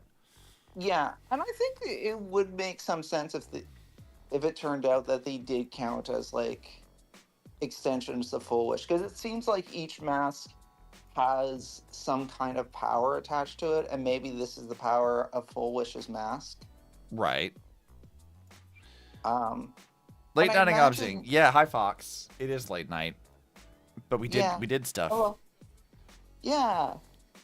Obsi finished 4.1 in time for 4.2, which I am very much looking forward to. I was, by the way, expecting 4.1 to be a shorter story because it's a shorter patch cycle, but man, is it not a shorter story. It's not like an egregiously long story, but it is, like, very much, like, aligned with the length of the other ones. Well, this is like what I was saying before, of, like, we did pretty good, but, like, it still took me, what is this, like, we're on 8 hours now, and, like, we've been chatting for, like, a good, 50-20 minutes now, but like, it took me like 7.5 hours to get through it, and I was, like, trying to focus. And this was your second stream of it. You spent like 8 hours on a previous stream. This is true. We did. And granted, of course, you were not playing it the most efficient way possible. Yeah, I wonder why that is. Yeah, it's a complete mystery. But when I did the patch, like, and I play the patch, like, on my own, not on a stream or anything. So I feel like I clocked in about, like, 7 to 10 hours on the patch. Yeah. On the story of the patch. Which I think is, like, pretty much par for the course for an HSR patch. Mm-hmm. It's like how Zenless patches always ended up taking me, like, 5 to 7 hours to finish. Also, I'm not doing I feel like the Zenless main stories tend to be a little bit on the shorter side compared to HSR, but Zenless has, like, the main story quest, and then they have a voice character quest as well. So I think when you combine them, it ends up being comparable to HSR. It's just that Zenless does both, whereas HSR kind of puts it all into the MSQ. Yeah, this is true. Us being efficient, is such a thing even possible? I mean, we haven't seen any evidence of it so far. Yeah, I don't know that there's any evidence to suggest that that's the case for me. Yeah. Oh, damn. I lost the event thing. Sag. Whatever will I do? My little cubes can't fight things. This is truly a tragedy. Yeah, I still have to do all that stuff. Yeah, that's why I figured I'd just, like, mute the game and we can just chat while I'm doing this, because no one cares about the plot of the fucking cubes thing. No one cares about the gelatinous cubes. I read, like, the intro to it, and I sort of remember it. I think, basically, the intro of it there was something about like Pearl having clones. It's like to a help robot her thing, do her apparently. bidding. Yeah. She does. She Kinda pulls like a the Herta Herta. thing. Yeah, she has a Herta thing, which is fine. Yeah. Yeah. It's whatever. It's not. I don't think it's super story relevant. Maybe it will be. I don't know. Well, we're not gonna find out because I'm skipping all the dialogue. You spaced out Yeah. Herta mention. Yeah, we were talking about how Pearl has like all of the like robot things in this event, and I'm not really caring about it, but like whatever. Yeah, it's an event where you fight cubes against other cubes. I'm not gonna. Look, I'm fighting. I'm not anticipating Shakespeare. Yeah, the gelatinous cubes can do their own thing. I'm not worried about it. Yeah. But yeah, like I'm very excited for the next patch. There's a lot of really cool shit. Yes. That they've set up. I think the next patch, what I really, well, I mean, I'm expecting the next patch to be Silver Wolf centric because, of course, it's going to be. Right. I don't really know what Silver Wolf is actually going to do because, like, I'm not entirely clear on what exactly her goal is. I hope we fight her. I want to fight Again, Silver Wolf. I really do. I feel like there's a high probability we'll fight her. Yeah, I don't know what Silver Wolf's goal is. Like, I imagine Blade is... Well, Blade's here because Elio told him to be here, frankly. Yeah. And Silver Wolf's here because Silver Wolf was told to help out Blade. Which it feels like the role that she always plays is like, hey, Blade's got to go do a thing. Go help with that. Yeah. That's like all of what she does. Why the fuck they stopped making boss battles as playable characters? Right, though? I like having boss battles as playable characters. It's fun. I enjoy that too. Like, I don't think Silver Wolf is going to be the boss. Making her a boss would be the fun. 4.2 live stream, I would know who the boss would be because they always spoil the boss during the live streams, which is why This is why avoid that. you won't get spoiled if you don't watch the live stream. Yeah, but like if I had to guess who the boss is going to be, I would guess it's going to be like Full Wish. It's probably not going to look like Full Wish. It's probably going to look like a some weird giant monster creature, but it's going to be Full Wish as a giant monster. That would be my guess. But that being said, Silver Wolf would have been a cooler boss. Yeah, I know that Full Wish is going to take a big focus, purely on grounds of she's very prominently displayed in the trailer.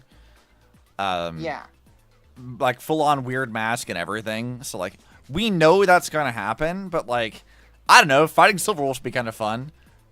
But I also like the idea of, like, us continuing our trend of being besties with the Celeron Hunters and just fighting alongside her, which would also be great. I wouldn't complain about that either. I mean, that'll be fun. Yeah, because, like, Silver Wolf and Blade, I guess, got masks, or will get masks. But I have no idea what they want to do. Like, I don't know what wish they want. Like, it turns out now that it sounds like whoever wins becomes the new Eon of Elation, not just gets a wish. Yeah, which I don't think that, like, they really care about, like, at all. There were some people who were suggesting that from the beta or whatever, if you look at, like, Silver Wolf, her, like, dialogue, that it basically confirms that she's an emanator of Elation. I don't know that I've seen anything that confirms that necessarily, but, I mean, it wouldn't surprise me given how she is. I don't see any reason why we need to become a god. Of Elation. Yeah. I think it's kind of funny that she's an emanator of Elation when, like, her original one was Nihility, but that being said, like, Sparkle was so clearly Elation, but because Elation wasn't a path yet, her first character was Harmony. Yeah, I forgot about that. Yeah, so it is what it is. Canonical Astral Express versus the Stellaron Hunter group versus fight, that would be fun. I mean, I literally sit on the grounds of, like, they're always like, oh, we hate the Stellaron Hunters, they're so bad. I'm like, dude, they're our besties. I know what you're talking about. We love them here. No, I mean, I know Himiko doesn't like the Stellaron Hunters for reasons, but, like... I mean, that's because Kafka's her ex-girlfriend. It's fine. Like, she's just mad because she has beef with Kafka. It's like, look, we know that you have like a sort of like a messy breakup with your ex and all, but like, come on. You got to get over this, Himiko. Coffee's great. She's our other mom. It's fine. And now that we're officially calling like Himiko mom, it's like, well, yeah, we have mom and mom. It's fine. We have our two moms. Stop fighting. It's great. It's funny because I feel like most of the Astral Express characters are in like kind of a pseudo relationship with a Stellaron Hunter. Like we got Himiko and Kafka, we got us and Firefly, we have Blade and Don Hong are like exes. Like Kafka and Himiko are exes, Blade and Don Hong are exes, and then there's us dating Firefly. Yeah. And like March and Silverwolf are just kind of in the background. They're third wheeling it up, as they always do. I mean, look at how they handle Silverwolf this patch. She played third wheel again. This tracks, I think. Yes. I just love how they keep trying to write it like, oh, yeah, they're so bad, they're so terrible. I'm like, nah, dude, I love this. Silver Hunters are great. What do you mean? Yeah, I mean, I guess we'll see what happens with Elio unless we are Elio, but I don't view the Stellaron Hunters as like the big bad of HSR. They're really our friends. I love them. I'll take one for the team. I'll bite the bullet. I shall marry into the family and join our rival clans as one. It shall be so. Yeah, speaking of that, though, I was wondering if they were ever going to address the fact that Stella is a former Stellaron Hunter. But the question I have that is like, well, Yao Guang seems to know this. Why doesn't anyone else? Like, I mean, I know why the members of the Express don't know, but like, assuming that we ran with Kafka for longer than anyone else, why are there not like wanted posters for us? Why does no one know who we are if we ran with her so long as a Stellaron Hunter? I mean, one theory, of course, is that we were/are Elio. It's possible that we looked different back then. That would be an interesting thing. I don't know why people would suggest that we are Elio. Like, I'm not sure, like, because seemingly they take orders from, like, the script that's ever-changing, so why would Stella be that? That just seems weird to me. It's a popular fan theory. I don't think that there's any concrete evidence linking us to being Elio, except to say that we were a Stellaron Hunter, and we've never seen Elio. And we know that not only were we a Stellaron Hunter, we know that we were a rather important Stellaron Hunter at one point. Yeah.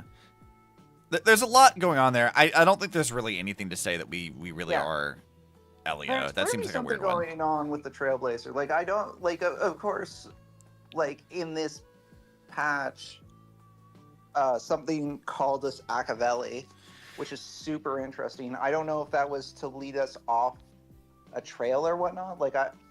Well, there's also a fan theory which I like, but I don't think makes too much sense necessarily, which is that Trailblazer is in some way functionally Acavelli reincarnated or something.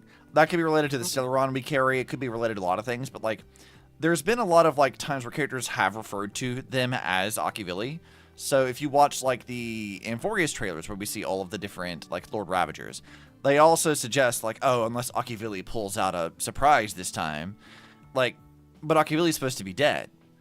So why would they say that unless we are Acavelli in some sense of the word? Whether that means it's because we're like actually like, their human form and we've lost our memories, or it's because our Stellaron is from them. Like, I don't know, but like, it is a fan theory I've heard that I'm like, it's an interesting concept. I don't know that I like necessarily agree with it, but it's interesting nonetheless.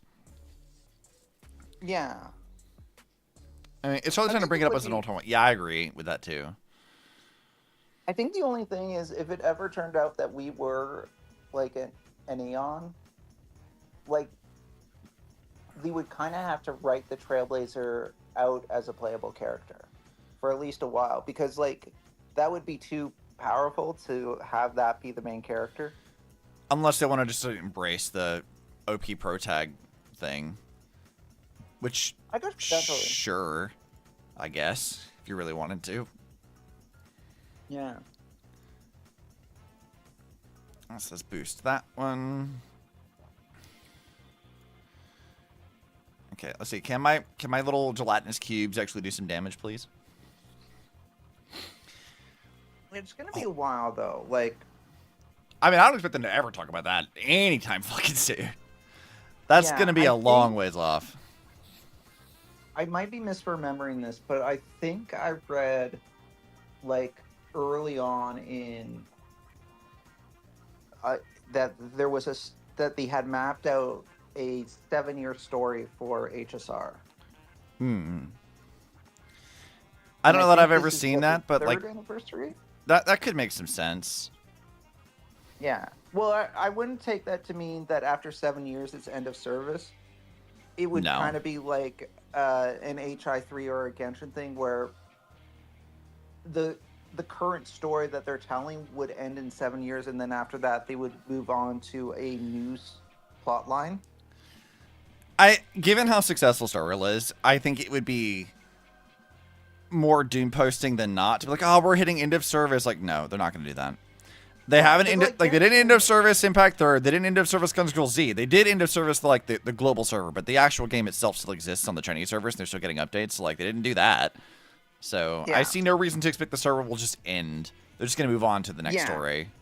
Yeah, exactly. Like, if I don't play Genshin, but my understanding is Genshin's plot wrapped up like maybe a year ago, and then they immediately just said, okay, we're gonna do a new thing now. We're gonna start a brand new plot, you know. Not really. Genshin is still ongoing. So they finished Natlan, and they went over to a sort of like in between area called Nodcry, and now they're doing like a Luna thing, which is like, I think this most recent patch had them go to, like, you know when you open the game they have like the little walkway thing with the door.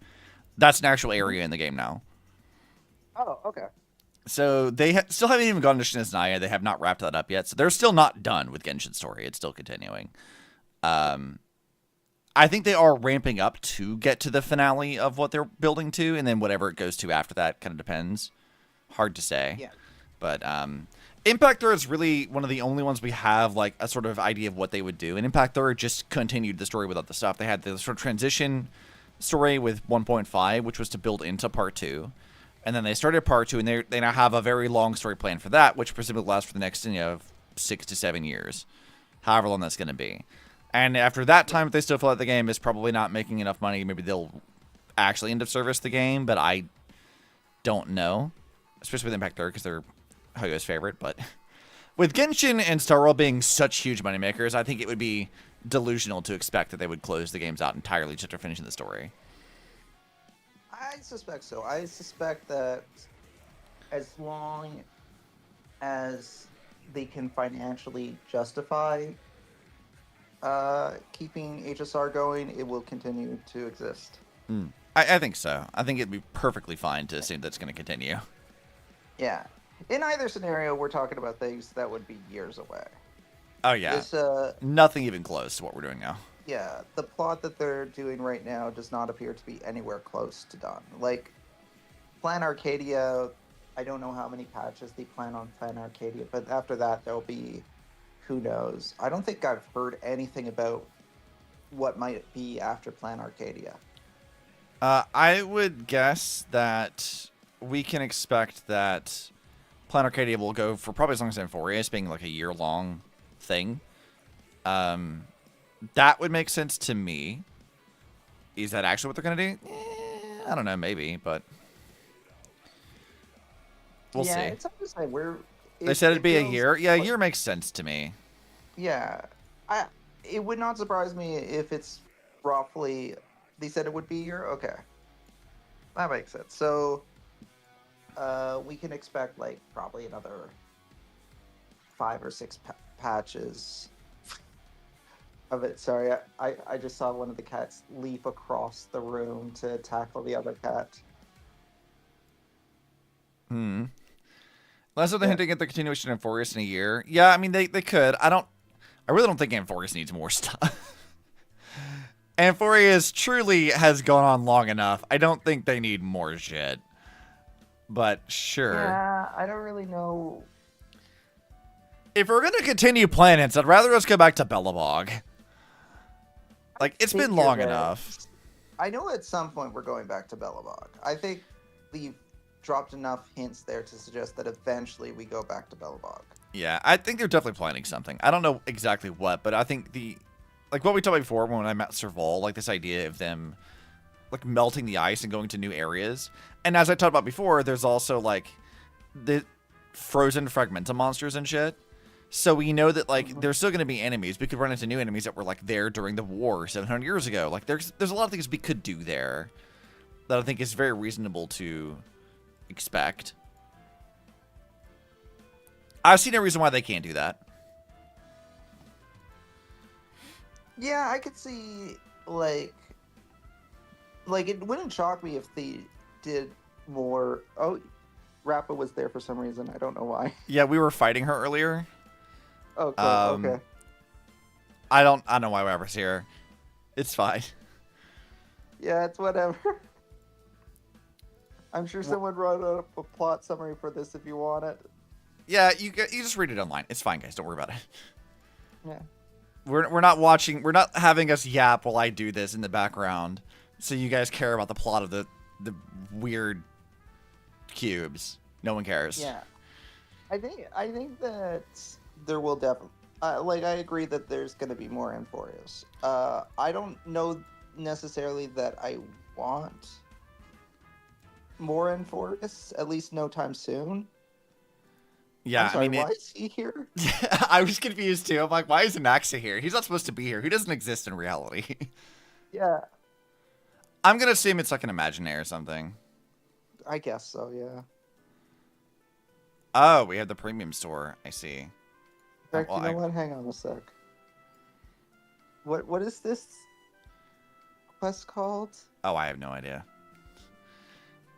Amphorius will continue. I think it's about the birth of a real world. Yeah, that can make sense. It's the only log on our quest journey besides the current one that says to be continued. Yeah, I mean, they definitely plan on doing more with it. Also, part of me wants to be like justice for Cyrene. Do her better. Okay, Anaxia is there because it's a generation of the main character's memories. Ah, okay. Good to know. Yeah. One of the responses from this Reddit thread said that he can just do that. His aura knows no bounds. Dude, Anaxa might be one of my favorite characters from Amphorius, actually. He's such a fucking dingus, and I like him. He's pretty fun. I didn't think I was going to like him, and then we actually got to the plot, and I'm like, this guy is just an egotistical little shit, and he's right, and that's what makes it even funnier, is because, like, no one likes his ass, but he's right. It's like, well, you can you be mad about this? With the obvious exception of Hyacine, I feel like he's maybe the character I regret not pulling on the most. Mm-hmm. I don't know that I really like needed to pull for him. I think he has some utility, like teams wise, but as you know, I don't care about that. But he is a fun character. I do like him a lot. Yeah. Meta wise, he wouldn't have been game changing. It would have made my Herta Grande better. Herta Grande. Mm-hmm. I love that description. Herta Grande. Yeah. That's so fun. I love thinking of different ways to talk about Big Herta. I do like Big Herta. Yeah, although Anaxa can also function as a main DPS on his own, even though like he was originally designed to be like a supplement of Herta. Is that what he was designed to be? I didn't know that. Yeah, his original design was to kind of enable Herta's kit, because Herta needs another erudition with her. Mm. So typically you pair her with like Serval or Mini Herta or Jade if you have Jade. But Anaxa was designed to be her perfect complement. Mm-hmm. However, Anaxa was made in such a way that he also functions as like his own like character you can build a team around. So you don't necessarily need Herta to use Anaxa. Right. Yeah, you know, there are days where I'm like, you know, I should probably like pay attention to the meta and learn how these characters work. And then there's another part of me who's like, I don't actually care. I mean, that's valid. It's like we talked about before, of like, it just feels like optimizing the fun out of a game. That's how it feels like to me. I just don't care enough. Like, even with Impact Third, like, I don't really think about that. Like, I understand the teams a lot because I think the tutorials are a lot better. But, like, I'm not really thinking about how to build the most meta team, like, rolling my affect skills to be the best tailored to the character. I don't do any of that. I just don't care enough. I know that there's a lot of people who do care. I'm not one of them.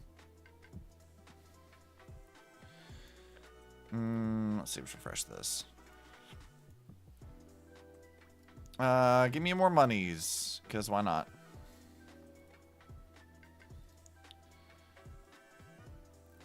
Let's do that one.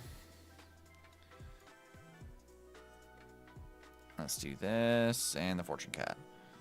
I gotta purchase some shit. So let's purchase... Copy the selected Wispe or capsule to a random adjacent empty tile. That's 80. You know what? Let's do copy that, actually. And we're gonna copy you. Go! Fight shit. There's a lot of like cool stuff happening in Star Rail's story. I think this, like, you know, we talked before, like with everything that led up to 4.0, I was definitely like concerned, as I think a lot of people were. There was a lot of discussion about the political like situation behind it, and while we don't need to get into the specifics of that, there was a lot of concern that it was going to be half baked, that it was going to be kind of shit, and then with like, you know, our interim patch with Firefly, there were still more concerns about that, and then we actually got to it, and I'm like, you know, I thought this would have been worse, but it's actually pretty cool. Like, they've done a pretty good job so far. Yeah. Yeah, I'm really liking where this is going so far. I'm very encouraged. I mean, we'll see what happens. Obviously, there's a lot left, and There's I worry. a lot. Yeah, and we'll see if like the pacing holds up. So far, the pacing's been very good. Yeah, like, I do think that for the most part, like, Star Rail has a long-standing issue of, like, being a little bit too exposition-heavy, especially in Forius. God knows they talk too damn much. Cough, cough, Legus. But I do feel like the pacing has been pretty good. I haven't felt like things have been dragging on too long. Yeah. I mean, there's still long The patches, but they're not closest- dragging too much. The closest I feel like in this one was Full Wish's speech. I feel like there was a way to maybe make that shorter. Right. Also, one of the cats just tackled the other cat into me. Good. Yeah. Are you two? Let's go make another thing gigantic. Let's do that one. He's big now. Hey, don't fight me now. Which one is this? Hey, it's the Golden Sign song. Is this blessing my polls for Sissia? Spotify, are you blessing my Sissia polls? Oh yeah, I gotta watch the Sissia trailer still. It's fun. She is so fucking silly. I love her so much. Like, I think I said this when I streamed Zenless of the day, but like, her voice actor is crushing it.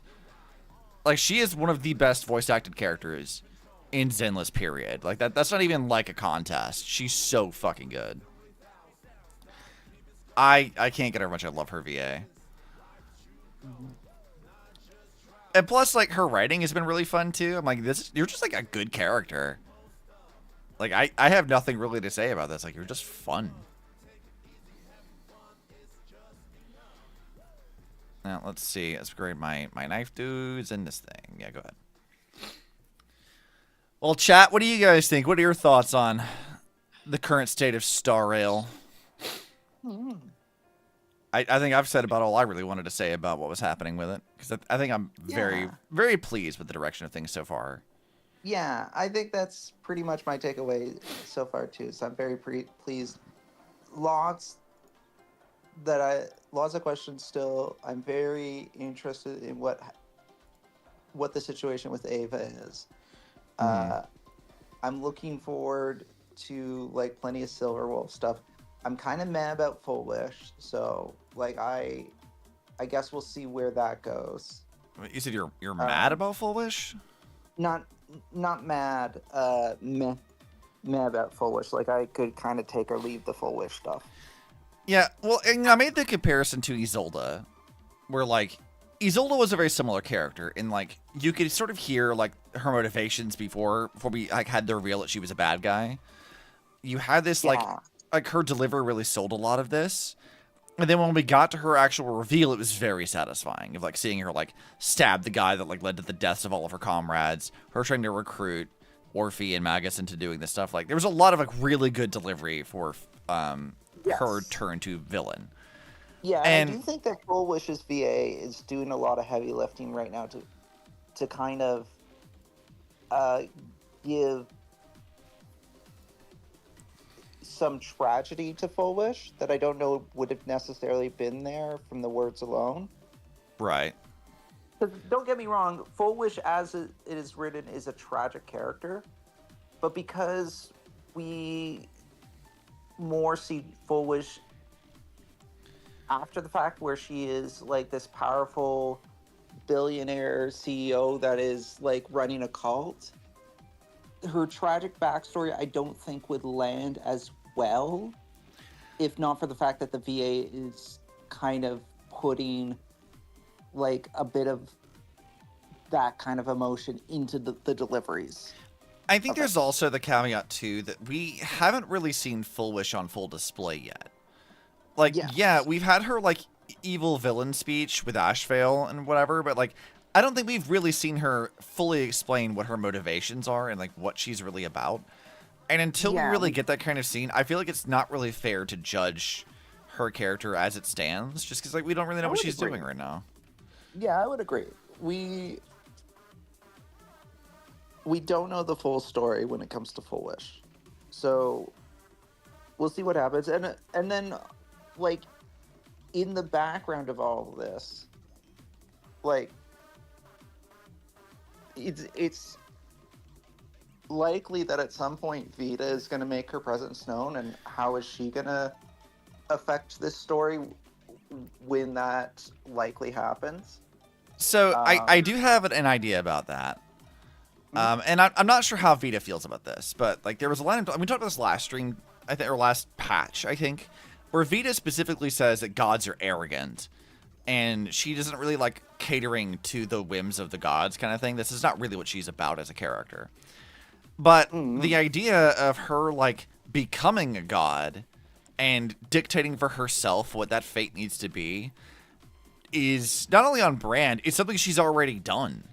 She helped us, like, in 1.5, like, we know that her creator, Saw, the original Vita, she helps us usurp Saw in her own roundabout, evil kind of way. And then when we usurp Saw, she, like, eventually steals her powers and shit. Like, she becomes the new one. She has the Eyes of Bodhi and stuff. Like, she just stole that from Saw's corpse. So, like, the idea of her, like, usurping and becoming a god in her own right is extremely on brand for her. So having it now be stated that, like, oh, by the way, the winner of the games becomes a god is definitely a bait that would entice her, I think. Because she could be like, oh yeah, I'm going to do this my way now. Like, now I can get the power I need to do whatever it is I'm trying to do. Whatever her goals actually are. And if we go by the idea, like we mentioned before, that, like, in the last patch where Evanescia talks to somebody, like, she breaks the fourth wall, Vita being the kind of character who literally can, like, be the observer, that's what she does, and Evanescia directly addressing that could be interesting. And then it would be like, oh, yeah, by the way, Vita's now here. Vita's a supplicant. Vita's going to become a god. Like, that to me seems kind of like what I would expect from her. Which is fine. I think that'd be kind of neat to do. Yeah, I could see that being, like, what she's after. I mean, is this what they're going to do? Will they ever flesh out her character? Will they let Vita ever do anything? Or will they put her in plot jail like Board Archives and Welt? I don't know. But And that's like my Man. concern with Vita is like they might put her in plot jail because You unlike know what would be the most epic thing ever? Like, Vita shows up, and we get a scene where Welda's like, finally, I can let loose. I can talk. I can do shit. Yeah. Finally, a worthy opponent. Like, I said this before, but there is no way that Welt doesn't know who Vita is. Like, I don't know that Impact Third has ever shown the two of them interacting, but given that, like, people who have direct ties to Welt being so still involved with Schicksal at the time, and Vita being very involved in whatever's happening with Mars, there's no fucking way he doesn't know who she is. And that means that he also knows the trouble that she's caused, the issues she gets up to. He knows damn well what Vita's capable of.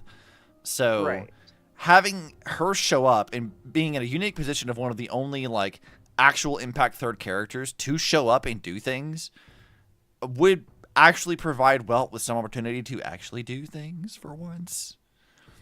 Because the only other character who can do that is Void Archives, and he's also in fucking plot jail. So, like, where's Void Archives? Where's anybody? Come on. Locha is in literal jail.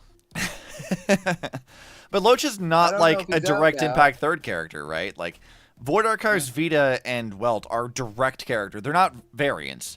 They're all the same character. They are the same people from Impact Third. So, like, if ever there was an opportunity for them to directly talk about the events of Impact Third, those would be the characters to do it. But because they can't do anything, they're in plot jail. Vortex is in the Mappa trailer. Yeah, you're right. I did pull that up earlier. He's in the trailer, which is very fun. Yeah. We were talking about Obsidian has finished 4.1 now, so we were kind of just speculating about that stuff and talking about what might happen in 4.2. And we were kind of just talking about the potential of Vita, not necessarily to appear in 4.2. I doubt she's going to be in 4.2, but like what she might do during the 4.x. Well, it's just what I was saying before that like Vita is a character who, if they're gonna use her, they're not gonna. Yeah, she's not gonna be like a small fry character either. Like Vita is a fucking problem. Like, as far as, like, her power level is concerned, she's probably not, like, largely more powerful than an Emanator, purely on the grounds of, like, Kiana as her true finality currently in the like, story frame back there that is right now, which, given Star Rail's time, is years have passed since then. Kiana, at that time, when she was approached by the Memo Keeper, was wielding the power equivalent of an Emanator. We know that up to that point, Vita is terrified of her because she knows damn well that Kiana, who controls the Cocoon of Finality, could erase her from fucking existence. So, I don't think Vita is really going to be like that much more powerful than an Emanator when she shows up. But that's not really what makes her so dangerous. It's not like raw power scaling, having a mech that can destroy planets kind of thing, even though that's exactly what Star Traveler can do. Vita's entire thing is scheming. She keeps shit to herself. She talks in weird riddles and stuff. She's very much about, like, manipulating things to whatever suits her best and using whatever power she has at her disposal for that end. And when it comes to part 1.5, she's successful in that. Her entire goal isn't to, like, kill off Sealy or whatever else. Her goal is to force Saw to give her more authority to the point that she can usurp her. And she succeeds. She gets exactly what she wanted. And right now, in Impact Third story, that's what she's still trying to do again. She has ties to the Mars quantum computer. She knows about some of this stuff. She's trying to work to things, and she's keeping information close to her chest while antagonizing other people directly because it suits her ends. So, like, when she shows up in Star Rail, you better fucking believe that that's exactly what she's going to be doing again. It's not about raw power. It's about Vita is a troublemaker. She's on the IPC's most wanted for a reason. Like, she's a fucking problem. Right. That makes sense. Did you find Star Traveler in his side job in town? I did not, but we can go look for Star Traveler again. Did they actually animate him, or is he just like still in like the A pose without any animations or particle effects? I do wonder about that. There's a Yunli. He's at a noodle shop in town. Okay. Well, seeing as I just finished doing this battle with not an Axa, We can go look for him really quickly, and I'll just read it.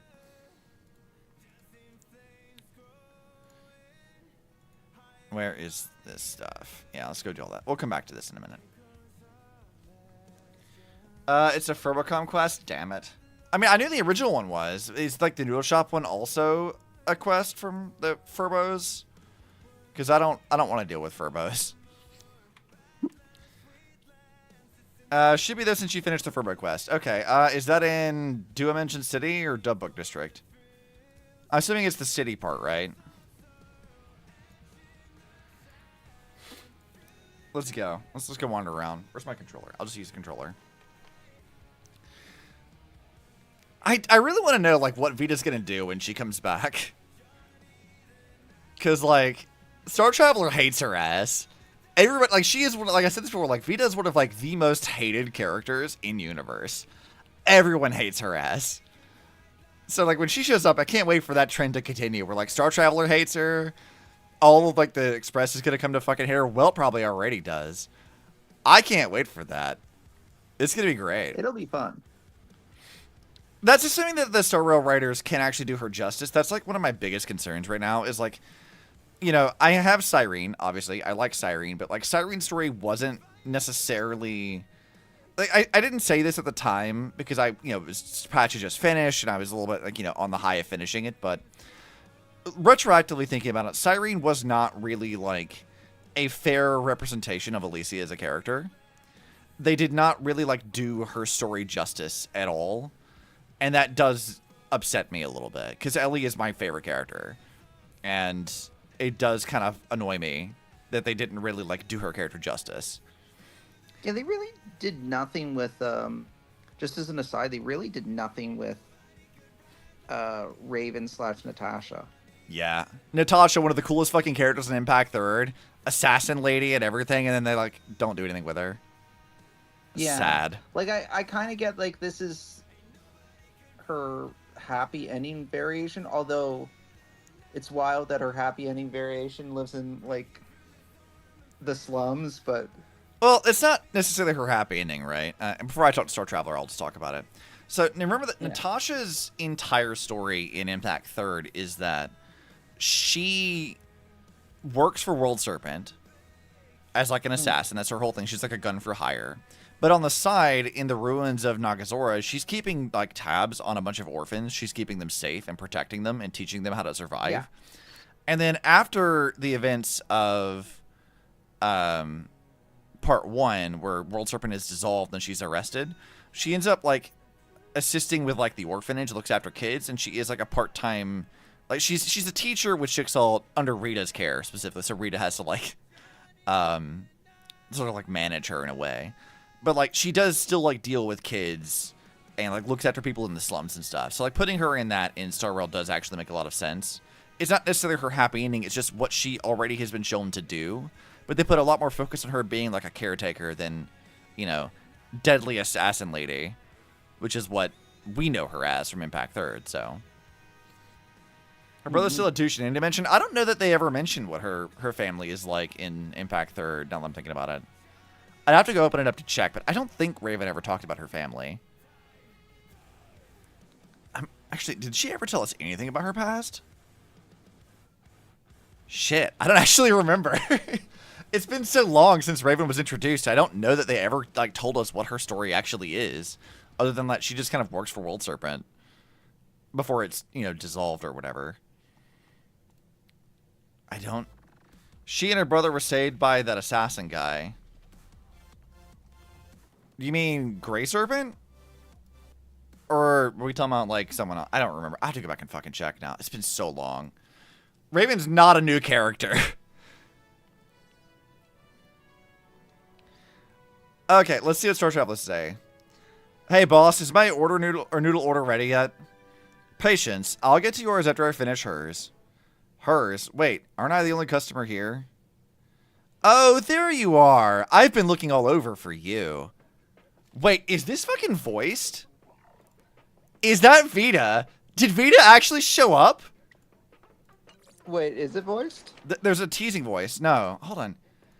Did Vita show up? That voice. So, did you have fun? I was nice enough to give you a little break. You know, it is Vita! Yo! That's actually... No, it's not voice, but that's Vita! Yo! Holy shit! I didn't think she'd actually show up. Now, time to get back to work. Save me. Yo! Vita's actually here! That's awesome. After that day, no one in Planet Arcadia ever saw the Star Traveler again. Holy shit! Vita actually showed up! Let's go! That's so fucking good, dude. I love how pissed he was about this. Happy Rock noise, dude, because Vita's great. I love Vita. That smug asshole. She actually showed up. That's so cool. You know, like, there's no fucking way Vita doesn't show up in this, like, arc. Like, there's no way she doesn't. Yeah. Like, they put her in, like, one of the earlier trailers as, like, one of IPC's most wanted. They have Star Traveler here. Like, there's no way she doesn't show up. Yeah, I definitely agree. We talk about where she is and all. I'm like, better let him find out stuff. Yeah, this is true. I mean, I still want to know what she's been up to. Like, I think it's very clear that she is hanging around on Planet Arcadia to some extent. And again, I do think that, like, Evanescence might have been talking to her, given what we know of Vita's actual powers and shit. But, like, what is Vita, like, currently doing? Like, if she's trying to participate in the Phantom Moon games, you have to wonder, like, what is her angle here? Is she actually trying to become a god, like we, like, suggested earlier, or is she doing something else? And I'm not really sure. I'd like to know. I want to go over back to the courtyard, actually, and go take a look at this. Let's go look at our masks again, and let's talk about it. Okay, so Raccoon is us. We know that. The Raven thing is Sunday. This thing is Pearl. The Wolf Ear things, that's Silver Wolf. We already know that one. This one's Ash Veils. And that one's Full Wishes. Then we had the Fox one, which might be Sakura, like the actual one. And then we have Sparksies. So, I don't know. She's not here for this, because hers would be a peacock theme if that was the case. She's on vacation, just here for the lulz. I mean, Vita does do shit because she finds it funny. So, like, if a woman asks if you're a god, you say yes. Correct. Oh, does Evanescence have new dialogue here? Done with my comics, bored of my games. So, hey, if you're not busy, want to chat for a little bit. Yeah, do you have anything else to say? No, she doesn't have anything new. Okay. I was wondering if she'd have anything else to say. I don't know. I'm really eager to see Vita. I want my girl. I can't wait for the Star Wars community to fucking hate her. Because Star Wars community does not do well with, like, morally ambiguous and or gray characters. And Vita definitely fits that category of, like, she's not necessarily evil per se. But she's definitely not good. And again, everyone hates her ass in universe. So, having a character like that, who is definitely more morally gray than people like Aglaya, I think the Sora community is going to have a fucking aneurysm. I don't think they're going to deal very well with it. Because, I mean, look at, like we had, like, in the beginning of Euphorius, where we had, like, the Aglaya, like, interrogation scene where she threatened to kill us. And people were like, oh, Aglaya's the fucking worst. I hate her so much. And I'm like, she's just doing her job. Like, that was, like, the whole reason why she was doing this. She asked us, hey, by the way, don't fucking tell people about the sky. And then we did it immediately. She's like, what the fuck? I told you not to do that. But people were just, like, immediately on her of, like, no, we hate this woman. She sucks. Da-da-da-da-da. Whereas Vita would, like, actually be very, like, morally ambiguous. Like, she would let people die. I don't think she'd give a fuck. But, you know, people are going to have an aneurysm about it. And I look forward to seeing the drama on Twitter and Reddit. Just all the pissy people. I can only hope that they will actually do her character justice and write her properly, which I really, really don't know that I have the faith in the Cyril team to do that. Not everything else we've seen. Twitter freaks like to play a moral grandstanding game and intentionally misunderstanding characters so they can make posts about it, calling things problematic. Yeah, well, we've had many conversations about this, that, like, a lot of people on Twitter are kind of fucking brain dead. And they don't really understand character analysis. And they really have, like, a very black and white view of a lot of things. There's a lot of puritanical shit, too. Weird purity culture people on the internet are, like... I mean, they're just weird. They're strange little weirdos. But, like, people have the, like, literature understanding of, like, 5-year-olds sometimes. And they really, really, really just don't understand character writing or whatever. And I'm like, okay, well, your opinion doesn't really matter now, does it? You need to have your reading comprehension improved a bit. Because you guys are kind of bad. Okay, sure, we'll put this thing in here. We'll do this one too.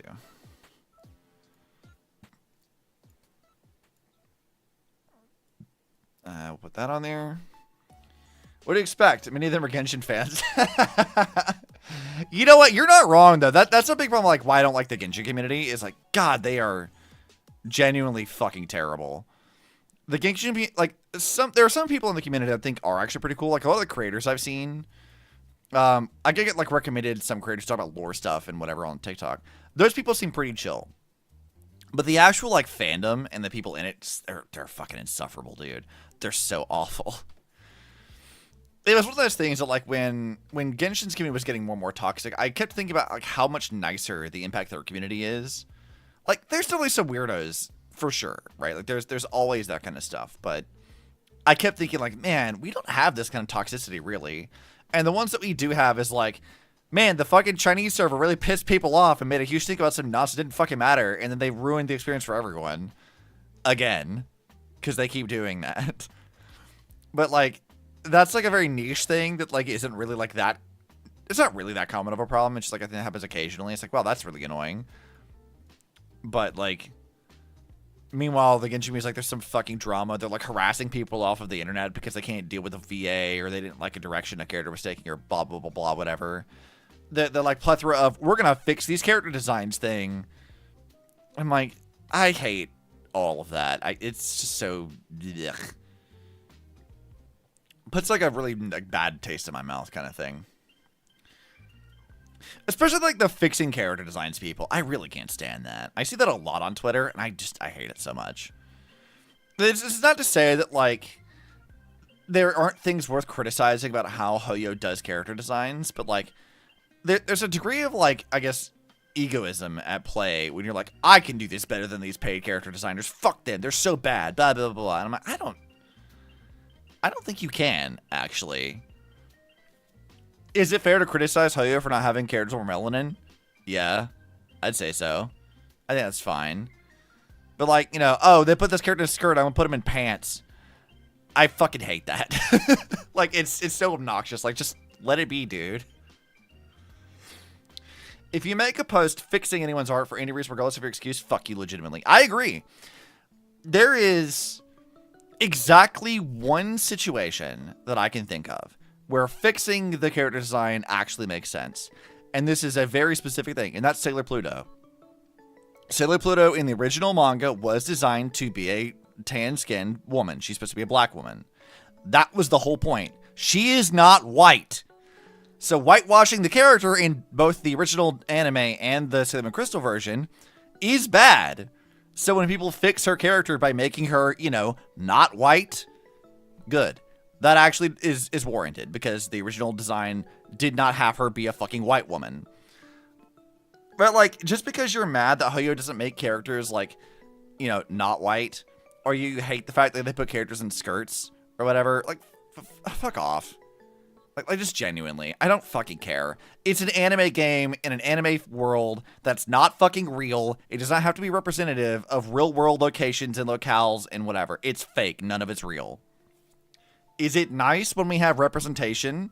Yes. Should we encourage that? Yes. But fixing characters just to suit it? No. I hate that so much. It's just obnoxious. Just have them make other characters. Have them make better characters. And to Hoyo's credit, at least in other games, not Genshin, they have done this. In Back Third right now, we have like Nala Rob, who's like, she's a black woman. They have her. They have there was Jackal, who's Egyptian, and she was much more pale than I think she should have been, but she was definitely like a tanner character than others. Like, we've had a lot of like non-white characters in back third. I say a lot, but a lot comparatively to other Hoyo games and anime in general, because you usually don't see it in anime, like, really, period. But like, speaking of Sailor Moon, see that they had the plushie of Artemis. Yes, I did. They also had one of the scientists had like a Sailor Moon lanyard, which was fun. So I said, well, either I wouldn't let it fly to anyone else in that situation either. It's not for your art to fix. Well, it's like the problem with the Sailor Moon one is that like the original Sailor Moon manga did have Sailor Pluto was actually not white. Like, that's the whole point. And them changing her character to be a white woman in the anime was a racist decision. It was not good. Like, the original manga and the original intent for the character was that she was not white. She is drawn that way. She is like that in all the manga, the original art. That's what she is in the original source material. So they changed it to make her white for whatever reason. And the only reason they like kept that in Crystal was because it was like, it had sort of already become a semi like iconic design because that's what people remembered from the original anime. But it isn't really faithful to like what the intent of the author was. Sailor Pluto was never a white woman. And that should have been corrected in Crystal, I think. And to another point with this, they have corrected issues like that because there was things that like the original Sailor Moon anime added that weren't in the manga that was bad. But like I do think that like I'm not gonna fault like fans for drawing her this way, but like the creators of like Sailor Moon Crystal and of the original anime should not have made her a white woman. And if people want to do art of Sailor Pluto as she was supposed to be drawn originally, I actively encourage that because that's like sort of correcting a racist decision from the 90s. Which, yeah, like that should never have happened in the first place. If you want to draw her like that's fine, but the white version isn't yours to fix. Yeah, I mean, it's again, that's like an egotistical thing from like a viewer perspective, but at the end of the day, that's like the one example I would say is like, yeah, that is one that could be corrected. And it's not really even like because it's your own personal ego that you think you know better than the character designers. It's purely on the grounds of that even isn't what she was supposed to look like to start with. The original character designer did draw her this way. That's the fucking point. That was just a design choice made by the creators of the anime for whatever fucking reason. So, like, I don't even know if that really even counts as, like, a sort of, like, fixing the character thing per se, because it's not rooted in, like, I can do this character design better than you. It's a, you whitewashed a woman of color. Why the fuck did you do that? It comes from a very, very different place, I think. Whereas, like, say, the Persona character from Persona 5, where people are like, oh, she's in a skirt. I hate that. I'm going to put her in pants because I know better. This looks so much better. And I'm like, does it? Does it, though? They did say they were, like, with Yushuin in Zenless, there were people who were trying to draw her in pants because they hated her, like, hot pants thing. And I'm like, that's dumb. You're dumb. I mean, some of these, like, you know, different outfits stuff, you don't put characters in their outfits. That's fun. It's a good way to, like, practice and whatever. But, like, I also find that to be just a very obnoxious, egotistical thing to do. You make your own art of her. That's fully fair. But if you're going to do that, do so without touching the white version. It ain't yours. You can't appropriate it because you have a goal. Well, again, like, I don't know that it's really appropriation. Because, like I said before, I don't think that with Sailor Pluto that it is appropriating anything. It is literally honoring the intent of the original character design. You are correcting something that should have been never an error to begin with. It's, again, not rooted in your own personal ego. So, it is if you didn't draw it. I mean, I think that's a questionable line to draw on that one. Purely because, again, this is the one time I think it is justified. There are, like, no other situations in which I would say that is justified. But this is, again, the creators of the anime went against the author's wishes. On more than just that, by the way. They did change other things, too, with, like, the Sailor Starlights were changed, too. So, like, there were things that, like, there's interviews going on record saying, like, yeah, the author did not like these changes and made sure the show didn't get aired to international audiences originally because these changes were bad and she did not approve of them. They went against what she wanted. So, like, in my mind, this is a very different situation from just the, oh, I hate that this character is short and has big boobs, and I'm going to correct them to look differently because fuck you. And I'm like, okay, whatever, dude. It's just a very different. It comes from again, like I said, it comes from a different place. You didn't draw, it's not your art. I mean, yeah, there's fair. I think with Pluto though, I personally, if somebody were to like go through the original anime or with Crystal, and they were just to upload a version where they color corrected Pluto to be manga accurate, I'd be alright with that. I'd be curious. I think it'd be very interesting to see what that would look like. Because that is, like, something like Cinnamon Crystal specifically, because, like, that's, like, a really, like, very one-to-one to the manga retelling of that story. Having them correct that in there would be, like, just that much more accurate to what the original vision of Sailor Moon was supposed to be. And I like that a lot more, I think. Well, again, it's not a matter of stealing it for yourself. Because, again, like, this is not done with, like, a malicious intent. Like, they're not taking credit for it. It's not saying, I know better, I'm going to fix this. It's not drawing over somebody's original art, necessarily. It's saying, like, hey, I added some color correction to the original thing to match what the author's original intent was. And you're not, like, whatever. Placing it with your original... Well, I mean, yeah, like, again, it's replacing it, but, like, I don't know. Like, I think... If you were to, like, again, like what I said before, like, if someone were to go through all of Cinnamon Crystal and, like, correct her in every shot to have a version of the character in the animation that looks manga accurate, I don't see any reason with that. They're not taking credit for the characters, and they're not saying that I'm better than you, I can do it better. It's, hey, I made this version by doing this. Here you go. It's not an egotistical thing, I think. It comes from a different place. Now, if you were to say, go on Twitter and find someone's fan art and then correct it yourself because of, like, forcing that narrative, yeah, okay, I would take issue with that, because then you're taking somebody's, like, hard-earned art and, like, claiming it for yourself, whatever. But, like, if you're, like, again, taking the, like, official media and, like, correcting the colors in, like, shots to just see what it looks like, I see no issue with that. But editing someone else's art, again, because I put the anime in a different category, like editing the art of, like, fan art and stuff, that's just disrespectful to the artist, which is sort of where my issue always comes from. But, like, again, if it's correcting, like, the anime stuff to what the author originally intended, I give that a pass. Is there much of a, like, editing art scene out there? Like, are there people going into these animes and... Because it just seems like a lot of work. So I can't imagine there's a lot of people doing it. Like, maybe they're taking a still frame of, like, one of these things and they're editing that art. Well, for Pluto, like, that is what I've seen, is, like, people, like, I saw, like, a joke on TikTok recently. It was like, unwhitewashes your Pluto. And they, like, recolored over it to be more accurate to what was originally intended.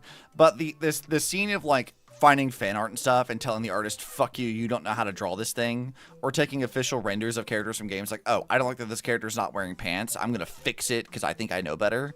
That is a thing. That comes up a lot. Like, I referenced, like, Persona 5 a while back because they had, like, what's her name? Kasumi is the character in Persona, where, like, she's supposed to be, like, a gymnast or something, and they put her in, like, a leotard. And there were certain degrees of people who, like, really hated this because they're like, oh, you're, like, sexualizing this teenager, blah, blah, blah, blah. And they, like, kept doing a bunch of art of, like, correcting the official render by putting her in pants.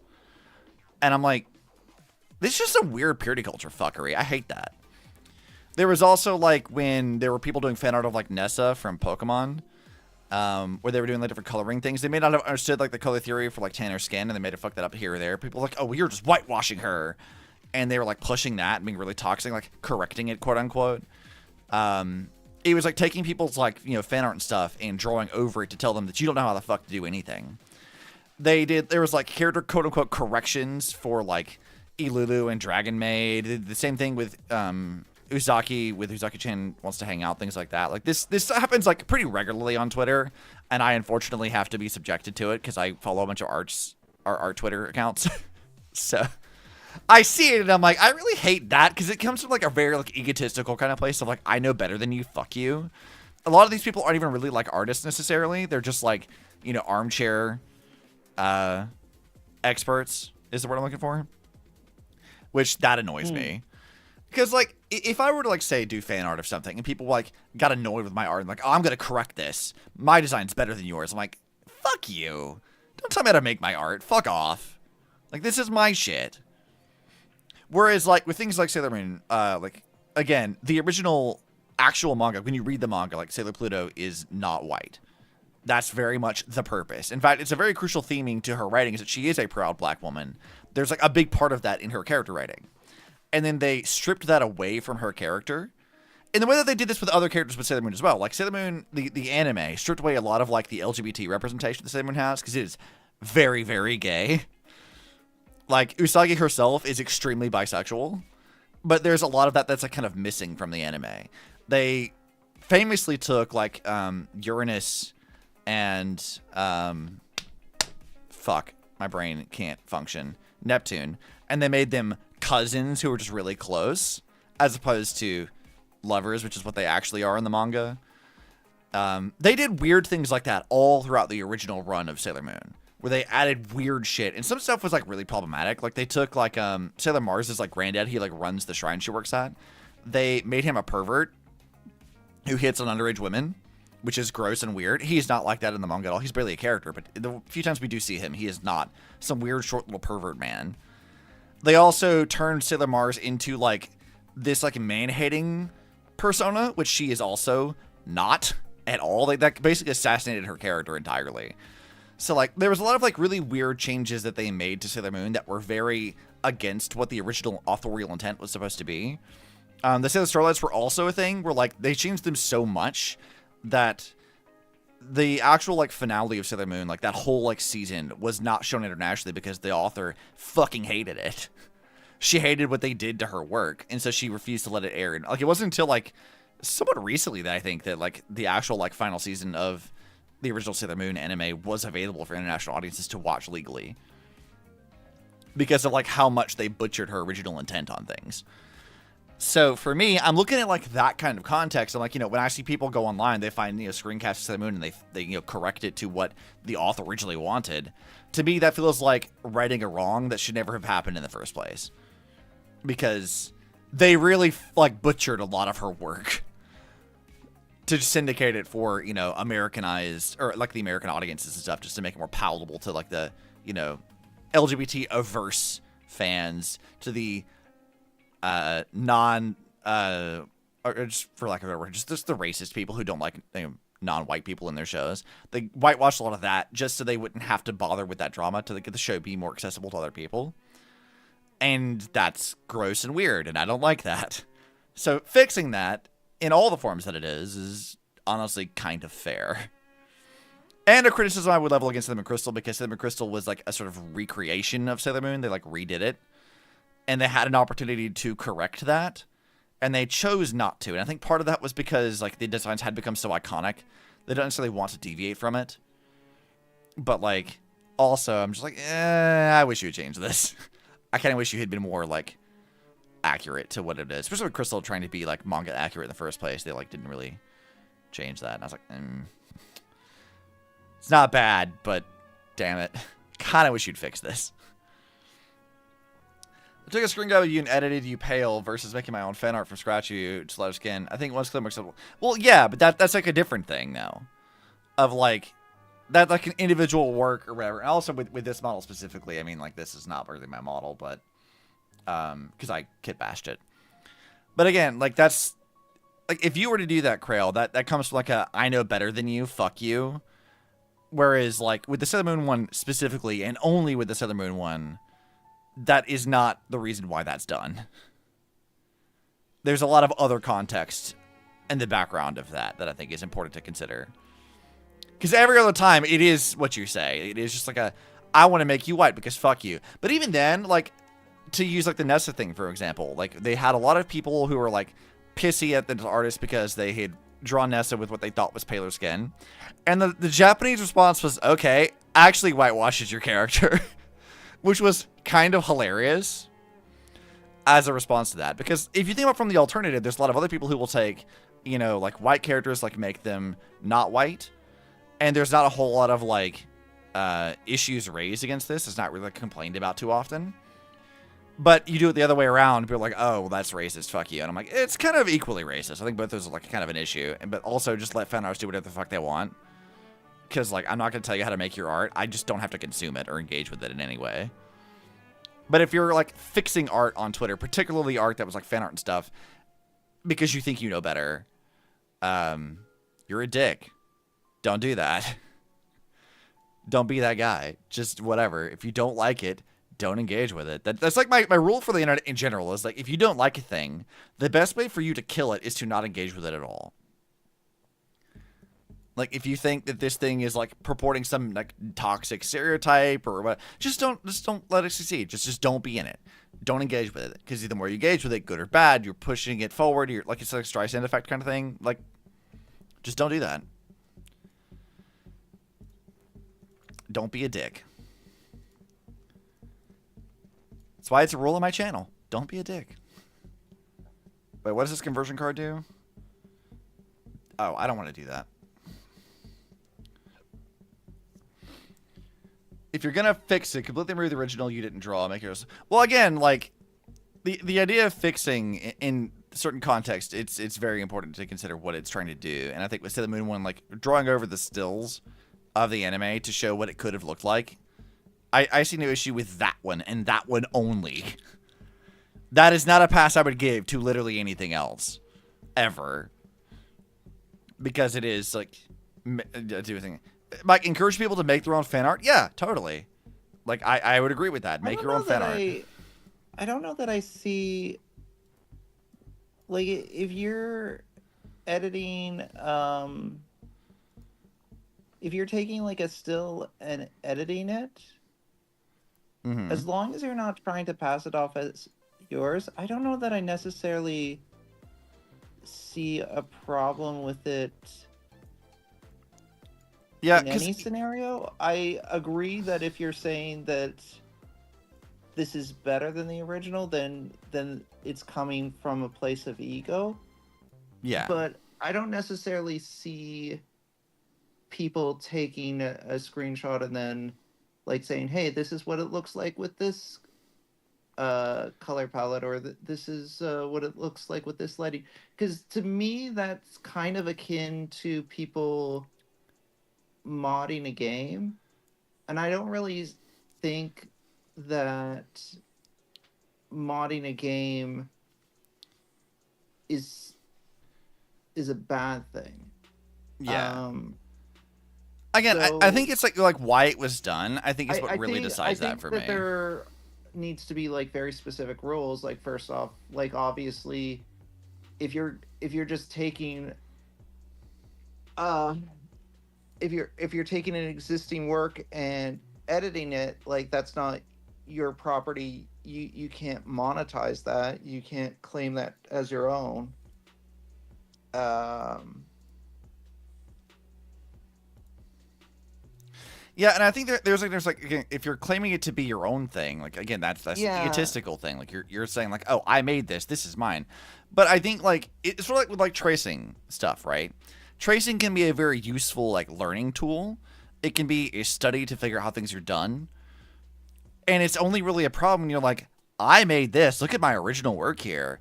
Like, when you're passing it off as something that you created yourself. Yeah, like that's different. If you're trying to pass it off as yours, like, I agree, like, that's wrong. Like, you can, that's deceitful. And that's why people didn't like Butch Hartman, right? The guy that made like Fairly Odd Parents and Danny Phantom, is because he was like tracing fan art and like claiming it as his own stuff on Twitter, and people were like, "You fucking dick," which it warrants criticism. Like you're not, if you're gonna trace a thing, make it very clear when it's like a study, like that's what you're doing it for.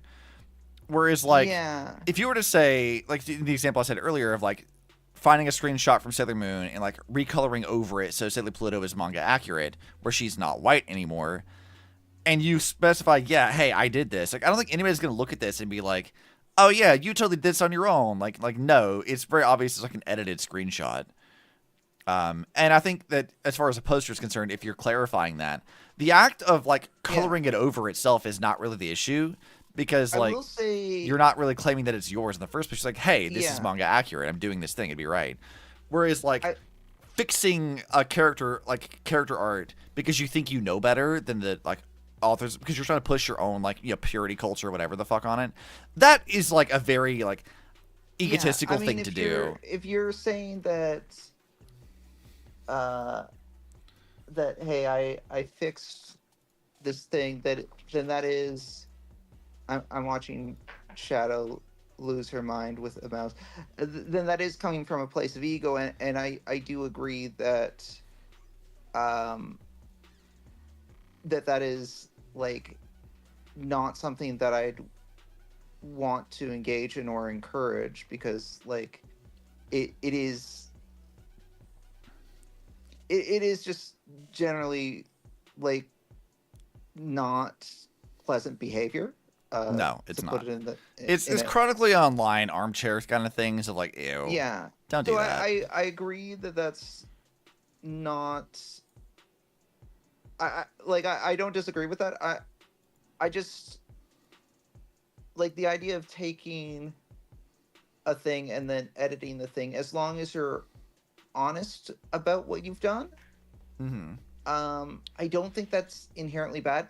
I will say though that it's in at what could be at best considered a precarious situation legally, because yes, that is not your work. So so even if you're not trying to profit off of it, and even if you're honest about it, it is possible that it is a copyright violation. I'm not sure. It might fall under fair use. It might not fall under fair use. I think it's not transformative enough to really classify as fair use. But that's not really like the issue here. Like we're not like criticizing the people who are like, oh man, like I did this little like fun little edit. We're talking about the people who are like, fuck you, I know better. And like that's a very different thing. And again, the only real time that I think it is even remotely okay is where like clearly what happened in the original like, you know, anime or whatever was directly violating the authorial intent of what was happening. It went against the character, and it was done for racist reasons. Like correcting that, saying like, yeah, this is how it should have been, isn't even like a measure of like your own evaluation of it. It's like what was the case. Like, that's like objectively what should have happened. It's like she should not have been written as a white character, because she never fucking was. That's not what the author wrote her as. It's not how her character was developed or designed for. They changed that, and it was wrong. That was a bad decision to make. Whereas like, I guess I'll also say that I'm coming from a place of like I've never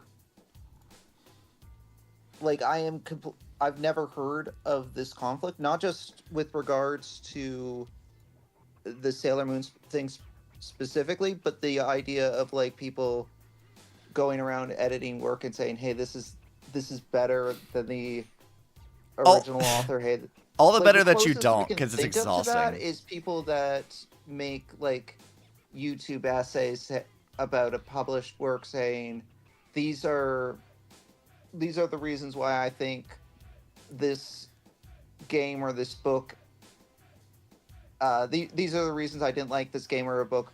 These are potential ways that I think it could have been better. Like, I've seen those things, and I don't really think those are wrong, because I think those have interesting merit as analysis.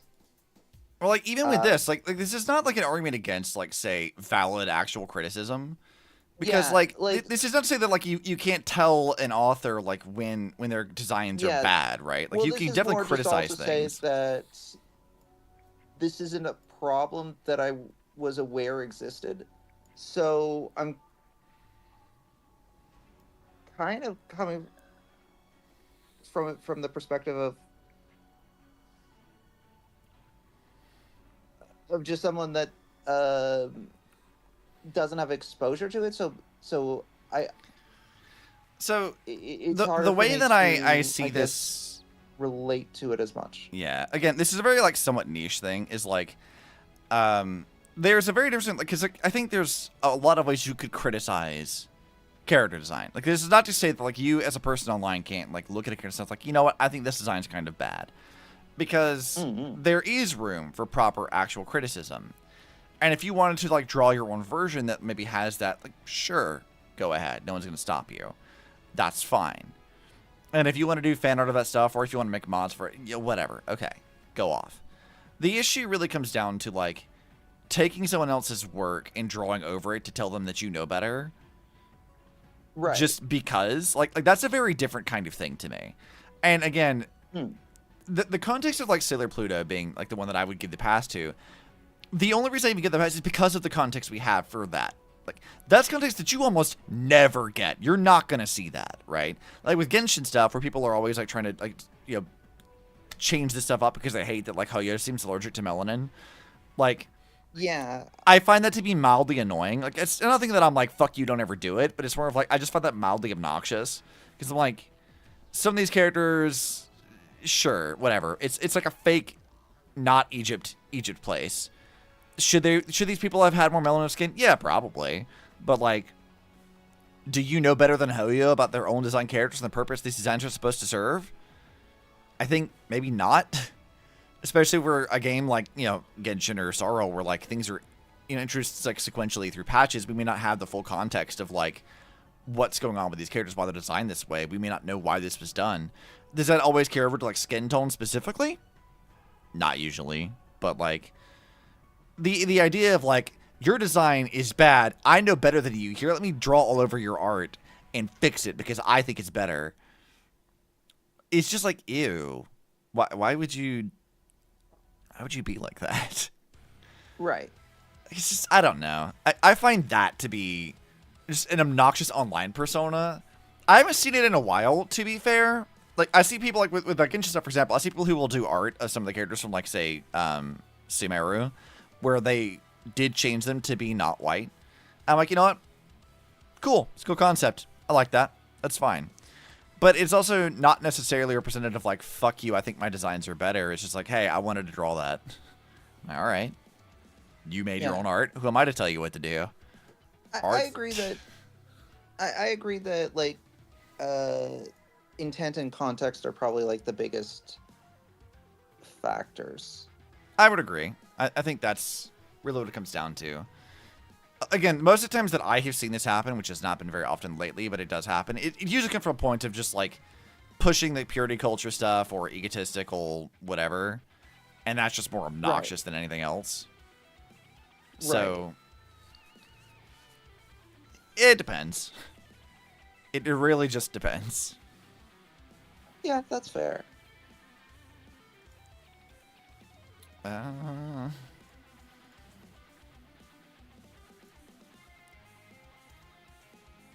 Hold on. How do I purchase this? Purchase that thing. Thank you. Subscriber VTAP. Yeah, like, again, if somebody's, like, screen capping your model and telling you, I can make your design better, like, that is egotistical. Like, that's what that is. Yeah, and that would be rude. Yeah, that's very rude. That's kind of a dick move. Whereas, like, again, with the Sailor Pluto thing, because we have the context of this was changed because of racism, it should never have been changed in the first place. The author didn't even want it, and she was upset about a lot of these kinds of changes. And then people's like, hey, I edited these screenshots of the anime to look like what the author originally wanted. That is not the same thing. Like, those are very, very different situations. Which, so far as I've seen with like, the Sailor Moon stuff, most people who are doing that are actually pretty fucking cool about it. And I'm like, you know what? This is all right with me. I have no issues with this. But, you know, some people... Mileage may vary. Let's see, I want to do that thing, actually. Let's do that, actually. Feeling only the first few words I said, not the rest. I'm sorry. It happens sometimes. It's funny, weird, but good natured. Take model trophies on time to say. I mean, again, like, it depends. With that situation, I think there's also, like, the thing if you could say, well, yeah, they're trying to draw, like, you know, like a gender bend thing, which could be okay. Like, if somebody wanted to draw Coco gender bend, I wouldn't tell you no. Like, if you want to do that, go right ahead. That's not how I'm going to draw my character. And if you're trying to tell me that you should do this forever and you're a bad person for doing it differently, that's where I draw the line, personally. It's just like, my way is better and superior, and you should feel bad for not doing it my way. Like that is ultimately the kind of personality that I take issue with. It's sort of like a, what was it, virtue signaling. It's that kind of fuckery. That's what it really comes down to. Is I don't like virtue signaling people at all. That gets on my nerves. In all its forms, but the like, I'm gonna fix things usually comes from like that kind of perspective, and that's usually what gets on my nerves, because I'm like, don't be like that. Don't do that. That's weird. Stop that. Stop that and feel bad. You should feel bad for trying to tell me to feel bad about how I do my art or not. I'll draw things the way I fucking please, thank you. Especially if it's my character design. But if you were like, say, a character designer and you wanted to give me critiques about how I design things, all right, I'll take critiques. I may or may not listen to you, but I'll hear you out. I might just ignore you, though, which is totally fair. That answer specifically if they edit your model, not fan art. Yeah. Again, I think it depends. If you're editing it with a backhanded and insult or to disparage me in some way, yeah. Well, again, that's what we're talking about with intent of like if it's meant to like virtue signal, disparage, or whatever else. Like if you're trying to be an ass, that's kind of the problem. If it's given from a place of ego, that's a problem. Whereas like just doing fan art or whatever is its own thing. I know what, on that same note, there is an example I can think that's really funny, which is Dragon Maid. So Dragon Maid introduced Ilulu, which you can love or hate Ilulu's design. She's like 4'10" and has boobs the size of beach balls, which is a choice. People were really pissy about the design when they first saw it when season 2 came out. They had the same complaints leveled against what they did with like Uzaki, which is like Uzaki, remember, is like a college student, but she's a short stack in the same way. And they're like, oh, you're just sexualizing children. I'm like, well, Uzaki's not a child. She's an adult in college. That is the point of the show. And Ilulu in Dragon Maid is the same age as Toru. She's just, again, short. She's not a child. Some people mistake her for that kind of initially, but that goes away pretty quickly when her character writing actually gets a chance to like develop and grow. And like, there were a lot of people who were like, I'm going to fix this because I know better. It's bad. And I'm like, well, you can't blame the anime for that. That's not their fault. They're adapting the design that existed from the manga. But also, there was a degree of people who were like, I'm going to fix it. And then they made their own fan art. And the design was worse. But I'm like, you know what? Your design sucks. It is bad. However, I at least appreciate you not like editing someone else's art. You at least drew your own. It sucks, but you drew your own. So like, good on you for that at least. You put your money where your mouth was, and I can respect it. But, like, editing someone else's art is just... That's, like, a rudeness that I can't really stand, honestly. What is this supposed to be for? I have no what I'm supposed to do with that. You know what? I'll put you here. How about that? And this one can go over here. Also, I've been doing this whole event. I have no fucking idea what I'm doing, by the way. I'm just going to drag shit in places. That's right. We've been on a very, very odd tangent that, like, has nothing to do with this current patch at all. It's going for quite a while. Just bitching about stupid people on the internet. Which it ultimately boils down to, don't be a dick. But, like, you know. I mean, I think that's generally fairly good advice. I hope so. Again, it's a rule in my chat for a very good reason. It's like, just don't be like that. That's just not fun personalities to deal with. Also, like, I think context for a lot of things is really important. Like, I mentioned before, there's like a weird like purity culture thing on the internet lately of like people thinking like, oh, characters are not allowed to be sexy. Put them in pants. It's the pants agenda. Which I saw somebody, like, I think Charlie sent me a TikTok a while back that was, like, kind of making fun of this. Of, like, there's so many people online who are like, oh, characters can't be in skirts or dresses. They need pants. Put them all in pants. It's bad. And like, I don't know. That person was kind of annoying. but it also is like kind of funny seeing them attempt to like fix things for that. It's just like, you're dumb. Stop this. What are you doing? I don't know. The pants thing is weird, and I'm like, why are we doing this? Because characters aren't allowed to be sexy is kind of the thing. Or they go the other route of like, oh, this child is short, therefore she must be child, which ignores why characters are designed certain ways, like what their design is supposed to serve, like what the purpose of that is, and it's infantilizing short people in a way that I find also annoying. Like the Zenless example I've yapped on and on about a lot is like Jafufu, of like Fufu is short, but she is not a child. She's not written to be a child. She is not canonically a child. She's not treated like a child. She's not advertised like a child. She is childish on occasion.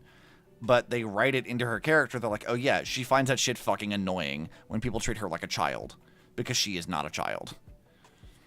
And then people are like, oh, well, we can't do anything. Like, you can't draw this character like this because fuck you. And I'm like, okay, but then you guys will do like R18 edits of like Monato, who's canonically like, what, 19?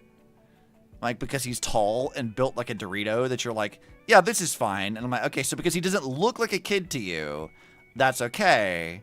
But Fufu, because she's short, all of a sudden, this is now an issue. And you're going to say it's Hoyo's fault for bad character design or whatever else. I'm like, look, you draw whatever the fuck you want, but at the end of the day, you engage with the content you like or not. And Hoyo is not to blame for weird people on the internet. Like they designed the character. The purpose of making her look like that for them is because it's funny. It's a bit. They've been doing it for years. They're not sexualizing a child. And also, she wasn't a child to start with. But if you have people online who are drawing characters that look like children and then they're doing that, yeah, that's a fucking problem. Don't engage with it. Just don't.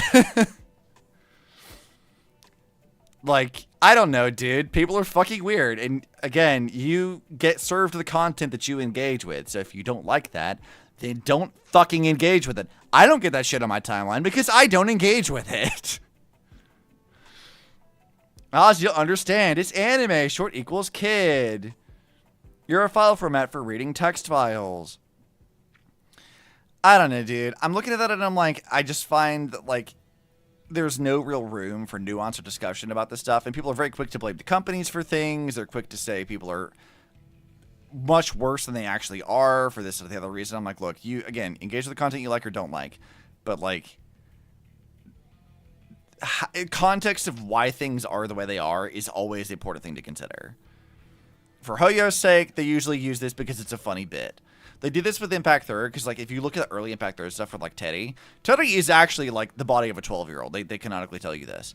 But they only did this because they thought it'd be really funny to have this huge anti-Honkai organization run by what looks like a 12-year-old. They did it for a joke. They thought it was funny. And yes, there are characters that do, like, somewhat, like, baby her and infantilize her, but, like, in the story now, how's Teddy written? She's not written as a child. She's in her fucking 40s. She is the leader of Schicksal currently. And they kind of stopped with the joke because it wore it out. They were done with it, and they want to move on to other things. They don't write her character like that anymore. But, like, they never sexualized a child or whatever the fuck. It was always like, this is just a funny bit. We're just doing it for the bit. And people take it and make it weird. Then those people in the community are the weird ones. It's not Hoyo's fault. And people did the same thing with Fufu, the same thing with, like, Ilulu and Dragon Maid, the same thing with Uzaki. It's like, short equals child, regardless of context. I'm like, I don't know about that one. Again, engage with the content you like or don't like. Whatever's acceptable or not is you to decide. But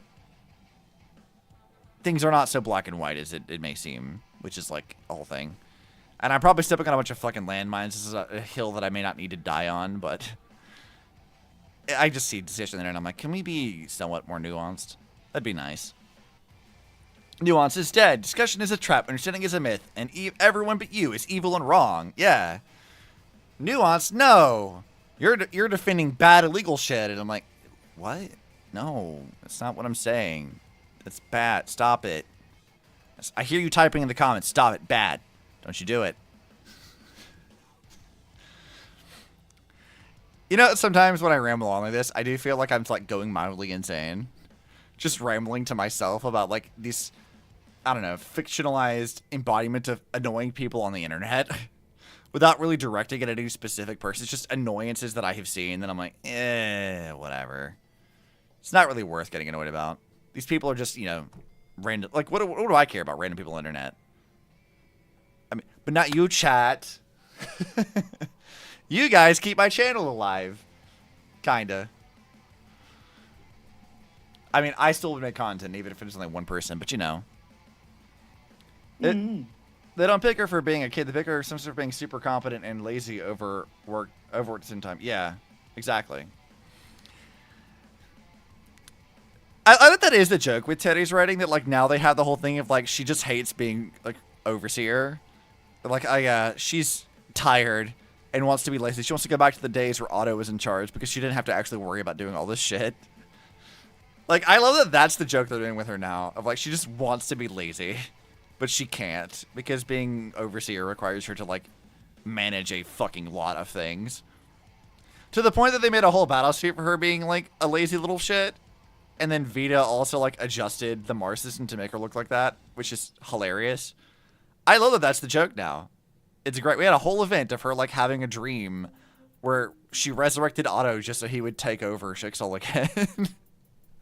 Like, I love that. I love that as a joke. It's infinitely funnier than, like, haha, Orc system run by child. Like, I think it's a lot funnier to them actually, like, diving into that. Let's see. Let's pick this thing. I've been sitting on the same screen for like 10 minutes. Also, the other thing I really like about Teddy that they did recently, it was really, really cool, is they finally addressed something that like we haven't really seen them talk about in like years, which is that she was reviled by everyone in Schicksal originally. They went from haha Teddy's a kid to haha Teddy's a working adult with responsibilities, which, you know, fucking mood. Yeah, exactly. But you know, like they had the whole thing in like the most recent event we had where they were talking about how the fact that Teddy got really pissed at the like little angry puppet things in the dream world because they represented like how people used to treat her, of like, oh, you're incompetent, you suck at this, you're bad, you're a monster, we don't like you. And she took that shit fucking personally and got pissed. Like, we haven't seen pissed Teddy in ages.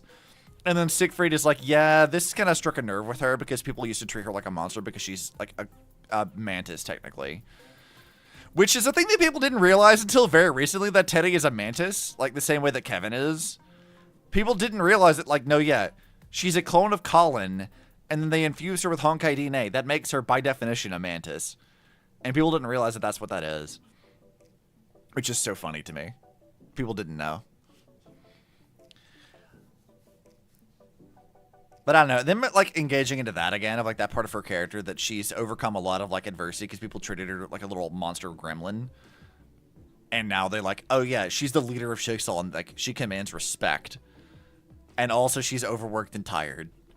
It's like, all right, good. I like this like change in her character. Just like, I don't know if I call it a character arc, but it's good to see like this kind of like development of how her writing has changed. It's very fun.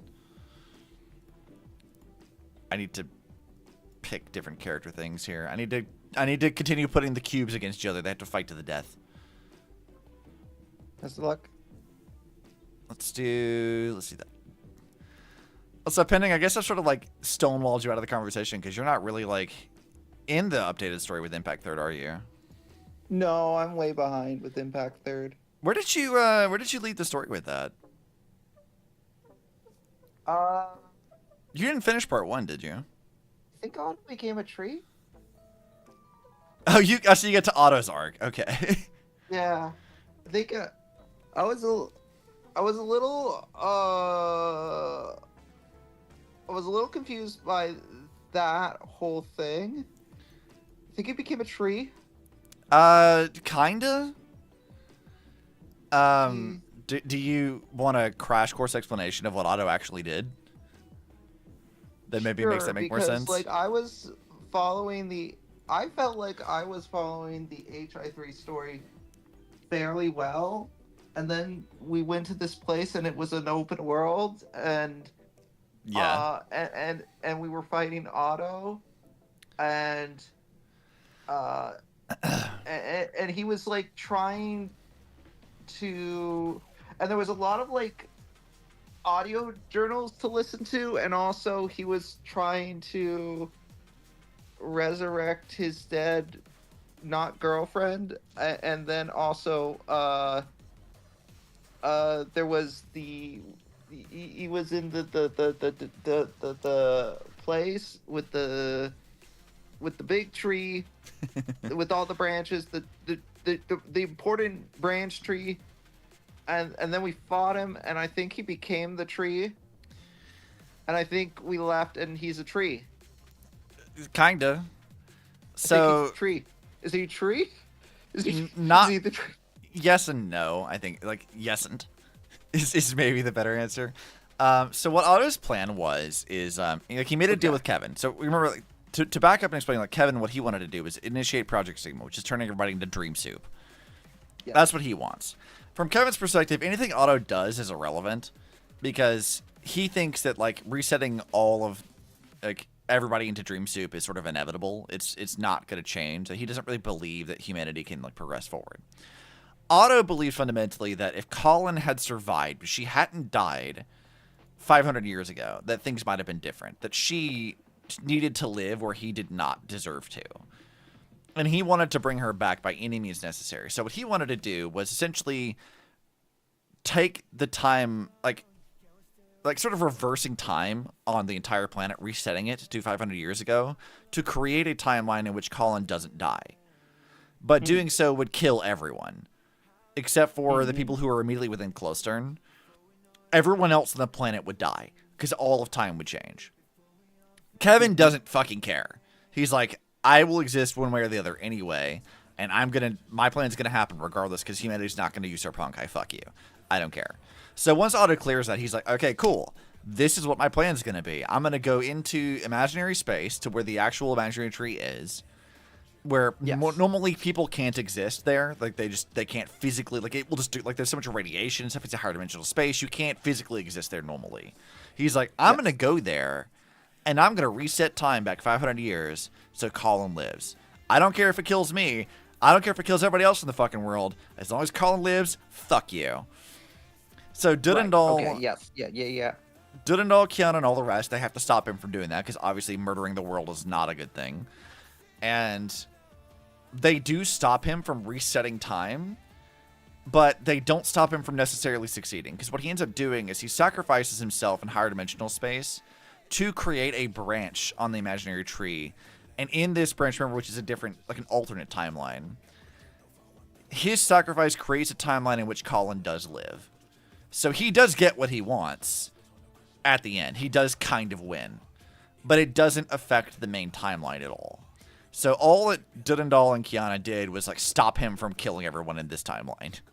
Whereas he sort of like sacrifices himself to become a branch in the imaginary tree, or the founding point of one, so Colin can live in another timeline. Right. However that ends up changing things, that's what he wants. So like he becomes a tree, kinda. He dies so that, you know, I guess other people can live in a sense, but also he's still a tree, kinda. He's still a tree.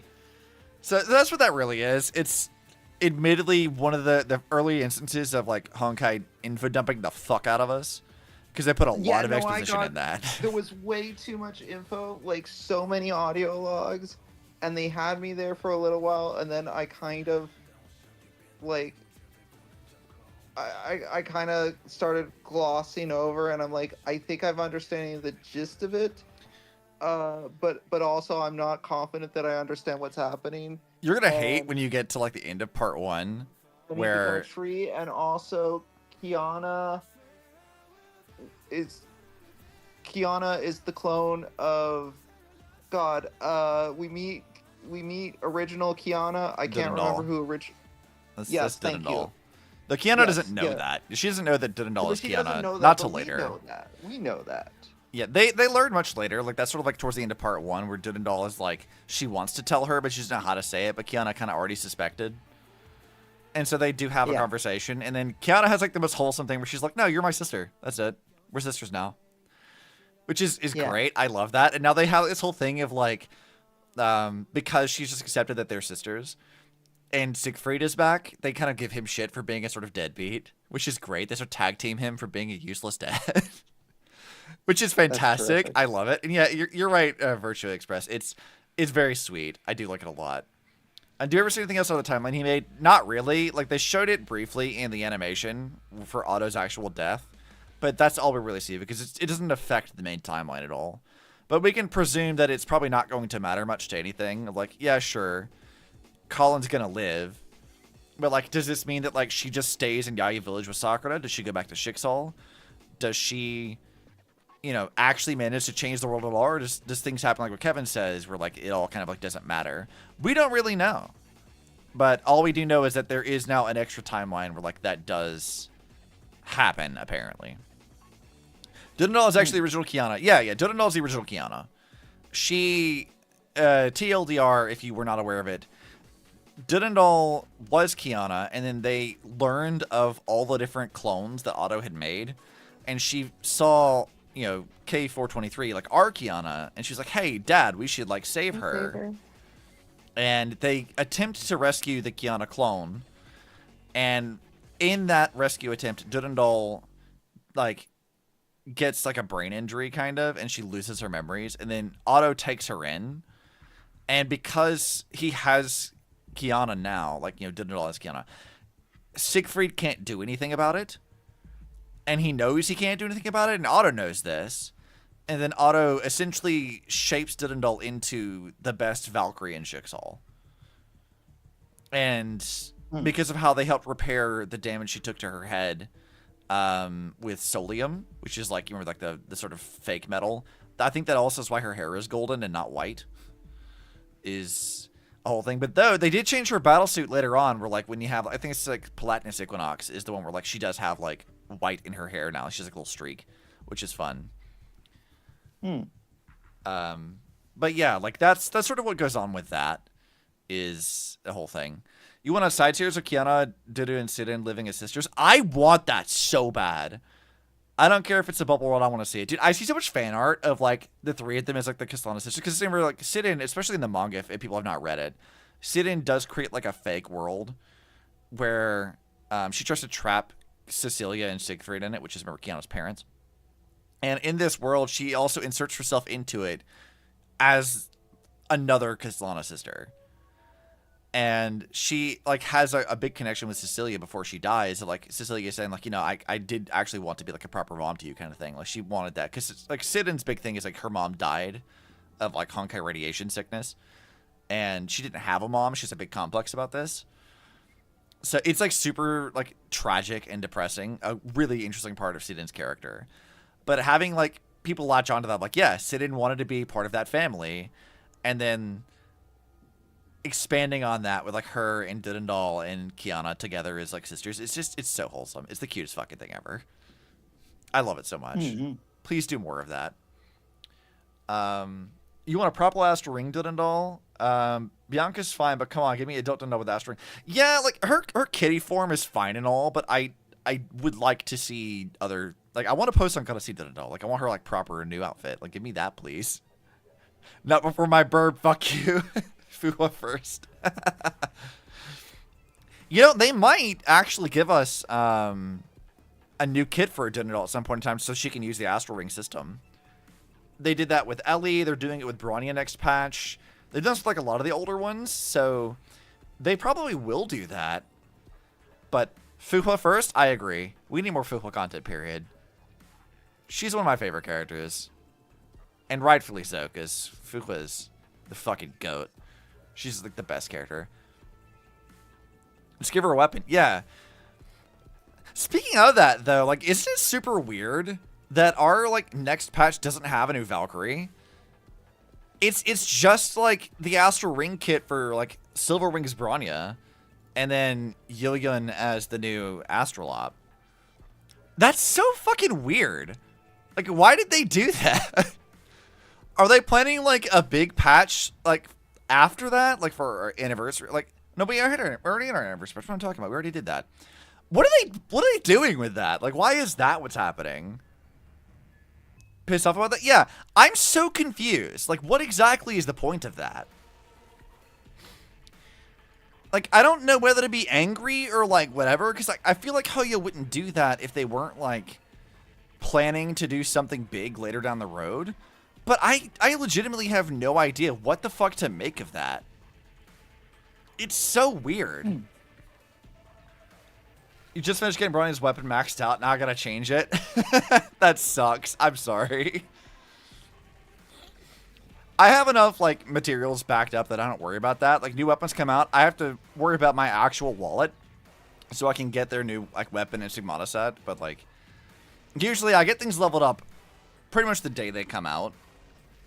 But, God, I gotta, like, roll for Synergy level 3 weapon for Bronya, a new stigmata set, and also an Astral Op to get to max. Damn. But at least it's not like this patch where they had, like, you know, new Valkyrie and all of their kit, and also, hey, by the way, here's new shit for other characters. Have fun with doing that too. You're so lucky with May. What did you get May early? I did not. My pulls were not very good this patch. My pulls were kind of bad, just a bit, just a little bad. Let's see. Let's give you this, and we'll do. I get really, like, unlucky with the weapon manners. I used all you had for Teddy's new chainsaw, and I was like, dang, only 20 results of May's weapon. Rolled a 10 and got her weapon immediately. Yo! That's good shit, though. We love to see it. Again, I'm very, very unlucky with my weapon pulls. I usually end up going to, like, hard pity, which sucks. Like, this anniversary patch was, like, really expensive because I forgot Teddy was getting new stuff, and I was like, shit. You're right. I'm not gonna pull for it because I'm obligated. It was rough, man. It was a hard time. But you know what? Like, new May is a lot of fun. I do like her. She's a lot of fun to play. Let's give you this, and I'll give you that one. Your Teddy Chain's looking at 59 pity. I feel that one. Ain't no way you're getting May. Sag. But May is so good. You should get May. Look, we're not getting a Valkyrie next patch, so you should do it. Let the Gamba consume you. There's going to be a patch without any Valkyries? Yeah, that's next patch. Our next patch doesn't have a new Valkyrie at all. It's just an Astral Op system for Silver Wings Bronya. Like, that's a post on Caustide one that people were mad about because they gave Bronya tits. That one, they're getting her a new weapon, new stigmata set, and it's pretty good. I think they're also getting her a new outfit. And then Yoyun, who's a part 2 character, she's like Entropy's teacher, which I guess you don't know who Entropy is, Dreamseeker. Like, one of the main characters of part 2. I feel like I've heard it, the name Entropy, but off the top of my head, I'm not. Yeah, she's the not self-insert from part 2, where she's very crucially important to the plot. But when part 2 started, they actually let you choose between like a male and female version, but then Vita deleted the male version. So it's just the female one, which is just extremely fucking funny. So many people were really mad about that, but I thought it was so fucking funny. I was like, this is great, actually. Of all the ways you could do that, that's probably the funniest one. New May is amazing. Also, she's so pretty. Dude, she's so good. Seeing, like, May get, like, new stuff is like, oh, I'm so happy. She looks so fucking good. We love May here. I'll put this thing up here, actually. Let's do this thing.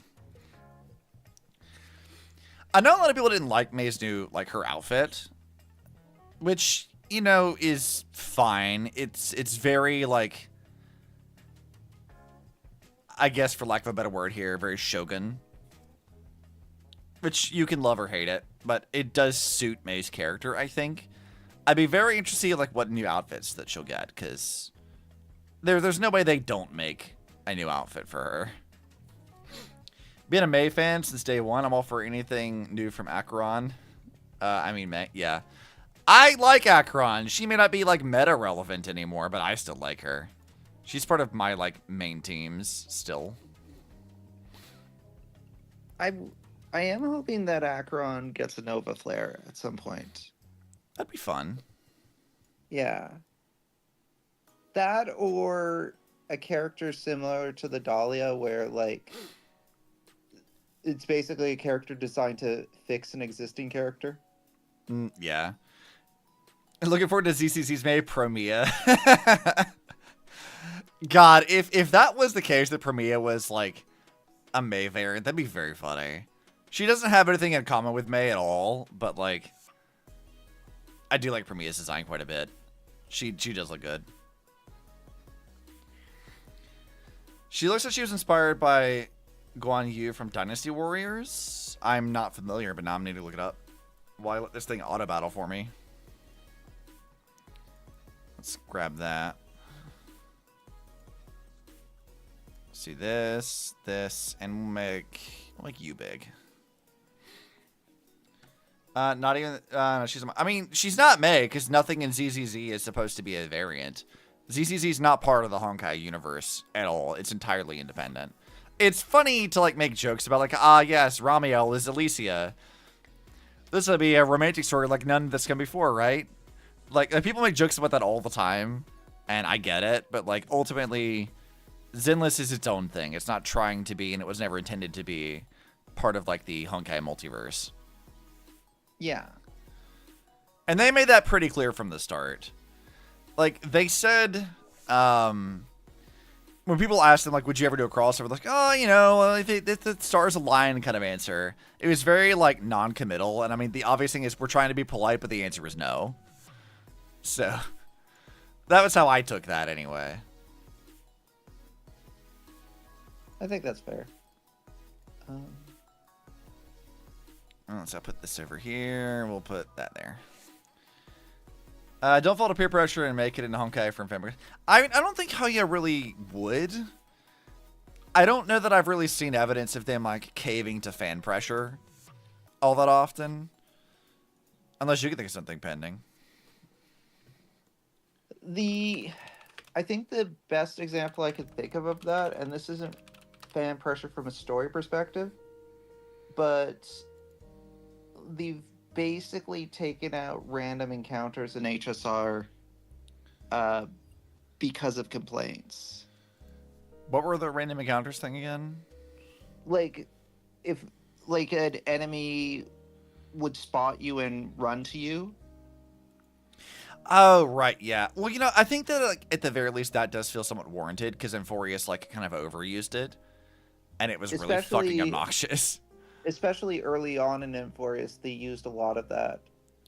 And like, he actually, after 4.0, had an apology in the subsequent live stream about the puzzles and the number of, like, enemy encounters in 4.0.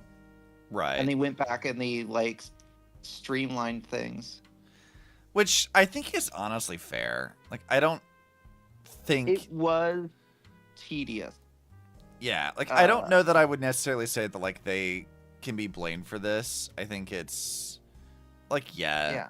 A problem, sure, but, What does this do again? But, like, if they've changed story stuff because of fan pressure in the past, I'm not personally aware of it, so... Yeah, it might have happened, but I just don't personally know. I don't think they typically do, for the most part. So saying the future's uncertain, yeah, that makes sense. I'm going to use the Chinese general, Dynasty Warriors, very kind of glaive, called the Dream Grag, or Green, God, Dream Grag. I can't read at all today. Of course, it is 6 o'clock in the fucking morning, so this tracks. Looks like she was inspired by him. I mean, it could be, but that's also a very, like, well-known weapon design. It's probably not Dynasty Warriors specifically that inspired that. Remember the enemies in Enforius who were either sleeping or turning around facing cliffs. When there was any, yeah. I can see that. I don't think they do too, but I always fear that Dwight might not be in charge. She's just a fan. I do wonder how Hoyo will change when he's no longer the CEO. Is that something that's going to happen in the not-too-distant future? As far as I know, no. I mean, they've made jokes about it. Like, in Impact 3, they've had jokes that Bronnia runs MiHoYo. Like, they had, like, a whole, like, video, like, where, like, they had Silverwing's Bronnia in her, like, office lady outfit crudely animated into the real world, usurping Hoyo and taking over the CEO position from Dwight, which was really fucking funny. But, like, that was, like, a bit they've been doing. I don't know that, like, there's any actual rumors that he plans to leave the company anytime soon. Because he's been there from, like, again, from the very beginning, Dwight's been there. I don't see any reason why he would want to leave right now, unless they were like selling the company off and he wanted no part of it or something. We don't really know what they plan to do with that, and I wouldn't expect that he would retire right now. Change. Oh, I got a new chat box thing. Sure, we'll change it to that. Always fear that Dwight might not be in charge. Yeah. I mean, that's kind of the gist. Is I do think there's some valid concern to that, but who's to say what's really going on? At present, Dwight is very integral to like Hoyo's culture as a company. They have like in jokes about him in Genshin even. They have like, you know, the unusual hilichurl is like a reference to him. They have him show up in events and stuff in Impact Third a lot of the time. They keep referencing and making fun of it. So it's one of those things that like I don't expect that to change at present. But, you know, he's not going to be CEO forever. Like, I fully expect that there will come a day where he will step down. But who's to say when that's actually going to be? Sure, yeah. Not soon, though. Alright, skipping the dialogue with the Welt Cube. I don't care about that. Oh, I can go fight Herta with this. That's funny. Let's do that and that. Okay, I have no idea what I need to do with fighting Herta in this. Demon King mode, and she's the Demon King. You know, having Zenless music in the background is very nice. This is a nice change to things. I don't have to listen to NPC things from the cubes. I'm sure that'd be very annoying. They kind of like, I will say, Plan Arcadia stuff, like wandering by like the Wispe that make noise, kind of hate it. They kind of annoy me. They're like weird little like Mew Mew things. It's like, what's the word? Like, it's like if every NPC was a more annoying mem. Like that's what it feels like.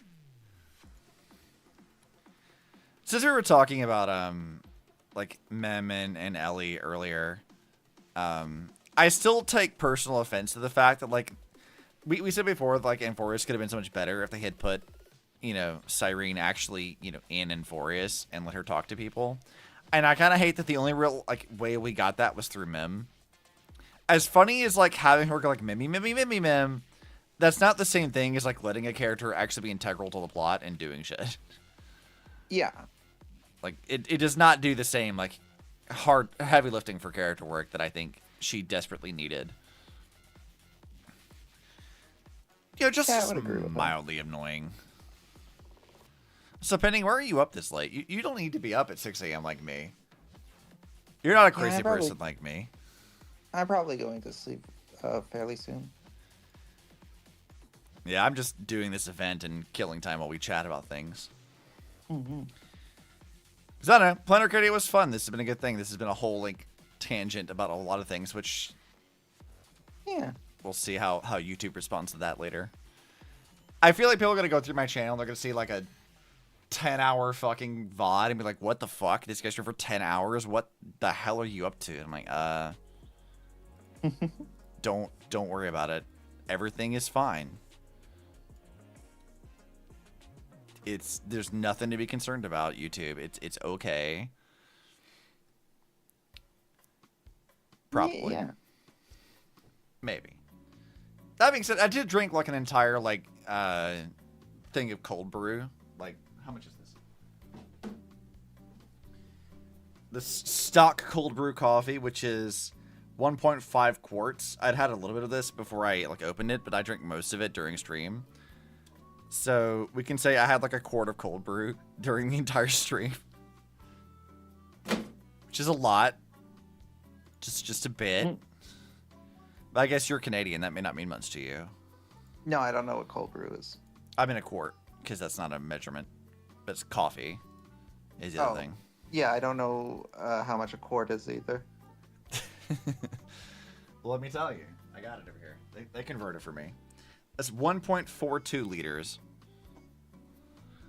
So that's a lot. I'm going to assume, or 48 fluid ounces, whatever that means, if it means anything to you. 1.4 liters? That's a lot. Yes. So I had like maybe 1 liter of just cold brew coffee during stream. That's a concerning amount of coffee you have had. Look, you want to know why I had to take bathroom breaks? It's because I kept drinking a fucking ton of cold brew. That doesn't make sense. This is why. Obzi has a very high caffeine tolerance, chat. This is how it works for me. Is it healthy? Probably not. But don't worry about that. I promise it's fine. Wait, I don't know that I believe you. What? I don't know what you mean, Pending. I'm the most reliable narrator of all time. Oh, sure. You don't sound convinced. I'm not. I appreciate your honesty, at least. Yeah. Well, chat, I think we'll try to finish up this event, and then we'll call it for today. We'll see how long this takes me to do. Hopefully not too long, though. Let's see. I guess we'll go ahead and buy that and another Wispe thing. Put you here. We'll put that thing there. I'll put this thing here. And that there. Start. Go, my gelatinous cubes. Murder the other ones, because Herta ain't shit. Calling her Demon Lord from Beyond is hilarious, though. Like, Herta, don't you have other things to do? Aren't you, like, researching eons and running a simulated universe? What are you playing with these cubes for? Is Ron May affecting you? Getting you to appreciate cute things like she does? I think she might be a bad, quote-unquote, influence? I don't know.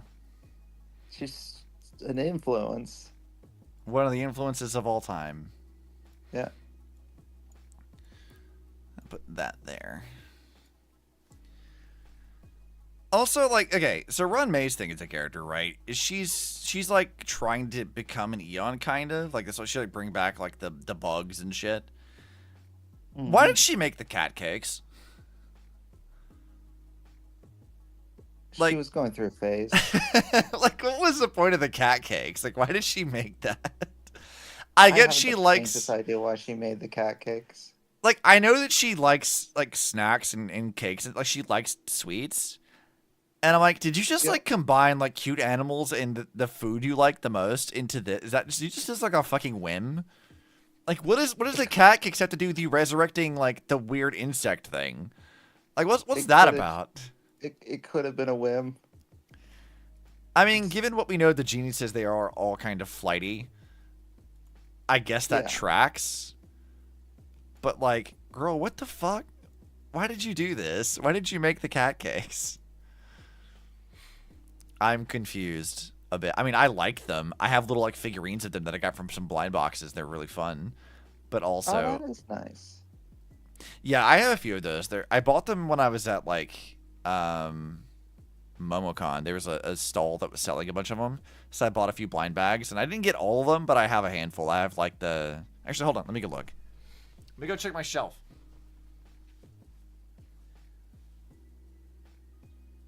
Okay, who's this other one? Who is this?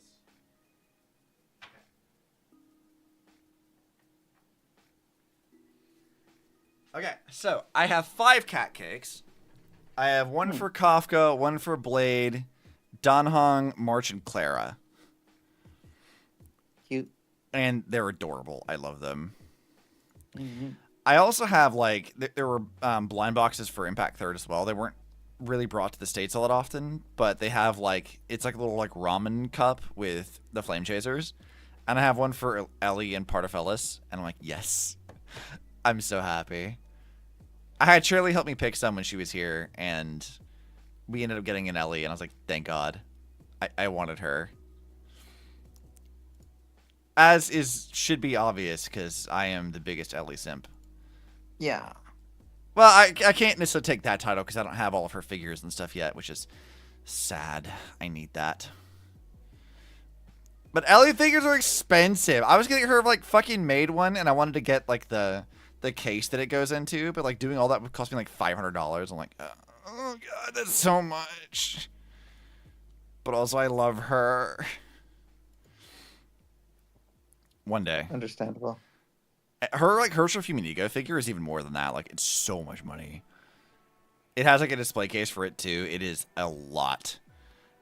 And as much disposable income as I may have to whale at Hoyo games, I don't necessarily have the money to whale on all those figures. To be fair, you did that the first hour she came out. This is true. Like, literally, when Herschel Fuminigo came out, I triple S'd her the day she came out. I spent like over $1,000 doing that. Like, it was a lot of fucking money. And I did not need to, because I was moving at the time. Like, I did not need to spend like $1,000 on pink-haired lesbian Jesus. But I fucking did. I don't know if that was a good or bad choice, but it was a choice. It may have been a bad one. I don't know.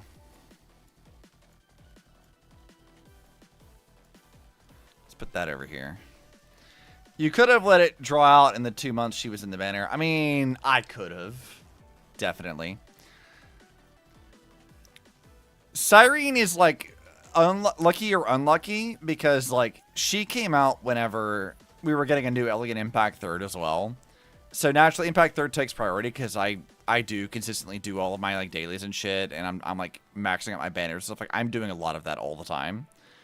I don't do that with Star Rail, but had a new Ellie not come out in Impact 3rd, I would have done that with Cyrene. Like, that would have happened. But I did not have the funds to do that a second time. No, that's understandable. I might love our pink-haired goddess, but I'm not made of money. I can't do that all the time. Could be an issue. Maybe on the rerun. We'll see. One day when Cyrene gets a rerun, I might E6 her. I don't expect that I will be able to do that, because that still is a lot of money to do, because God knows. I don't think I have ever E6'd a character in Star Rail that wasn't like an A rank. That I just kept getting dupes of in future banners and shit. Pretty sure I've never been able to do that. It would indeed be a lot of money. But is it worth it? I think This maybe. I do not know. I don't know. I would like my Ellie to be like very strong. But I also have a feeling that like it doesn't really matter. You might win 50/50s for all 5 Eidolons. Dude, have you seen my Star Rail luck? Dude, my luck is notoriously abysmal in Star Rail. Like, it's really, really bad. Like, my luck in Zenless, pretty good. Star Rail, no. Absolutely the fuck not. My luck is fucking terrible. In a way that is genuinely impressive. I haven't looked at it in a while, and I'm honestly afraid to. You saw my pull logs? Yours are almost as bad as mine. Like, the last time I looked, I was in, like, the bottom 15%. Like, it was terrible. Like, I looked at it, I was like, you know what? Like, this explains a lot, but god damn it if I'm not upset about it. It's so fucking bad. Oh, hey, I have a lot of pulls right now, but we're not pulling for Asheville. I don't care about Asheville. I have 22 pulls, which I will do not this patch. Because I don't care about pulling for Asheville. And I already have Boot Hill, so what do I care about this? You saw me get 3 Ellie's in a row, Obsy. Oh, wait, that's my log. How dare. How dare you get 3 Ellie's in a row. Can't believe you've done this. You 60 banked for Silverwolf? Good shit. I haven't been doing a lot of the stuff I need to like get more stuff. So I think me having 22 at any given point in time is actually pretty good for me. I mean, you guys have seen my nameless honor. This is not good. This is pretty bad. I did a bad here. All the stuff I could have got from this. 35 free from 4-2. Oh, we are getting 35 free from 4-2. You're right. We are getting that. You're guaranteed a 5-star at least. I am excited. I hope I can get Civil Wolf and Evanescia without spending too much. I don't really want to break the bank. That'd be a problem. Well, I think I finished the event with the Wispe. We're done with the gelatinous cubes. So I think we can finally call it a day at 10.5 hours later. We spent probably the last like 2 hours just yapping as I powered through this quest. So I hope all of you guys have enjoyed this very long, very tangential stream at the very end especially. I had a good time with this. We will be doing 4-2 when it comes out. We'll probably, Penny, you're doing some full streams. We'll probably be over there for that. Yeah. We're, I mean, I'm going to gather people for an Evanesca pull stream and a Silver Wolf one as well. So 2 ones for 4.2 because, I mean, I plan on pulling for both of them. Yeah, I do too. I need to make sure I have enough stuff for that. Yeah, so I guess in like 2-ish weeks when the new patch comes out, we'll do the Silver Wolf one, and then I guess probably 3 weeks after that is when Eva comes out, and then we'll do another one for her. Mm-hmm. I'm wondering about this. I thought about this like sort of as like a flighty thing now. So we've talked before about Molly Zhang, who's the voice for Silly and Astra.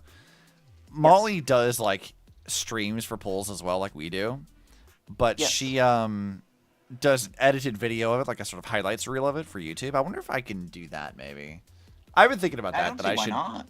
Yeah, I just hate editing. Fucking Adobe Premiere is the worst shit. Yes. I really do hate dealing with Premiere. I love her Sinless pull videos, dude. I love watching Molly's content. Like I put her streams on in the background while I'm doing other stuff. I did watch her like her VOD for the last Zenless patch, which was so much fun to watch. Molly is so funny. Yeah, but I'm wondering if maybe I can do some editing for that. Entertaining. She's just a gremlin, dude. Like she's just a chaotic energy. Like when you listen to her silly performance, you wouldn't expect that that's what her personality is like, but like she is so chaotic. I'm here for it. She's like Voldemort. She shall not be named. She scares the 5 stars away. Dude, did you guys watch her like last video of like pulls for Nungong, where they were giving the Yokai VA shit the whole time, but then he like read them off the line or whatever, and she got Nungong immediately. Like it's so good. It was such a great reaction. Her luck's been getting crazy good lately, though. It's good. I like watching her reaction. She's always fun. You remember her entire history for Penacony? Yeah. I've seen some of the highlights of the Penacony pulls that she did. It's just like, girl, what the fuck? What are you up to? How are you pulling this out? Good or bad luck, Molly's funny. Go watch her stuff. Yeah. It's a high recommend from Obsy. Go watch Molly. She's great. Anyways, I will see you guys again next week. It's the finale of Code Vein 2. Like, that's definitely happening. Finale of Silk Song is also happening. And outside of that, I actually don't know what else we're doing. If you guys want to suggest things for me to play, like maybe we'll do like the first Hollow Knight because I've never played it. Or if you guys wanted to see me do other stuff that's not just like waiting for Hoyo patches, let me know. And we'll see what I can do and what I'm feeling like. Because we are wrapping up a lot of things all at once here pretty soon. So, let me know, either in Discord, YouTube comments, whatever you want to know.